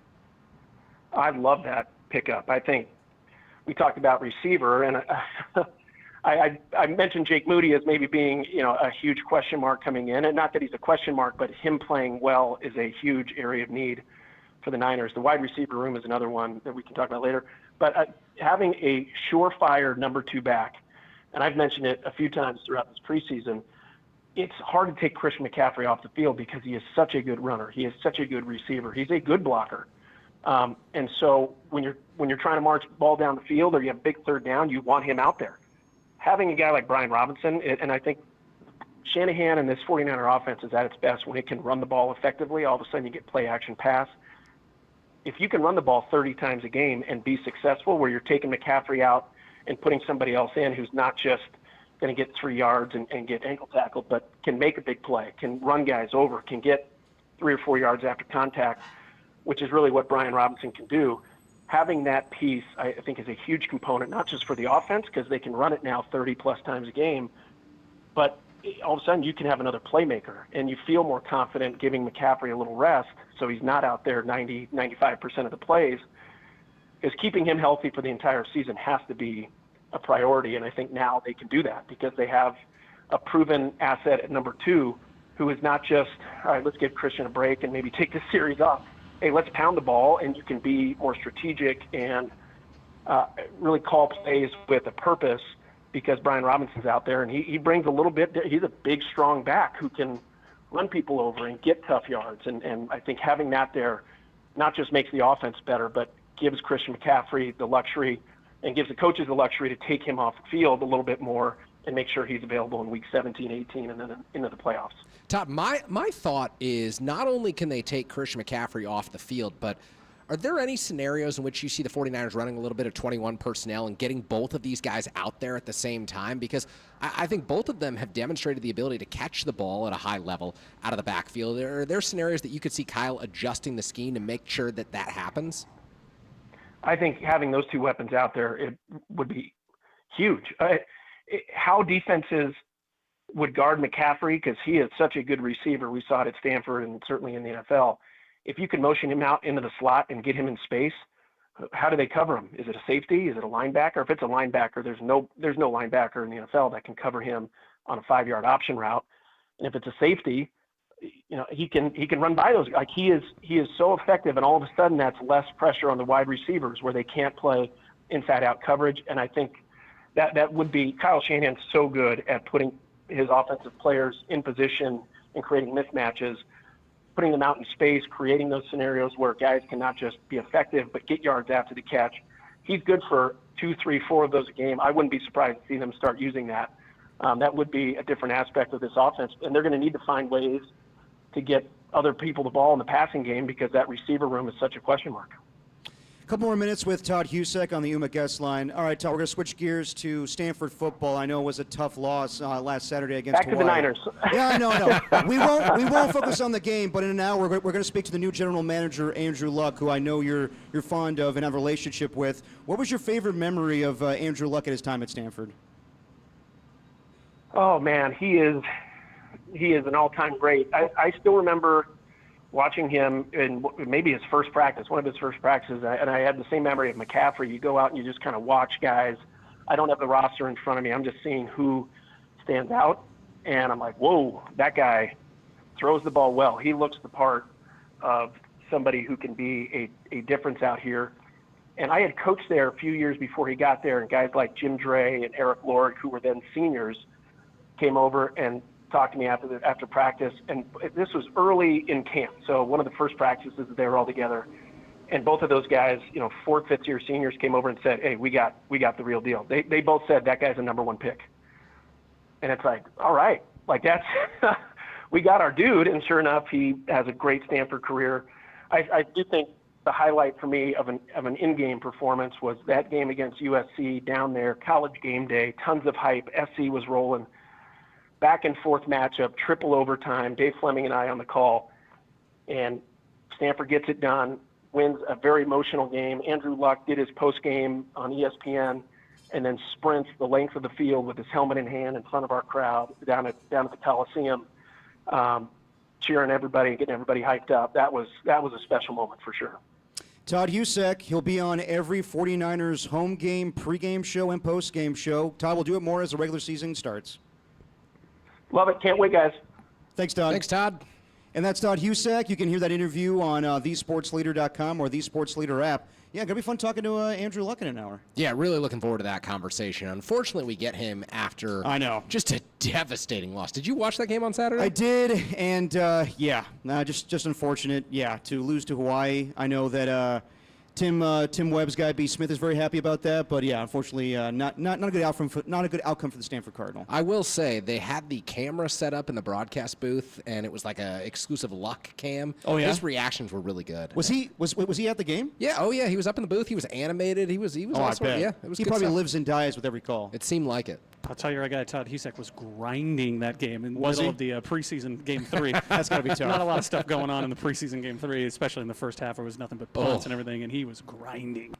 Yeah, well, we talked to Todd. One of his biggest concerns is Jake Moody. Not good about that. I mean, I think that everybody needs to calm down a little bit about that, but also I understand, like, Kyle kind of saying he needs to make kicks to stay on the roster from Saturday when he missed the PAT, and not to mention kicking the ball out of bounds. So we'll talk more about Jake Moody, but I want to get more into Brian Robinson next. Yeah. Todd loves the move. I like the move, but I don't know if it's going to be the best running back tandem in all of football, as Brian Robinson said yesterday. We'll talk about that more with Kerry Crowley and Derek Papa live on the patio at 58 Social on the Sports Leader.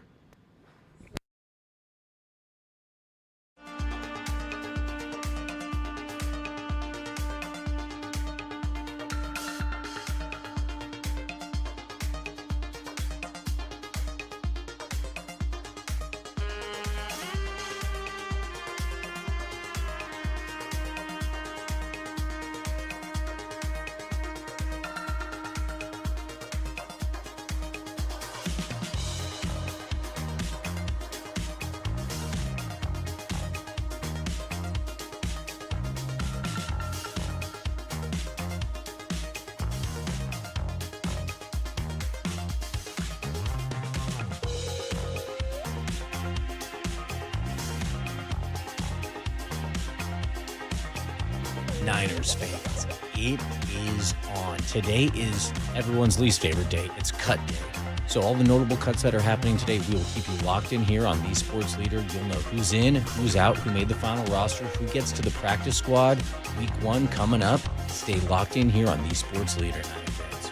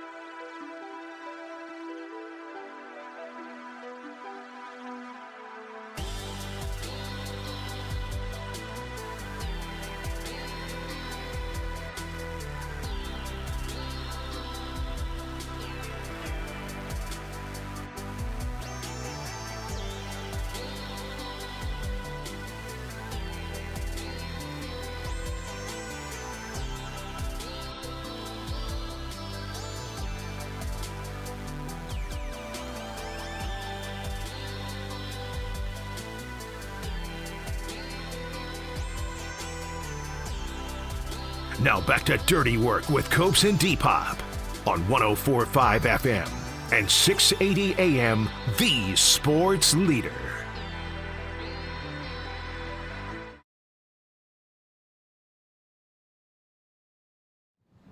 Ooh, I don't know which way we're going there. What version are we going with, Jacob?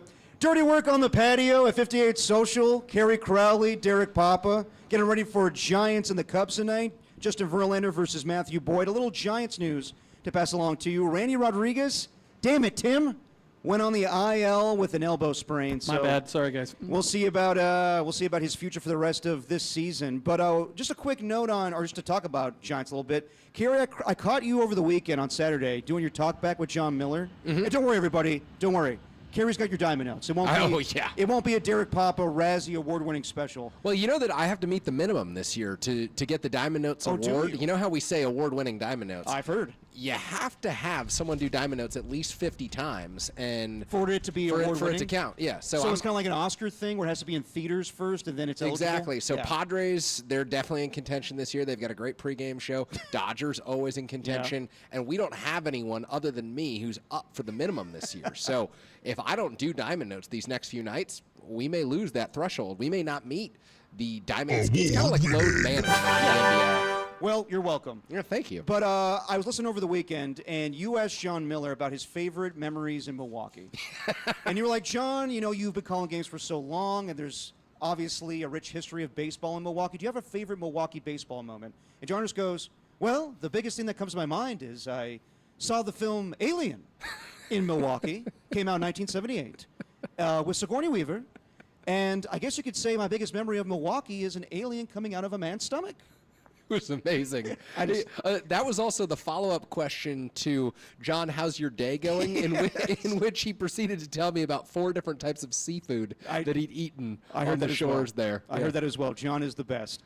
Switching over to 49ers football, big trade on Friday. Brian Robinson comes over from the Commanders to the 49ers, and it's a 6th-round pick. You think that was appropriate for the trade compensation? I do, in large part because it was really a pick swap. Yeah. 49ers giving up a 7th, giving up a 6th, getting a 7th in return, and really running backs have no currency at the trade market this time of year. The shocking part to me in all of this, and I still have not had anyone explain it to me in great detail, and I think that we're going to find this out from 49ers practices over the next few days, is why was Robinson suddenly so available? Like, why did he go from presumed splitting carries with Austin Eckler in Washington to all of a sudden he's available, and not only is he available, it's only going to take a 6-7 pick swap to get him? That didn't make a whole lot of sense to me. You haven't heard about Bill Merritt yet, have you? I mean, I've seen him. He's fine. In Arizona, yeah. Yeah, he's fine. Yeah, I mean, it's kind of like a little bit like Kyle Shanahan, where you can the running backs are interchangeable, I think, where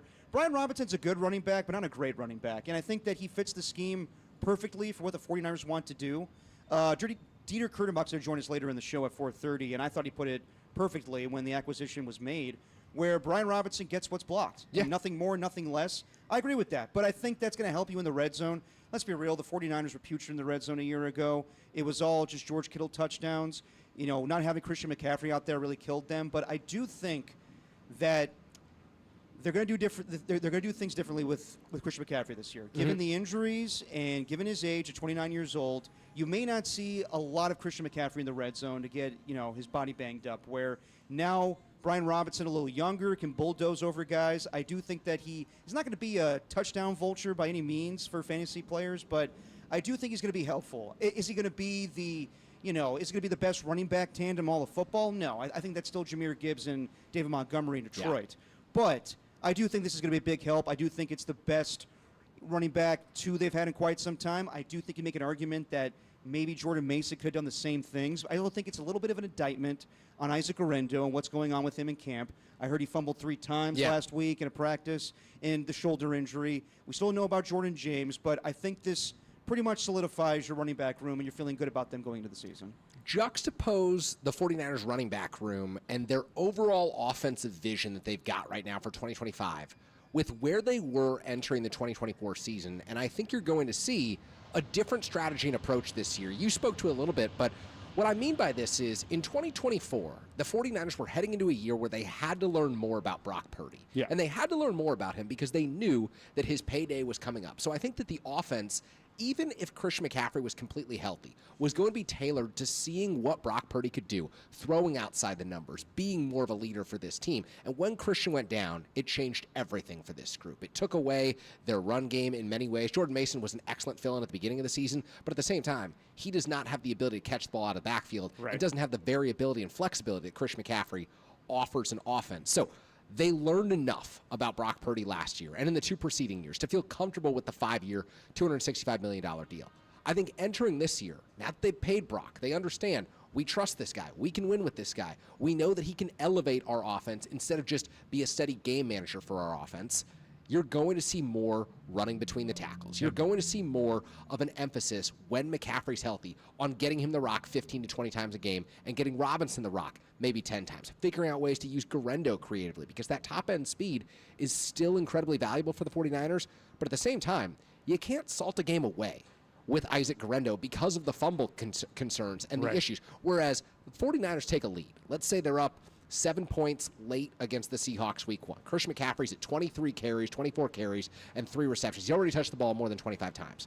You can give Brian Robinson the football, and you can feel assured that he's going to get what's blocked. It's going to be 3.5, 4 yards a carry, but he is going to be able to put that game away for you with ball security. And I think the 49ers can feel a whole lot better about their running back room and their ability to rely on the run to win these games than they could last season.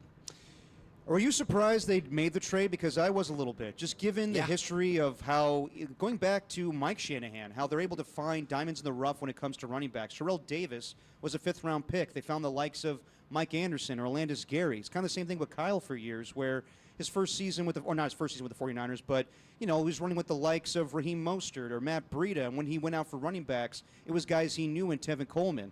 In recent years, we've seen him not go that route. It's more trading for proven commodities, and Christian McCaffrey, now Brian Robinson, who I think is a fit. I just thought that Kyle would find somebody else, but I don't hate the move by any means. I'm just surprised they did it. I mean, the hope, in all likelihood, was that Jordan James would have proved himself in the preseason as a reliable running back 2 or 3 option, and that Corey Kiner would have proved himself as the undrafted free agent, the heir apparent on the depth chart to a Jordan Mason who came in as an undrafted free agent. But Corey Kiner goes down with the injury, gets placed on IR, or excuse me, gets waived with the injury designation. Right. Jordan James deals with the finger issue, requires surgery. So the 49ers didn't learn enough about their running back room. And when they're operating from, at least at the beginning of the season, a talent deficiency at the wide receiver position, where Ayuk is still hurt, Robinson's still suspended, you've got a number of players who are questionable for week 1, including Jawan Jennings, you have to lean into your strength. And the strength could be Christian McCaffrey.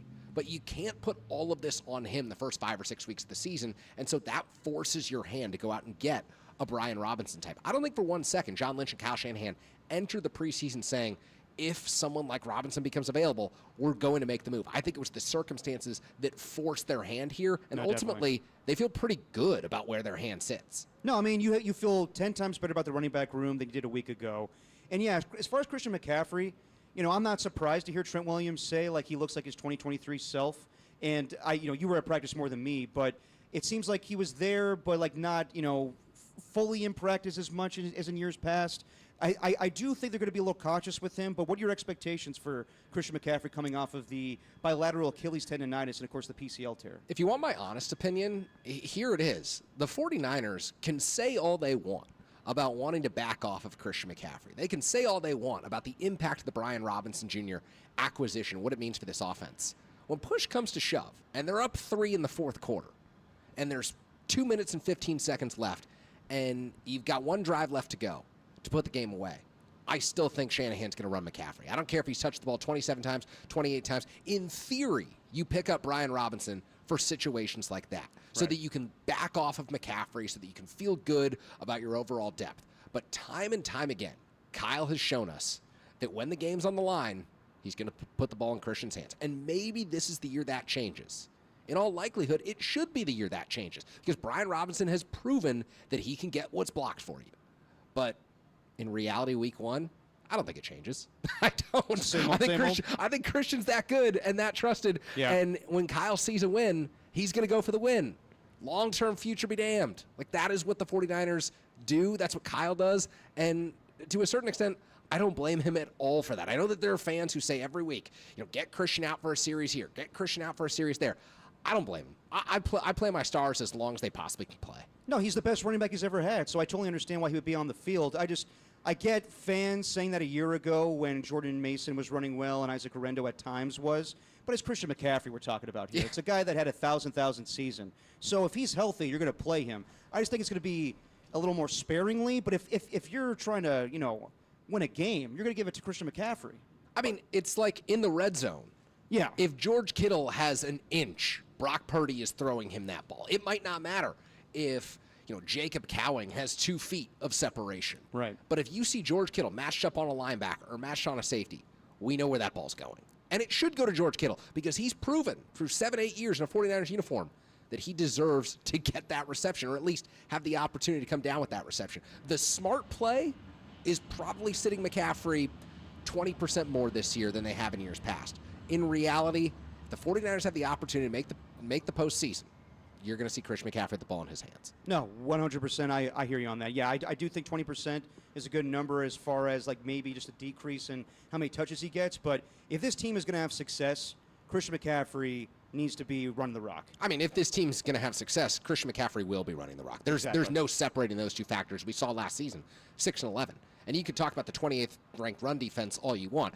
I will talk about the 28th ranked run defense, but I will also talk about a scheme on offense where they probably passed the ball more than they would have liked, where they probably chose to put the ball in the air more than they would have liked because of the options available to them at running back. And the reason you're wearing down in the fourth quarter is because you're on the field too much. And that's what happened to the defense. It's complementary football, and we didn't see enough of it from the 49ers last season because I don't think Kyle trusted the running back room the way he would have if Christian was leading the way. Dirty Work at 58 Social, live at the patio for Giants and Cubs. We got Kerry Crowley with me, filling in for Adam Copeland. We got Andrew Luck joining us in about 20 minutes at 3:50. Let's talk a little bit about what Albert Breer wrote today, or actually yesterday, in Sports Illustrated, talking about the expectations for the 49ers this season. What should the goal be for this season? And he spoke with Brock Purdy, and Brock was really honest about how he had the Super Bowl loss affect him last season. It could help him for this season coming up. We'll talk about it more on Dirty Work on the Sports Leader.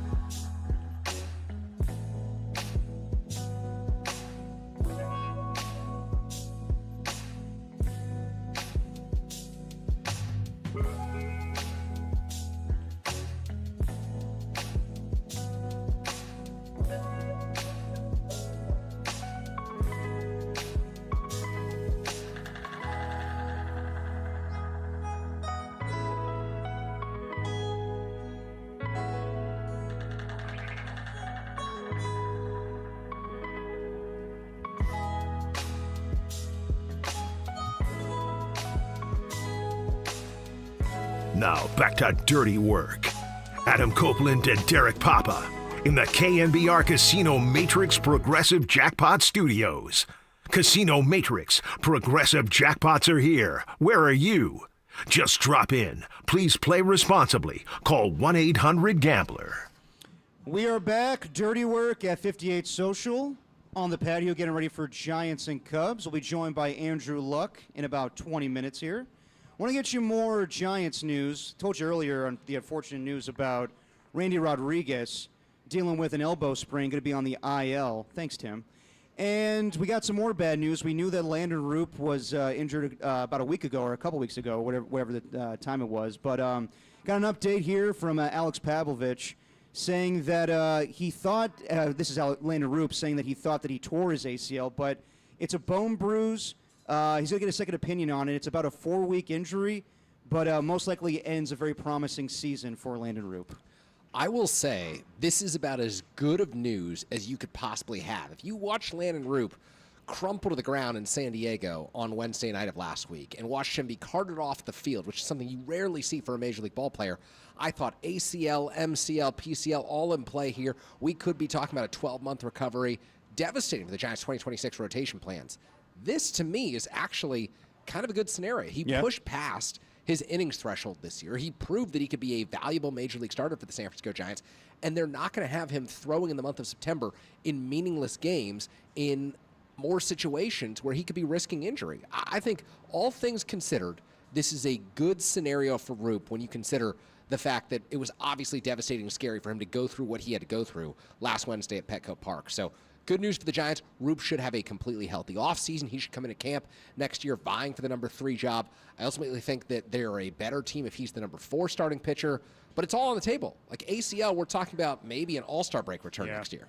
No, I mean, best case scenario given the circumstances. So, yeah, it's all about next season for Landon Roop, and, we'll see how the season ends for Bob Melvin and the San Francisco Giants. I want to talk a little bit about what Albert Breer wrote in Sports Illustrated yesterday. He wrote an article on the 49ers and talking about how basically this season is going to be a reset season, much like the Buffalo Bills last year and much like the LA Rams of 2023. And I've mentioned those teams, and yes, it's basically the same formula where you are building around a core. Those teams had Josh Allen or whether it was Matthew Stafford and Cooper Kupp and Aaron Donald, but they had to hit on draft picks in order for those teams to go back to the postseason, and that's what happened. You know, obviously the Buffalo Bills going back to the AFC Championship game and the Rams getting to the playoffs and losing to the Detroit Lions in the first round. But, well, the difference is, to me, is I don't think Brock Purdy's the type of quarterback that Matthew Stafford nor Josh Allen are. I think that it's a different ball game. I think those guys can elevate their teams, and there's going to be a lot of pressure on Brock Purdy to do that this season. He got the contract, but I think he's a good quarterback. Don't know if he's a great quarterback where – you know, it's the same thing where he's got Christian McCaffrey and all of the other familiar faces, but can he elevate a team where other parts of the team are such a mystery this season? It's a fascinating comparison to the Bills and the Rams because I completely agree with you in your assessment of Brock Purdy, but I disagree with the notion the 49ers would be significantly behind where the Rams or the Bills were in this process, where it's not really a rebuild but a reset with all the young talent coming in. And I say that because the 49ers have 2 Hall of Famers and really 4 players who have Hall of Fame caliber talent. They've got Fred Warner and George Kittle, who are on Hall of Fame trajectories at this point. I think Fred Warner could retire tomorrow and legitimately be a Hall of Famer. I think George Kittle is 1 or 2 more good seasons away from solidifying himself as a guy who's headed to Canton one day. I think Christian McCaffrey, had he been healthy his whole career, is a Hall of Fame caliber talent. I think we've seen Offensive Player of the Year in the NFL. We've seen what he can do from a running back and receiver standpoint. He is better than anyone that Josh Allen or Matthew Stafford ever had at his disposal. And I also think that Nick Bosa has the talent to be better than anyone who rushed the passer in Buffalo, anyone who rushed the passer in LA. And the Rams really are the fascinating comparison because they restocked on their defensive line so effectively. I mean, Jared Verse is fun to watch. He's going to be a guy setting records with the contract that he earns in the future. I still think Nick Bosa's ceiling just as high, still much in his prime right now. So can they get Michael Williams to produce like Jared Verse did last season? Can Alfred Collins step in on the defensive line and prove that he's more than just a one-down player during the rookie season? Can C.J. West do the same? These are all questions that the young talent will have to face and ultimately answer. The Bills' young talent did. The Rams' young talent did. I think Brock Purdy can be serviceable enough and really be good enough to elevate the offense. Can the Hall of Fame talent the 49ers have stay healthy? Those 4 players, 2 to me who will end up in Canton one day, and 2 who were good enough. If everything went right and they played up to their potential, I don't think Bosa's played up to his potential, so he's not on that track. And McCaffrey, who, had he stayed healthy, he'd, at least in my opinion, be in the mix, or at least in that conversation. But he does have the talent level there. As far as the reset, that's the biggest question mark to me, just what the expectation should be for this season. And you've already heard Kyle Shanahan a couple weeks ago go on Sirius XM radio and talk about how, yeah, it is a different expectation this season. Like, he was honest about it, saying, yeah, in years past, it was Super Bowl or bust. This year, we have so many new guys, relying on so many rookies that, we're trying to get to the playoffs. I'm never going to say, like, oh, we shouldn't think about playoffs, but we want to get in there and see what happens. Trent Williams basically said the same thing, when asked last week about should Super Bowl be on the forefront of their minds, and he was like, not this season. Like, yeah, obviously you want to win it, but, you have to think about the long-term goals. I think this is, it's a reset. It shouldn't stop the 49ers from going to the playoffs. I think that should be a goal this season. But as far as Super Bowl, I think that, I heard JD and Greg Silver talk about this today, where, the national perspective is the Niners are starting all over again. Where locally, it's still a little bit of, we need them to win. We want that 6th Lombardi trophy. We've been waiting since 1994. We were so close 2 years ago, and we still want that. I think that fans are going to be fans, but I think you have to be reasonable in your expectations, and I think Trent Williams and Kyle Shanahan are being really honest about it, where this is a different deal. Yes, the window might be open, but I don't know if they're going to do it this season in particular, because it feels like they're doing a whole new thing. Yeah, to me, this is part of the reason that if the 49ers ever wanted to play hardball with Juwan Jennings or with any player in particular, they do it, because I think that they're a playoff team. I think they could win the NFC West, but I don't think they're in the Super Bowl mix this year. Yeah. And I don't think that having Juwan Jennings sit, say, the first 3-4 games of the season is going to be make or break for this team the way that a lot of folks do. So if you're ever going to draw a line in the sand from a negotiating standpoint, this would be the year to do it, because of everything that you just explained. The fact that the 49ers can be good, they can reset, they can vault themselves back into the conversation and the Super Bowl mix for 2026, but I don't think it's the Super Bowl mix for 2025. Yeah, and it all starts with Brock Purdy. In the section that Albert Beer writes about Brock Purdy, he starts with the Niners need Brock Purdy to be good. And yeah, that's an understatement. Of course, like he signs the contract, and he's their franchise quarterback going forward. He needs to be really good. He needs to be great in order for them to be successful. So we caught up with Brock Purdy, and this is what Brock had to say about his season a year ago. I would say I was frustrated about losing the Super Bowl, and it was like, all right, we got to get back. And that's all I saw was getting back. And because some of those guys are out, I have to go make plays to get us back. And for me, I was losing sight of, like, bro, keep every play as simple as possible and don't complicate it, and you will get back there. If you do your job the right way, every single drive for 4 quarters, and you win the game. At times, I lost sight of that. I was trying to do too much. Yeah, I agree with that. I think that you could go back to that Rams game where Brock Purdy throws an errant interception at the end where they're in field goal range. I think it was 9-6, whatever the score was. And he just forces a pass that he normally doesn't do. Usually Brock Purdy made the smart play. So and when I think about that Rams game, I'm sorry, it's just the flash of Deebo Samuel's career in a 49ers uniform ending. We can talk about every play from that Rams game, and I'm still going to remember the dropped pass after he said, "I need the ball more." Like, God, that's just a memory that I will never forget. Yeah, no, that was a hard game to watch, given the lack of offense from both sides of both teams, with the Rams and the 49ers. But yeah, I mean, I think Brock's onto something there, where he talks about how this season or last season can help him for this upcoming season, where he didn't play with McCaffrey and Ayuk for the majority of the season, and he had to learn a lot. And it was just, he was trying to replicate 2023 all over again. He was trying to get, a single season for most passing yards that broke Jeff Garcia's record. He was trying to win whatever it was, 12 games or 11 games, whatever it was in 2023. But yeah, I think it's going to benefit him in the long run. I think it's going to honestly help him that he's going to have a little bit of a depleted receiving core week 1. He's going to have to get out of his comfort zone. He's going to have to, communicate a little bit more with Kyle Shanahan about what's a better way of getting in the end zone. Is it all going to be based on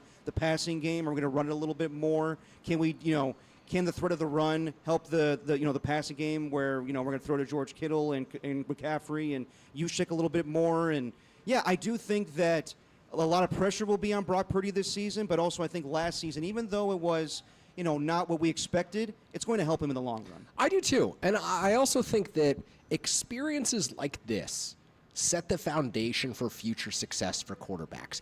You want hard situations to evaluate what a player's made of, and you particularly want that at this position. And of course, the 49ers had a lot of that over the last 3 seasons, and in particular, last season, a 6-11 campaign for evaluating Brock Purdy. They wouldn't have felt comfortable giving him 5 years and $265 million if he was completely inept last season. Right. But instead, he was one of the few players I thought who rose to the occasion, actually played relatively consistent football. And did he force things at times, as he admitted to Albert Breer? Yes. Did he make the wrong throw several times? Yes, but it's all part of the learning experience, which is why I actually think the beginning of this season can set the stage for future success, because if he's able to just develop that one-on-one connection with Ricky Pearsall, when there's no other proven wide receiver, presumably ready to go week 1, unless Jawan Jennings is suddenly healthy and ready to go, and the 49ers resolve that situation immediately, I think that will pay dividends for Brock Purdy, because he'll have to think creatively, he'll have to be on his feet, and he will have to work through a wider variety of situations than he's encountered, and this will set him up for 26, 27, 28, and it will help the 49ers in the long run. Yeah, I do have confidence in the offense this season just based on the past. I trust in Kyle Shanahan. I trust in Christian McCaffrey and everybody that we know from, the successful seasons. It's just the mystery of the defense.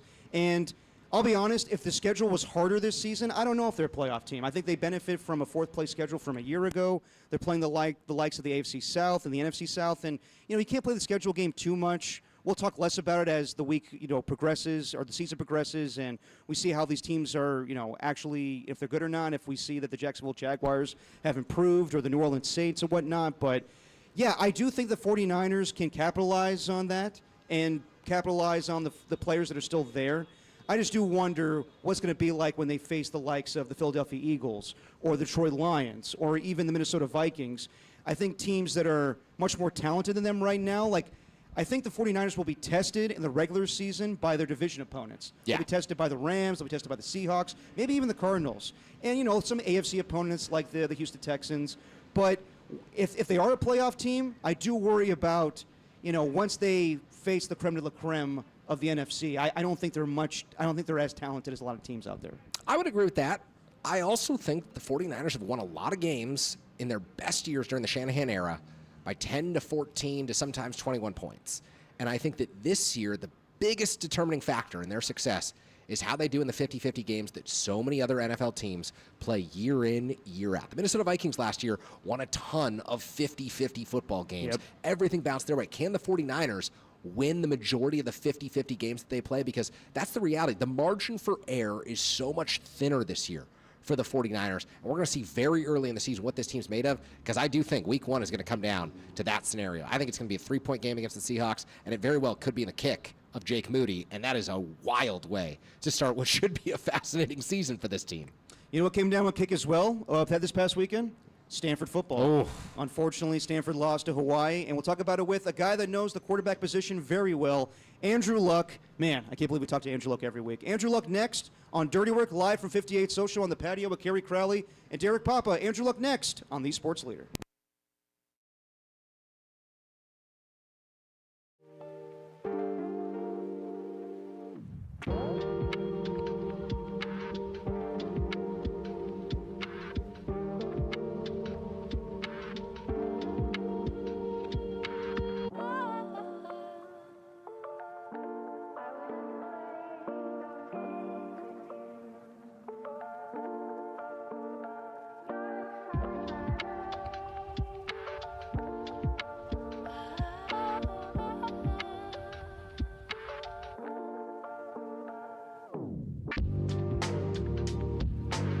The Giants return to Oracle Park tonight, taking on the Chicago Cubs, 5:45 first pitch. Today is also cut day for the San Francisco 49ers, so you'll know who made the final roster, who's going to be there for week 1, and the biggest piece of news today, Travis Kelce and Taylor Swift about to get hitched. Engagement is on. Engagement watch. It's wedding season. It's Niners season. It's Giants season still, baby. The the sports leader.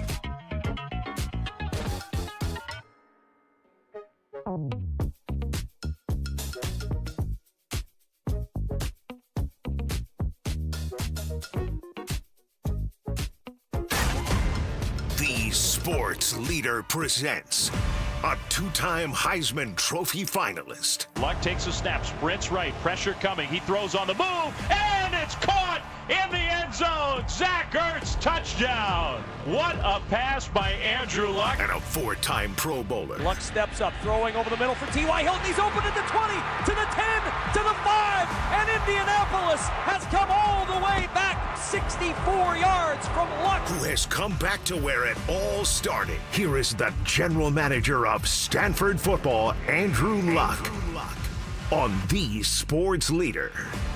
It is an absolute pleasure to be joined by Andrew Luck every week. And we do it right now. The former Indianapolis Colt and current Stanford general manager is on with us right now on Dirty Work with Kerry Crowley and Derek Papa. Andrew, how are we doing today? You know what? I'm doing all right. We're back on the football field. We get to practice some ball, exercise our demons, and get better. No, absolutely. And I'm sorry we have to bring this up right away, but tough loss to Hawaii, but a hard-fought game. What were your overall takeaways from the first battle of the season? You're not allowed to apologize bringing up what happened. You know, we look at it. We look at it straight in the face, and we take it with a broad chest, right? We got to learn from it. No one's happy about a loss. It's not okay, right? That's not why we do all the work. But there's nothing to do about that now, except learn from it, grow from it, right? And that's the beauty of this game. We have to be the best team in the country at getting better every week and taking and taking what we can from that film, win, loss, or draw, and improving. And look, what am I proud of our team? I'm proud of our fight. I'm proud of our physicality. I'm proud of what we put out there on the run game at times. I'm proud of how our defense flew around and created a 7. You get 7 points on defense, you give yourself a chance to win, no matter what. I do know that. And look, we got a lot to clean up, and there's no doubt about that. Andrew, we're doing this show this afternoon from Oracle Park. We're on the patio here, and a lot of the season we spent our time talking to Giants President of Baseball Operations Buster Posey, who was a star player for the Giants, and this is his first experience watching games from the booth and taking in baseball from a different perspective. What was it like for you on Saturday out in Hawaii, watching the Cardinal on the field, a program that you loved, that you played for, that you're now experiencing in a different capacity, knowing that you couldn't go down there and impact the game yourself? What were the emotions like for you?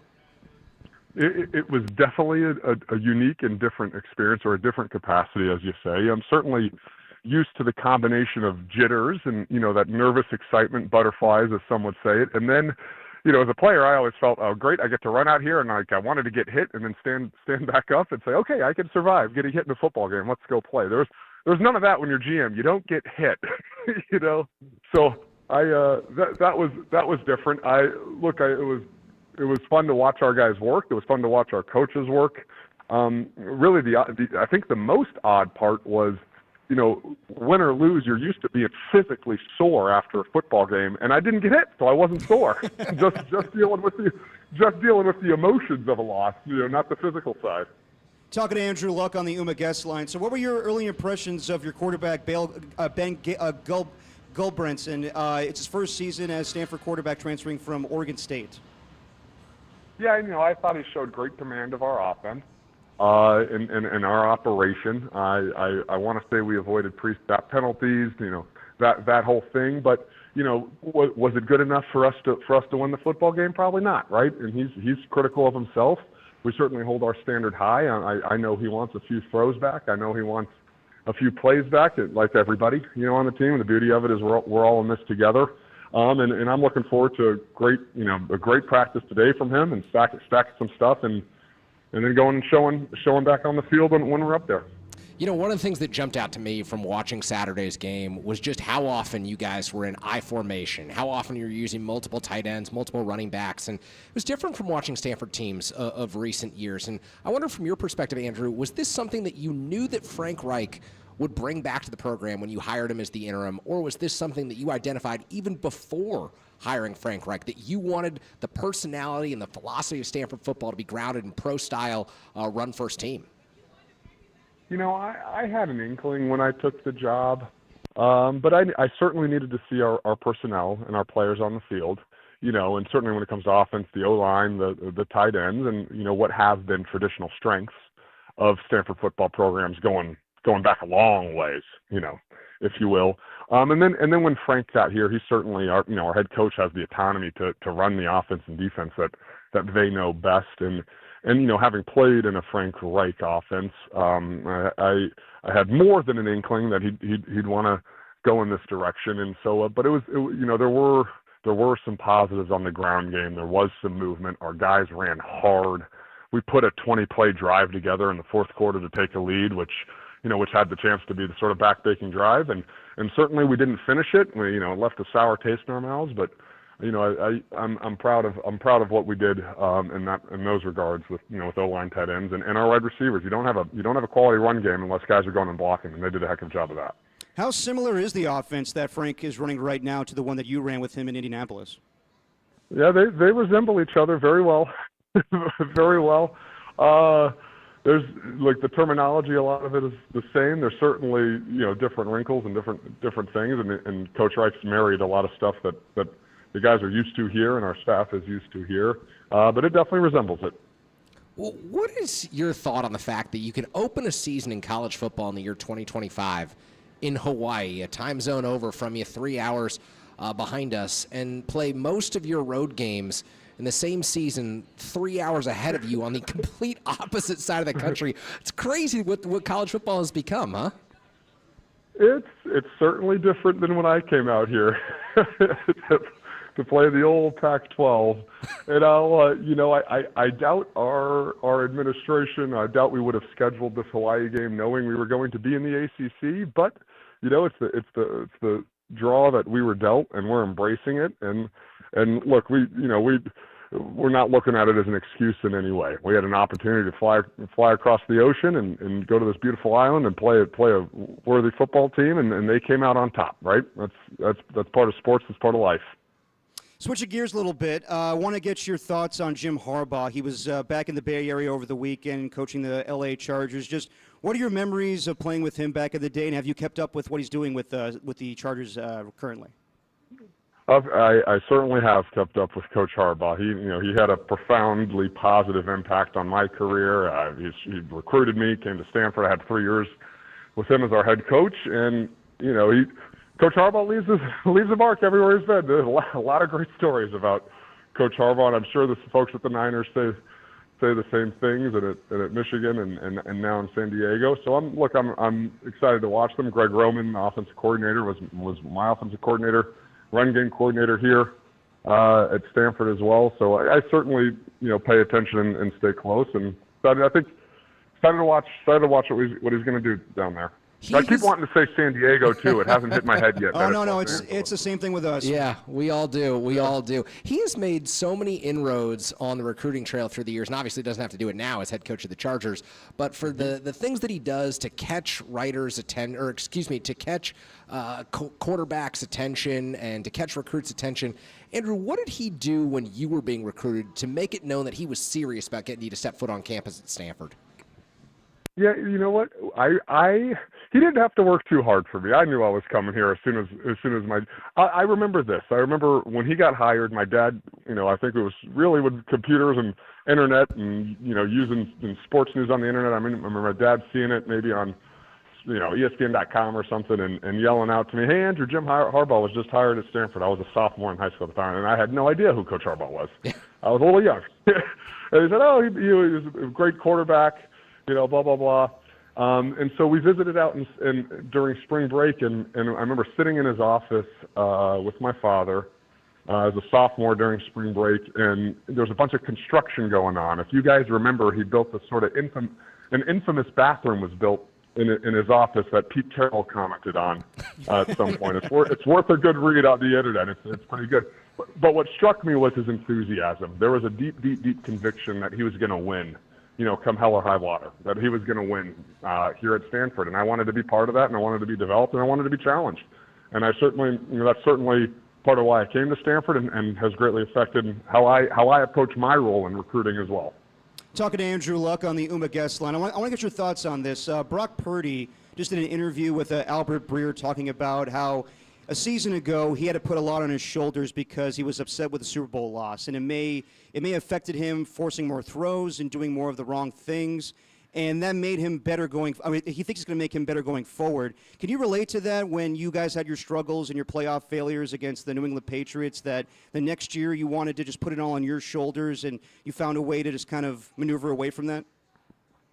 Yeah, I think it's an absolutely natural response of a quarterback, especially one who cares deeply about the team and performance. And, there's nothing easy in the game of football. There's certainly nothing easy in the NFL. And, from afar, it does seem like Brock is an incredibly self-aware person who strives to get better, and it takes a level of self-awareness to understand he maybe perhaps was pressing last year. But, his journey will be a fun one to watch, and he's an incredible quarterback. I'm glad he's here in our backyard. Andrew, I think the entire college football landscape is still learning about what the job of a general manager is. And I'm sure in your first months on the job, first year on the job, you are as well. But what does week 2 look like for you now that you're headed into a matchup against BYU? What does it look like for you on a day-to-day basis? How does your job change from what you were doing this summer on the recruiting trail to dialing in and getting your team set up for the week? Like, what is the divide and responsibilities for you right now?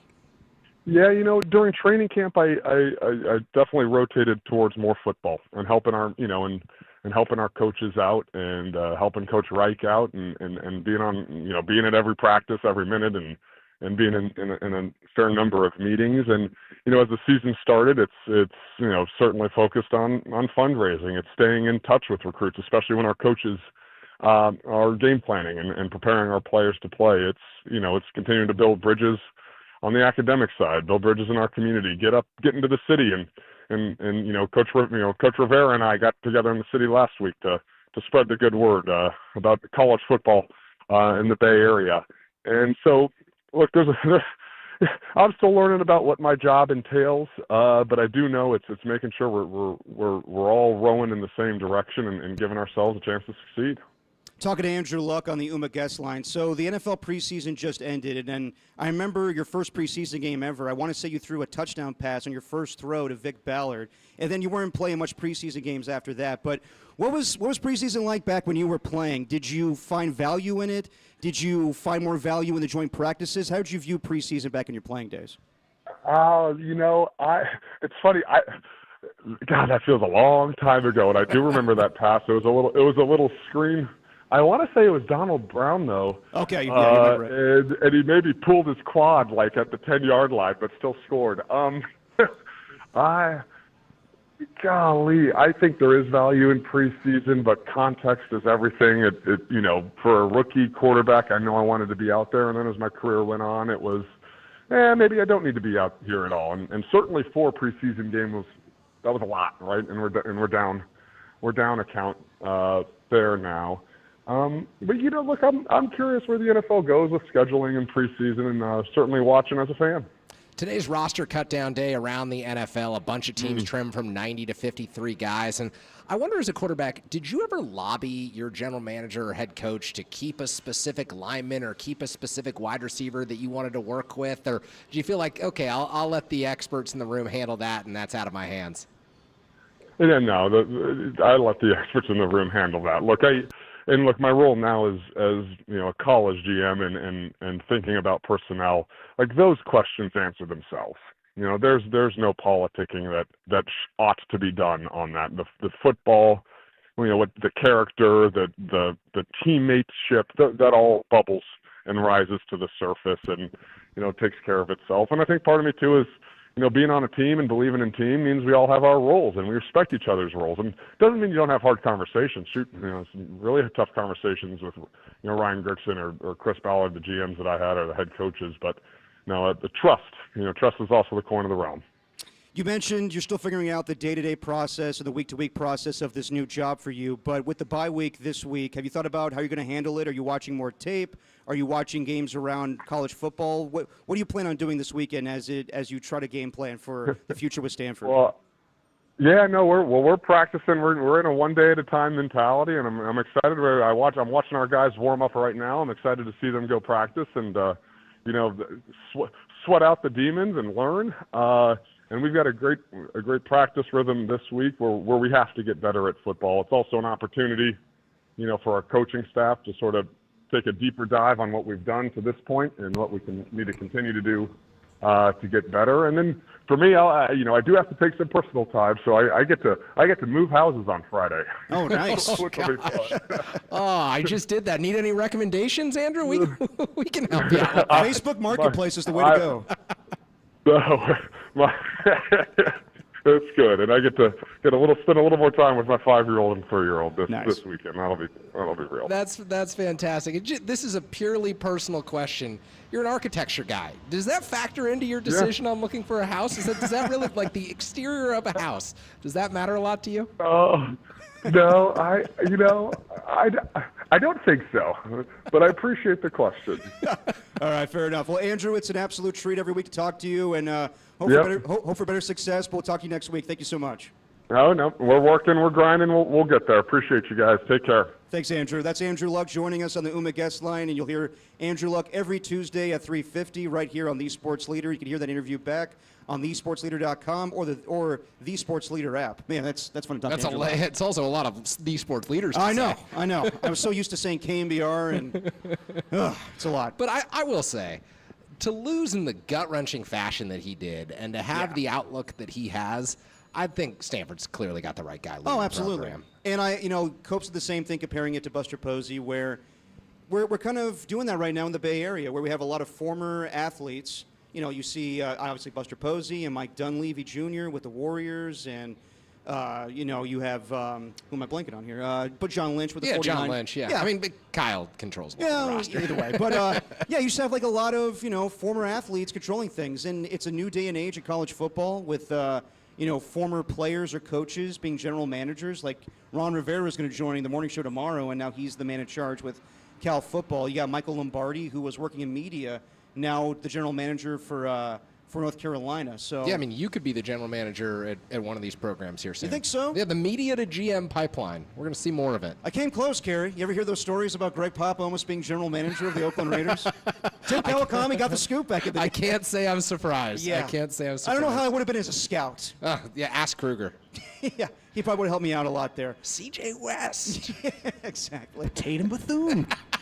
Well, yeah, like I said, we'll be joined by Andrew Luck every week. And, yeah, I want to bring this up real quick. On Sunday, it was the 6th anniversary of him stepping away from football. Mm-hmm. And I remember that day, I was at NFL Network, and we got the alert that he was retiring, and then the fans, it's so bad, booed him off the field. And yeah. Yeah, and he's gotten over all that, the whole situation, but the next day, having to talk to the media and give the reasons why he's retiring, I commend him for that move, and he's at peace. I don't know if you read the interview in The Athletic last week, but it was sensational piece. Zach Kiefer, for my money, is the best sports writer outside of the state of California. Nice. We have all the best here in the Bay Area. Zach Kiefer is as good as it gets, and that profile of Andrew Luck that he wrote was compelling from start to finish. Yeah, and he was honest in saying that he fell out of love with football, and he told us last week he gained that love again. So now he's definitely entrenched in Stanford football. I mean, as he should as an alumni. But, yeah, he's all in, and I look forward to what Stanford does going forward. Let's get back to some 49ers football. Let's talk about Todd Husak and a lot of 49er fans' biggest concern this season, Jake Moody. And I was high on him a couple weeks ago, given the 59-yard field goal in the win against the Las Vegas Raiders. Last week, not great, but it's a mixed bag where I think there's obviously things to be concerned about with Jake Moody, but is it the biggest concern? Not for me. We'll talk about it more with Kerry Crowley and Derek Papa on the patio of 58 Social on The Sports Leader.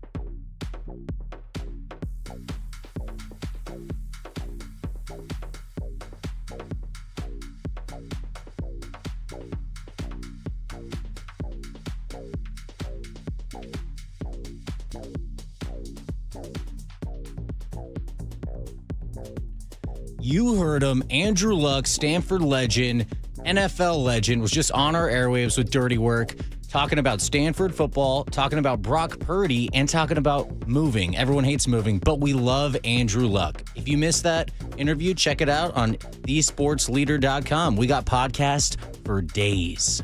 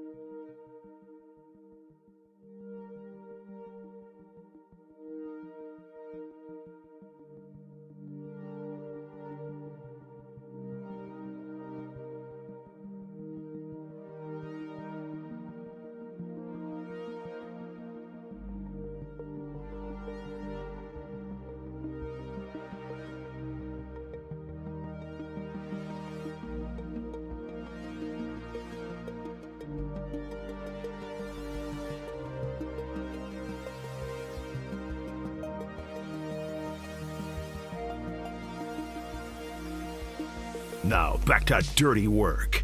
Adam Copeland and Derek Papa in the KNBR Casino Matrix Progressive Jackpot Studios. Casino Matrix Progressive Jackpots are here. Where are you? Just drop in. Please play responsibly. Call 1-800-GAMBLER. Dirty work on the patio at 58 Social. Adam Copeland out. Kerry Crowley in. As we get you ready for Giants and the Cubs. What do you think about this series, Kerry? You got 3 games against the Chicago Cubs. Giants stole 2 out of 3 in Milwaukee. You feeling it or not? Feeling it. You know, what I'd like to see this series. Winning endorsement. What I'd like to see this series is more Luis Matos. Yeah. I'd like to see more Luis Matos. I'd like to see more Casey Schmidt. I'd like to see a lot of the young guys come up. Okay. And you're not going to learn a whole lot from the final 35 games of the season. Yeah, you probably. can't hand someone a job based on the second half of the season, a la Tyler Fitzgerald entering this year. You can't hand someone a job based on 6 at-bats, a la what they did with Marco Luciano 2 years ago. So it's hard to say that it's really exciting to watch Luis Matos for the next month, understanding that you probably still need to go out and get competition in the outfield. It's hard to say that Casey Schmidt deserves to be the everyday second baseman next year, although I do think the sample size is trending close to big enough for that. But it's just, I think I'm disappointed for Giants fans because they packed the ballpark all summer. Yeah. And they wanted to see some magic. And maybe the Giants will create some memories in the final week of August and the beginning of September. Maybe they will rewrite the narratives about this season that are out there already based on the way that they performed in June and July. Yeah, but given the way the season has gone, it's definitely an evaluation season the rest of the way. It has to be. It absolutely has to be. Like Carson Wisenhunt has got to make every start. Yeah. And if Blade Tidwell is healthy enough and comes up from Sacramento after the shoulder injury, like, you got to see him the rest of the way. All the young relievers, you have to put them in tough situations. No Randy Rodriguez. Does that mean Ryan Walker's the closer, or do you take a look at someone else who's young? Yeah, no, we'll talk about it more. I want to get your thoughts. I heard you over the weekend talking with Connor Grossman. Yeah, Giants postcards. Yeah, and I want to get your thoughts on the Giants season. I know it's been a frustrating one, but we'll talk about that a little bit later as the Giants season has turned into a evaluation season. And the Niners were evaluating their roster, and they cut down the roster to the best 53 men. And tomorrow, Kyle Shanahan and John Lynch will be addressing the media on the 2025 49ers. And we'll carry that press conference for you live right at 2 o'clock. So if so you don't have to work at 2 o'clock. So, me and Tim will chat a little bit. And if, you hate today's show, then you don't have to listen for a little bit of time. And then, you can decide if you want to listen a little later. But as far as some of the biggest concerns for this 49ers season, we obviously talked about the defense and all the question marks with rookies playing this season, the wide receiver room being decimated with injuries. But one thing keeps being brought up, and that's Jake Moody. Mm-hmm. And I totally understand it. I think that sometimes the fans are a little too much with it. I think that they just hate the guy because he was drafted in the 3rd round. And I heard, watching the broadcast over the weekend, when he lined up for a kick, everybody was booing. And I'm like, what, you're going to boot your kicker and have him get in his head even more? And I understand. He's missed some kicks. And missing PATs, not good either. But, I think that people are just a little too hard on him. And I understand, like, Robbie Gould was automatic, so that's the difference. You had a guy that you relied on and had confidence in, and it's just different with Robbie Gould. And Kyle even said himself, like, he thought that he had a great game on Friday, kicking that 59-yard field goal to win the game. Now, he had a miss earlier in that game, but redeemed himself. But then again, last Saturday night, he misses a PAT, kicks the ball out of bounds. And Kyle, he's not going to be, totally honest and say, like, he's got a kick to keep his job, but basically he just said, we'll see how it goes. And that's how I treat the rest of the way. Like, if Jake Moody starts missing kicks, he shouldn't be the kicker anymore, but let's give him the benefit of the doubt going into the season. Okay.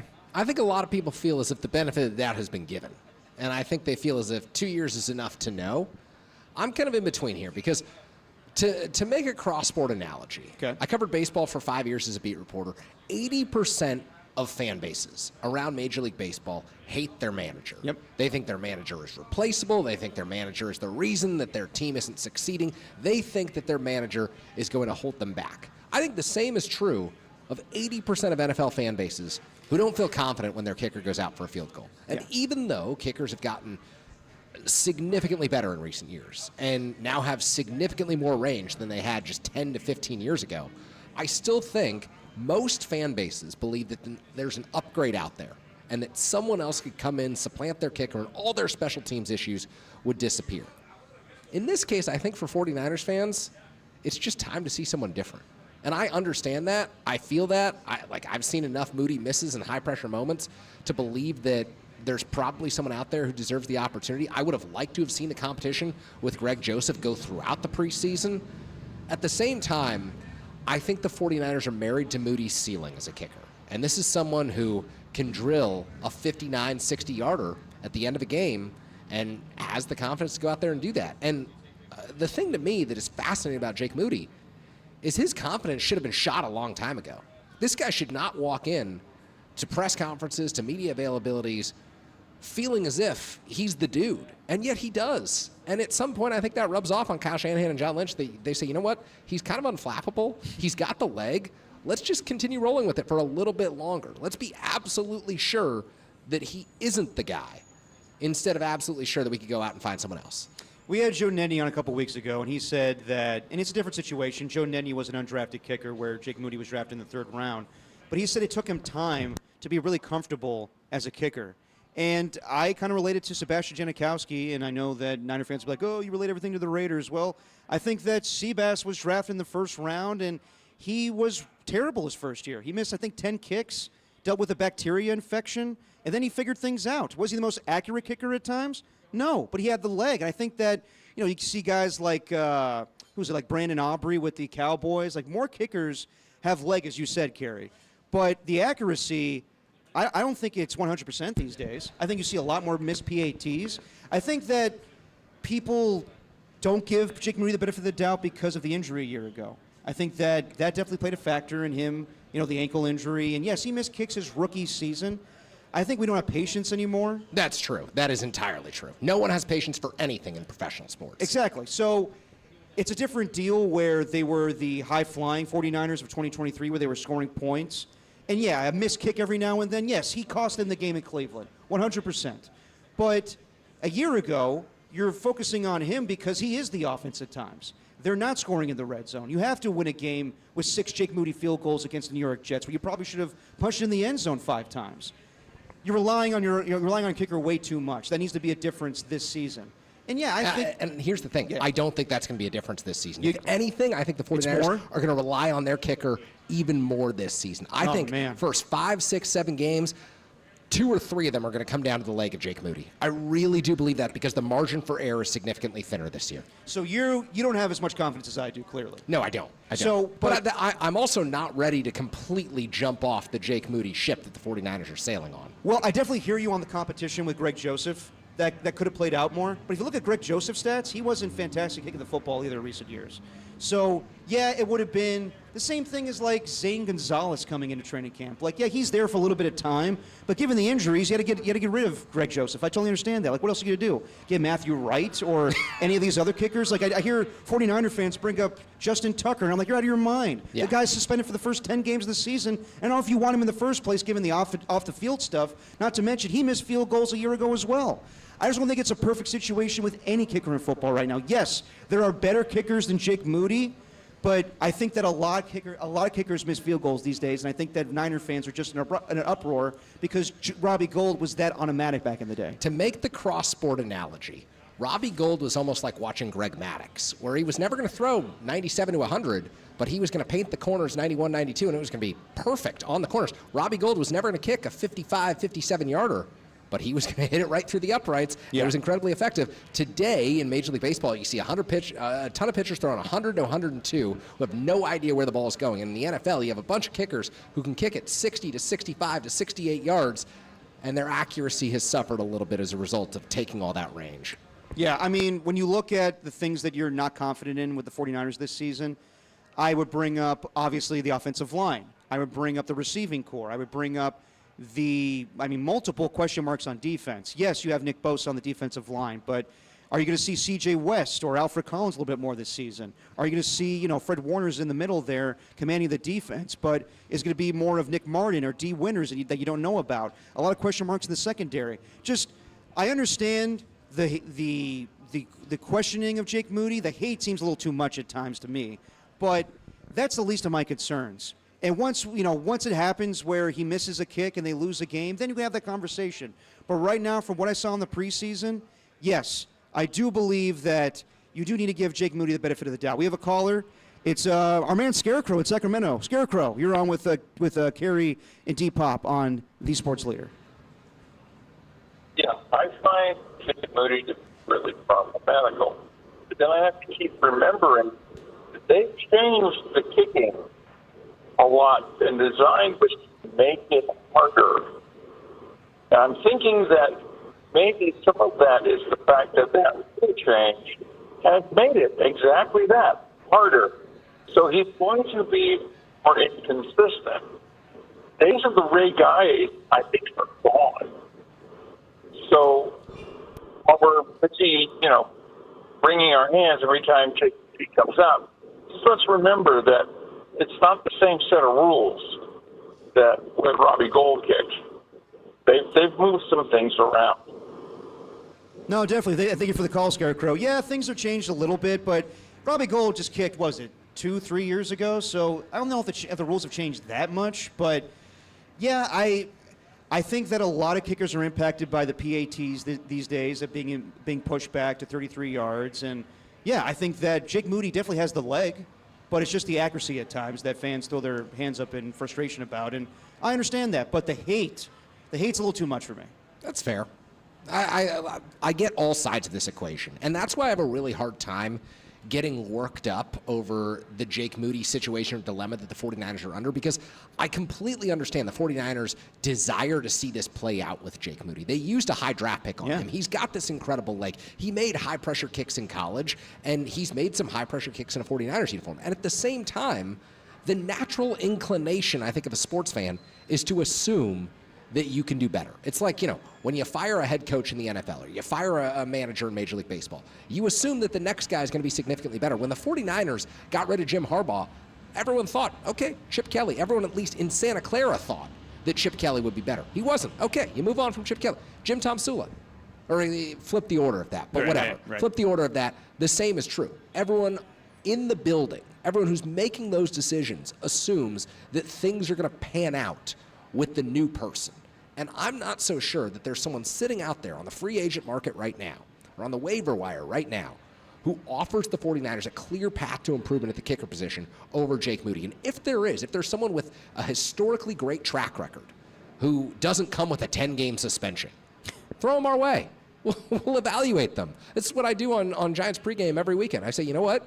If there's a player out there who you think is a significant upgrade the Giants ought to acquire, let's talk about it. So if there's a kicker out there, throw them our way.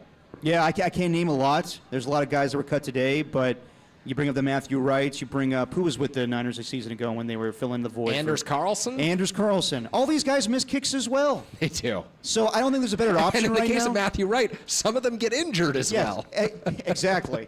And yeah, with Jake Moody, listen, I'm not saying that he could do no wrong. If he misses kicks this season, then he should go. But let's just give it a chance, everybody. Damn it. All right. Let's talk to our good friend Dieter Kurtenbach. I'm sure he's reasonable about Jake Moody. We'll talk to Dieter next as we keep things rolling on The Sports Leader with Dirty Work on the Patio 58 Social. Kerry Crowley, Derek Papa on The Sports Leader.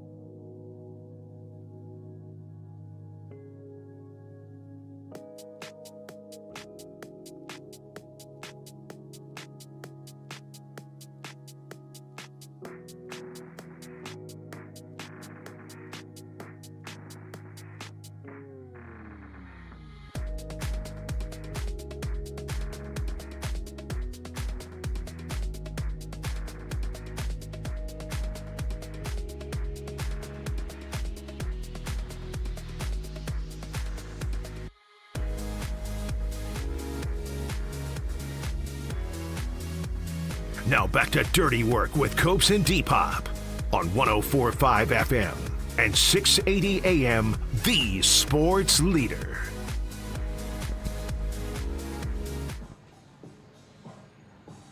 Dirty Work, live from 58 Social on the patio. Derek Papa, Kerry Crowley, trying to make the connection with Dieter Kurtenbach as Jacob is playing some good old Ace of Base. Kerry, you're a big karaoke guy, right? You could say. I will say. I won't be out there with Copes on Tuesday evenings, but give it a Friday or Saturday. What's your genre when you take the mic? Well, it varies from time to time because you've got to read the room. Reading the room is critical. Reading the room is important. Yeah, so my genre really is a song that everyone knows the chorus to, but only you know the lyrics to. Ooh, okay. I like that. That's critical. Do you do karaoke? Do you dabble? Oh, I dabble. I usually do grunge. Okay. Of like the early 90s. Yeah, so you're not very popular. Give me a chance, Craig. Care. Don't diminish what you haven't heard yet. That's just true. Nuked him. I can belt out a good Pearl Jam. Okay. Belt out a good, you know the band Bush? Yeah, so the You a demo's Bush guy? lost. The demo's lost. Yeah, unfortunately. So what are you singing, though? Like, I don't know, Chaperone these days? Like, you These days, no, because too many people know the lyrics. You got to go like early 2000s, you know. A go-to hit for me is Train, Drops of Jupiter. Yeah, absolutely. Yeah. Exactly. Because, again, most people know the chorus, and they'll get up out of their seats, they'll come toward the stage, they'll feel like they're at a concert, and then they'll forget that they don't know the lyrics. And that's when you come in with the vocals to support the energy of the room. That's not bad because I only know two Train songs. It's Drops of Jupiter and what's the other one? Well, she wants to be the... See? Not bad. That's very good. San Francisco's own Train, Exactly, by the way. and that's how you get the crowd going. Okay, Yeah. circling back to you viewing Marty Lurie's documentary last night. Okay. Well, we'll get back to that as Dieter Kurtenbach's on the line. I was going to say. I know, I'm leaving the audience in suspense right now. Dieter Kurtenbach on the line, our friend on KNBR and the Merc. Dieter, what's going on? What the hell am I listening to here? That's the same reaction of everybody listening to the show today. So, Dieter, your thoughts on the 49ers 53-man roster? A lot of confidence in the wide receivers, wouldn't you say? Well, I think they have a lot of confidence in the offense because apparently they're just not going to punt, huh? Yeah, apparently. So, what stands out to you? Obviously, you know, Thomas Morstead, I guess that's a procedural thing. He'll come back tomorrow. But what's the biggest thing that stands out to you when they did the roster cutdowns today? They have no idea. They are just winging it, man. They are looking for anything on the bottom half of this roster. And after months of them saying that everything was going to be okay with this team's depth, they're out here trying to push off a Jacob Cowing decision for another couple of days because they don't know if they want to or if they can bring him back. Like, this team's depth is a huge, huge, huge concern. And having to do all this cutesy stuff to be able to get guys on the practice squad and maybe, you know, not make a decision on Cowing or on Jennings, it just shows how kind of desperate they are for some sort of quality on the bottom end, which they just don't have, and I guess they're hoping they can get from some other teams' freshmen. Yeah, Dieter, one of the more interesting components to these decisions to me was 10 offensive linemen, 11 defensive linemen, and if you look at the back half of that offensive line and the back half of that defensive line group, it feels like there's still position groups where the 49ers could go out and target the waiver wire if they like someone. Do you think they're dead set on keeping the guys in-house, or are they looking at the 1,200 players cut loose today? Oh, they're looking at all of them. I mean, they were making crazy calls the last couple of days about cornerbacks. They were making calls about offensive linemen. They were making calls about defensive linemen. Wide receiver, obviously. I mean, Sky Moore can't be the end of it because he's currently your second wide receiver, and you have two. So they're in a spot. They're in a spot, and we'll see what they can pull, all things considered. But letting Sebastian Valdez go, I guess at a certain point you have too many, but that was kind of a peculiar pick to me. And then keeping Matt Hennessy around after a poor preseason was bizarre to me. And then just a lot of stuff. I wouldn't be surprised if they replaced 4 or 5 guys that they kept on the roster today in the coming days.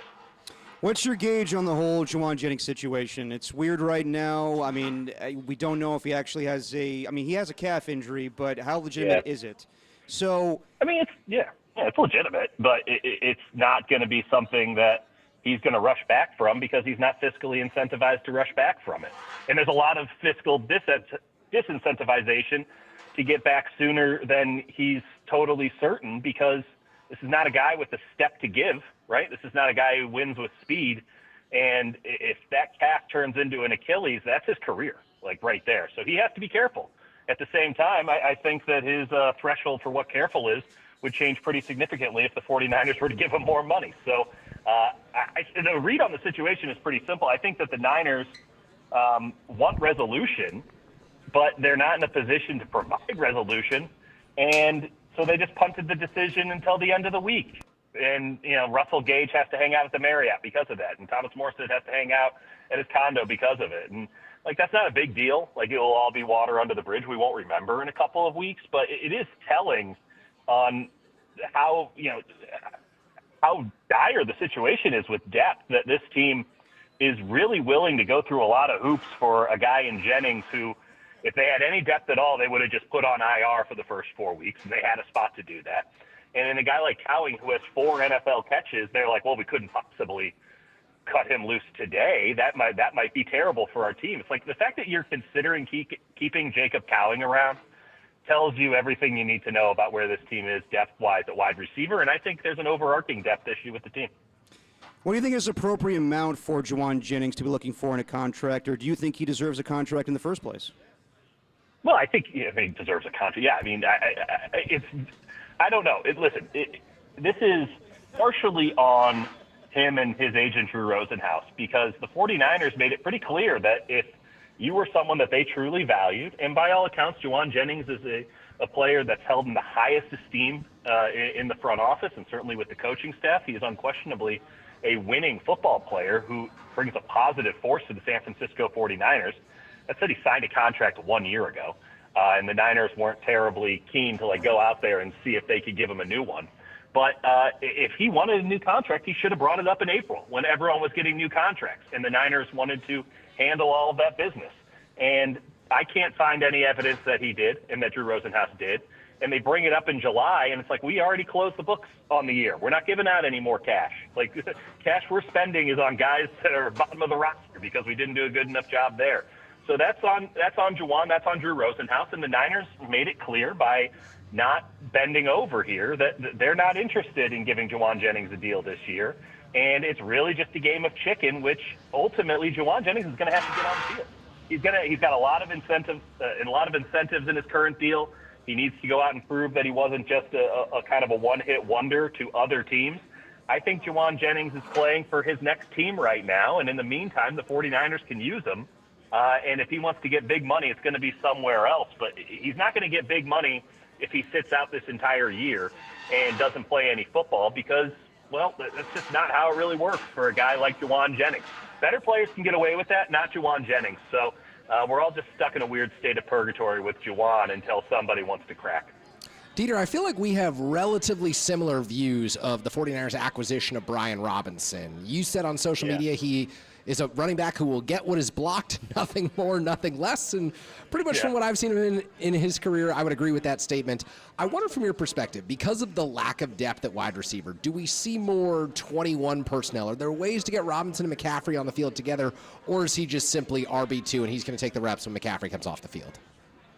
I think it's going to be a lot of RB2. I don't think that the Niners, or specifically Kyle Shanahan, has that much desire to use Christian McCaffrey as a true wide receiver. I think a lot of people think that that's sort of a panacea to all these Niners woes to use him or Isaac Guerrero as a wide receiver. It's nice that they can receive, but the whole point is to get teams in a base formation defensively, and then you flex them out, so now you have a linebacker on them in open space. That's the reason why they're such great receivers. If you were to just line them up against other receivers, they'd be average, below average. It's not what they're good at. They're good at exploiting mismatches, and that's what Kyle Shanahan's entire ethos is. So I don't see a lot of them on the field together. I do see a lot of 12 personnel this year with 2 tight ends. And I think signing Luke Farrell was a pretty clear sign that that's what the Niners want to do, specifically just to handle a lot of the, and pardon the pun here, dirty work of the tight end position that George Kittle has to take on, right? And he can't always get out in formation. By putting Luke Farrell, who at least is a willing participant in such matters, putting him on the line, you can flex Kittle out now more. You can certainly put him out in routes more. I think that, and you're going to need it because you just don't have the receiver depth outside of, literally the one guy that you can trust has 2 good games under his belt right now. Like the one guy going into week 1 where you're like, I feel good about this at wide receiver is Ricky Pearsall, who has 2 good games in his NFL career. And you should feel good about him. But it's Russell Gage, if he's even on the team, who knows? So, A couple more minutes with Dieter Kurtenbach on the UMA guest line. I'm going to throw this out here for just a solution with Juwan Jennings. Trey Hendrickson held out for most of the offseason and got a pay increase, but it's for 1 year. Do you think that John Lynch would be willing to increase Juwan Jennings' pay from $7.5 million to maybe 12 or 15 just to get a contract done for this playing season? I think they would have done it already, right? Like, I just don't think it is something that, first off, the entire ethos of this 49ers offseason, right? And we're still kind of technically in offseason, but everything they've done since the end of last season has been about spending as little cash as possible outside of the elite players. And they've already deemed that Juwan Jennings is not an elite player, and they're not wrong about that. He is a classic middle-class player. He's a hell of a football player. I think a lot of people would want him on their football team, but they just don't value him that way. So giving in to the temper tantrum or whatever the hell this thing is, I don't think is a good precedent for the 49ers to be doing it. They're trying to reset precedent with a lot of the things that they did. It worked for Brandon Ayuk last year, and they've spent now the last 6-7 months trying to convince everybody in that locker room and everybody in the league that, hey, that's never happening again. So let's just do the exact same thing with Juwan Jennings, albeit on a smaller scale. I don't see it happening, but who knows? Desperation makes teams do crazy things. Dieter, one last one from me. If you were to pick the top 3 players on the 49ers in terms of receiving yards at the end of this season, who are they in what order? I'll go Pearsall 1. I really do think Rick is going to have an incredible year. He's fantastic. Kittle's going to be 2. That's not really in question. I think DeMarcus Robinson's going to be 3, just because I couldn't tell you how long Brandon Ayuk is going to play. I have no idea with the Jennings thing how much he'll play, even if he gets onto the field. There's no reason to really trust anybody else. DeMarcus Robinson's a really good football player. I don't know. I'm sure there's just as many guys who are worse than him who are better than him. He might be bang average for NFL starting wide receiver. But this offense, with the attention that I think Pearsall and Kittle and CMC are going to get when they're all on the field together, I think they're in good shape. I think they're in good shape once he comes back. But that's a month from now. That's Dieter Kurtenbach. You can hear him on KNBR or read him in the Merc, and he's on his way for a little daycare pickup. Dieter, thank you for joining us. I thought this was daycare pickup. Yeah, a little bit. Okay. Well done. Well done. That was a layup. Yeah, it was. Thanks, Dieter. All right, Dieter's gone. Yeah, of course. Yeah, I'm with him on Ricky Pearsall, leading the team in receiving yards and catches. I think that what I saw in the preseason, him and Brock Purdy are establishing a good connection. And, yeah, I would say Juwan Jennings, but I don't know what the hell's going on right now. So I'm with Dieter. If I had to put it in order, yeah, I do like Kittle as the number 2 guy in receiving yards. And even though he's going to miss the first 3 games of the season, yeah, I would say DeMarcus Robinson's probably a close third. I still think Christian McCaffrey has the opportunity to finish in front of DeMarcus Robinson. Robinson, I think, career high is something around 500 yards. And he looked great at times during the preseason. He looked great at times during training camp. But I also think he was working against a 49ers secondary that I've got questions about. We didn't see Diamador Lenore working against DeMarcus Robinson, and pretty much everyone else he's better than. He's going to face significantly better competition during the regular season than he saw throughout July, throughout August. And I think that will bring DeMarcus Robinson down to earth a little bit. And I'm also interested to see how the 49ers integrate him into the offense after 3 weeks, because he's been a big part of this thing during July and during August. But when you don't play the first 3 games of September, things change. Things evolve at the wide receiver position. Connections and chemistry develops. And so can he just jump right back in seamlessly? I don't know that the answer is yes. And I like Robinson. I think that he's got the skills the 49ers need in the red zone specifically as well. But I think there's a lot of open questions there, which just add to the question marks at the wide receiver position. There are a ton of question marks with the 49ers. And how do the question marks compare with the rest of the NFC West? Do the Niners by far have the most question marks in the division? We'll talk about it next as Kerry Crowley, Derek Papa, we're here at 58 Social on the patio. It's Dirty Work on the Sports Leader.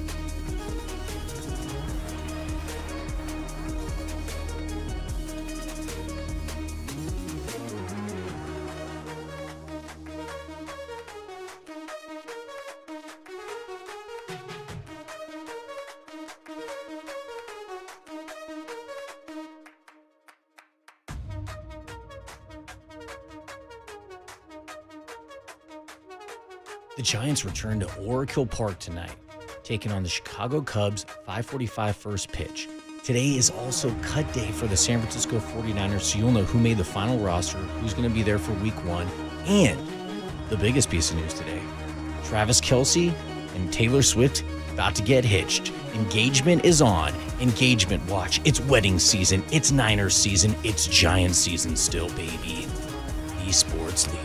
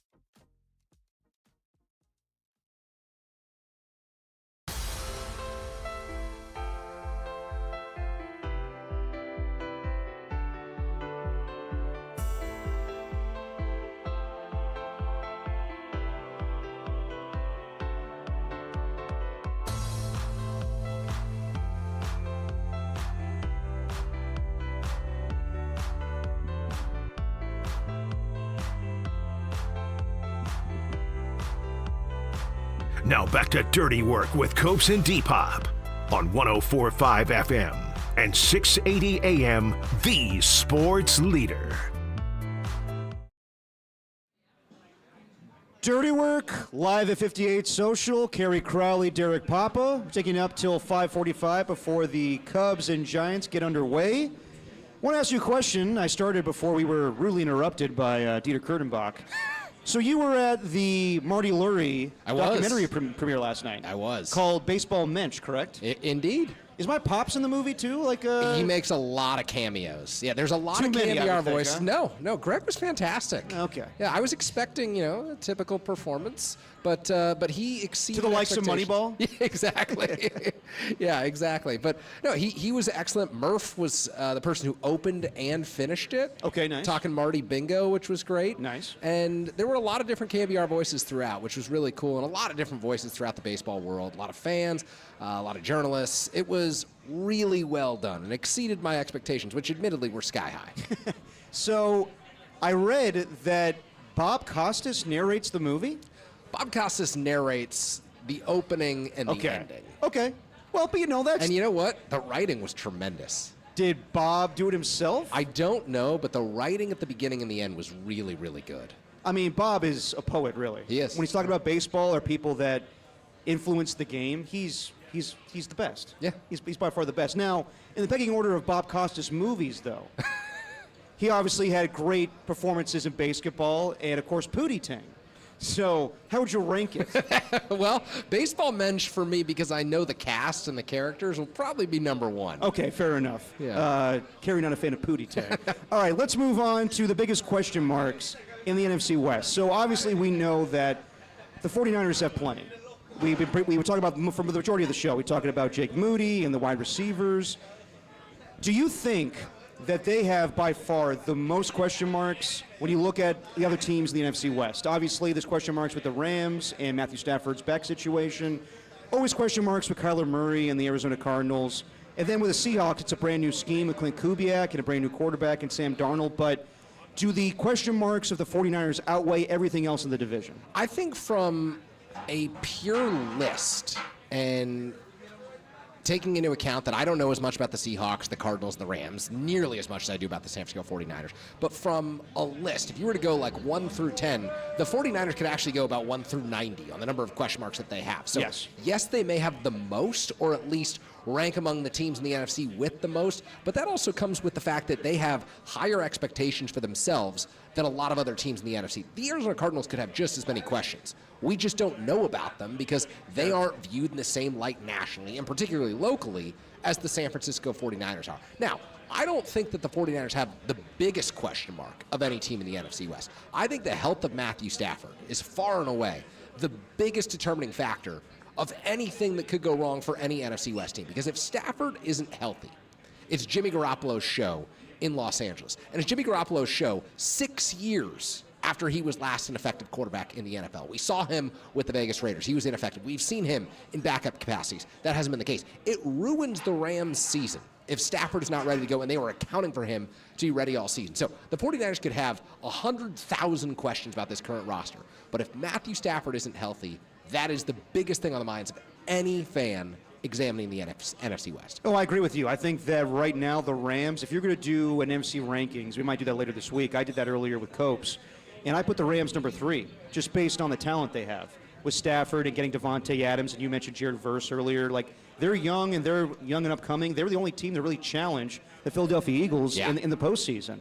But if Matthew Stafford's not there, I don't give them any chance at all. And I think Sean McVay is the second best coach in football next to Andy Reid, but I cannot believe that he's going to get magic out of Jimmy Garoppolo once again. I saw Jimmy with the Raiders, watched him, and he played with a head coach that he knew very well with Josh McDaniels, and he looked terrible.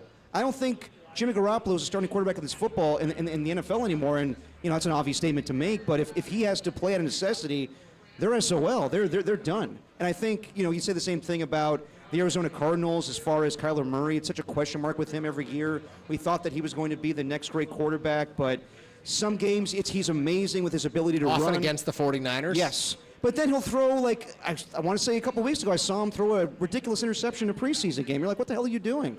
It's the same mistakes he made in that playoff game against the Rams, where he's backed up in his own end zone, and he throws the ball up in the air, and gets picked off. And like, what'd you see there? What were you thinking? The same thing with the Seattle Seahawks. It's funny enough that I think the biggest question marks for the other teams are their quarterbacks. Yeah. So it's the health of Matthew Stafford. It's Kyler Murray playing effective for, he did at one point in time, but I think he's regressed as a quarterback. But for 17 games, which he's never really done. Exactly. And then Sam Darnold, look, we saw Sam a little bit with the 49ers. He definitely had a resurrection of his career last season with the Minnesota Vikings, and he has a familiar face in Clint Kubiak. But that's a huge question mark, too. I have no idea if Sam Darnold's going to be as good as he was a year ago. With Brock Purdy, I'm not as confident as I am in, like, Matthew Stafford if he's healthy, but I think there's just more question marks with these quarterbacks as opposed to Brock Purdy, what he's dealing with this season. Well, and this goes back to the discussion that we have at the beginning of every August when Mike Sando of The Athletic puts out his NFL tiers. And he tiers them 1 through 4 or 1 through 5, and you get all 32 starters across the NFL or every veteran quarterback on the NFL entered in this list. And I think it's a great exercise. I think there's a lot of value in determining who the tier 1 quarterbacks are versus who the tier 2 quarterbacks are. Brock Purdy checking in this year as a tier 2 quarterback, good enough to elevate his team, can win you some games on his own, but also isn't going to carry his team. He ranked 14th of, I think, the 33 or 34 players who were listed in this tier. But to me, if you're in tier 2 and you've got a roster around you that is good enough to win the Super Bowl, you are capable of winning one on an annual basis. We've seen the elite quarterbacks put their teams over the top. Patrick Mahomes has done this, Tom Brady, particularly during the second half of his career. They take over during a postseason run. They put their teams over the top. But there's a lot of years, and I think Jalen Hurts was part of this season last year with the Philadelphia Eagles, where if your roster is stacked and everything's going your way over the course of a season, and your quarterback is good enough, you're going to win a Super Bowl, or you're at least going to be in the conversation to win a Super Bowl. And I think that when Brock Purdy is healthy, when he's playing to his full potential, and when the 49ers, with a roster around him, are good enough, they can win on any given year.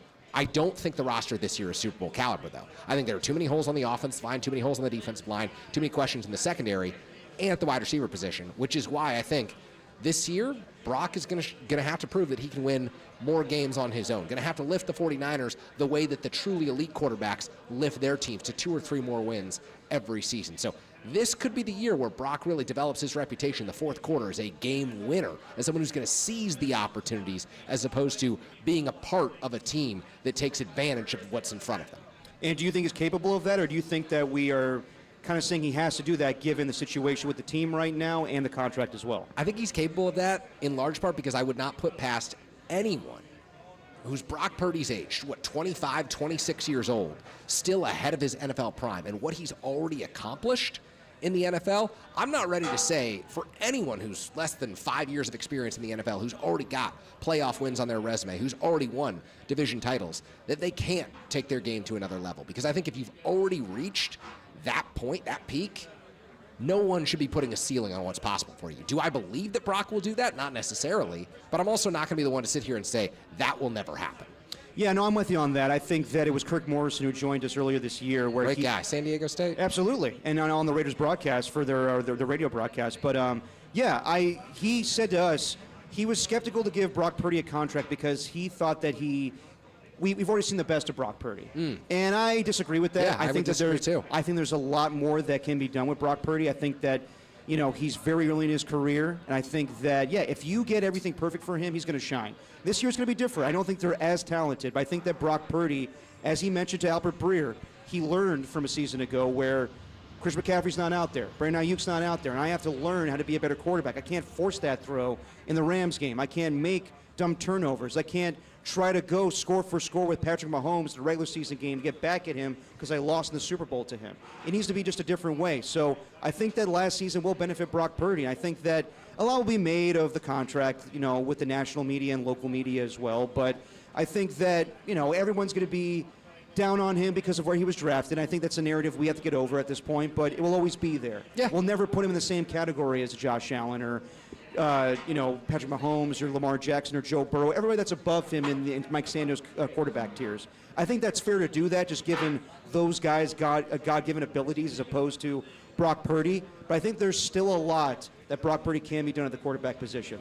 Now, how much value do you put on the schedule this year? Because I do think that they're not as talented as a season ago, but I think that just based off of where you look at the schedule and who they're playing, it's the likes of the Jacksonville Jaguars, it's the Tennessee Titans, it's a lot of mediocre teams.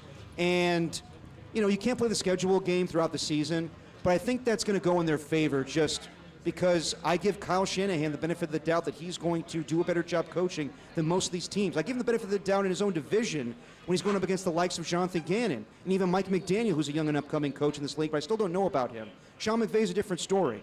But just because of what they've done in years past, I do give the Niners the edge in most of their games, but then again, it's just a schedule game to play.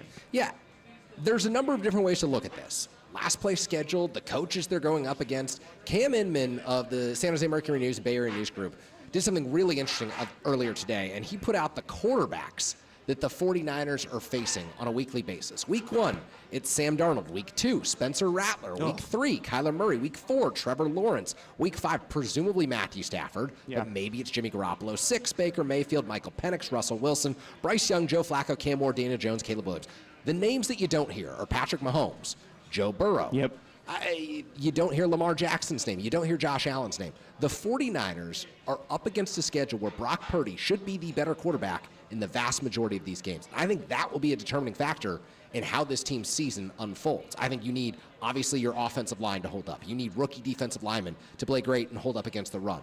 But if the 49ers can shore up some of those question marks, if they can receive the type of performances that they anticipate their rookie class is capable of producing, Brock should be the better quarterback in the majority of their games, and that should serve them extremely well. So I do put a lot of stock in the schedule that they're facing this year. Yeah, just to go through it, week 1, Sam Darnold, I would take Brock Purdy over Sam Darnold. Obviously, Spencer Rattler. Kyler Murray, yes. Trevor Lawrence. I would take Brock Purdy out of all those guys. Matthew Stafford, Stafford, I'm taking Stafford if he's healthy. Absolutely. Baker Mayfield, that's debatable. That's definitely debatable. Brock's got the better roster around him. Michael Penix, still a lot I got to see from Michael Penix. Russell Wilson, shell of his former self. Bryce Young, a lot to learn. Joe Flacco, not the same quarterback. Joe Flacco won't be the quarterback by that point. Yeah, you're right. It probably will be Dylan Gabriel. As you saw today, Dylan Gabriel is the second quarterback. Yeah. As far as the depth chart, there's going to be outrage over that. I can guarantee you that because Shedeur Sanders, I don't know if you watched him during preseason at all, just running backwards. Yes, it looks good on a box score, but he's not ready to play. No. Not at all. And just finishing out, Cam Ward, rookie year. I have no idea what I'm going to see in Cam Ward. Daniel Jones, Caleb Williams. Yeah, Brock Purdy has the edge in most of these matchups. But I think in recent years, and I brought this up with Copes, I think that the Niners have always lost to better quarterbacks. And that's just going to happen in the NFL sometimes when you're playing a Josh Allen or Patrick Mahomes or Lamar Jackson. Even with how talented the 49ers have been, they always lose to the upper echelon quarterbacks in this league. Yeah. And most teams do. But I think that's something that Brock Purdy needs to get over. I think that's something that Kyle Shanahan needs to get over where, every time, it's only been a few times, but Josh Allen has carved them up. Lamar Jackson on Christmas Day a couple years ago. And they're not going to get truly tested this year. They'll play C.J. Stroud, but, we'll see how C.J. Stroud is this year with a new offensive coordinator. But just the 49ers, and this is something that they need to work on down the line, but can Brock and the team itself overall match up with the elite quarterbacks in this league? And I have doubts about that sometimes. I do too, but I don't think that we're going to learn that during the regular season. Not this year. And I think that can be a gift for the 49ers if the first really significant matchup they face is against Jalen Hurts in the playoffs, against Jaden Daniels in the playoffs, against Jared Goff in the playoffs. I don't think they play any of the top 7 or 8 quarterbacks in the league on their schedule this year. No, absolutely. All right, Kerry Crowley, Derek Papa on the patio at 58 Social. Let's talk a little bit about the Giants. They're playing the Chicago Cubs tonight, and they just won 2 out of 3 against the Milwaukee Brewers. But I want to get your overall thoughts on the team. It's obviously been a disappointing season. It's an evaluation season, I think, to this point. And I want to get your thoughts on Bob Melvin and the future of this team. We'll talk about it next with Kerry Crowley, Derek Papa at 58 Social. It's Dirty Work on the Sports Leader.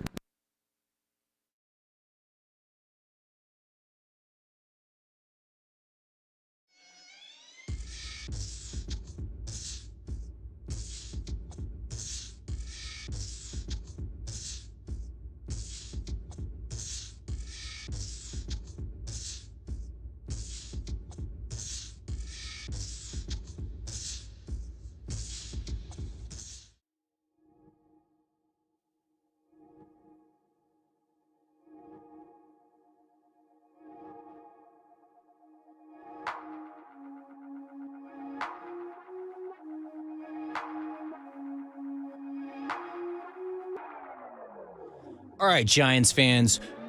Took 2 of 3 from the Brew Crew. We're coming back to the house. Chicago Cubs in town. Let's keep the winning streak going. Let's win a single series at home. Start this thing rolling. Get back to 500. Gonna have to do without Randy Rodriguez, though. He's a little injured. That's okay. Keep it locked in here for Giants baseball. Pregame, 5:45. First pitch, 6:45.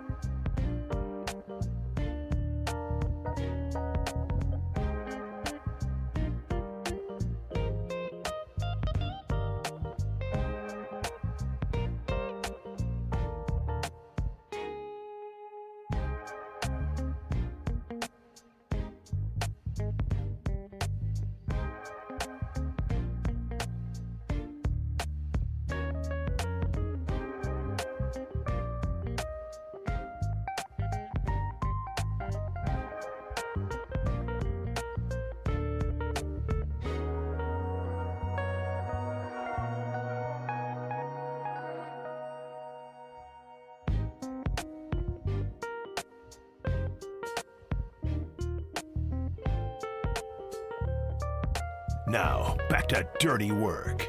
Adam Copeland and Derek Papa on KNBR 104.5 and 680 AM. the sports leader. The 1-1 pitch. Swing, and there's a high drive into deep left center field. Way back there, still going. Get up, get out of here. Gone. 2-0 Giants. And this is sort of a new Luis Matos that we're seeing since his recall from the minor leagues.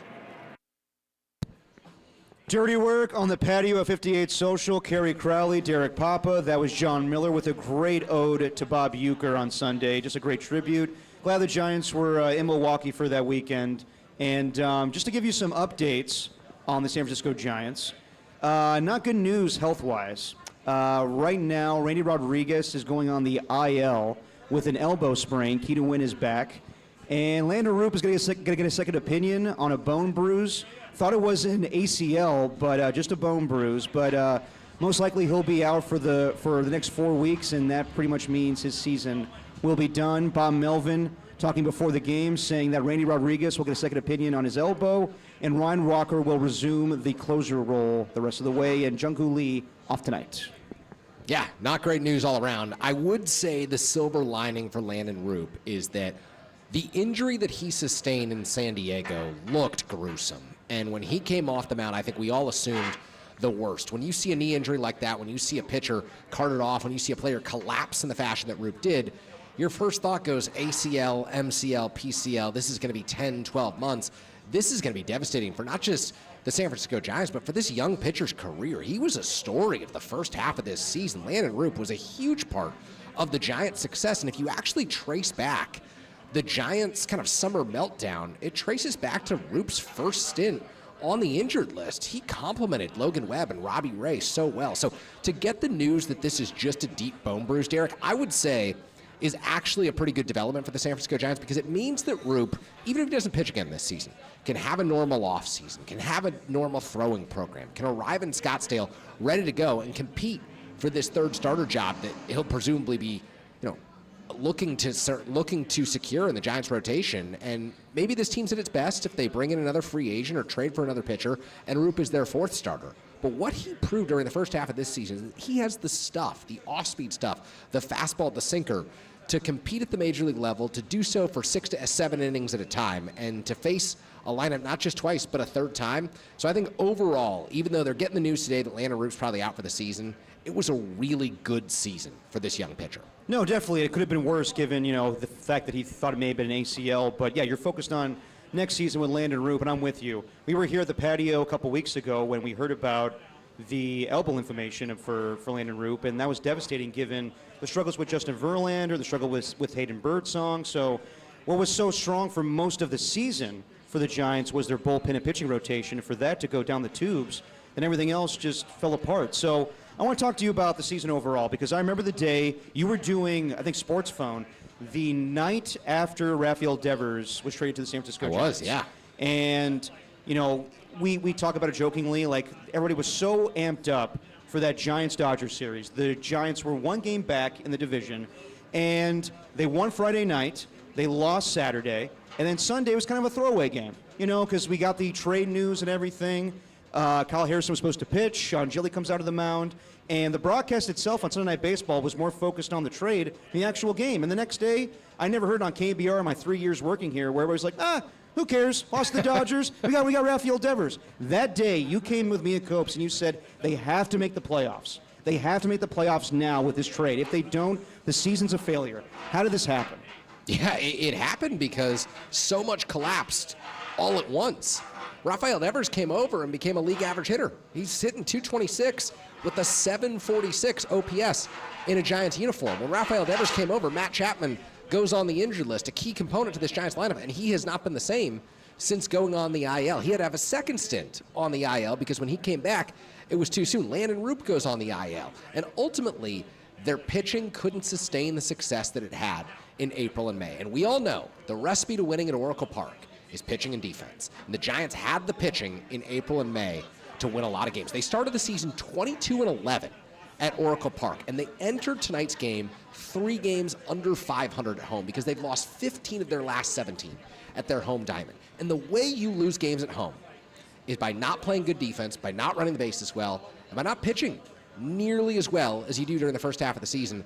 And unfortunately, it all happened at once. It was a confluence of events that is almost hard to imagine happening for this Giants team, because the first half of the season was so good. They gained so much momentum, so much trust was earned back from this fan base in the early days of the Buster Posey era. And the move to go get Devers was an excellent move. At the time, 100 people out of 100 would have said that is the absolute right decision. And today, I think 99 people out of 100 will still say that is the right move. The Giants gave up Kyle Harrison, who hasn't been in the big leagues, Jordan Hicks, who was pitching every day to an ERA of 6, and James Tibbs, who's already been traded.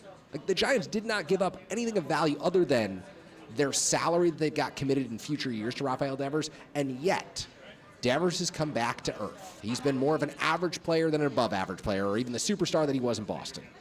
The Giants' pitching fell apart. The bullpen wasn't nearly as good, and all of a sudden, the defense that was just hanging on in April and May completely abandoned the Giants to the point where all those games that you won 4-2, 3-1, 5-4, you're losing 6-3, 7-4, 8-2. And it starts to look really bad all at once. And not only that, you're losing home series to the likes of the Pirates and the Nationals and the Marlins. The list goes on. Yeah, it's just been awful. So I want to go back to basically when Buster Posey was introduced. And I thought John Shea was incredible that day, asking questions to Buster Posey, first day on the job at Bob Melvin, being like, so is this a lame duck year for Bob? And Buster's like, we're going to evaluate him just like the rest of the roster. And I thought that, you know, if things didn't go Bob Melvin's way, it's an easy out for Buster Posey because he's not attached to this guy. They may have a lot in common, being former catchers and whatnot, but he didn't hire Bob. He can definitely move on from him. I was shocked, along with Copes, and I think most Giants fans, that the option was picked up for Bob Melvin during the season. I heard you with Marcus a couple weeks ago, and correct me if I'm wrong, if I'm butchering this.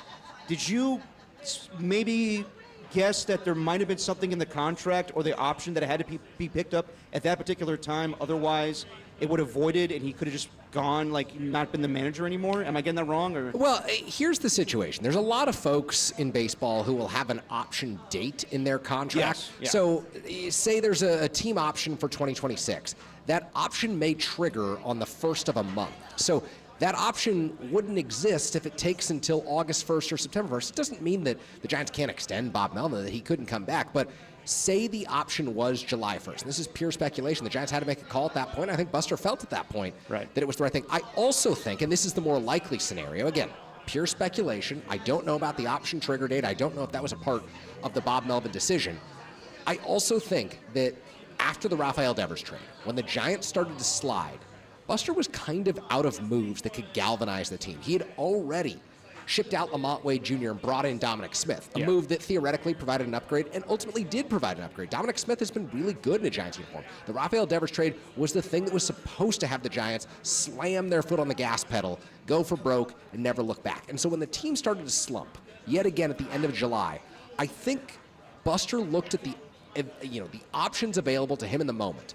And one of them was, you know what, we can show our confidence in the manager. We can show our players that we believe in them and what they've accomplished by picking up the option. Because at the end of the day, nothing marries the Giants to a manager for the next season. Every team in professional sports moves on from a manager with 1 year left on their contract, or moves on from a head coach with 1 year left on their contract. So that decision to me was more of a sign of confidence, of a showing of, hey, you know what, we believe in what you guys are doing, just get us to the trade deadline and we'll get you more help. And it backfired. Now, I don't think that that means that Bob's gone next year. I don't think that means that Bob's safe next year. I do think that the Giants are playing for a lot in that regard in the month of September, and really these next few games against the Cubs and Orioles as well. So all of that is to say, the Giants season may not have panned out as we expected. The Giants are not going to make the playoffs this year, barring some unbelievable run in the month of September that won't happen. But there's still things to be learned about this season. There's still things to be learned about Bob and Buster's relationship. And I still think that if Bob can get the team to win 8 of 10, to win 15 of 20, he will earn a lot of trust back and earn confidence back that in some corners of the building, who knows what corners those are, may have been lost along the way. Yeah, I'm with you on Buster being out of options because once they made the Rafael Devers trade, I know we were talking about other moves, the trade deadline, and I'm sure they were going to do that if the team was winning. But that was the big move. Like I know there were other, like Ramon Laureano was out there. He ended up going to the Padres, obviously. But, in other pitching options. But once they started losing, I don't blame Buster for what he did at the trade deadline. Yeah. I totally understand that. But if Giants fans were waiting for another huge trade, it was not going to happen. And Buster's still establishing those relationships as a front office executive. He was able to do that deal with the Red Sox because, was it Craig Breslow? They knew each other. He got to the front of the line in that deal. Had he had to go through everybody else in baseball, I don't know if they do that deal. So, yeah, Buster's figuring out things. He's, wondering about the roster and whatnot. I do wonder about Bob Melvin's future. And I know that, you just said that maybe, there's a way to salvage his job and whatnot. I would say right now, I can't justify him coming back. I think that I like Bob Melvin a lot. Being a former A's fan, watching him a lot, I think that he was dealt a bad hand most of the time. But this was, Farhan was, I don't know what the whole relationship was like with him, but Buster made it known to everybody that this is Bob's team. He's setting the lineup every day. Mm-hmm. And you can't deny that since before the All-Star break, that this team has slid significantly and it's just sloppy baseball. And I don't want to blame it 100% on Bob. I think the players are at fault as well.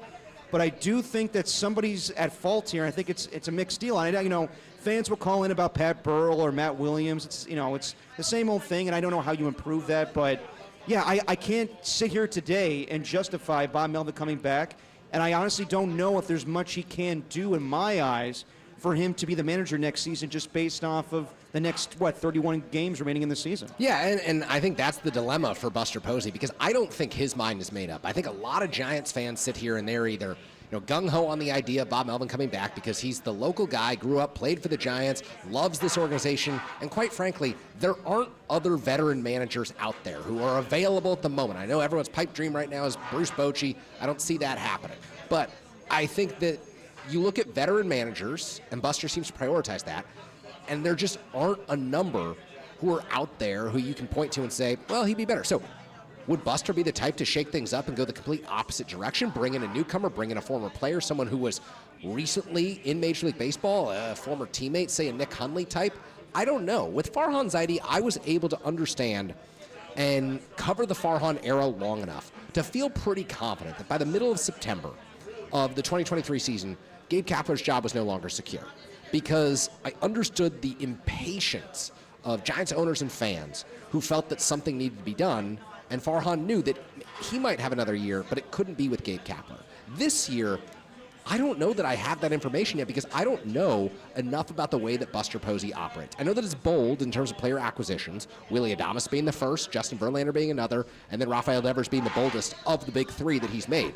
But I don't have enough sense of how willing he is to shake up the business side of the operation, in large part because he did keep so many people when he was first hired. So does he have the appetite for that? I think we're all going to learn, and that's why I can't really make an educated prediction here. I hear fans when they bring up Bruce Bochy. It's a fan favorite. I get it. He won 3 World Series here.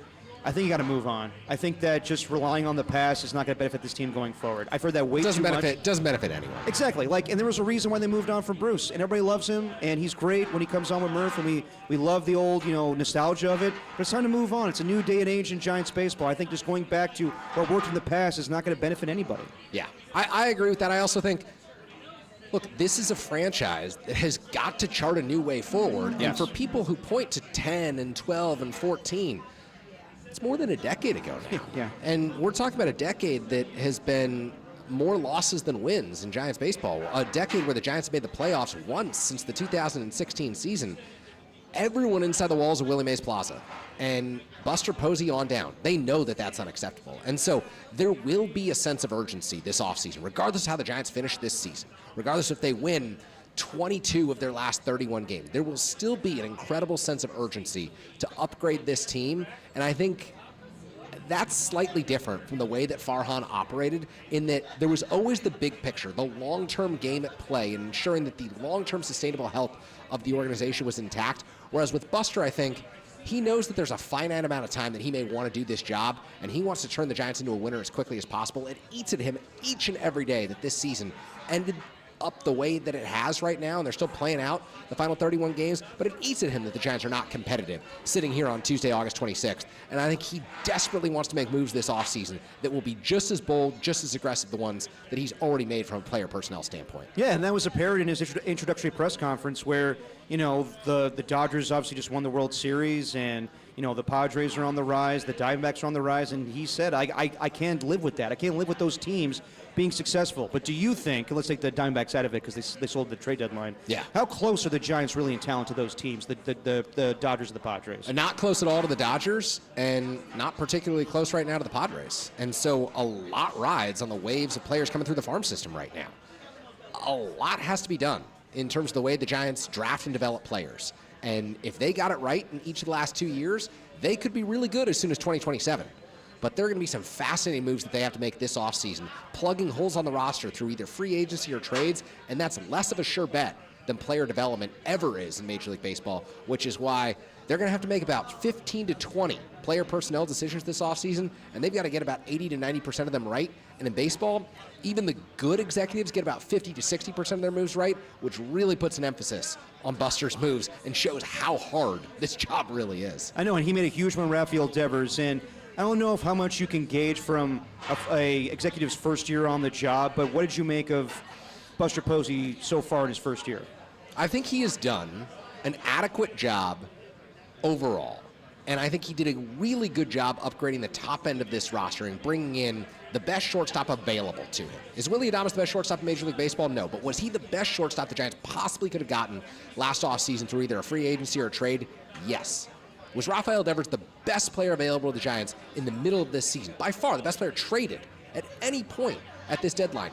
Yes. What Buster has not done is filled out the back end of this roster to an adequate level. I think he needs more pitching depth. I think he needs more bullpen depth. And I think the back end of this 40-man roster, players 28 through 40, the guys who are in between AAA Sacramento and the major leagues, that's a part of the roster where Buster needs to improve. So what does that mean? Maybe Patrick Bailey's not platooning with Andrew Kisner and Sam Huff next year. Maybe it's a catcher who most people know about. Maybe they head into next year with a better bullpen, better long relief options than they came into this season with, to the point where you're not calling up guys out of AAA and feeling uncertain about how they'll produce for you. Maybe they go into next season with higher levels of depth in terms of their starting pitchers in the minor leagues, so that, say, a Hayden Birdsong isn't competing to be your fifth starter, he's competing to be your seventh or eighth best starter in spring training, and you go from there. I think the level of depth, that's what the Giants have to pay attention to this offseason. We'll get you ready for the Giants and the Cubs as first pitch is at 6:45, and pregame will start in about 10 minutes. Let's get ready for that as we're at 58 Social on the patio. Here at Oracle Park, it's Kerry Crowley, it's Derek Papa, and it's Dirty Work on the Sports Leader.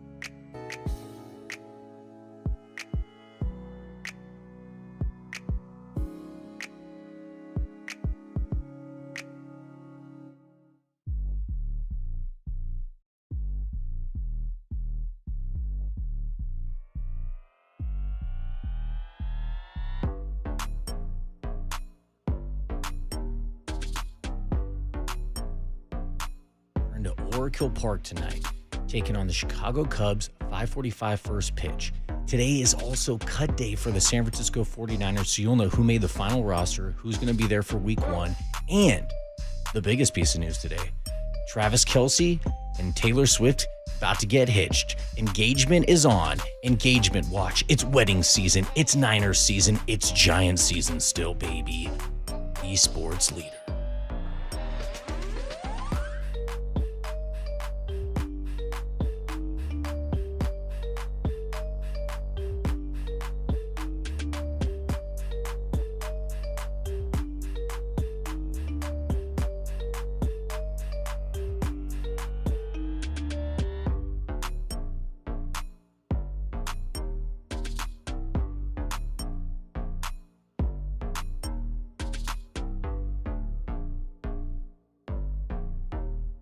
Time for dirty work to put the show to bed. Are you crazy? I don't need a bed. On the sports leader. Now you will go to sleep, or I will put you to sleep.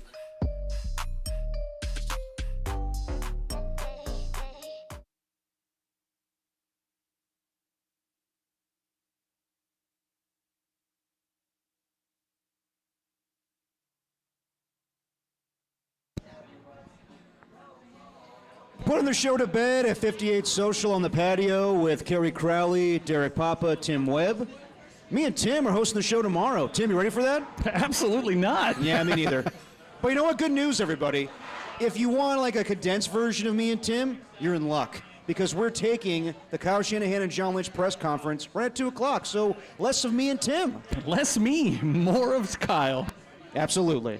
And yeah, me and Kyle will be catching up on Thursday. We'll see how things go with the press conference tomorrow, and I'll ask him about the 53-man roster. That'll be on Thursday's show where Kerry's back. Yeah, no pressure for you, but I'm sitting out the Kyle Shanahan interview. I didn't make the 53-man interview, so it's Derek. Yeah, I think I'm doing it by default, too. Yeah. Yeah, we'll see how that goes. Looking forward to that. I am as well. Write your questions down. I will write my questions down. down. Be ready for short answers. I will be ready for that interview. You can guarantee that.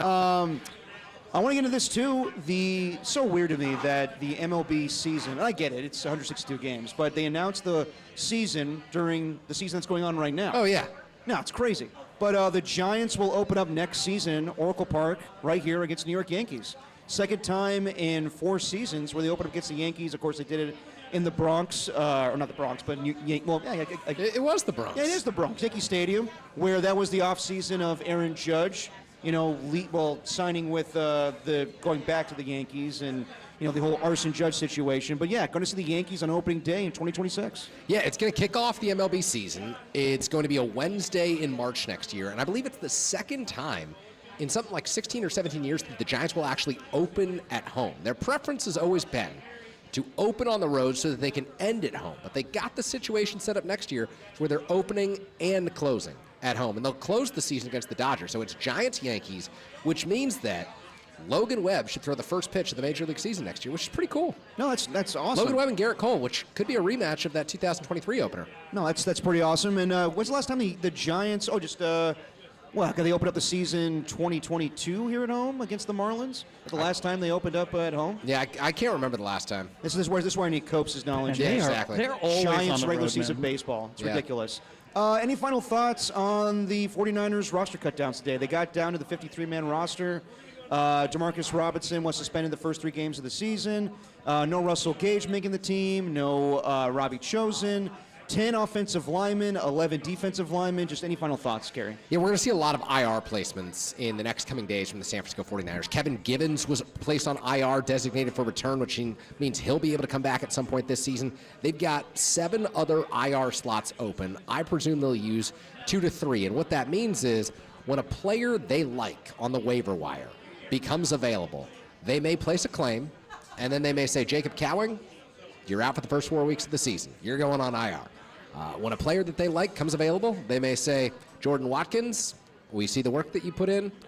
You're going on IR. Not available the first 4 weeks of the season. All right. And then they're going to have to make some subtractions from other areas of the roster because they may not be able to carry 10 offensive linemen or 11 defensive linemen. They may have to say, hey, we actually do need a wide receiver or two to suit up in Seattle. Sky Moore can't actually be wide receiver number 2 for week 1 against the Seahawks. So I think it's going to be a fascinating 24, 48, 72 hours for Kyle Shanahan, John Lynch. You know that the roster's set, but it is a living being right now. No, They're absolutely. very much working on it. Absolutely. We'll get more answers tomorrow as Kyle Shanahan and John Lynch will speak to the media at 2 o'clock. And Kerry will be back with me on Thursday and Friday. We need to talk about some college football at some point because definitely. I know are you excited about your Arizona State Sun Devils this season? Very excited about my Arizona State Sun Devils. We went to the college football playoff last year, lost to your Texas Longhorns, Damn Kyle right you did. Shanahan's Texas Longhorns as well.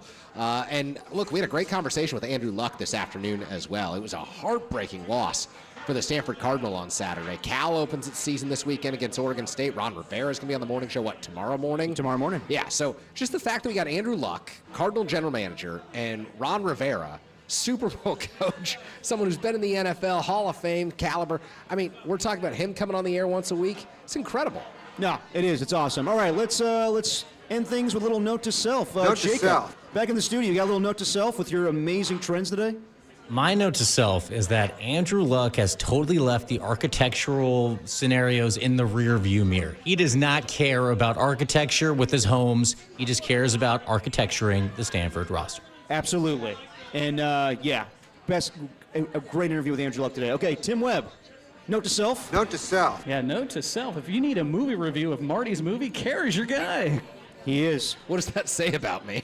It's better than my movie reviews, I'll say that. Kerry, any note to self to end the show? Yeah, it's my first show on the patio in a long time. Yeah. And it's nice at 2 o'clock when you get out on the patio and there's a couple dozen people out here, and then about 3, 4 o'clock there's a couple hundred. But nothing better than sitting here at 5:42 and you got 30,000 screaming fans that you got to talk over on the patio. No, this has really been a great atmosphere. I love seeing some friendly old faces. As you know, Derek, I used to host with Marty out here on the weekends. Did a lot of work out on the patio with Copes as well. Yep. And it's just a special environment. And, you know, you get people showing up before the Giants game, plan their whole evening around coming to Oracle Park and really feel like you're just part of the crowd instead of sitting out there in Daly City, which, you know, it's a nice studio, good place, but I like to be part of the action. Yeah. I like to be part of the action. No, This is cool. I'm with you. And Kerry, just willing to do anything, as I don't think he was really notified that we were on the patio today. Found out last night we were on the patio. That's nice to know. All right, note to self for me. Note to self. I got 2. Always bring sunscreen to the patio because I'm sure I'm going to get fried.